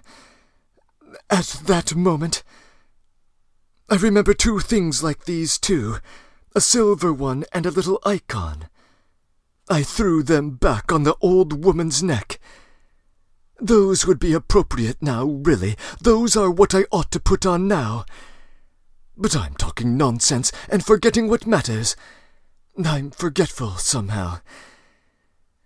You see, I have come to warn you, Sonia, so you might know. That's all I came for. But I thought I had more to say. You wanted me to go yourself. Well, now I'm going to prison, and you'll have your wish. Well, what are you crying for? You too? Don't. Leave off. Oh, how I hate it all. But his feeling was stirred. His heart ached as he looked at her. Why is she grieving too? He thought to himself. What am I to her? Why does she weep? Why is she looking after me like my mother or Dunya? She'll be my nurse. Cross yourself. Say at least one prayer, Sonia begged in a timid, broken voice. Oh, certainly, as much as you like. And sincerely, Sonia, sincerely. But he wanted to say something quite different. He crossed himself several times. Sonia took up her shawl and put it over her head. It was the green drop-de-daum shawl which Marmeladov had talked about, the family shawl. Raskolnikov thought of that looking at it, but he did not ask. He began to feel himself that he was certainly forgetting things and was disgustingly agitated. He was frightened at this. He was suddenly struck, too, by the thought that Sonia intended to go with him. What are you doing? Where are you going? Stay here. Stay. I'll go alone, he cried in cowardly vexation, and, almost resentful, he moved towards the door. What's the use of going in procession? He muttered, going out. Sonia remained standing in the middle of the room. He had not even said good-bye to her. He had forgotten her. A poignant and rebellious doubt surged in his heart. Was it right? Was it right, all this? He thought again as he went down the stairs. Couldn't I stop and retract it all, and not go? But still he went. He felt suddenly, once for all, that he mustn't ask himself questions. As he turned into the street, he remembered that he had not said good-bye to Sonia, that he had left her in the middle of the room in her green shawl, not daring to stir after he had shouted at her, and he stopped short for a moment. At the same instant, another thought dawned upon him, as though it had been lying in wait to strike him then. Why, with what object did I go to her just now? I told her. On business. On what business? I had no sort of business. To tell her I was going. But where was the need? Do I love her? No, I drove her away just now like a dog. Did I want her crosses? Oh, how low I've sunk. No, I wanted her tears. I wanted to see her terror, to see how her heart ached. I had to have something to cling to, something to delay me, some friendly face to see. And I dared to believe in myself, to dream of what I would do. I am a beggarly, contemptible wretch, contemptible. He walked along the canal bank. He had not much further to go. But on reaching the bridge, he stopped, and turning out of his way along it, went to the Haymarket. He looked eagerly to right and left, gazed intently at every object, and could not fix his attention on anything. Everything slipped away. In another week, another month, I shall be driven in a prison van over this bridge. How shall I look at the canal then? I should like to remember this, slipped into his mind. Look at this sign. How shall I read those letters then? It's written here, Campany. That's a thing to remember, that letter A, and to look at it again in a month. How shall I look at it then? What shall I be feeling and thinking then? How trivial all of it must be. What am I worrying about now? Of course it must all be interesting, in its way. What am I thinking about? I am becoming a baby. I am showing off to myself. Why am I ashamed? Phew, how people shove! That fat man, the German he must be, who pushed against me. Does he know who he pushed? There's a peasant woman with a baby, begging. It's curious that she thinks I am happier than she is. I might give her something, if only because it'd be so out of place. Here's a 5-kopeck piece left in my pocket. Where did I get it? Here, take it, my dear. God bless you, the beggar chanted in a tearful voice. He went into the Haymarket. It was distasteful, very distasteful to be in a crowd, but he walked just where he saw the most people. He would have given anything in the world to be alone, but he knew himself that he would not have remained alone for a moment. There was a man drunk and disorderly in the crowd. He kept trying to dance and falling down. There was a ring round him. Raskolnikov squeezed his way through the crowd, stared for some minutes at the drunken man, and suddenly gave a short, jerky laugh. A minute later he had forgotten him and did not see him, though he still stared. He moved away at last, not remembering where he was. But when he got into the middle of the square, an emotion suddenly came over him, overwhelming him body and mind. He suddenly recalled Sonia's words. Go to the crossroads, bow down to the people, kiss the earth, for you have sinned against it too, and say aloud to the whole world, I am a murderer. He trembled, remembering that. And the hopeless misery and anxiety of all that time, especially of the last few hours, had weighed so heavily upon him, that he clutched passionately at the chance of this new, unmixed, complete sensation. It came over him like a fit. It was like a single spark kindled in his soul and spreading fire through him. Everything in him softened at once, and the tears started into his eyes. He fell to the earth on the spot.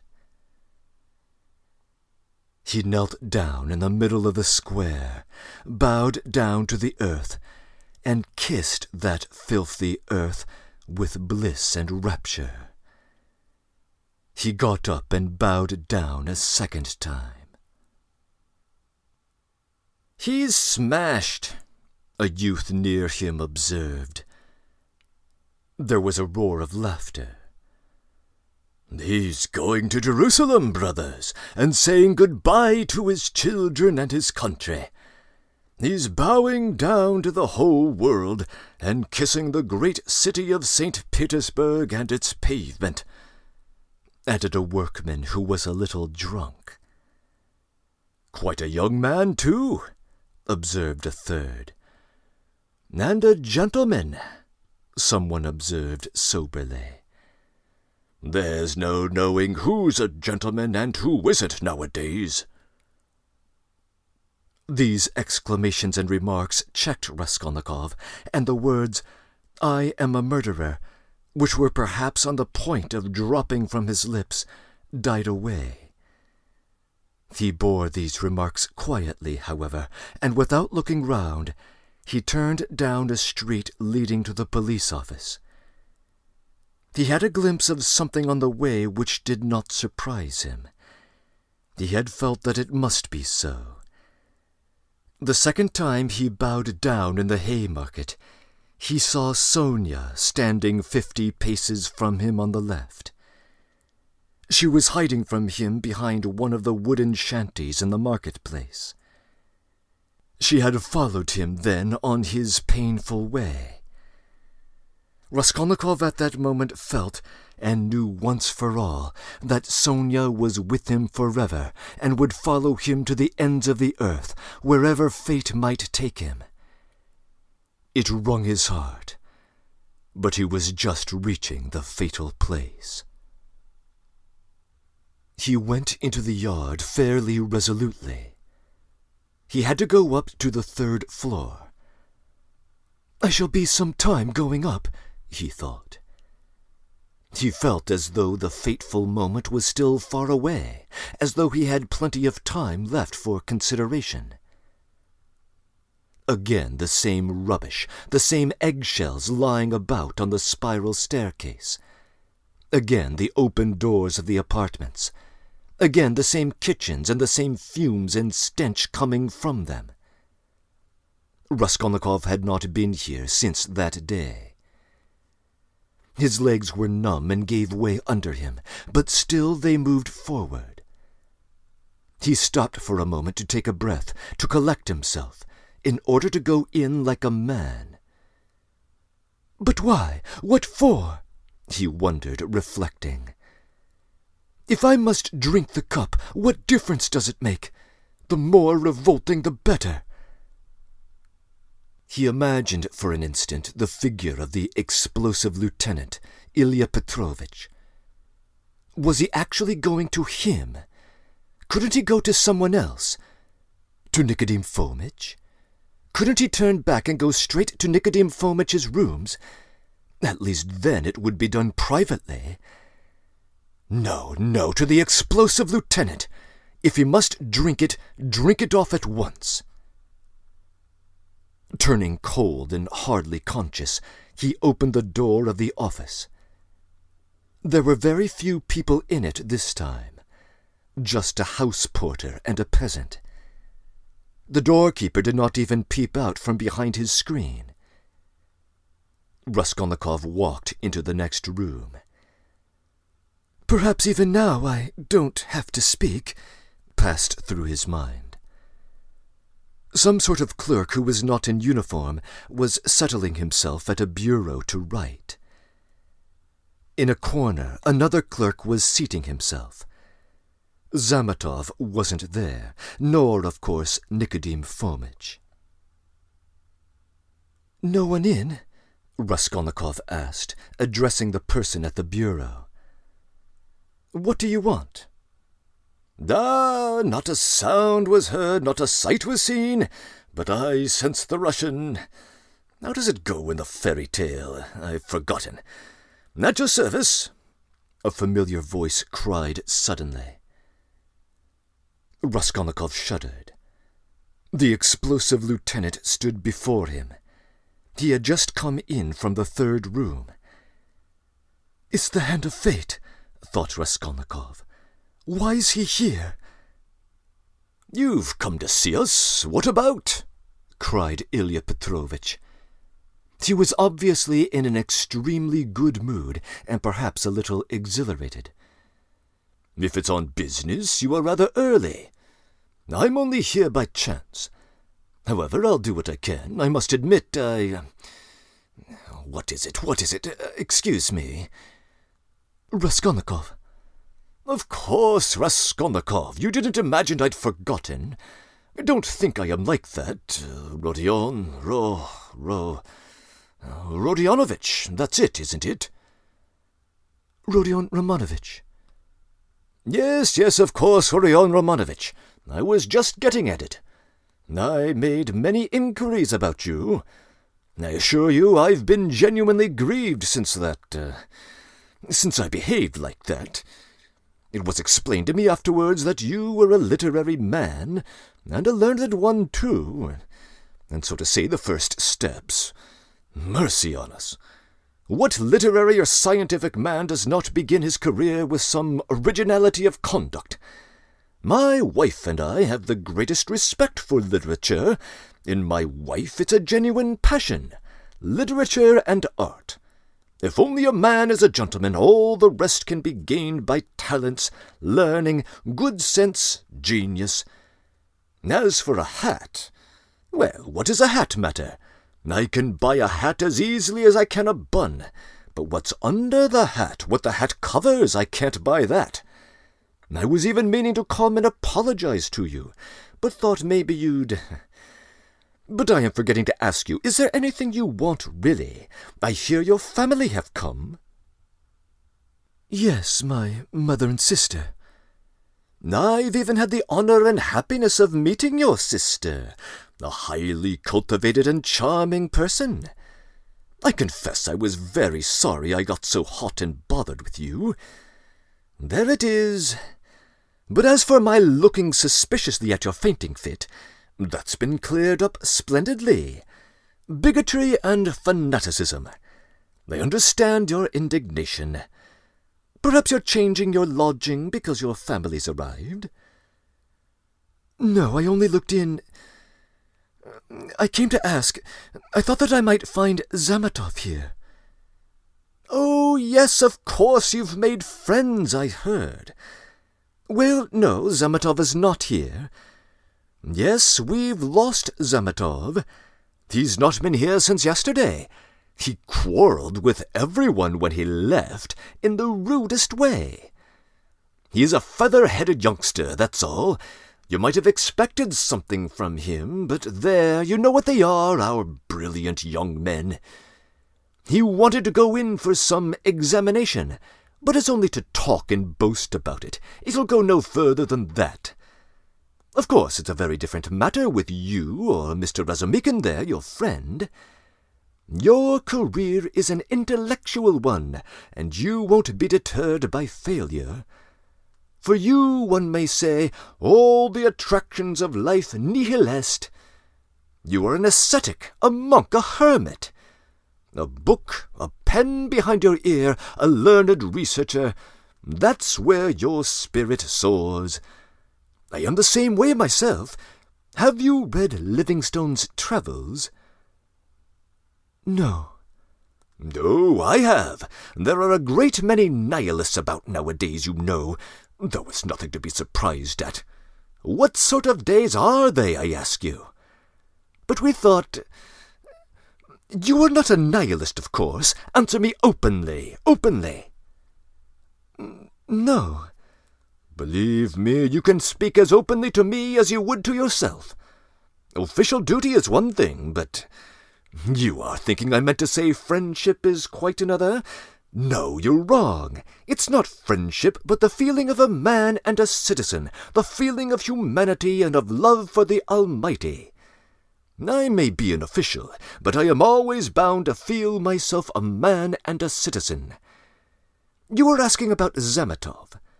Zametov will make a scandal in the French style in a house of bad reputation over a glass of champagne.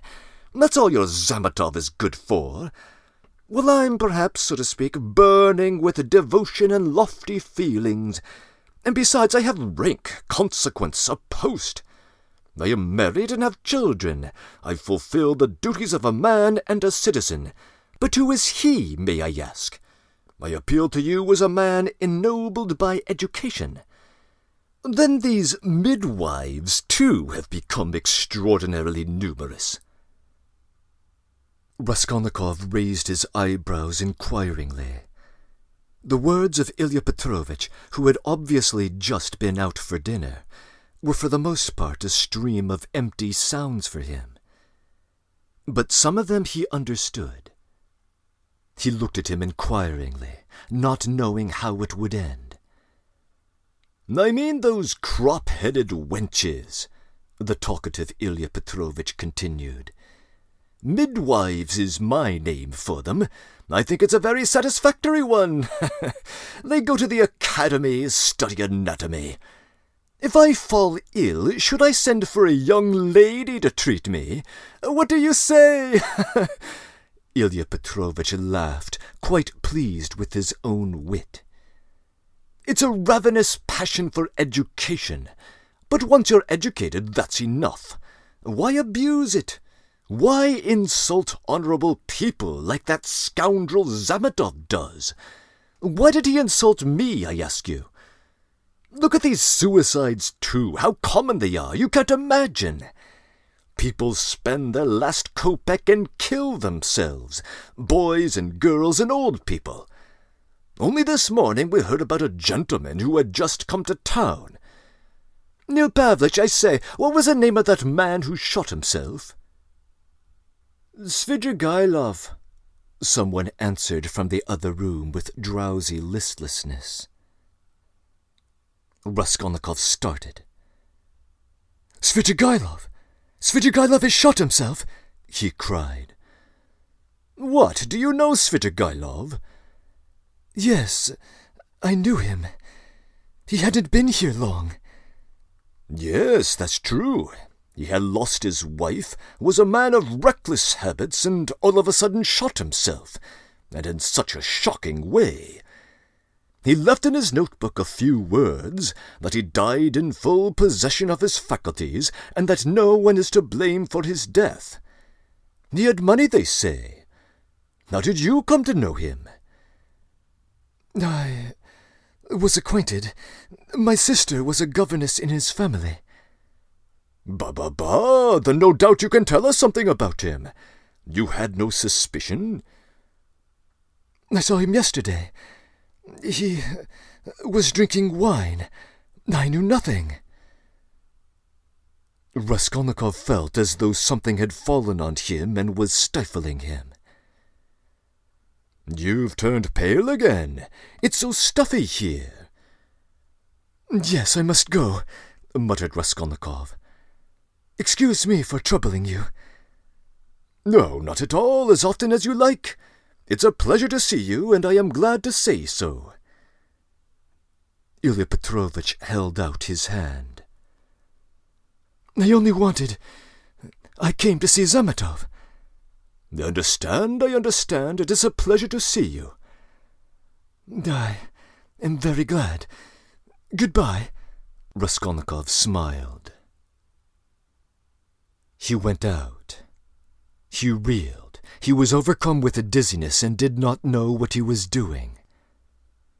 He began going down the stairs, supporting himself with his right hand against the wall. He fancied that a porter pushed past him on his way upstairs to the police office, that a dog in the lower floor kept up a shrill barking, and that a woman flung a rolling pin at it and shouted. He went down and out into the yard. There, not far from the entrance, stood Sonia, pale and horror-stricken.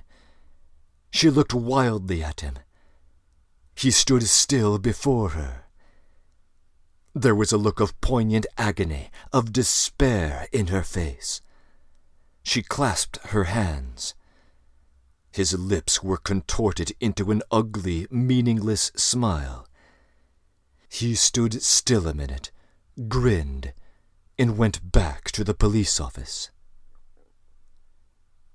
Ilya Petrovich had sat down and was rummaging among some papers. Before him stood the same peasant who had pushed by on the stairs. "Hello, back again. Have you left something behind? What's the matter?" Raskolnikov, with white lips and staring eyes, came slowly nearer. He walked right up to the table, leaned his hand on it, tried to say something but could not. Only incoherent sounds were audible. "You are feeling ill. A chair. Here, sit down. Some water." Raskolnikov dropped onto a chair, but he kept his eyes fixed on the face of Ilya Petrovich, which expressed unpleasant surprise. Both looked at one another for a minute and waited. Water was brought. "It was I," began Raskolnikov. "Drink some water." Raskolnikov refused the water with his hand, and softly and brokenly, but distinctly, said, "It was I who killed the old pawnbroker woman and her sister Lizaveta with an axe and robbed them." Ilya Petrovich opened his mouth. People ran up on all sides. Raskolnikov repeated his statement.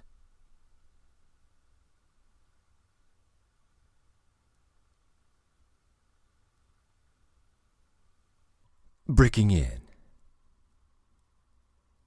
This is the end of Part 6. Many commentators wish that this was the end of the novel altogether. It is easy to see why. There is a kind of organic unity to the novel thus ended, which sees Raskolnikov return to the Haymarket to begin his metaphorical journey to Jerusalem, and his return to the police station for his confession at last, and even the bumbling chatter of Ilya Petrovich, which offers some commentary on the spirit of the times, of which this novel is an artistic child. But Dostoevsky did not end the novel here, and I am among the minority who are glad he did not. If you are so inclined, I will see you in the epilogue. End of comments.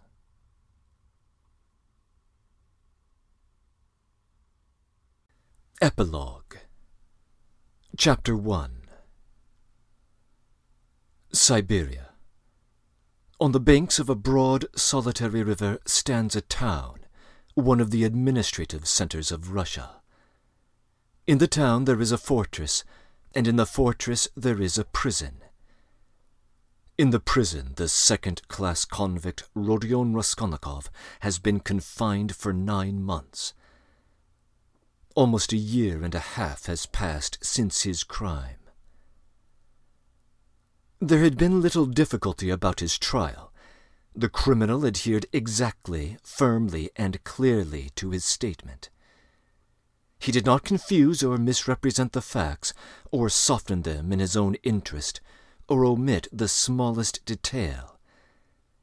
He explained every incident of the murder, the secret of the pledge, the piece of wood with the strip of metal, which was found in the murdered woman's hand. He described minutely how he had taken her keys, what they were like, as well as the chest and its contents. He explained the mystery of Lizaveta's murder, described how Koch and, after him, the student knocked, and repeated all they had said to one another, how afterwards he had run downstairs and heard Nikolai and Dmitri shouting, how he had hidden in the empty apartment and afterwards gone home. He finished by indicating the stone in the yard off the Voznesensky Prospect under which the purse and the trinkets were found. The whole thing, in fact, was perfectly clear. The lawyers and the judges were very much struck, amongst other things, by the fact that he had hidden the trinkets and the purse under a stone without making use of them, and that, what was more, he did not now remember what the trinkets were like, or even how many there were. The fact that he had never opened the purse and did not even know how much was in it seemed incredible. It turned out to hold 317 rubles and 60 kopecks. Because it had been lying under the stone for so long, some of the most valuable notes had suffered from the damp. They spent a long while trying to discover why the accused man should tell a lie about this when he had made a truthful and straightforward confession about everything else. Finally, some of the lawyers more versed in psychology admitted that it was possible he had really not looked into the purse and so didn't know what was in it when he hid it under the stone. But they immediately deduced that the crime could only have been committed through temporary mental derangement, through homicidal mania, without any purpose or pursuit of gain. This fell in with the most recent fashionable theory of temporary insanity, so often applied nowadays in criminal cases. Moreover, Raskolnikov's hypochondriac condition was proved by many witnesses, by Dr. Zosimov, his former fellow students, his landlady, and her servant. All this pointed strongly to the conclusion that Raskolnikov was not quite like an ordinary murderer and robber, but that there was another element in the case. To the intense annoyance of those who maintained this opinion, the criminal scarcely attempted to defend himself. To the decisive question as to what motive impelled him to the murder and the robbery, he answered very clearly with the coarsest frankness that the cause was his miserable position, his poverty and helplessness, and his desire to provide for his first steps in life by the help of the 3,000 rubles he had reckoned on finding. He had been led to the murder through his shallow and cowardly nature, exasperated, moreover, by poverty and failure. To the question what led him to confess, he answered that it was his heartfelt repentance. All this was almost coarse. The sentence, however, was more merciful than could have been expected, partly because the criminal had not tried to justify himself, but had rather shown a desire to exaggerate his guilt. All the strange and peculiar circumstances of the crime were taken into consideration. There could be no doubt of the abnormal and poverty-stricken condition of the criminal at the time. The fact that he had made no use of what he had stolen was put down partly to the effect of remorse, partly to his abnormal mental state at the time of the crime. Incidentally, the murder of Lizaveta served in fact to confirm the last hypothesis. A man commits 2 murders and forgets that the door is open. Finally, the confession at the very moment when the case was hopelessly muddled by the false evidence given by Nikolai through melancholy and fanaticism, and when, moreover, there were no proofs against the real criminal, no suspicions even. Porfiri Petrovitch fully kept his word. All this did much to soften the sentence. Other circumstances, too, in the prisoner's favor came out quite unexpectedly. Razumikin somehow discovered and proved that while Raskolnikov was at the university, he had helped a poor consumptive fellow student, and had spent his last penny on supporting him for 6 months. And when the student died, leaving a decrepit old father whom he had maintained almost from his 13th year, Raskolnikov had got the old man into a hospital and paid for his funeral when he died. Raskolnikov's landlady bore witness, too, that when they had lived in another house at 5 Corners, Raskolnikov had rescued 2 little children from a house on fire and was burnt in doing so. This was investigated and fairly well confirmed by many witnesses. These facts made an impression in his favor. And in the end the criminal was, in consideration of extenuating circumstances, condemned to penal servitude in the 2nd class for a term of 8 years only. At the very beginning of the trial, Raskolnikov's mother fell ill. Dunya and Razumikin found it possible to get her out of Petersburg during the trial. Razumikin chose a town on the railway not far from Petersburg, so as to be able to follow every step of the trial, and at the same time to see Avdotya Romanovna as often as possible. Pulcheria Alexandrovna's illness was a strange nervous one, and was accompanied by a partial derangement of her intellect. When Dunya returned from her last interview with her brother, she had found her mother already ill, in feverish delirium. That evening Razumikin and she agreed what answers they must make to her mother's questions about Raskolnikov, and made up a complete story for her mother's benefit that he had to go away to a distant part of Russia on a business commission, which would eventually bring him money and renown. But they were struck by the fact that Pulcheria Alexandrovna never asked them anything on the subject, neither then nor thereafter. On the contrary, she had her own version of her son's sudden departure. She told them with tears how he had come to say good-bye to her, hinting that she alone knew many mysterious and important facts, and that Rodya had many very powerful enemies, so that it was necessary for him to be in hiding. As for his future career, she had no doubt that it would be brilliant when certain sinister influences could be removed. She assured Razumikin that her son would one day be a great statesman, that his article and brilliant literary talent proved it. She read this article continually. She even read it aloud, almost took it to bed with her, but scarcely asked where Rodya was, though the subject was obviously avoided by the others, which might have been enough to awaken her suspicions. They began to be frightened at last at Pulcheria Alexandrovna's strange silence on certain subjects. She did not, for instance, complain that she never received any letters from him, though in previous years she had lived solely on the hope of letters from her beloved Rodya. This was a cause of great uneasiness to Dunya. The idea occurred to her that her mother suspected that there was something terrible in her son's fate, and was afraid to ask, for fear of hearing something still more awful.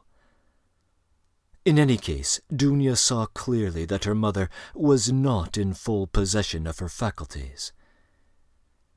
Once or twice, however, Pulcheria Alexandrovna gave such a turn to the conversation that it was impossible to answer her without mentioning where Rodya was, and on receiving unsatisfactory and suspicious answers, she immediately became gloomy and silent. Such moods would last for a long time. Dunya saw at last that it was hard to deceive her, and came to the conclusion that it was better to be absolutely silent on certain points. But it became more and more evident that the poor mother suspected something terrible. Dunya remembered her brother telling her that her mother had overheard her talking in her sleep on the night after her interview with Svidrigailov and before the fatal day of the confession. Had she not understood something from that? Sometimes days and even weeks of gloomy silence and tears would be followed by a period of hysterical animation, and the invalid would begin to talk almost incessantly of her son, of her hopes of his future. Her ideas were sometimes very strange. They humored her, pretended to agree with her. She saw, perhaps, that they were pretending, but she still went on talking. 5 months after Raskolnikov's confession, he was sentenced. Razumikin and Sonia saw him in prison as often as possible. At last the moment of separation came. Dunya swore to her brother that the separation should not be forever. Razumikin did the same. Razumikin, in his youthful ardor, had firmly resolved to lay the foundations, at least, of a secure livelihood during the next 3 or 4 years, save up a certain sum, and emigrate to Siberia, a country rich in every natural resource and in need of workers, active men, and capital. There they would settle in the town where Rodia would be living and begin a new life together. They all wept when they parted. Raskolnikov had been very dreamy for a few days before. He asked a great deal about his mother and was constantly anxious about her. He worried so much about her that it alarmed Dunya. When he heard about his mother's illness, he became very gloomy. With Sonia, he was particularly reserved all the time. With the help of the money left to her by Svidrigailov, Sonia had long ago made her preparations to follow the party of convicts in which he was dispatched to Siberia. Not a word passed between Raskolnikov and her on the subject, but both knew that was how it would be. At their final parting, he smiled strangely at his sisters and Razumikin's fervent anticipations of their happy future together when he would come out of prison. He predicted that their mother's illness would soon end fatally. At last, Sonia and he set off. 2 months later, Dunya was married to Razumikin. It was a quiet and sorrowful wedding. Porfiry Petrovitch and Zosimov, however, were invited. During this whole period, Razumikin wore an air of resolute determination. Dunya implicitly believed he would carry out his plans, and indeed she could not but believe in him. He displayed a rare strength of will. Among other things, he began attending university lectures again in order to take his degree. They were continually making plans for the future. Both counted on settling in Siberia within 5 years at least. Until then, they rested their hopes on Sonia. Pulcheria Alexandrovna was delighted to give her blessing to Dunya's marriage with Razumikin. But after the marriage, she became even more melancholy and anxious. To give her pleasure, Razumikin told her how Raskolnikov had looked after the poor student and his decrepit father, and how a year ago he had been burnt and injured in rescuing 2 little children from a fire. These 2 pieces of news excited Pulcheria Alexandrovna's disordered imagination almost to ecstasy. She talked about them continually, even entering into conversation with strangers in the street, though Dunya always accompanied her. In public conveyances and stores, wherever she could capture a listener, she would start talking about her son, his article, how he had helped the student, how he had been burnt in the fire, and so on. Dunya did not know how to restrain her. Apart from the danger of her morbid excitement, there was the risk of someone recalling Raskolnikov's name and speaking of the recent trial. Pulcheria Alexandrovna found out the address of the mother of the 2 children her son had saved, and insisted on going to see her. At last her restlessness reached an extreme point. She would sometimes begin to cry suddenly, and was often ill and feverishly delirious. One morning she declared that by her reckoning Rodya should soon be home, that she remembered when he said goodbye to her, he said that they must expect him back in 9 months. She began to prepare for his arrival, began to do up her room for him, to clean the furniture, to wash and put up new hangings, and so on. Dunya was anxious, but said nothing, and helped her to arrange the room. After a fatiguing day spent in continual fantasies, in joyful daydreams and tears, Pulcheria Alexandrovna was taken ill in the night, and by morning she was feverish and delirious. It was brain fever. She died within a fortnight. In her delirium she dropped hints which showed that she knew a great deal more about her son's terrible fate than they had supposed. For a long time, Raskolnikov did not know of his mother's death, though a regular correspondence had been maintained from the time he reached Siberia. It was carried on by means of Sonia, who wrote every month to the Razumikins, and received replies with unfailing regularity.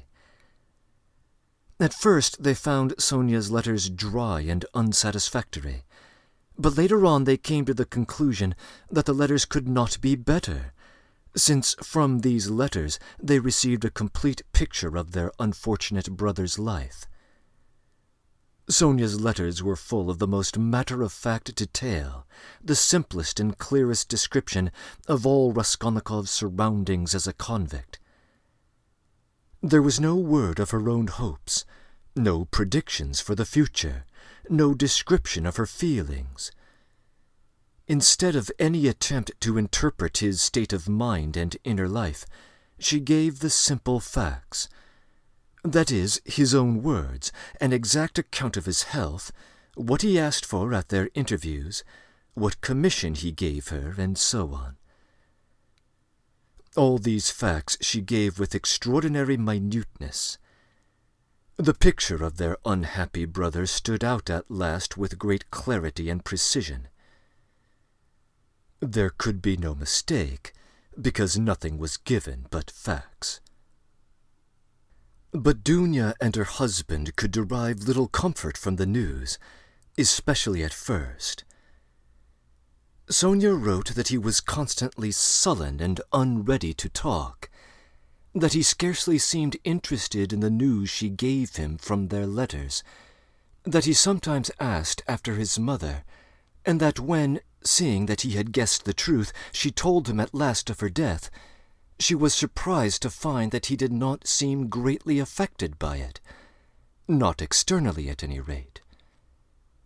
She told them that, although he seemed so wrapped up in himself, and as it were shut himself off from everyone, he took a very direct and simple view of his new life, that he understood his position, expected nothing better for the time being, had no ill-founded hopes, as is so common in his position, and scarcely seemed surprised at anything in his surroundings, which were so unlike anything he had known before. She wrote that his health was satisfactory. He did his work without shirking or seeking to do more. He was almost indifferent about food, but except on Sundays and holidays, the food was so bad that at last he had been glad to accept some money to have his own tea every day. He begged her not to trouble about anything else, declaring that all the fuss only annoyed him.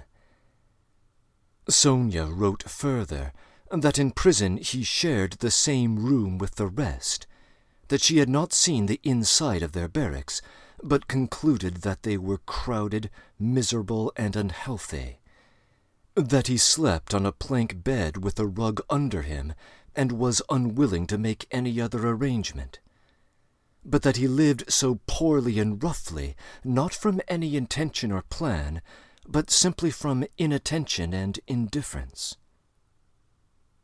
Sonia wrote simply that he had at first shown no interest in her visits, had almost been irritated with her for coming. He had even been rude to her and unwilling to talk. But in the end these visits had become a habit and almost a necessity for him, and he was positively distressed when she was ill for several days and could not come to see him. She used to meet him on holidays at the prison gates or in the guard room, to which he would be brought for a few minutes to be with her. On working days she would go to see him at work, either at the workshops or at the brick kilns, or at the sheds on the banks of the Irtish. About herself, Sonia wrote that she had succeeded in making some acquaintances in the town, that she sewed, and as there was scarcely a dressmaker in the vicinity, she was looked upon as an indispensable person in many houses. But she did not mention that the authorities were, through her, interested in Raskolnikov, that his task was lightened, and so on. At last the news came. Dunya had indeed noticed signs of alarm and uneasiness in the preceding letters, that he had remained aloof from everyone, that his fellow prisoners did not like him, that he kept silent for days at a time and was becoming very pale. In the last letter, Sonia wrote that he had been taken very seriously ill and was in the convict ward of the hospital.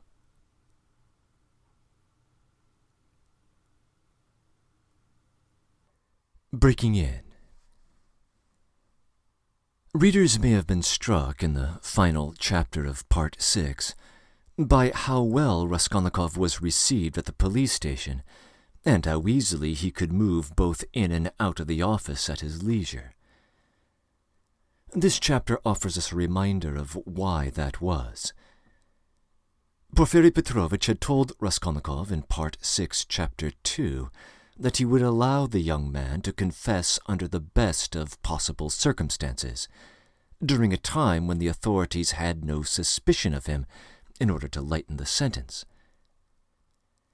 He kept his word for Raskolnikov's confession, and even after it, giving no intimation that he knew all along that he was the killer. This sequence of events must make us admire Porfiry's character in a way that most readers simply cannot during much of the novel. For much of the plot, we are inclined to hate him. But it appears that he has always had Raskolnikov's best interests at heart, and he even sacrifices his professional ambition for the man, for he could have gained a great deal of glory by announcing his role in cracking this high-profile case. Perhaps the best testimony of all on his behalf is that the wise and good Razumikin, who has always been Raskolnikov's fiercest advocate, has Porfiry as a guest at his wedding. Razumikin's final and fully informed verdict about Porfiry is a positive one. The description of Raskolnikov's prison experience borrows greatly from Dostoevsky's own experience in Siberia. The author, too, was in a camp near a town on the Irtish River. He, too, slept in a crowded barrack with many other men, and he, too, spent some time in the hospital ward. Another shared fact, hinted at here and explored more fully in the next chapter, is that people of Raskolnikov's background, a gentleman, no matter how impoverished, would have a harder go in this environment, which was mostly populated by peasants.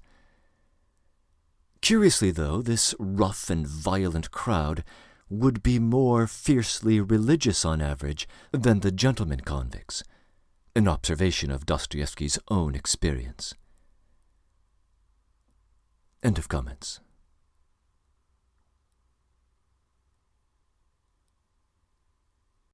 Chapter 2. He was ill for a long time. But it was not the horrors of prison life, not the hard labor, the bad food, the shaven head, or the patched clothes that crushed him. What did he care for all those trials and hardships? He was even glad of the hard work. Physically exhausted, he could at least count on a few hours of quiet sleep. And what did the food matter to him, the thin cabbage soup with beetles floating in it? In the past, as a student, he had often not had even that. His clothes were warm and suited to his way of life. He did not even feel the chains. Was he ashamed of his shaven head and his prison coat? In whose presence? In Sonia's? Sonia was afraid of him. How could he feel ashamed in her presence? And yet he was even ashamed when he came to see Sonia, because of which he tortured her with his rough, contemptuous manner. But it was not his shaven head and his chains he was ashamed of. His pride had been stung to the quick. It was wounded pride that made him ill. Oh, how happy he would have been if he could have blamed himself. He could have endured anything then, even shame and disgrace. But he judged himself severely, and his exasperated conscience found no particularly terrible fault in his past, except a simple blunder which might happen to anyone. He was ashamed just because he, Raskolnikov, had so hopelessly, stupidly come to grief through some decree of blind fate, and must humble himself and submit to the idiocy of a sentence in order somehow to find peace. Vague and aimless anxiety in the present, and in the future a continual sacrifice leading to nothing. That was all that lay before him. And what comfort was it to him that at the end of 8 years he would be only 32 and able to begin a new life? What did he have to live for? What did he have to look forward to? Why should he strive? To live in order to exist? He had been ready 1,000 times before to give up existence for the sake of an idea, for a hope, even for a whim. Mere existence had always been too little for him. He had always wanted more. Perhaps it was just because of the strength of his desires that he had considered himself a man to whom more was permissible than to others. And if only fate would have sent him repentance, burning repentance that would have torn his heart and robbed him of sleep, that repentance, the awful agony of which brings visions of hanging or drowning. Oh, he would have been glad of it. Tears and agonies would at least have been life. But he did not repent of his crime. At least he might have found himself relief in raging at his stupidity, as he had raged at the grotesque blunders that had brought him to prison. But now in prison, in freedom, he thought over and criticized all his actions again, and by no means found them as blundering and as grotesque as they had seemed at the fatal time. In what way, he asked himself, was my theory more stupid than others that have swarmed and clashed from the beginning of the world? You only have to look at the thing entirely independently, broadly, and uninfluenced by commonplace ideas, and my idea will by no means seem so strange. Oh, skeptics and halfpenny philosophers, why do you halt halfway? Why does my action strike them as so horrible? He said to himself. Is it because it was a crime? What is meant by crime? My conscience is at rest. Of course it was a legal crime. Of course, the letter of the law was broken, and blood was shed. Well, punish me for the letter of the law, and that's enough. Of course, in that case, many of the benefactors of mankind, who snatched power for themselves instead of inheriting it, ought to have been punished at their first steps. But those men succeeded, and so they were right. And I didn't, and so I had no right to have taken that step. It was only in that he recognized his criminality, only in the fact that he had been unsuccessful and had confessed it. He suffered from another question. Why had he not killed himself? Why had he stood looking at the river and preferred to confess? Was a desire to live so strong, and was it so hard to overcome it? Had not Svidrigailov overcome it, although he was afraid of death? In his misery he asked himself this question, and could not understand that, at the very time he had been standing looking into the river, he had perhaps been dimly conscious of the fundamental falsity in himself and his convictions. He didn't understand that that consciousness might be the promise of a future crisis, of a new view of life and of his future resurrection. He preferred to attribute it to the dead weight of instinct which he could not step over, again through weakness and meanness. He looked at his fellow prisoners and was amazed to see how they all loved life and prized it. It seemed to him that they loved and valued life more in prison than in freedom. What terrible agonies and privations some of them, the tramps for instance, had endured.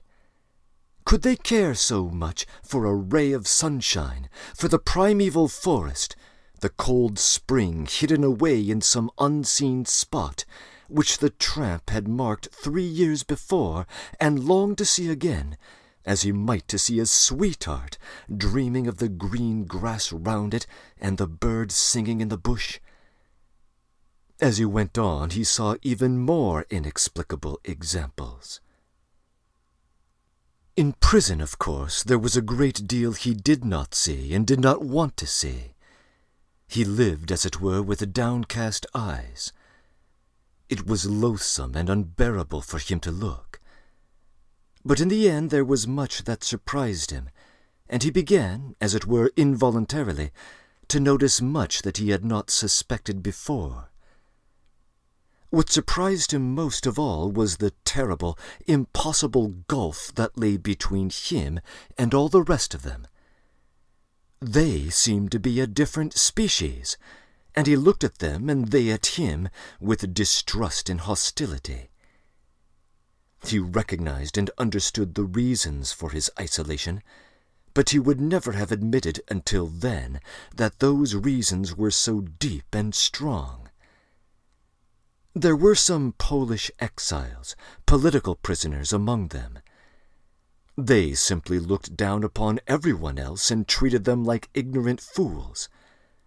But Raskolnikov could not look upon them like that. He saw that these ignorant men were in many respects far wiser than the Poles. There were some Russians who were just as contemptuous, a former officer and 2 seminarians.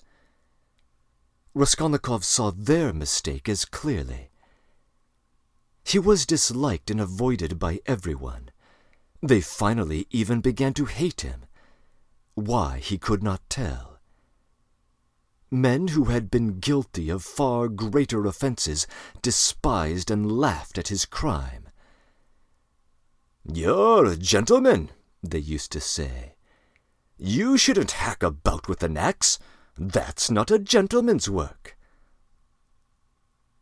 The second week in Lent, his turn came to take the sacrament with his gang. He went to church and prayed with the others. A quarrel broke out one day. He did not know how. Everyone fell on him at once in a fury. "You're an infidel! You don't believe in God! they shouted. "You ought to be killed." He had never talked to them about God or his belief, but they wanted to kill him because he was an infidel. He said nothing. One of the prisoners rushed at him in an absolute frenzy. Raskolnikov awaited him calmly and silently. His eyebrows did not quiver, his face did not flinch. The guard succeeded in intervening between him and his assailant, or there would have been bloodshed. There was another question he could not resolve. Why were they all so fond of Sonia? She did not try to win their favor. She rarely met them, only occasionally coming to see him at work, and even then only for a moment. And yet everybody knew her. They knew that she had come out to follow him, knew how and where she lived. She never gave them money, did them no particular service. Only once at Christmas did she send them all presents of pies and rolls. But by degrees, closer relations sprang up between them and Sonia. She would write and post letters for them to their relations. Relations of the prisoners who visited the town, at their instructions, left presents and money for them with Sonia. Their wives and sweethearts knew her and used to visit her. And when she visited Raskolnikov at work, or met a party of the prisoners on the road, they all took off their hats to her. "Little Mother Sofya Semyonovna, you are our dear, good little mother," coarse, branded criminals said to that frail little creature. She would smile and bow to them, and everyone was delighted when she smiled. They even admired her gait, and turned round to watch her walking. They admired her, too, for being so little, and in fact did not know what to admire her most for. They even came to her for help with their illnesses. He was in the hospital from the middle of Lent until after Easter. When he was better, he remembered the dreams he had had while he was feverish and delirious. He dreamt that the whole world was condemned to a terrible, strange new plague that had come to Europe from the depths of Asia. Everyone was to be destroyed except a few chosen ones. Some sort of new microbe was attacking people's bodies, but these microbes were endowed with intelligence and will. Men attacked by them became instantly furious and mad. But never had men considered themselves so intellectual and so completely in possession of the truth as these sufferers. Never had they considered their decisions, their scientific conclusions, their moral convictions so infallible. Whole villages, whole towns and peoples were driven mad by the infection. Everyone was excited and did not understand one another. Each thought that he alone had the truth and was wretched looking at the others, beat himself on the breast, wept and wrung his hands. They did not know how to judge and could not agree what to consider evil and what good. They did not know who to blame, who to justify. Men killed each other in a sort of senseless spite. They gathered together in armies against one another, but even on the march the armies would begin attacking each other, the ranks would be broken, and the soldiers would fall on each other, stabbing and cutting, biting and devouring each other. The alarm bells kept ringing all day long in the towns. Men rushed together, but why they were summoned and who was summoning them no one knew. The most ordinary trades were abandoned, because everyone proposed their own ideas and their own improvements, and they could not agree. The land, too, was abandoned. Men met in groups, agreed on something, swore to keep together, but at once began on something quite different from what they had proposed. They accused one another, fought and killed each other. There were conflagrations and famine. All men and all things were involved in destruction. The plague spread and moved further and further. Only a few men could be saved in the whole world.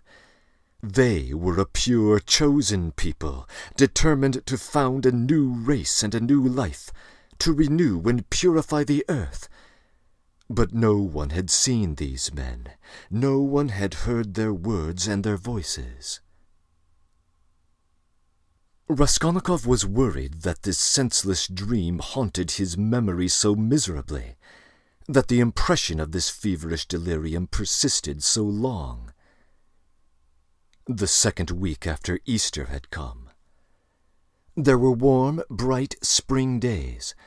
In the prison ward, the grating windows under which the sentinel paced were opened. Sonia had only been able to visit him twice during his illness.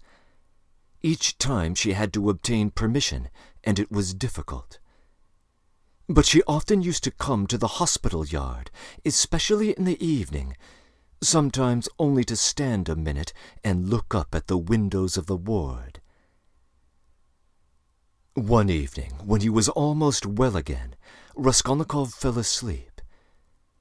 When he awoke, he happened to go to the window, and at once saw Sonia in the distance at the hospital gate.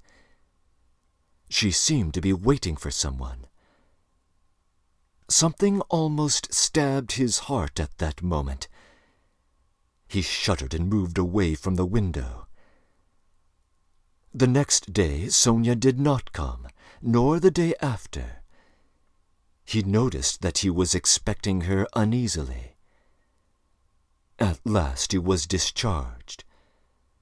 On reaching the prison, he learnt from the convicts that Sofya Semyonovna was lying ill at home and was unable to go out.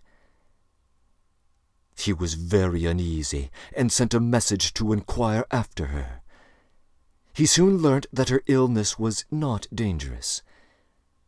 Hearing that he was anxious about her, Sonia sent him a penciled note, telling him that she was much better, that she had a slight cold, and that she would come soon, very soon, and see him at work. His heart throbbed painfully as he read it. Again it was a warm, bright day. Early in the morning, at 6 o'clock, he went off to work on the river bank, where they used to pound alabaster and had a kiln for baking it in a shed. There were only 3 of them who were sent. One of the convicts went with the guard to the fortress to fetch a tool. The other began getting the wood ready and laying it in the kiln. Raskolnikov came out of the shed onto the river bank, sat down on a heap of logs by the shed, and began gazing at the wide, deserted river. From the high bank, a broad landscape opened before him. The sound of singing floated faintly audible from the other bank. In the vast steppe, bathed in sunshine, he could just see, like black specks, the nomads' tents. There was freedom. There other men were living, utterly unlike those here. There time itself seemed to stand still, as though the age of Abraham and his flocks had not passed. Raskolnikov sat gazing. His thoughts passed into daydreams, into contemplation. He thought of nothing, but a vague restlessness excited and troubled him. Suddenly he found Sonia beside him. She had come up noiselessly and sat down at his side. It was still quite early. The morning chill was still sharp. She wore her threadbare old wrap and the green shawl. Her face still showed signs of illness, and it was thinner and paler. She gave him a joyful, welcoming smile, but held out her hand with her usual timidity. She was always timid about holding out her hand to him, and sometimes did not offer it at all, as though she were afraid he would repel it. He always took her hand as if with repugnance, always seemed irritated to meet her, and was sometimes obstinately silent throughout her visit. Sometimes she trembled before him and went away deeply upset. But now their hands did not part. He stole a rapid glance at her, and dropped his eyes on the ground without speaking. They were alone. No one had seen them. The guard had turned away for the time being.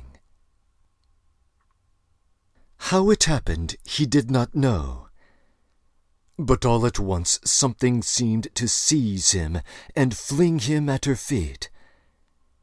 He wept and threw his arms round her knees.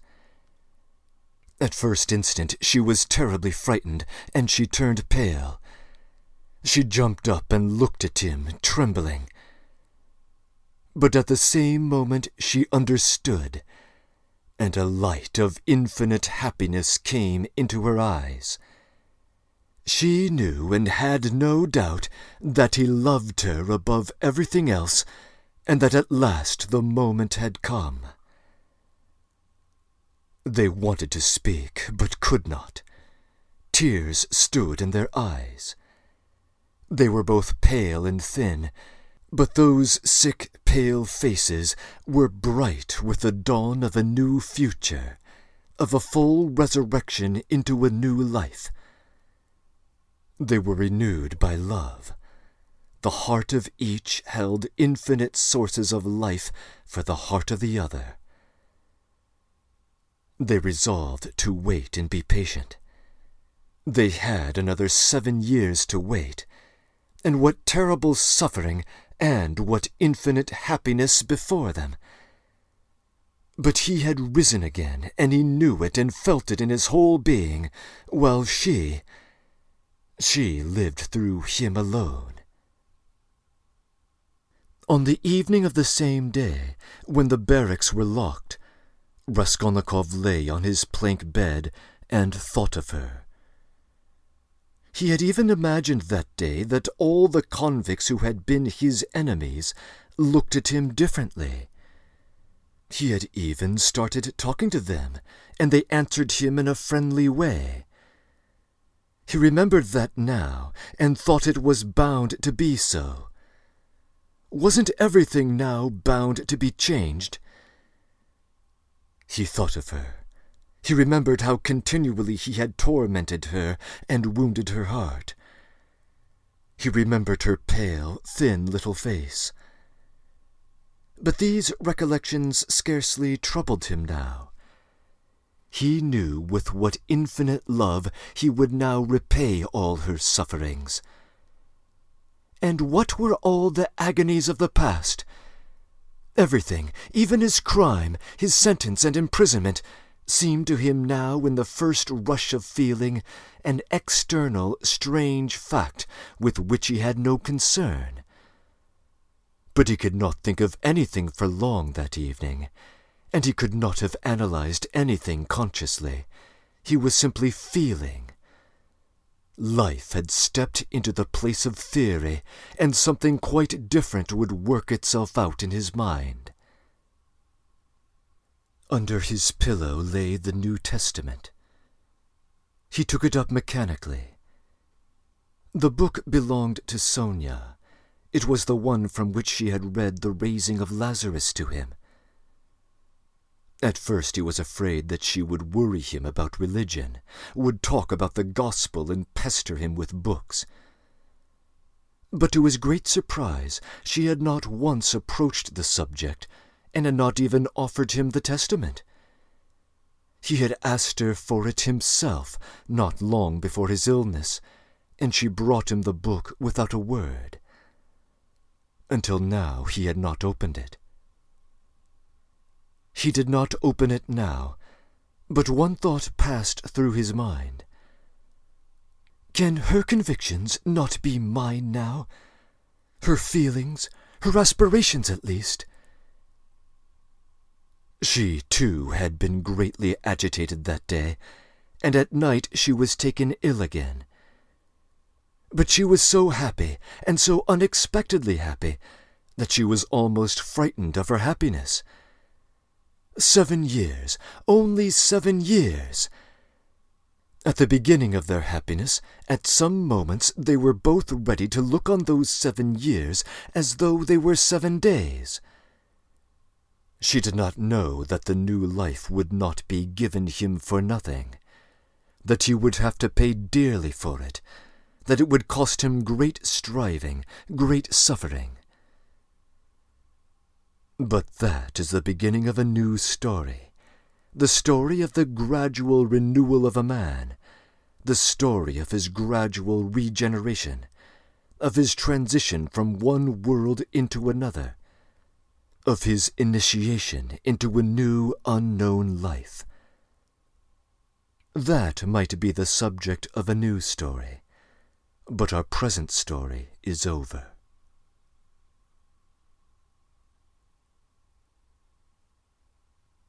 This concludes Crime and Punishment.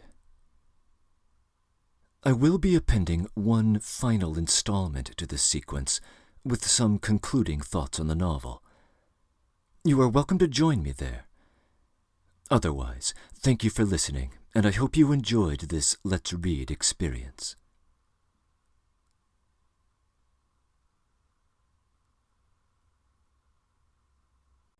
In this final installment, I will be discussing what I take to be the key themes of Crime and Punishment. Naturally, this novel has generated a mountain of commentary already, and I can't pretend to be your best source of literary criticism on the work. In fact, if there is one little essay that I've stumbled upon recently that I would recommend to a first-time reader of the novel, it is Pearl C. Niemi's 1963 paper, The Art of Crime and Punishment, in Volume 9, Number 4 of the journal Modern Fiction Studies. This is not a famous or influential paper, but it is a very useful one. Nevertheless, here is my own reaction to the novel. As you might expect, it is indebted to Niemi, as well as to the great sage Joseph Frank and others who have gone before, but the conclusions are my own. Given my own personal background, it is the philosophical implications of the novel that will attract most of my attention here. So, the natural place to begin is with Raskolnikov's theory. As noted earlier, Dostoevsky's proximate source for it was Pisarev's elated embrace of the character Bazarov from the novel Fathers and Sons. The great men are above the common herd, despite working for its advantage, and so these men will help themselves to a greater liberty of action than would be thinkable among the sheep they are herding. What Pisarev actually says in his article is this, quote, "This mass of ordinary people does not make discoveries or commit crimes. Other people, the great men, think and suffer, search and find, struggle and err on its behalf." Unquote. In the fecund imagination of Dostoevsky, this kernel of an idea receives much fuller development through Raskolnikov. It is not just that the great men are the ones to take risks and break rules for social advancement. The notion of a crime itself is parasitic on a set of norms that the great men create. For that reason, as the great men are adjusting or transcending those norms, they are adjusting or transcending the very notion of crime, and so cannot be thought to be under its jurisdiction. It is for this reason that the narrator briefly informs us, early in the novel, that as Raskolnikov is planning his murder, he does not think upon his act as a crime at all. The idea runs so deeply in his consciousness that he repeats it even late in the novel in his last conversation with Dunya, after all his plans have manifestly gone to ruin. The fact that they do go to ruin gives the reader the overwhelming impression that his theory has been refuted. But we may justifiably ask what exactly the refutation is.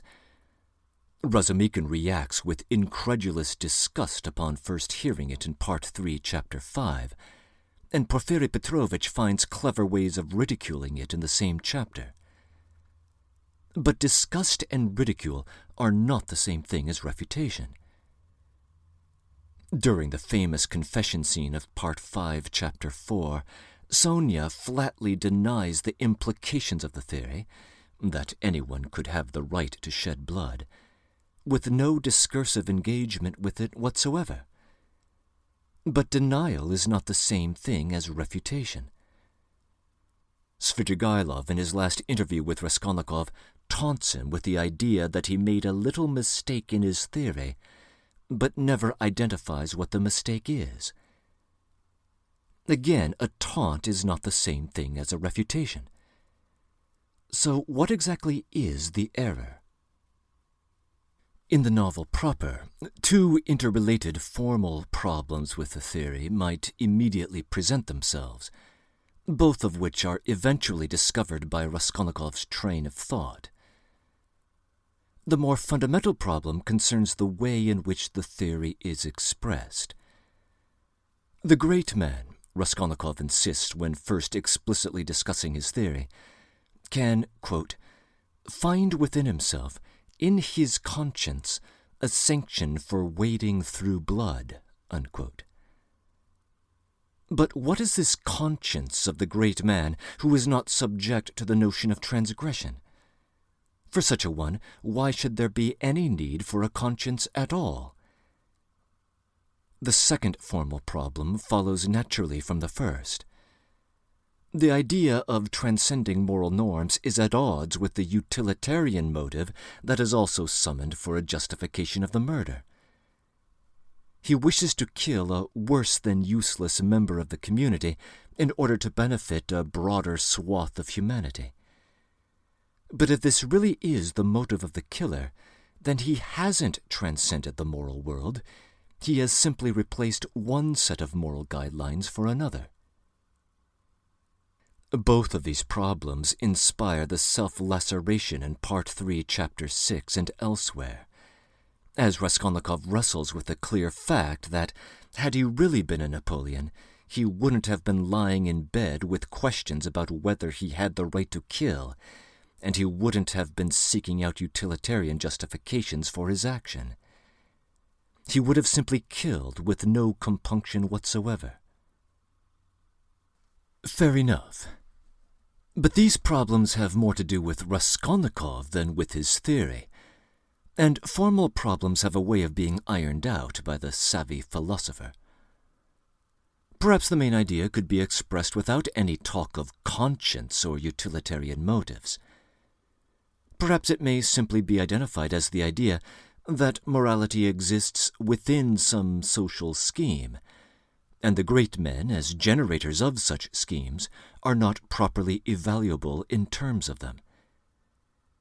From this perspective, Raskolnikov does not discover that he is wrong.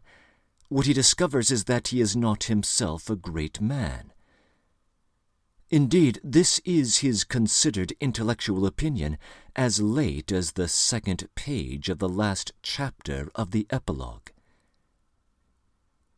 If there is anything that Raskolnikov says about his theory that is obviously false, it is his claim, shared with Sonia in Part 5, Chapter 4, that it is entirely new.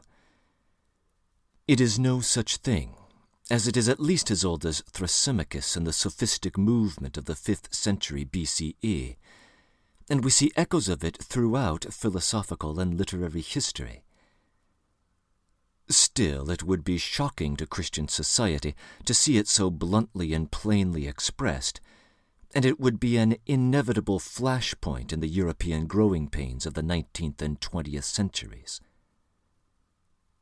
The closest thing to a direct authorial attempt at discursive refutation appears in the epilogue, with the description of Raskolnikov's fifth and final dream sequence. He dreams that a kind of microbe has attacked the minds of people, convincing them that they themselves could transcend the conventional moral world, and civilizational disaster ensues. On its own terms, I find this dream fascinating.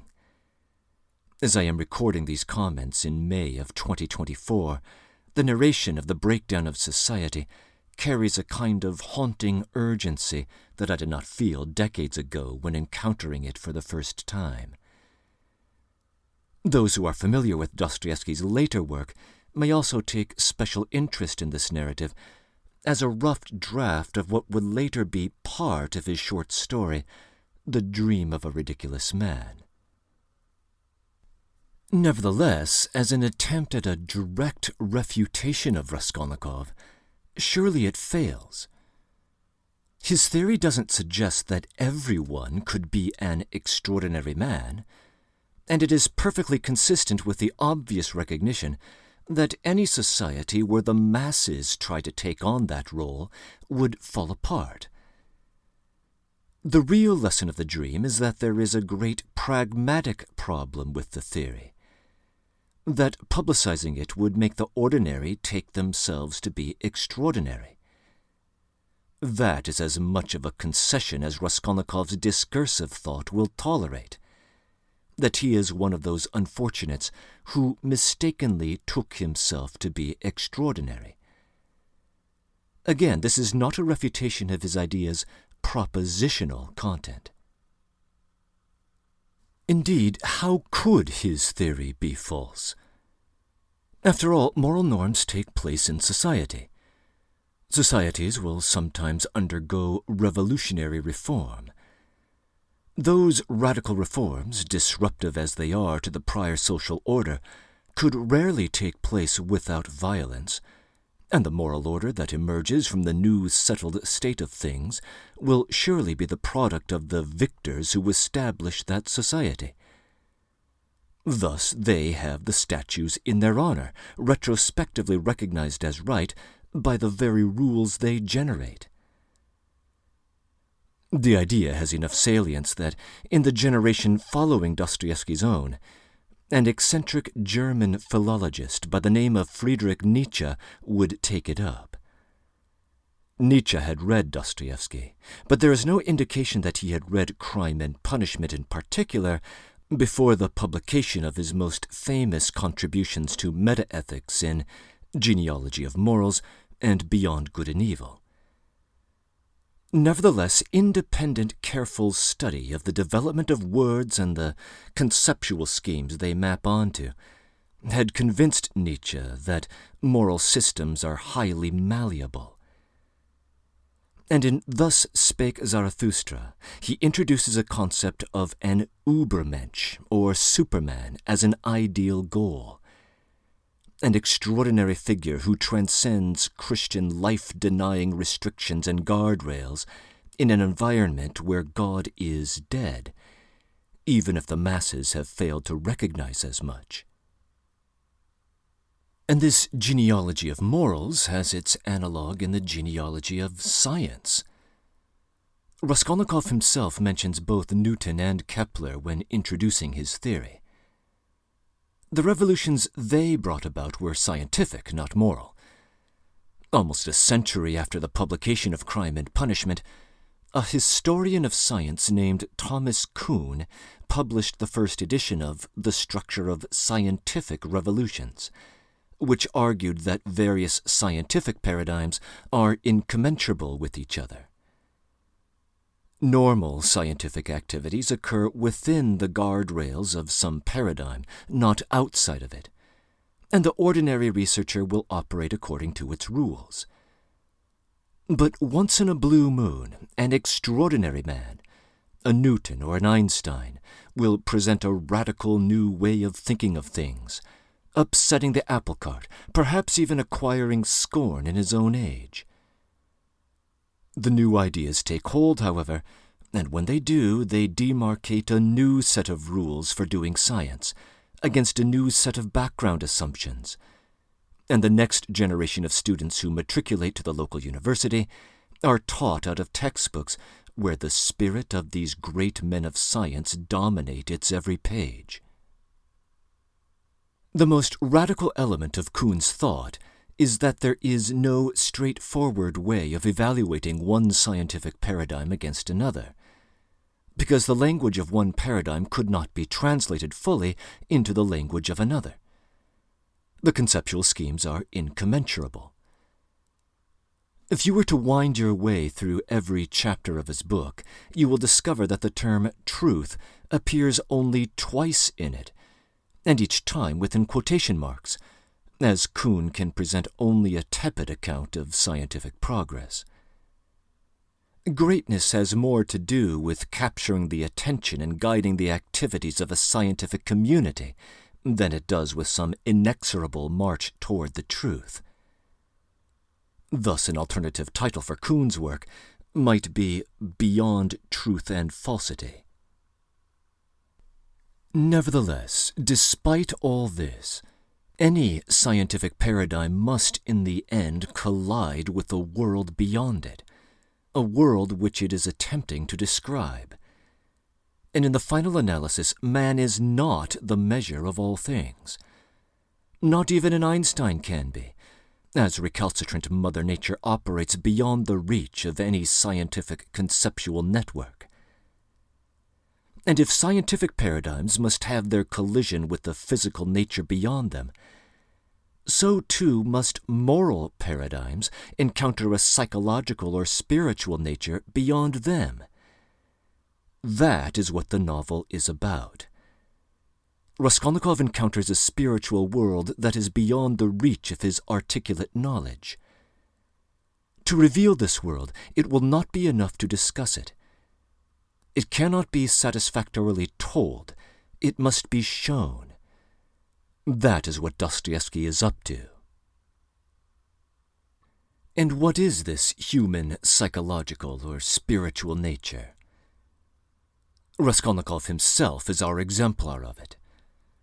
As I have mentioned more than once already, his very name indicates that he is split between multiple attitudes or points of view or fundamental dispositions. They cannot all win out, but the fact that they are there at all indicates the breadth of human nature that is latent in his psyche. As critics have long observed, the main players surrounding him in the narrative are reflections of various aspects of himself, and we can see them all playing out in the multi-layered drama of the novel. It makes sense, then, to begin with that epicenter before examining its reflections in the characters around him. We can learn much from the various confessions that he gives, only some of which are genuine, the various motives for his action that might explain his behavior, only some of which are true, the quick-fire oscillations between love of others and cynical indifference, the quick-fire oscillations between trying his strength against his opponents and settling for life in a square yard of space, and so on. But perhaps the most condensed presentation of the various forces within him is found in that first dream sequence of Part 1, Chapter 5, The Dream of the Suffering Horse. In that dream, we see the young Rodya at 7 years old, caught between a church and a tavern. His loyalty lies with the church. He is on his way to visit the graves of his grandmother and younger brother, with both reverence and love for church traditions and what they signify. But to get there he must pass the tavern, where the madness ensues, with a gaggle of humanity that looks every bit as broken as the wretched denizens of the Haymarket with whom the mature Raskolnikov rubs shoulders in his waking life. Mikolka is the nastiest among them, and he seems enticed by being the center of attention. The horse is the brunt of his drunken antics, and her suffering is justified by two interrelated lines of sophistry. That as a weak old nag she is eating more than she is worth, and has nothing more to offer, and that as she is his property, he has the right to kill her if he wants to. That is, he offers hints of both the utilitarian and the Napoleonic ideas of Raskolnikov's waking thought. But the brutal bludgeoning of the horse seems less to do with Mikolka's reason and more to do with something else, a visceral desire for dominance. Many in the crowd vocally observe that Mikolka is not a Christian. The young Rodya is a Christian, if not a fully mature one. He has, after all, not yet reached the church. But his instinct is to protect the mare against her torturers, even though he himself receives a lashing across the face in the process. His father pulls him away, quietly claiming that the affair is not his business. And Raskolnikov wakes up. In her discussion of this passage, Pearl Nemi insists that the slaying of the mare is both a murder and a suicide. The parallel with the murder is obvious. Raskolnikov, like Mikolka, is contemplating the slaying of a washed-up old female, and for similar articulate reasons. There may be even further similarity in motives beyond the articulate, namely the desire for dominance. But of course he is also his younger self, who melds with the slain horse. When Mikolka kills the horse, it is as if a part of Raskolnikov is waging war against his best and noblest instincts of fellow sympathy and love. Thus, Sonia's reaction upon first internalizing Raskolnikov's unspoken confession of Part 5, Chapter 4, is to cry, "What have you done to yourself?" It is that better part of himself that needs resurrection, after being slain by the worse part of himself. When Raskolnikov, in a fit of pique in that same chapter, claims to have destroyed himself and not the old woman, he is not wrong, but he mistakes the worse part of himself for the better. Sonia recognizes the better part as the child. The occasions where the loving and the cynical Raskolnikov are at war within him are too many to enumerate, as they seem to pop up every other chapter, both before and after the murders. The first clear instance of it occurs at the end of the second chapter, where Raskolnikov, in a moment of compassion, quietly leaves a few of his precious kopecks to the Marmeladov family on his way out the door, only to berate himself for his idiotic altruism a moment later. These episodes keep piling up again and again throughout the novel as we see these aspects of Raskolnikov in continual conflict. Unsurprisingly, then, there is similar conflict within the several confessions he gives, and the several possible motives that, at various points of the novel, might have been thought to have caused his crime. The only occasion where Raskolnikov voluntarily, sincerely, and explicitly verbalizes a confession to the murders occurs on the very last page of the novel proper.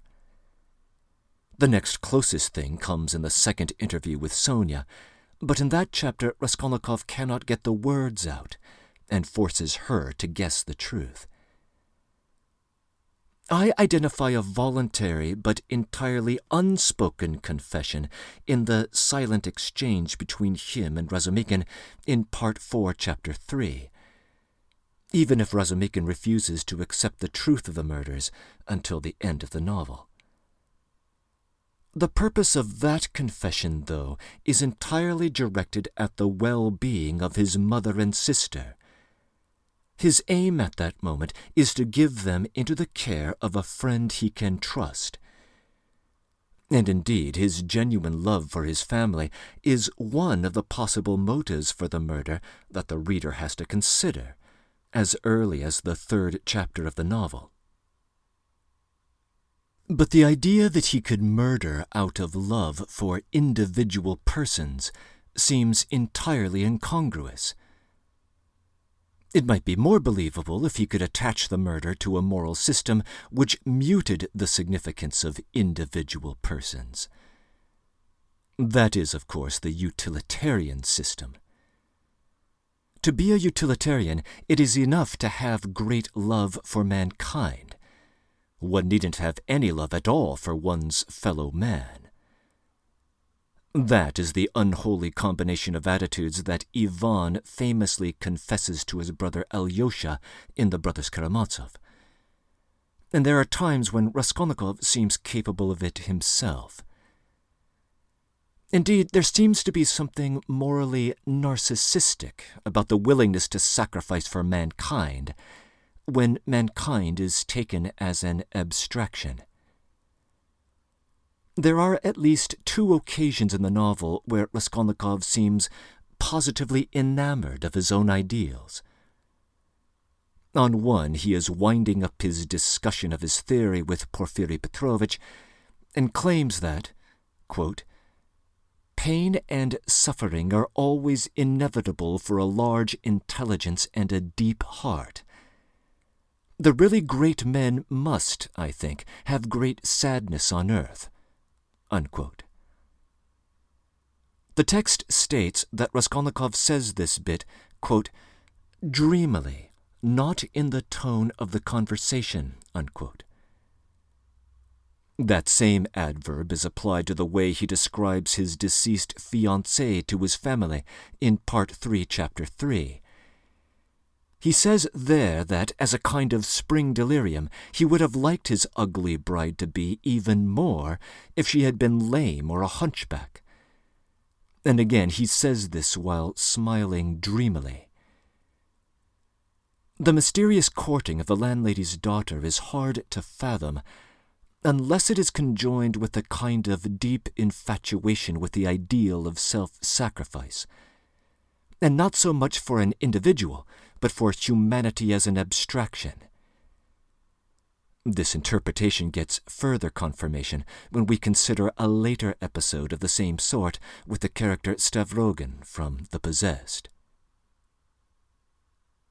And abstraction indeed seems to be the aura of his second dream sequence, in Part 1, Chapter 6, immediately before the murders, of an arid landscape and an oasis in the desert. As Nimi points out, that very peaceful dream is also inhuman, unlike the horrifying but very human dream of the suffering horse in the prior chapter. It also prompts a different reaction. The dream of the horse inspires a moment of repentance, while the dream of the oasis seems to invite the calculating Raskolnikov the license to enact his casuistry. In one of his confessions to Sonia in Part 5, Chapter 4, Raskolnikov explains his murders as the calculated act of a utilitarian. He wanted to kill the worthless pawnbroker and reallocate her resources to those who needed it more and who could do better by it. His mother and sister, of course, as well as himself, by setting out on a fruitful career. Naturally, Sonia doesn't believe it for a second, and as usual we can trust her intuition. The most genuine moment of confession comes just later in that chapter, and curiously it has something in common with the least genuine confession in the novel, namely Raskolnikov's brazen taunt of Zametov in the restaurant in Part 2, Chapter 6. That confession, if we can call it such, has as its goal a defiance of his opponents, and as he makes it, he remembers the moments behind a rattling door in the pawnbroker's flat, with 2 dead bodies behind him, and Cook and his companion on the other side, and his nearly overwhelming desire at that moment to swear and jeer at them. His faux confession to Zametov is a challenge, a will to power, and in the climactic moment of lucidity at Sonia's, Raskolnikov recognizes that the murders themselves had the same causal spring. The cynical Raskolnikov is not always the calculating Raskolnikov. Sometimes it has that appearance, as, for instance, immediately after helping the drunken, outraged girl in Part 1, Chapter 4, he shrugs off his moment of kindness and rattles off the statistical principle that a certain percentage of young girls were destined to go that way in the end. But the fundamental causal motives leading him astray are not calculated at all. The theory of the extraordinary man may be rationally derived. The desire to be the extraordinary man cannot be. Perhaps there is an argument, however implausible, for the claim that a Napoleon has the right to kill. There is no argument for the desire to test whether one has that right oneself. That takes something more, something non-rational, and that is the motive that led him to murder. So there is much in Raskolnikov. He is both Mikolka and the child.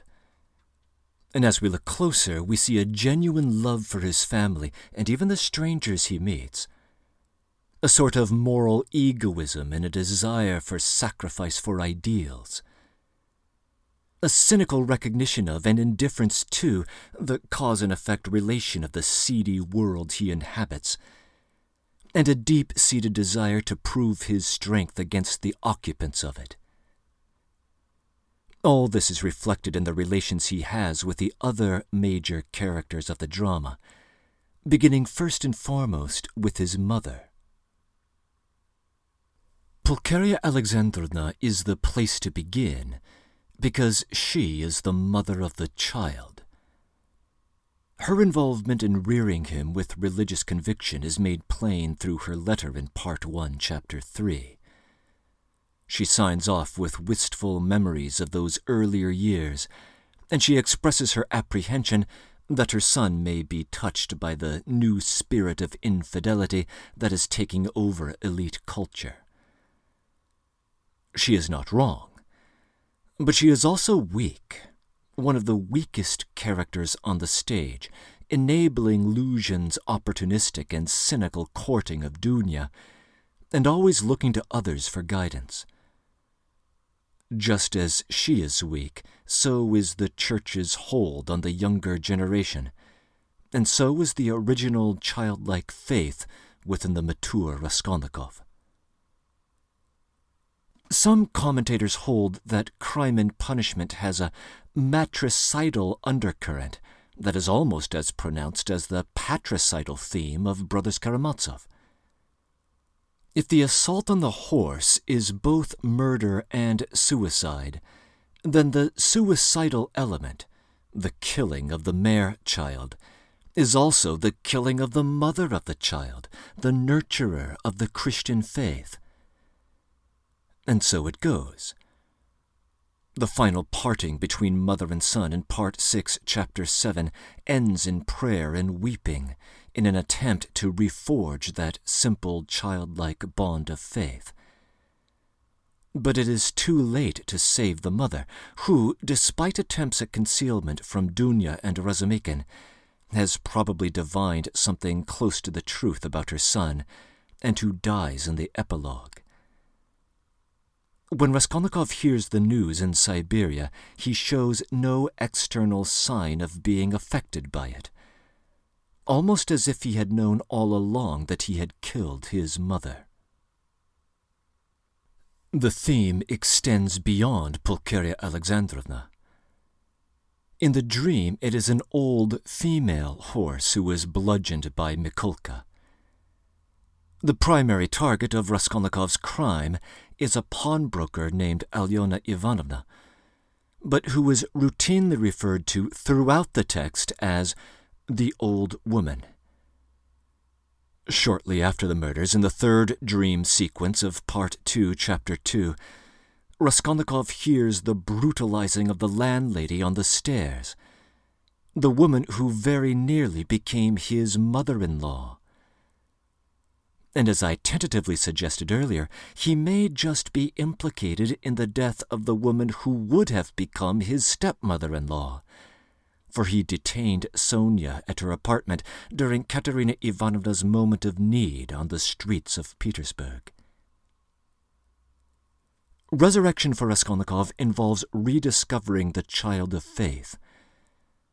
Sonia, of course, is the conduit for that rediscovery. The convicts in Siberia call her their good little mother. And as Nimi astutely observes, Raskolnikov's moment of conversion occurs after 9 months in the prison camp, clutching his arms around her knees. By contrast, fatherhood seems at first blush to have virtually no appearance in the novel. Raskolnikov's father died in his youth, and his only appearance in the novel is in that first dream, where he is portrayed as ineffectually leading his 7-year-old away from the scene with the weak assurance that it was not their business. Michael Katz has suggested that Porfiry Petrovich is the real father figure of the novel.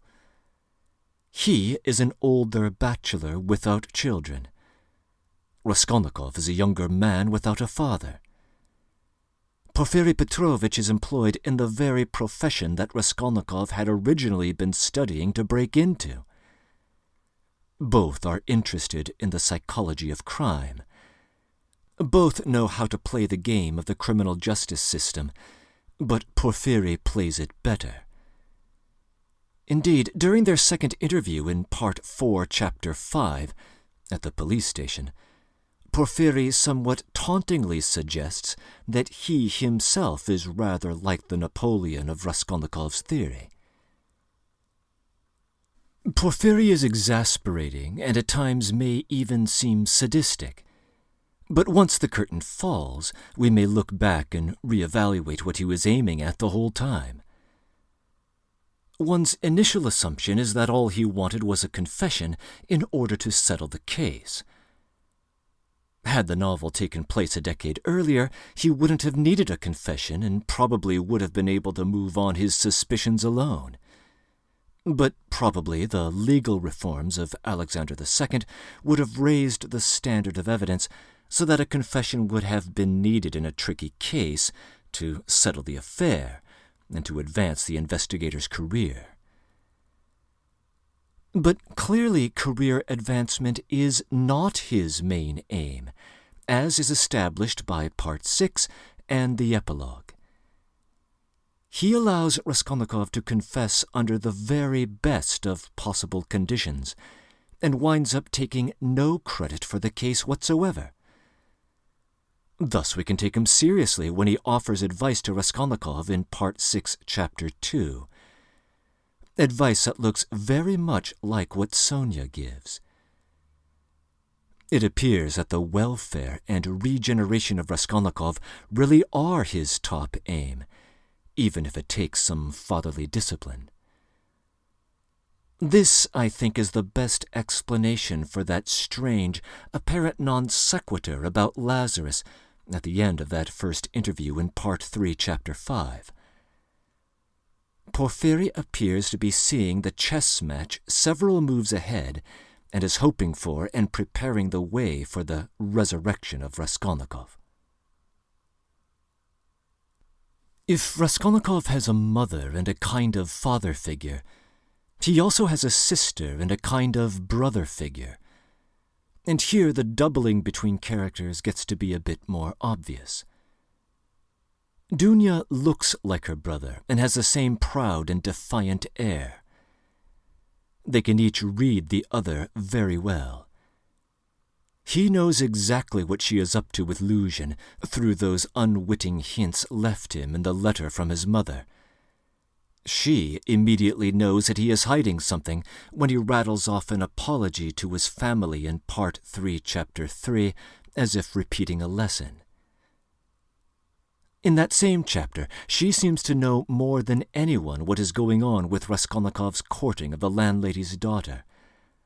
A chapter later, she responds to the destitute Sonia with the same warmth that Raskolnikov instinctively felt. We must include Dunya as among the novel's nobler characters, and in her last appearance of the novel proper, she staunchly defends the correct line on Raskolnikov's past, present, and future, even when he pushes back hotly. But she is not the perfect moral exemplar. Earlier, I noted an instinct in Raskolnikov for the egoism of self-sacrifice, a willingness to suffer for the moral high ground.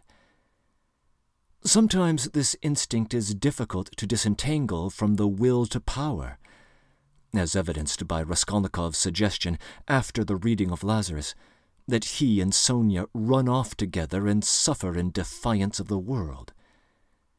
This kind of egoism is not a virtue. Dunya has it.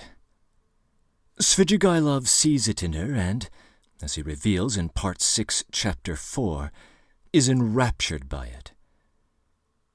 Raskolnikov reads it from his mother's letter and, as he raves in Part 1, Chapter 4, is enraged by it. He knows that she is throwing herself on an altar of self-sacrifice for her brother when she assents to Luzhin's offer, and he cannot tolerate it. The last word on the affair comes at the collapse of Luzhin's marital plans in Part 4, Chapter 2, where Dunya admits herself that she is ashamed of entertaining them in the first place. Dunya, like Raskolnikov, has the opportunity to kill a loathsome creature in that electric scene in Part 6, Chapter 5. She certainly has more justification to do so than her brother had. It must be acknowledged that she does pull the trigger.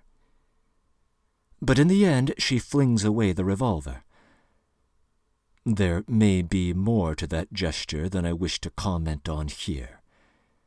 For now, suffice it to say that she passes a moral test that her brother fails. So, too, does Razumikhin.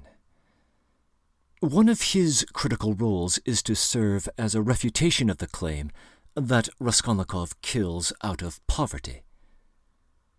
Razumikhin has inherited the exact same conditions that beset Raskolnikov. He, too, was a university student fallen on hard times.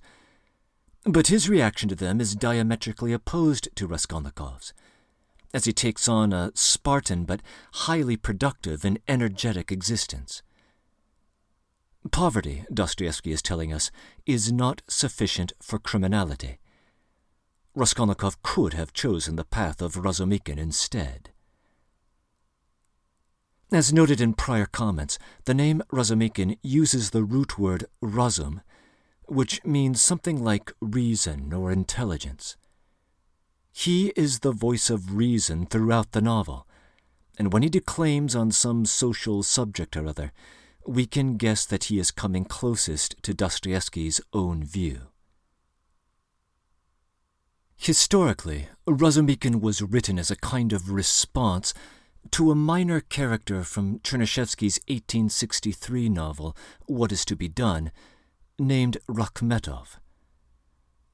Rakhmetov plays only a small role in the plot of that novel, but he is portrayed as a large, athletic figure who can work both manually and intellectually for days at a time, and is in continual single-minded service to progressive or socialist ends, which Chernyshevsky was advancing himself.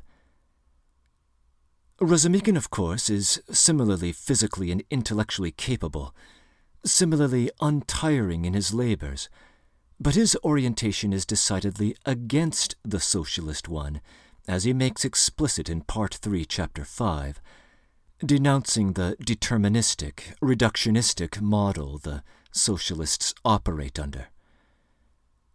And whereas Chernyshevsky's Rakhmetov is a lover of the abstract notion he calls the people, Dostoevsky's Razumikhin is a lover of his fellow man, the concrete individuals he meets.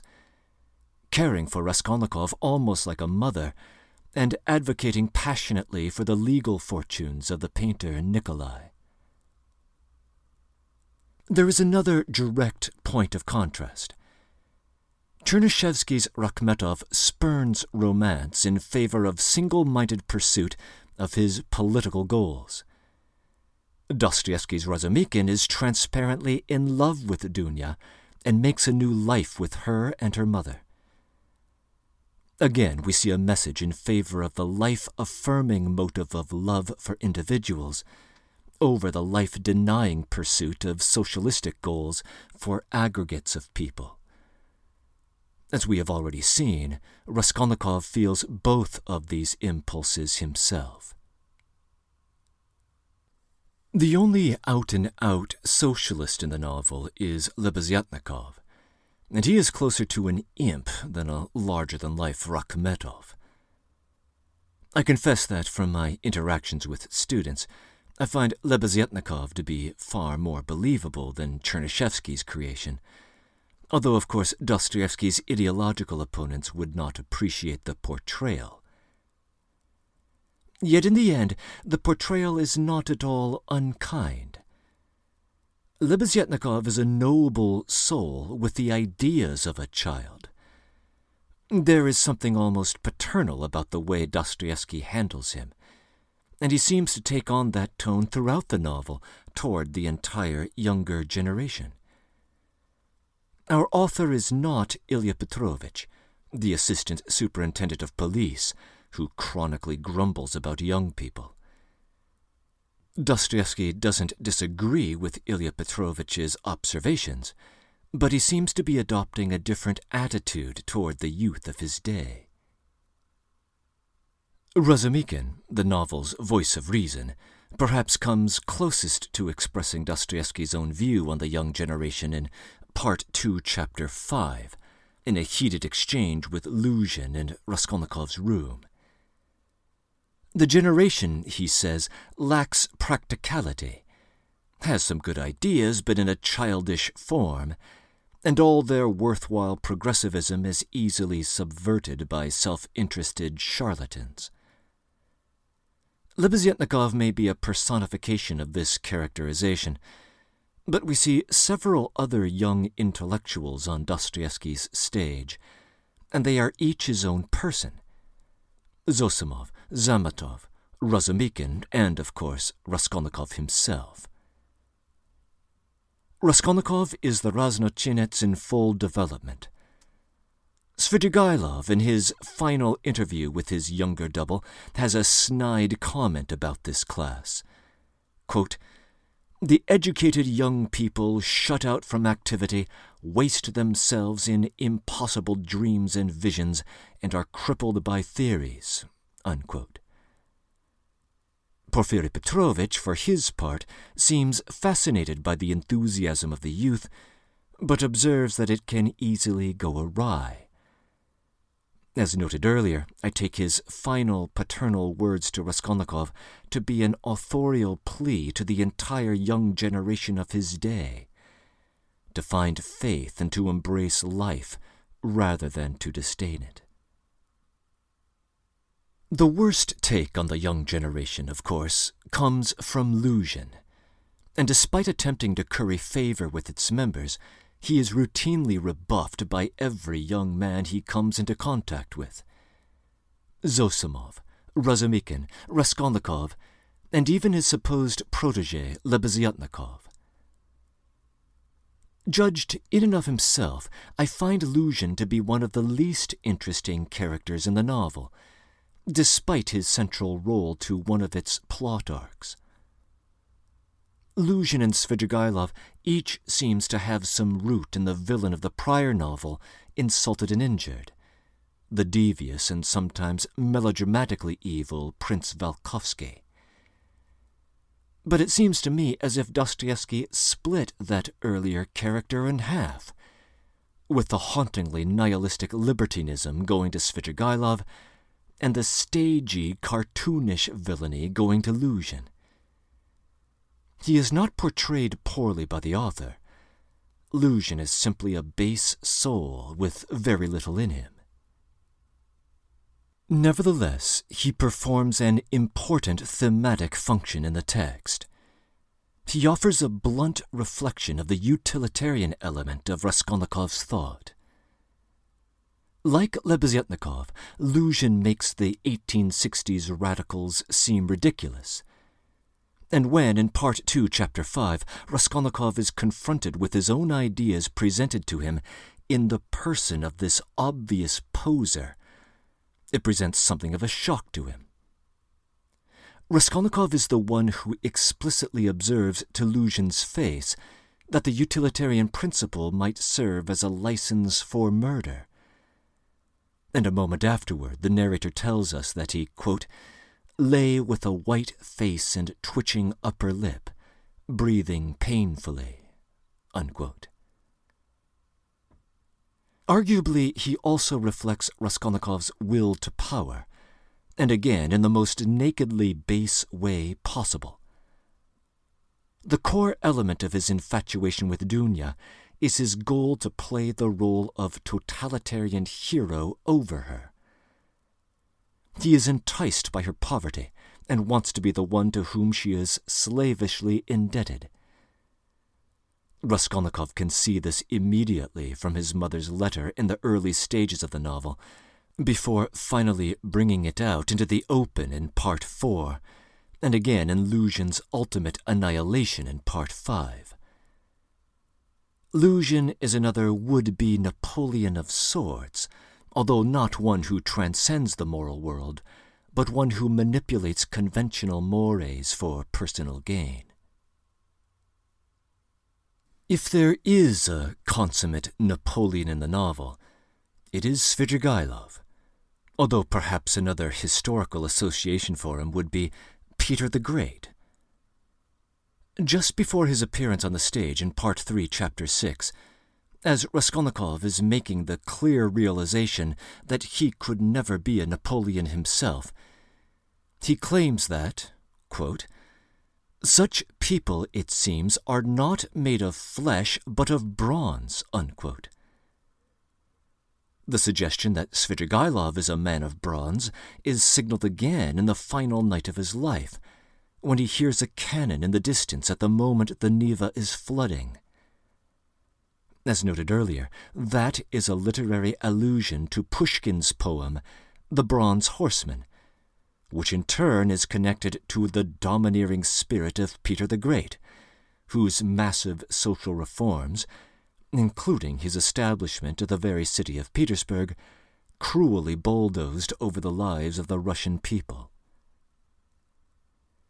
Earlier, I shared Erwin Weil's suggestion that the name Svidrigailov might connect to a medieval battle between Orthodox and non-Christian armies.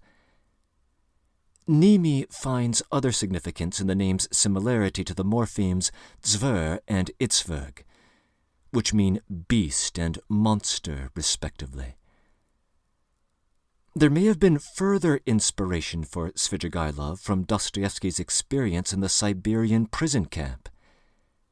In his notebooks, Dostoevsky originally referred to this character by the name Aristov, which is the name of a real-life figure who is designated simply as A in his memoirs The House of the Dead. Aristov had been a depraved but highly educated and good-looking gentleman who made money hand over fist for falsely accusing the innocent of political crimes, and then who promptly spent the proceeds on orgies, all without the slightest pangs of conscience, and with what Dostoevsky calls an everlasting mocking smile. Nevertheless, Svidrigailov is a rather more subtle figure than Aristov. He is singled out as the closest double Raskolnikov faces in the novel. He seems to emerge as a phantom out of Raskolnikov's fourth dream sequence, the dream of the laughing pawnbroker. And a few days later, Svidrigailov would be haunted by very similar dreams of his own. Svidrigailov is drawn to Raskolnikov, initiating that first interview. But so, too, is Raskolnikov drawn to Svidrigailov, initiating the second. The last night of Svidrigailov's life is spent in lodgings resembling Raskolnikov's garret, and both of them are faced with a fateful decision at roughly the same time. When the older man puts the pistol to his head, he speaks of going to America. Going to America is one of the first instincts of Raskolnikov during his slow return from his illness in Part 2, Chapter 3. Both men seem to recognize that if there should be a path to redemption, it will come through a virtuous woman. Dunya for Svidrigailov, Sonia for Raskolnikov. Svidrigailov does not reduce to a debauched human with an insatiable appetite for evil, like Aristov. He seems indeed to have passed beyond good and evil. He may or may not have killed his wife. The most striking thing about the affair is that he seems to be indifferent to the issue. He may or may not have killed her. He can play games with his interlocutor about it, and whatever the verdict is, he will have a clever justification at the ready in the sport of bonne guerre. He's almost qualified to teach a university ethics course. Joseph Frank likens him to a Byronic hero, weary of the world and capable of both great good and great evil, without making much distinction between them. He is the one who saves the younger generation of the Marmeladov household. It is Svidrigailov who lifts Sonia out of prostitution. He is faithful in passing along the proceeds of Marfa Petrovna's will. And on the eve of his suicide, he attempts to provide for the girl who was to be his bride, and feels irritation at the mercenary mother, who would be bound to pocket the money and find some other way to profit off of her daughter. But the evils of Svidrigailov are almost beyond description. Why pedophilia in particular? I think the answer here is similar to the way in which Luzhin desires Dunya. Luzhin wants to have total control over an attractive female, all while receiving the approval of everyone around him. Thus he must affirm the mores of his society, but manipulate them to his advantage. Svidrigailov wants the same thing, except he has no interest at all in social mores and the approval that comes with appearing to abide by them. As he regales Raskolnikov with tales of his various sensual triumphs, it seems to be the total submission of another to himself that he loves the most. And his young bride-to-be, with an as-yet unformed will, is an unopened bud over which he can exercise despotic control.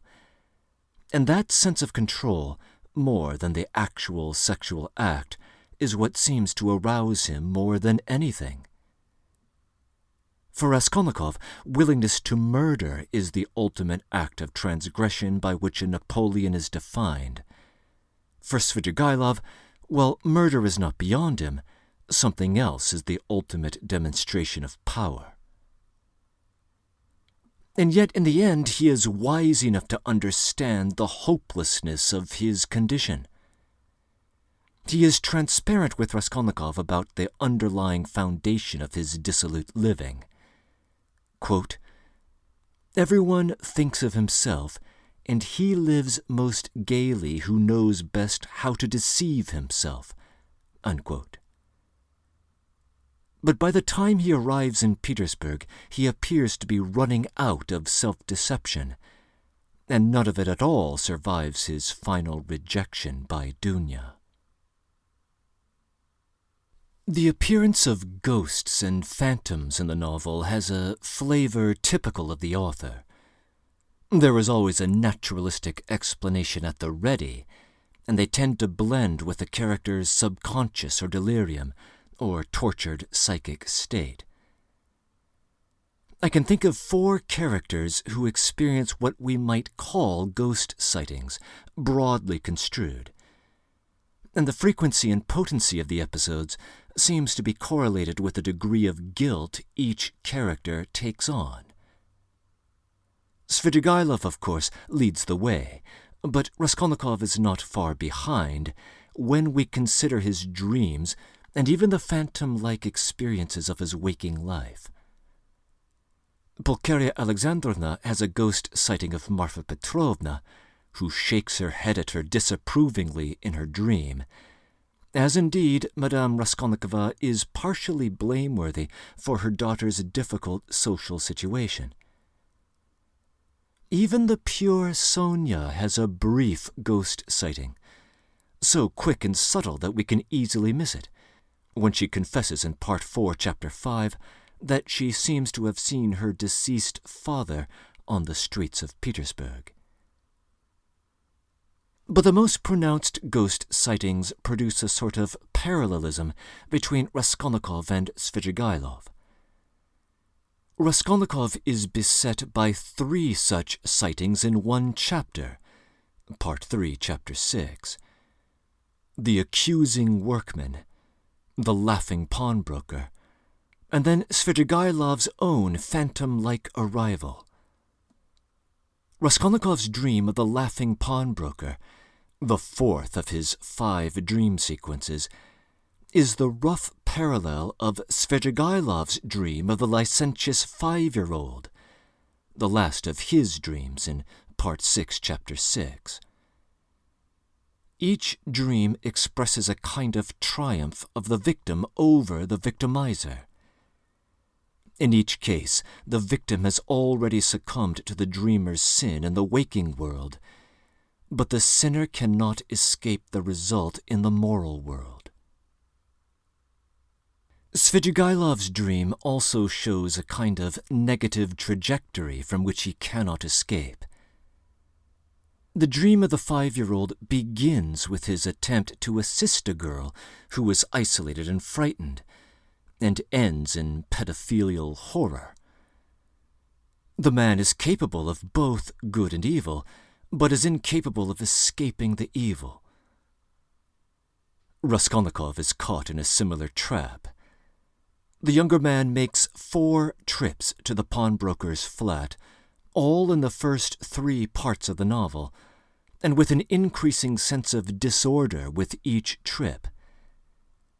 The first trip is detailed in the very first chapter, at a time when Raskolnikov, although psychically disturbed, is still in charge of his faculties and has rational plans he expects to fulfill. His second trip is his attempt to carry them to fruition, with everything suddenly going wrong at once as his plans collide with reality. During his third trip in Part 2, Chapter 6, he is in a state of delirium.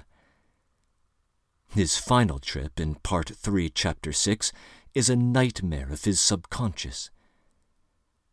His interaction with the place begins in casuistry and clearly demarcated lines of reason, and ends in complete loss of control. And what remains when reason breaks down? The difference between the 2 men is that Raskolnikov can see an alternative open to him, whereas Svidrigailov cannot. Sonia is, of course, the one who presents that alternative, and as all critics seem to agree, the final stages of the novel center around a choice that Raskolnikov must make between the path of Svidrigailov and the path of Sonia. But Sonia's path emerges out of a broader spiritual context that needs some attention. As I noted in my introductory comments, this novel developed as a fusion of 2 literary ideas that Dostoevsky had been mulling over, one of which was to be a novella about a young criminal, and the other of which was to go by the title The Drunkards. As we look at Crime and Punishment as a whole, there is perhaps a subtle sense in which the novel really is about drunkards, even if alcohol only briefly appears in the spotlight in the Marmeladov affair. Among the major players in the novel, there are only 3 that might be called drunkards, and there is no particular pattern to who does and who does not fall under that label. Marmeladov, of course, is the one who is manifestly crippled by drink. But Razumikin is something of a drunk himself. We see him under the influence in Part 2, Chapter 7, and he is chastened by Raskolnikov's scolding him over the habit in Part 6, Chapter 1. Svidrigailov testifies that he is not much of a drinker as a rule, but we see him quite drunk in that famous scene in the restaurant in Part 6. On the opposite end of the spectrum are the teetotalers Lebeziatnikov and Porfiry Petrovich, although the latter takes up cigarettes as an alternative. But against the general societal backdrop of the novel, it seems almost as if everyone is drunk. The rabble in the dream of the suffering horse emerges drunk out of a tavern.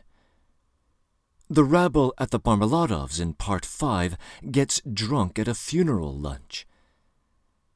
The young men at Razumikin's party get drunk in their animated, boisterous debate. In his wanderings through the streets of Petersburg, Raskolnikov is always rubbing shoulders with strange drunkards. One of them is a young girl who seems to have been sexually abused after becoming intoxicated. And Nikolai's first instinct after discovering a windfall of strange jewelry in the apartment is to pawn it and drink up all the money. Dostoevsky was an observer of alcoholism during his years in the prison camp, and he records a fascinating account of it in The House of the Dead.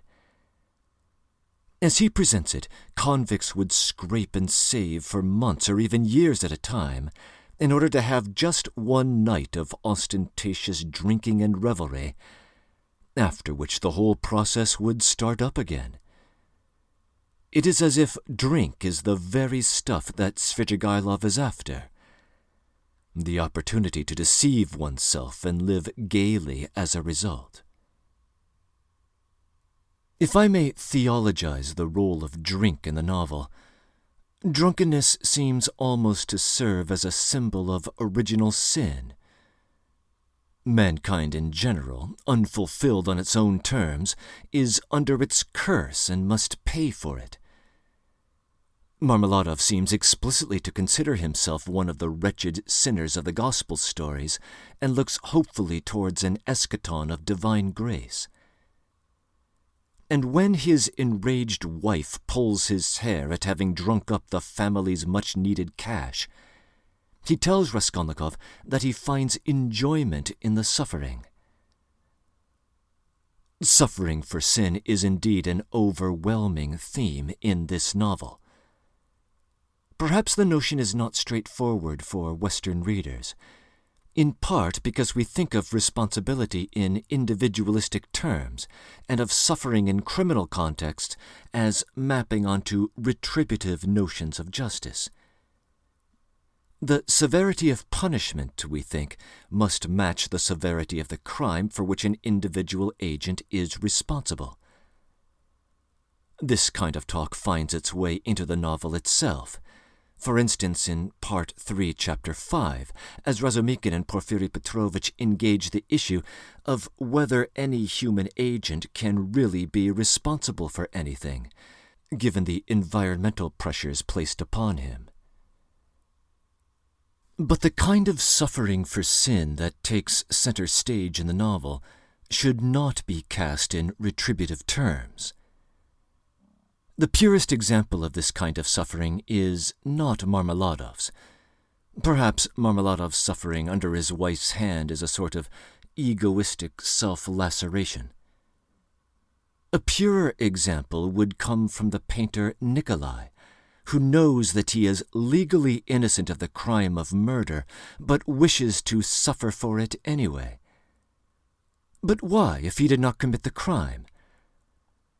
The messenger of this event is Porfiry Petrovich, and he treats the story as an example of an oddity of the peasant class, especially among the devout Raskolniki.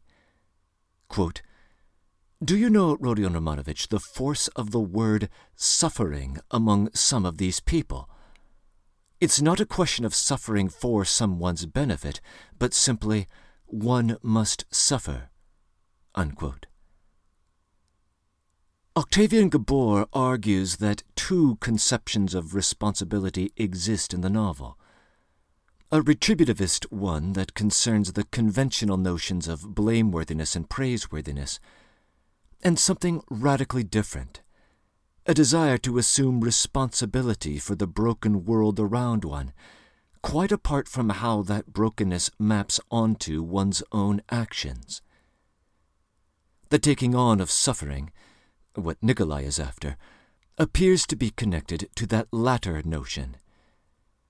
One is in the world and wishes to suffer for it, regardless of the degree to which one is to blame as a result of one's own will. I think of Katerina Ivanovna as being caught up in this vortex herself. She is not an alcoholic, but she is unjustly subject to all its ravages. She did not cloud her own mind with drink, but is nevertheless deranged, devastated by the weight of poverty she is under. She knows perfectly well the injustice of her condition, discomfiting the visiting priest with a gesture toward her dying husband's crushed chest in Part 2, Chapter 7. Still, Sonia is unflinchingly loyal to her and defends her fiercely against Raskolnikov's criticisms in Part 4, Chapter 4. Quote, "She is seeking righteousness. She is pure. She has such faith that there must be righteousness everywhere, and she expects it." Unquote. Indeed, as a mother in desperate straits, Katerina Ivanovna must assume responsibility for the broken world and suffer for it. Her life is dominated, from waking to sleeping, by somehow finding a way for her tortured family to survive. There is no rational hope in her condition, as Raskolnikov cruelly points out to Sonia, but she continues on anyway.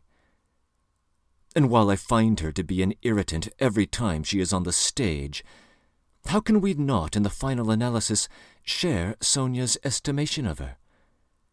She is a sort of holy sufferer throughout the novel, despite her ridiculous and sometimes spiteful antics.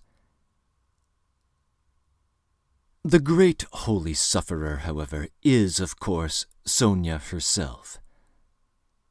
Forced into prostitution due to her own father's alcoholism, losing her best friend, her father, and her stepmother in the span of roughly 1 week, discovering that her love interest is the murderer of her best friend, and moving to Siberia for 8 years of exile.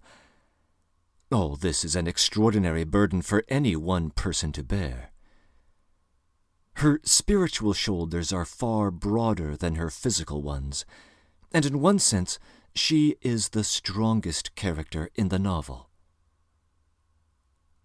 Is she guilty of anything? During the reading of the story of Lazarus, the text refers to her as a harlot, as though she and the murderer are fellow sinners, illuminated by the light of the candle. As she is a prostitute, perhaps we might accuse her of crossing over or transgressing eternal moral norms, and Raskolnikov at one point accuses her of destroying her own life. On a purely retributive sense of responsibility, none of these accusations are fair. And yet even on this sense she appears to be guilty. Or at least she confesses to a kind of sin in Part 4, Chapter 4, when she admits to refusing to give Katerina Ivanovna her new decorative collars. This is such a seemingly insignificant affair that it seems only as pure a spirit as Sonia could be sensitive to it. But there it is. "No one is righteous, no, not one," recites the apostle, and the line seems to hold regardless of which sense of responsibility we wish to employ. But when she suffers, it is that second sense of responsibility, not the retributive one, that she appears to identify with. And so she really is the transgressor harlot.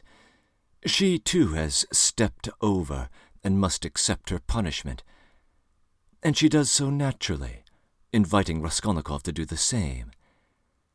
She does so as a participant in a world she did not ask for, with burdens she never voluntarily assumed, with nothing but love to give.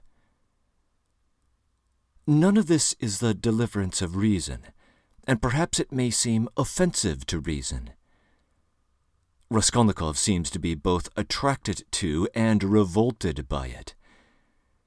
During his first interview with Sonia in Part 4, Chapter 4, he briefly entertains scorn toward her, thinking of her as a religious maniac.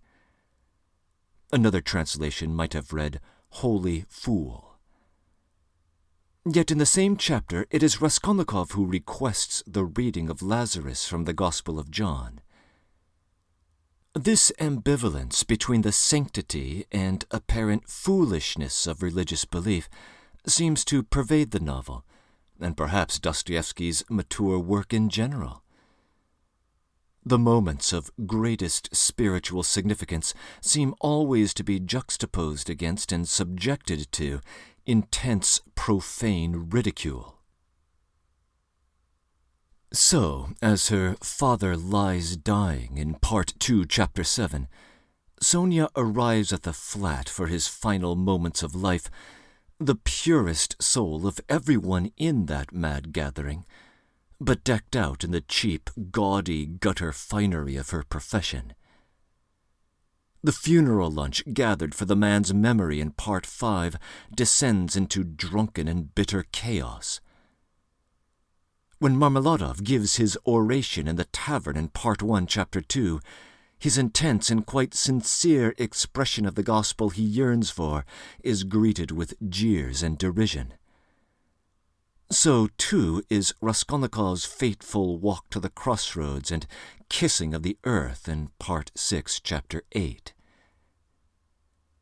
This mingling of the sacred and the profane is perhaps inspired by the gospel stories themselves, which put God incarnate into contact with the dregs of society and subject him to an ignominious execution.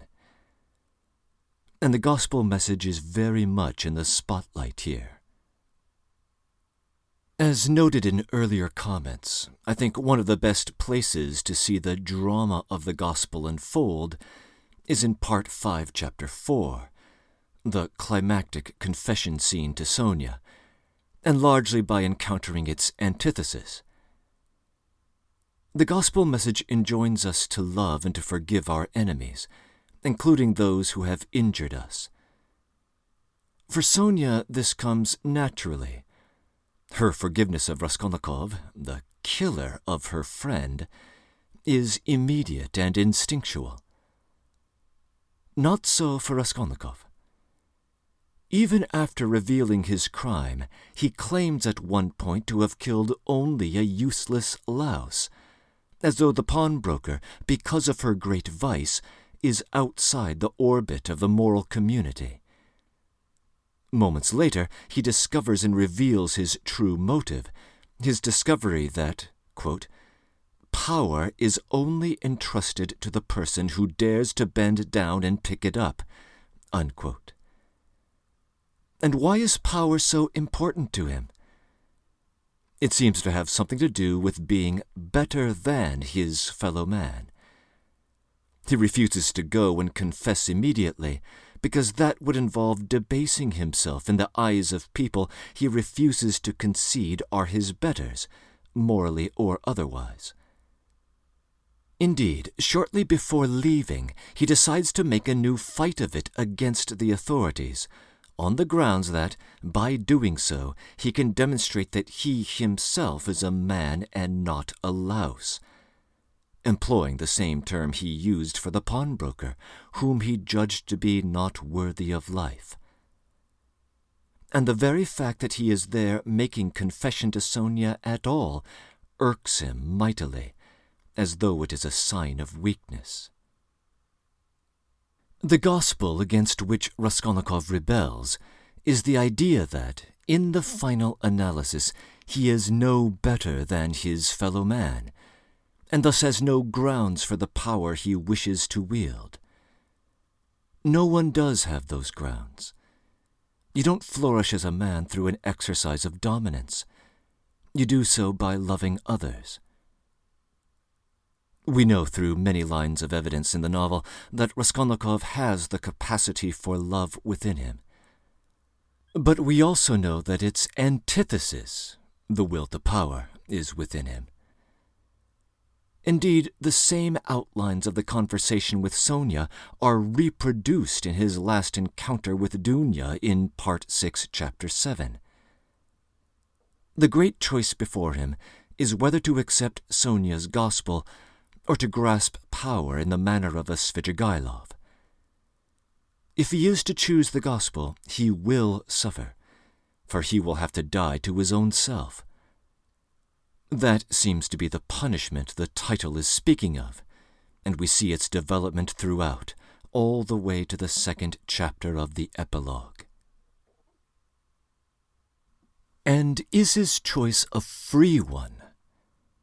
The topic of free will comes up explicitly only once in the novel, during the conversation at Porfiry Petrovich's lodgings in Part 3, Chapter 5. Nevertheless, freedom of the will was certainly on Dostoevsky's mind during this period of his life, as it features significantly in the novella Notes from Underground, published just 2 years prior. Further, the narration often invites speculation on this issue, especially in Part 1 during the moments leading up to the murder. After the dream of the suffering horse, Raskolnikov makes a conscious decision to abandon his plan. But then, on his return to the garret, overhears the conversation with Lizaveta in the marketplace, indicating when she would be absent from the apartment. This strange opportunity works upon the semi-superstitious disposition of Raskolnikov in such a way that, quote, he felt suddenly in his whole being that he had no more freedom of thought, no will, and that everything was suddenly and irrevocably decided, unquote. This sense of being carried away by something outside of himself seems to continue through the young man's second and murderous trip to the pawnbroker's flat in Part 1, Chapter 6. Joseph Frank explains this presentation as Dostoevsky's attempt to separate Raskolnikov's action from his own controlled deliberation, and to present it as being brought about by psychic forces that the agent himself cannot understand. This analysis might invite us to infer that Raskolnikov is not acting of his own free will. But I'm inclined to make the exact opposite inference. In fact, I would look at Raskolnikov as offering us a paradigm instance of indeterministic free will, or what philosophers call libertarian free will.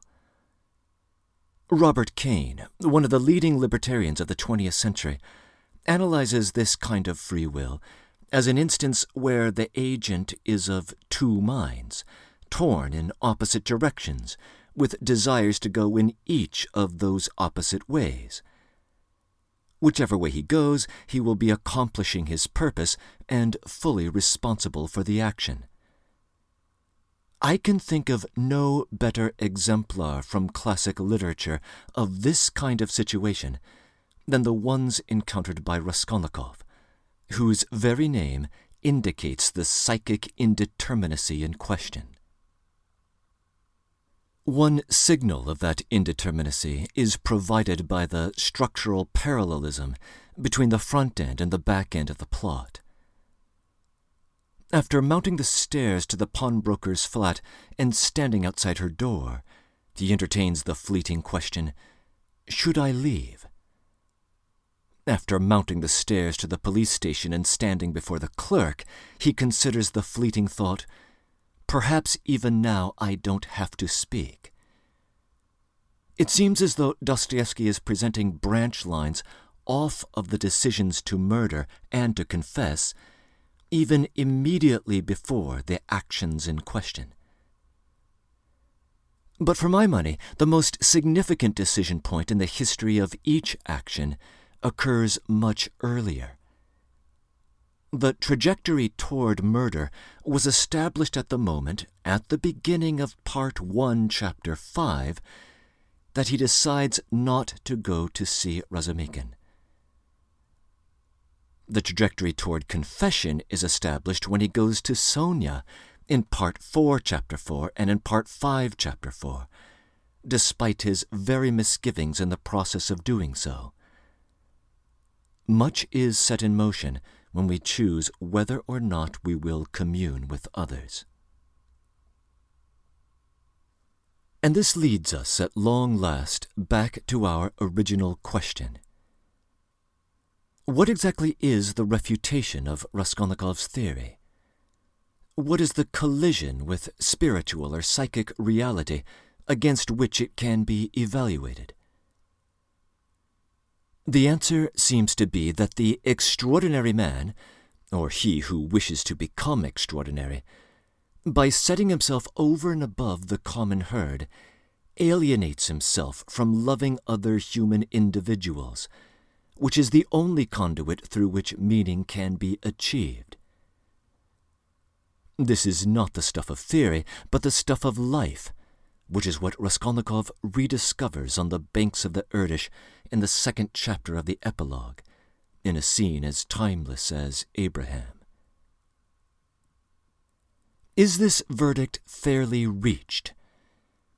Dostoevsky, after all, exercises totalitarian control over the events of his own novel and the fates of his characters. Has he cooked the books? Has he presented the alternatives fairly? Are there alternatives he has not considered? To ask this question is in part to evaluate the artistry of the novelist. Are his characters real? In fact, I doubt you will encounter many people who behave exactly like a Raskolnikov, or a Svidrigailov, or a Sonia. There is too much detritus in the ordinary human soul to see clearly what is in it. Our lives are clouded by so many distractions that we only get obscure glimpses into who we are beneath them. For Dostoevsky, ideas, feelings, and characters are practically synonymous, and he uses his art to cut through those distractions, to isolate the telos of any given way of life. And in that sense, I find his characters to be highly believable, although I cannot answer for other readers. But has he canvassed all the alternatives? Perhaps not. There is the disgruntled hedonist next door, living a life of quiet desperation, but that seems hardly an option worth considering. Perhaps there is the Buddhist line, which enjoins us to cease striving in a universe of perpetual change.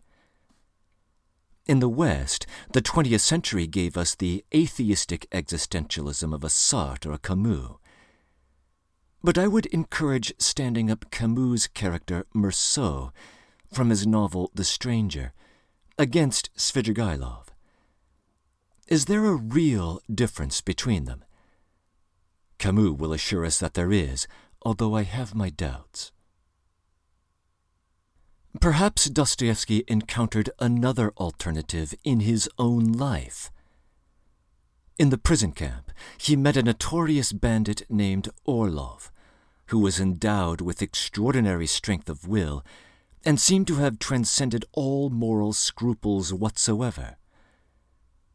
Nothing during the author's brief interaction with the man would indicate that he would ever wind up with the despair of a Svidrigailov. He seemed to have been some different order of human being.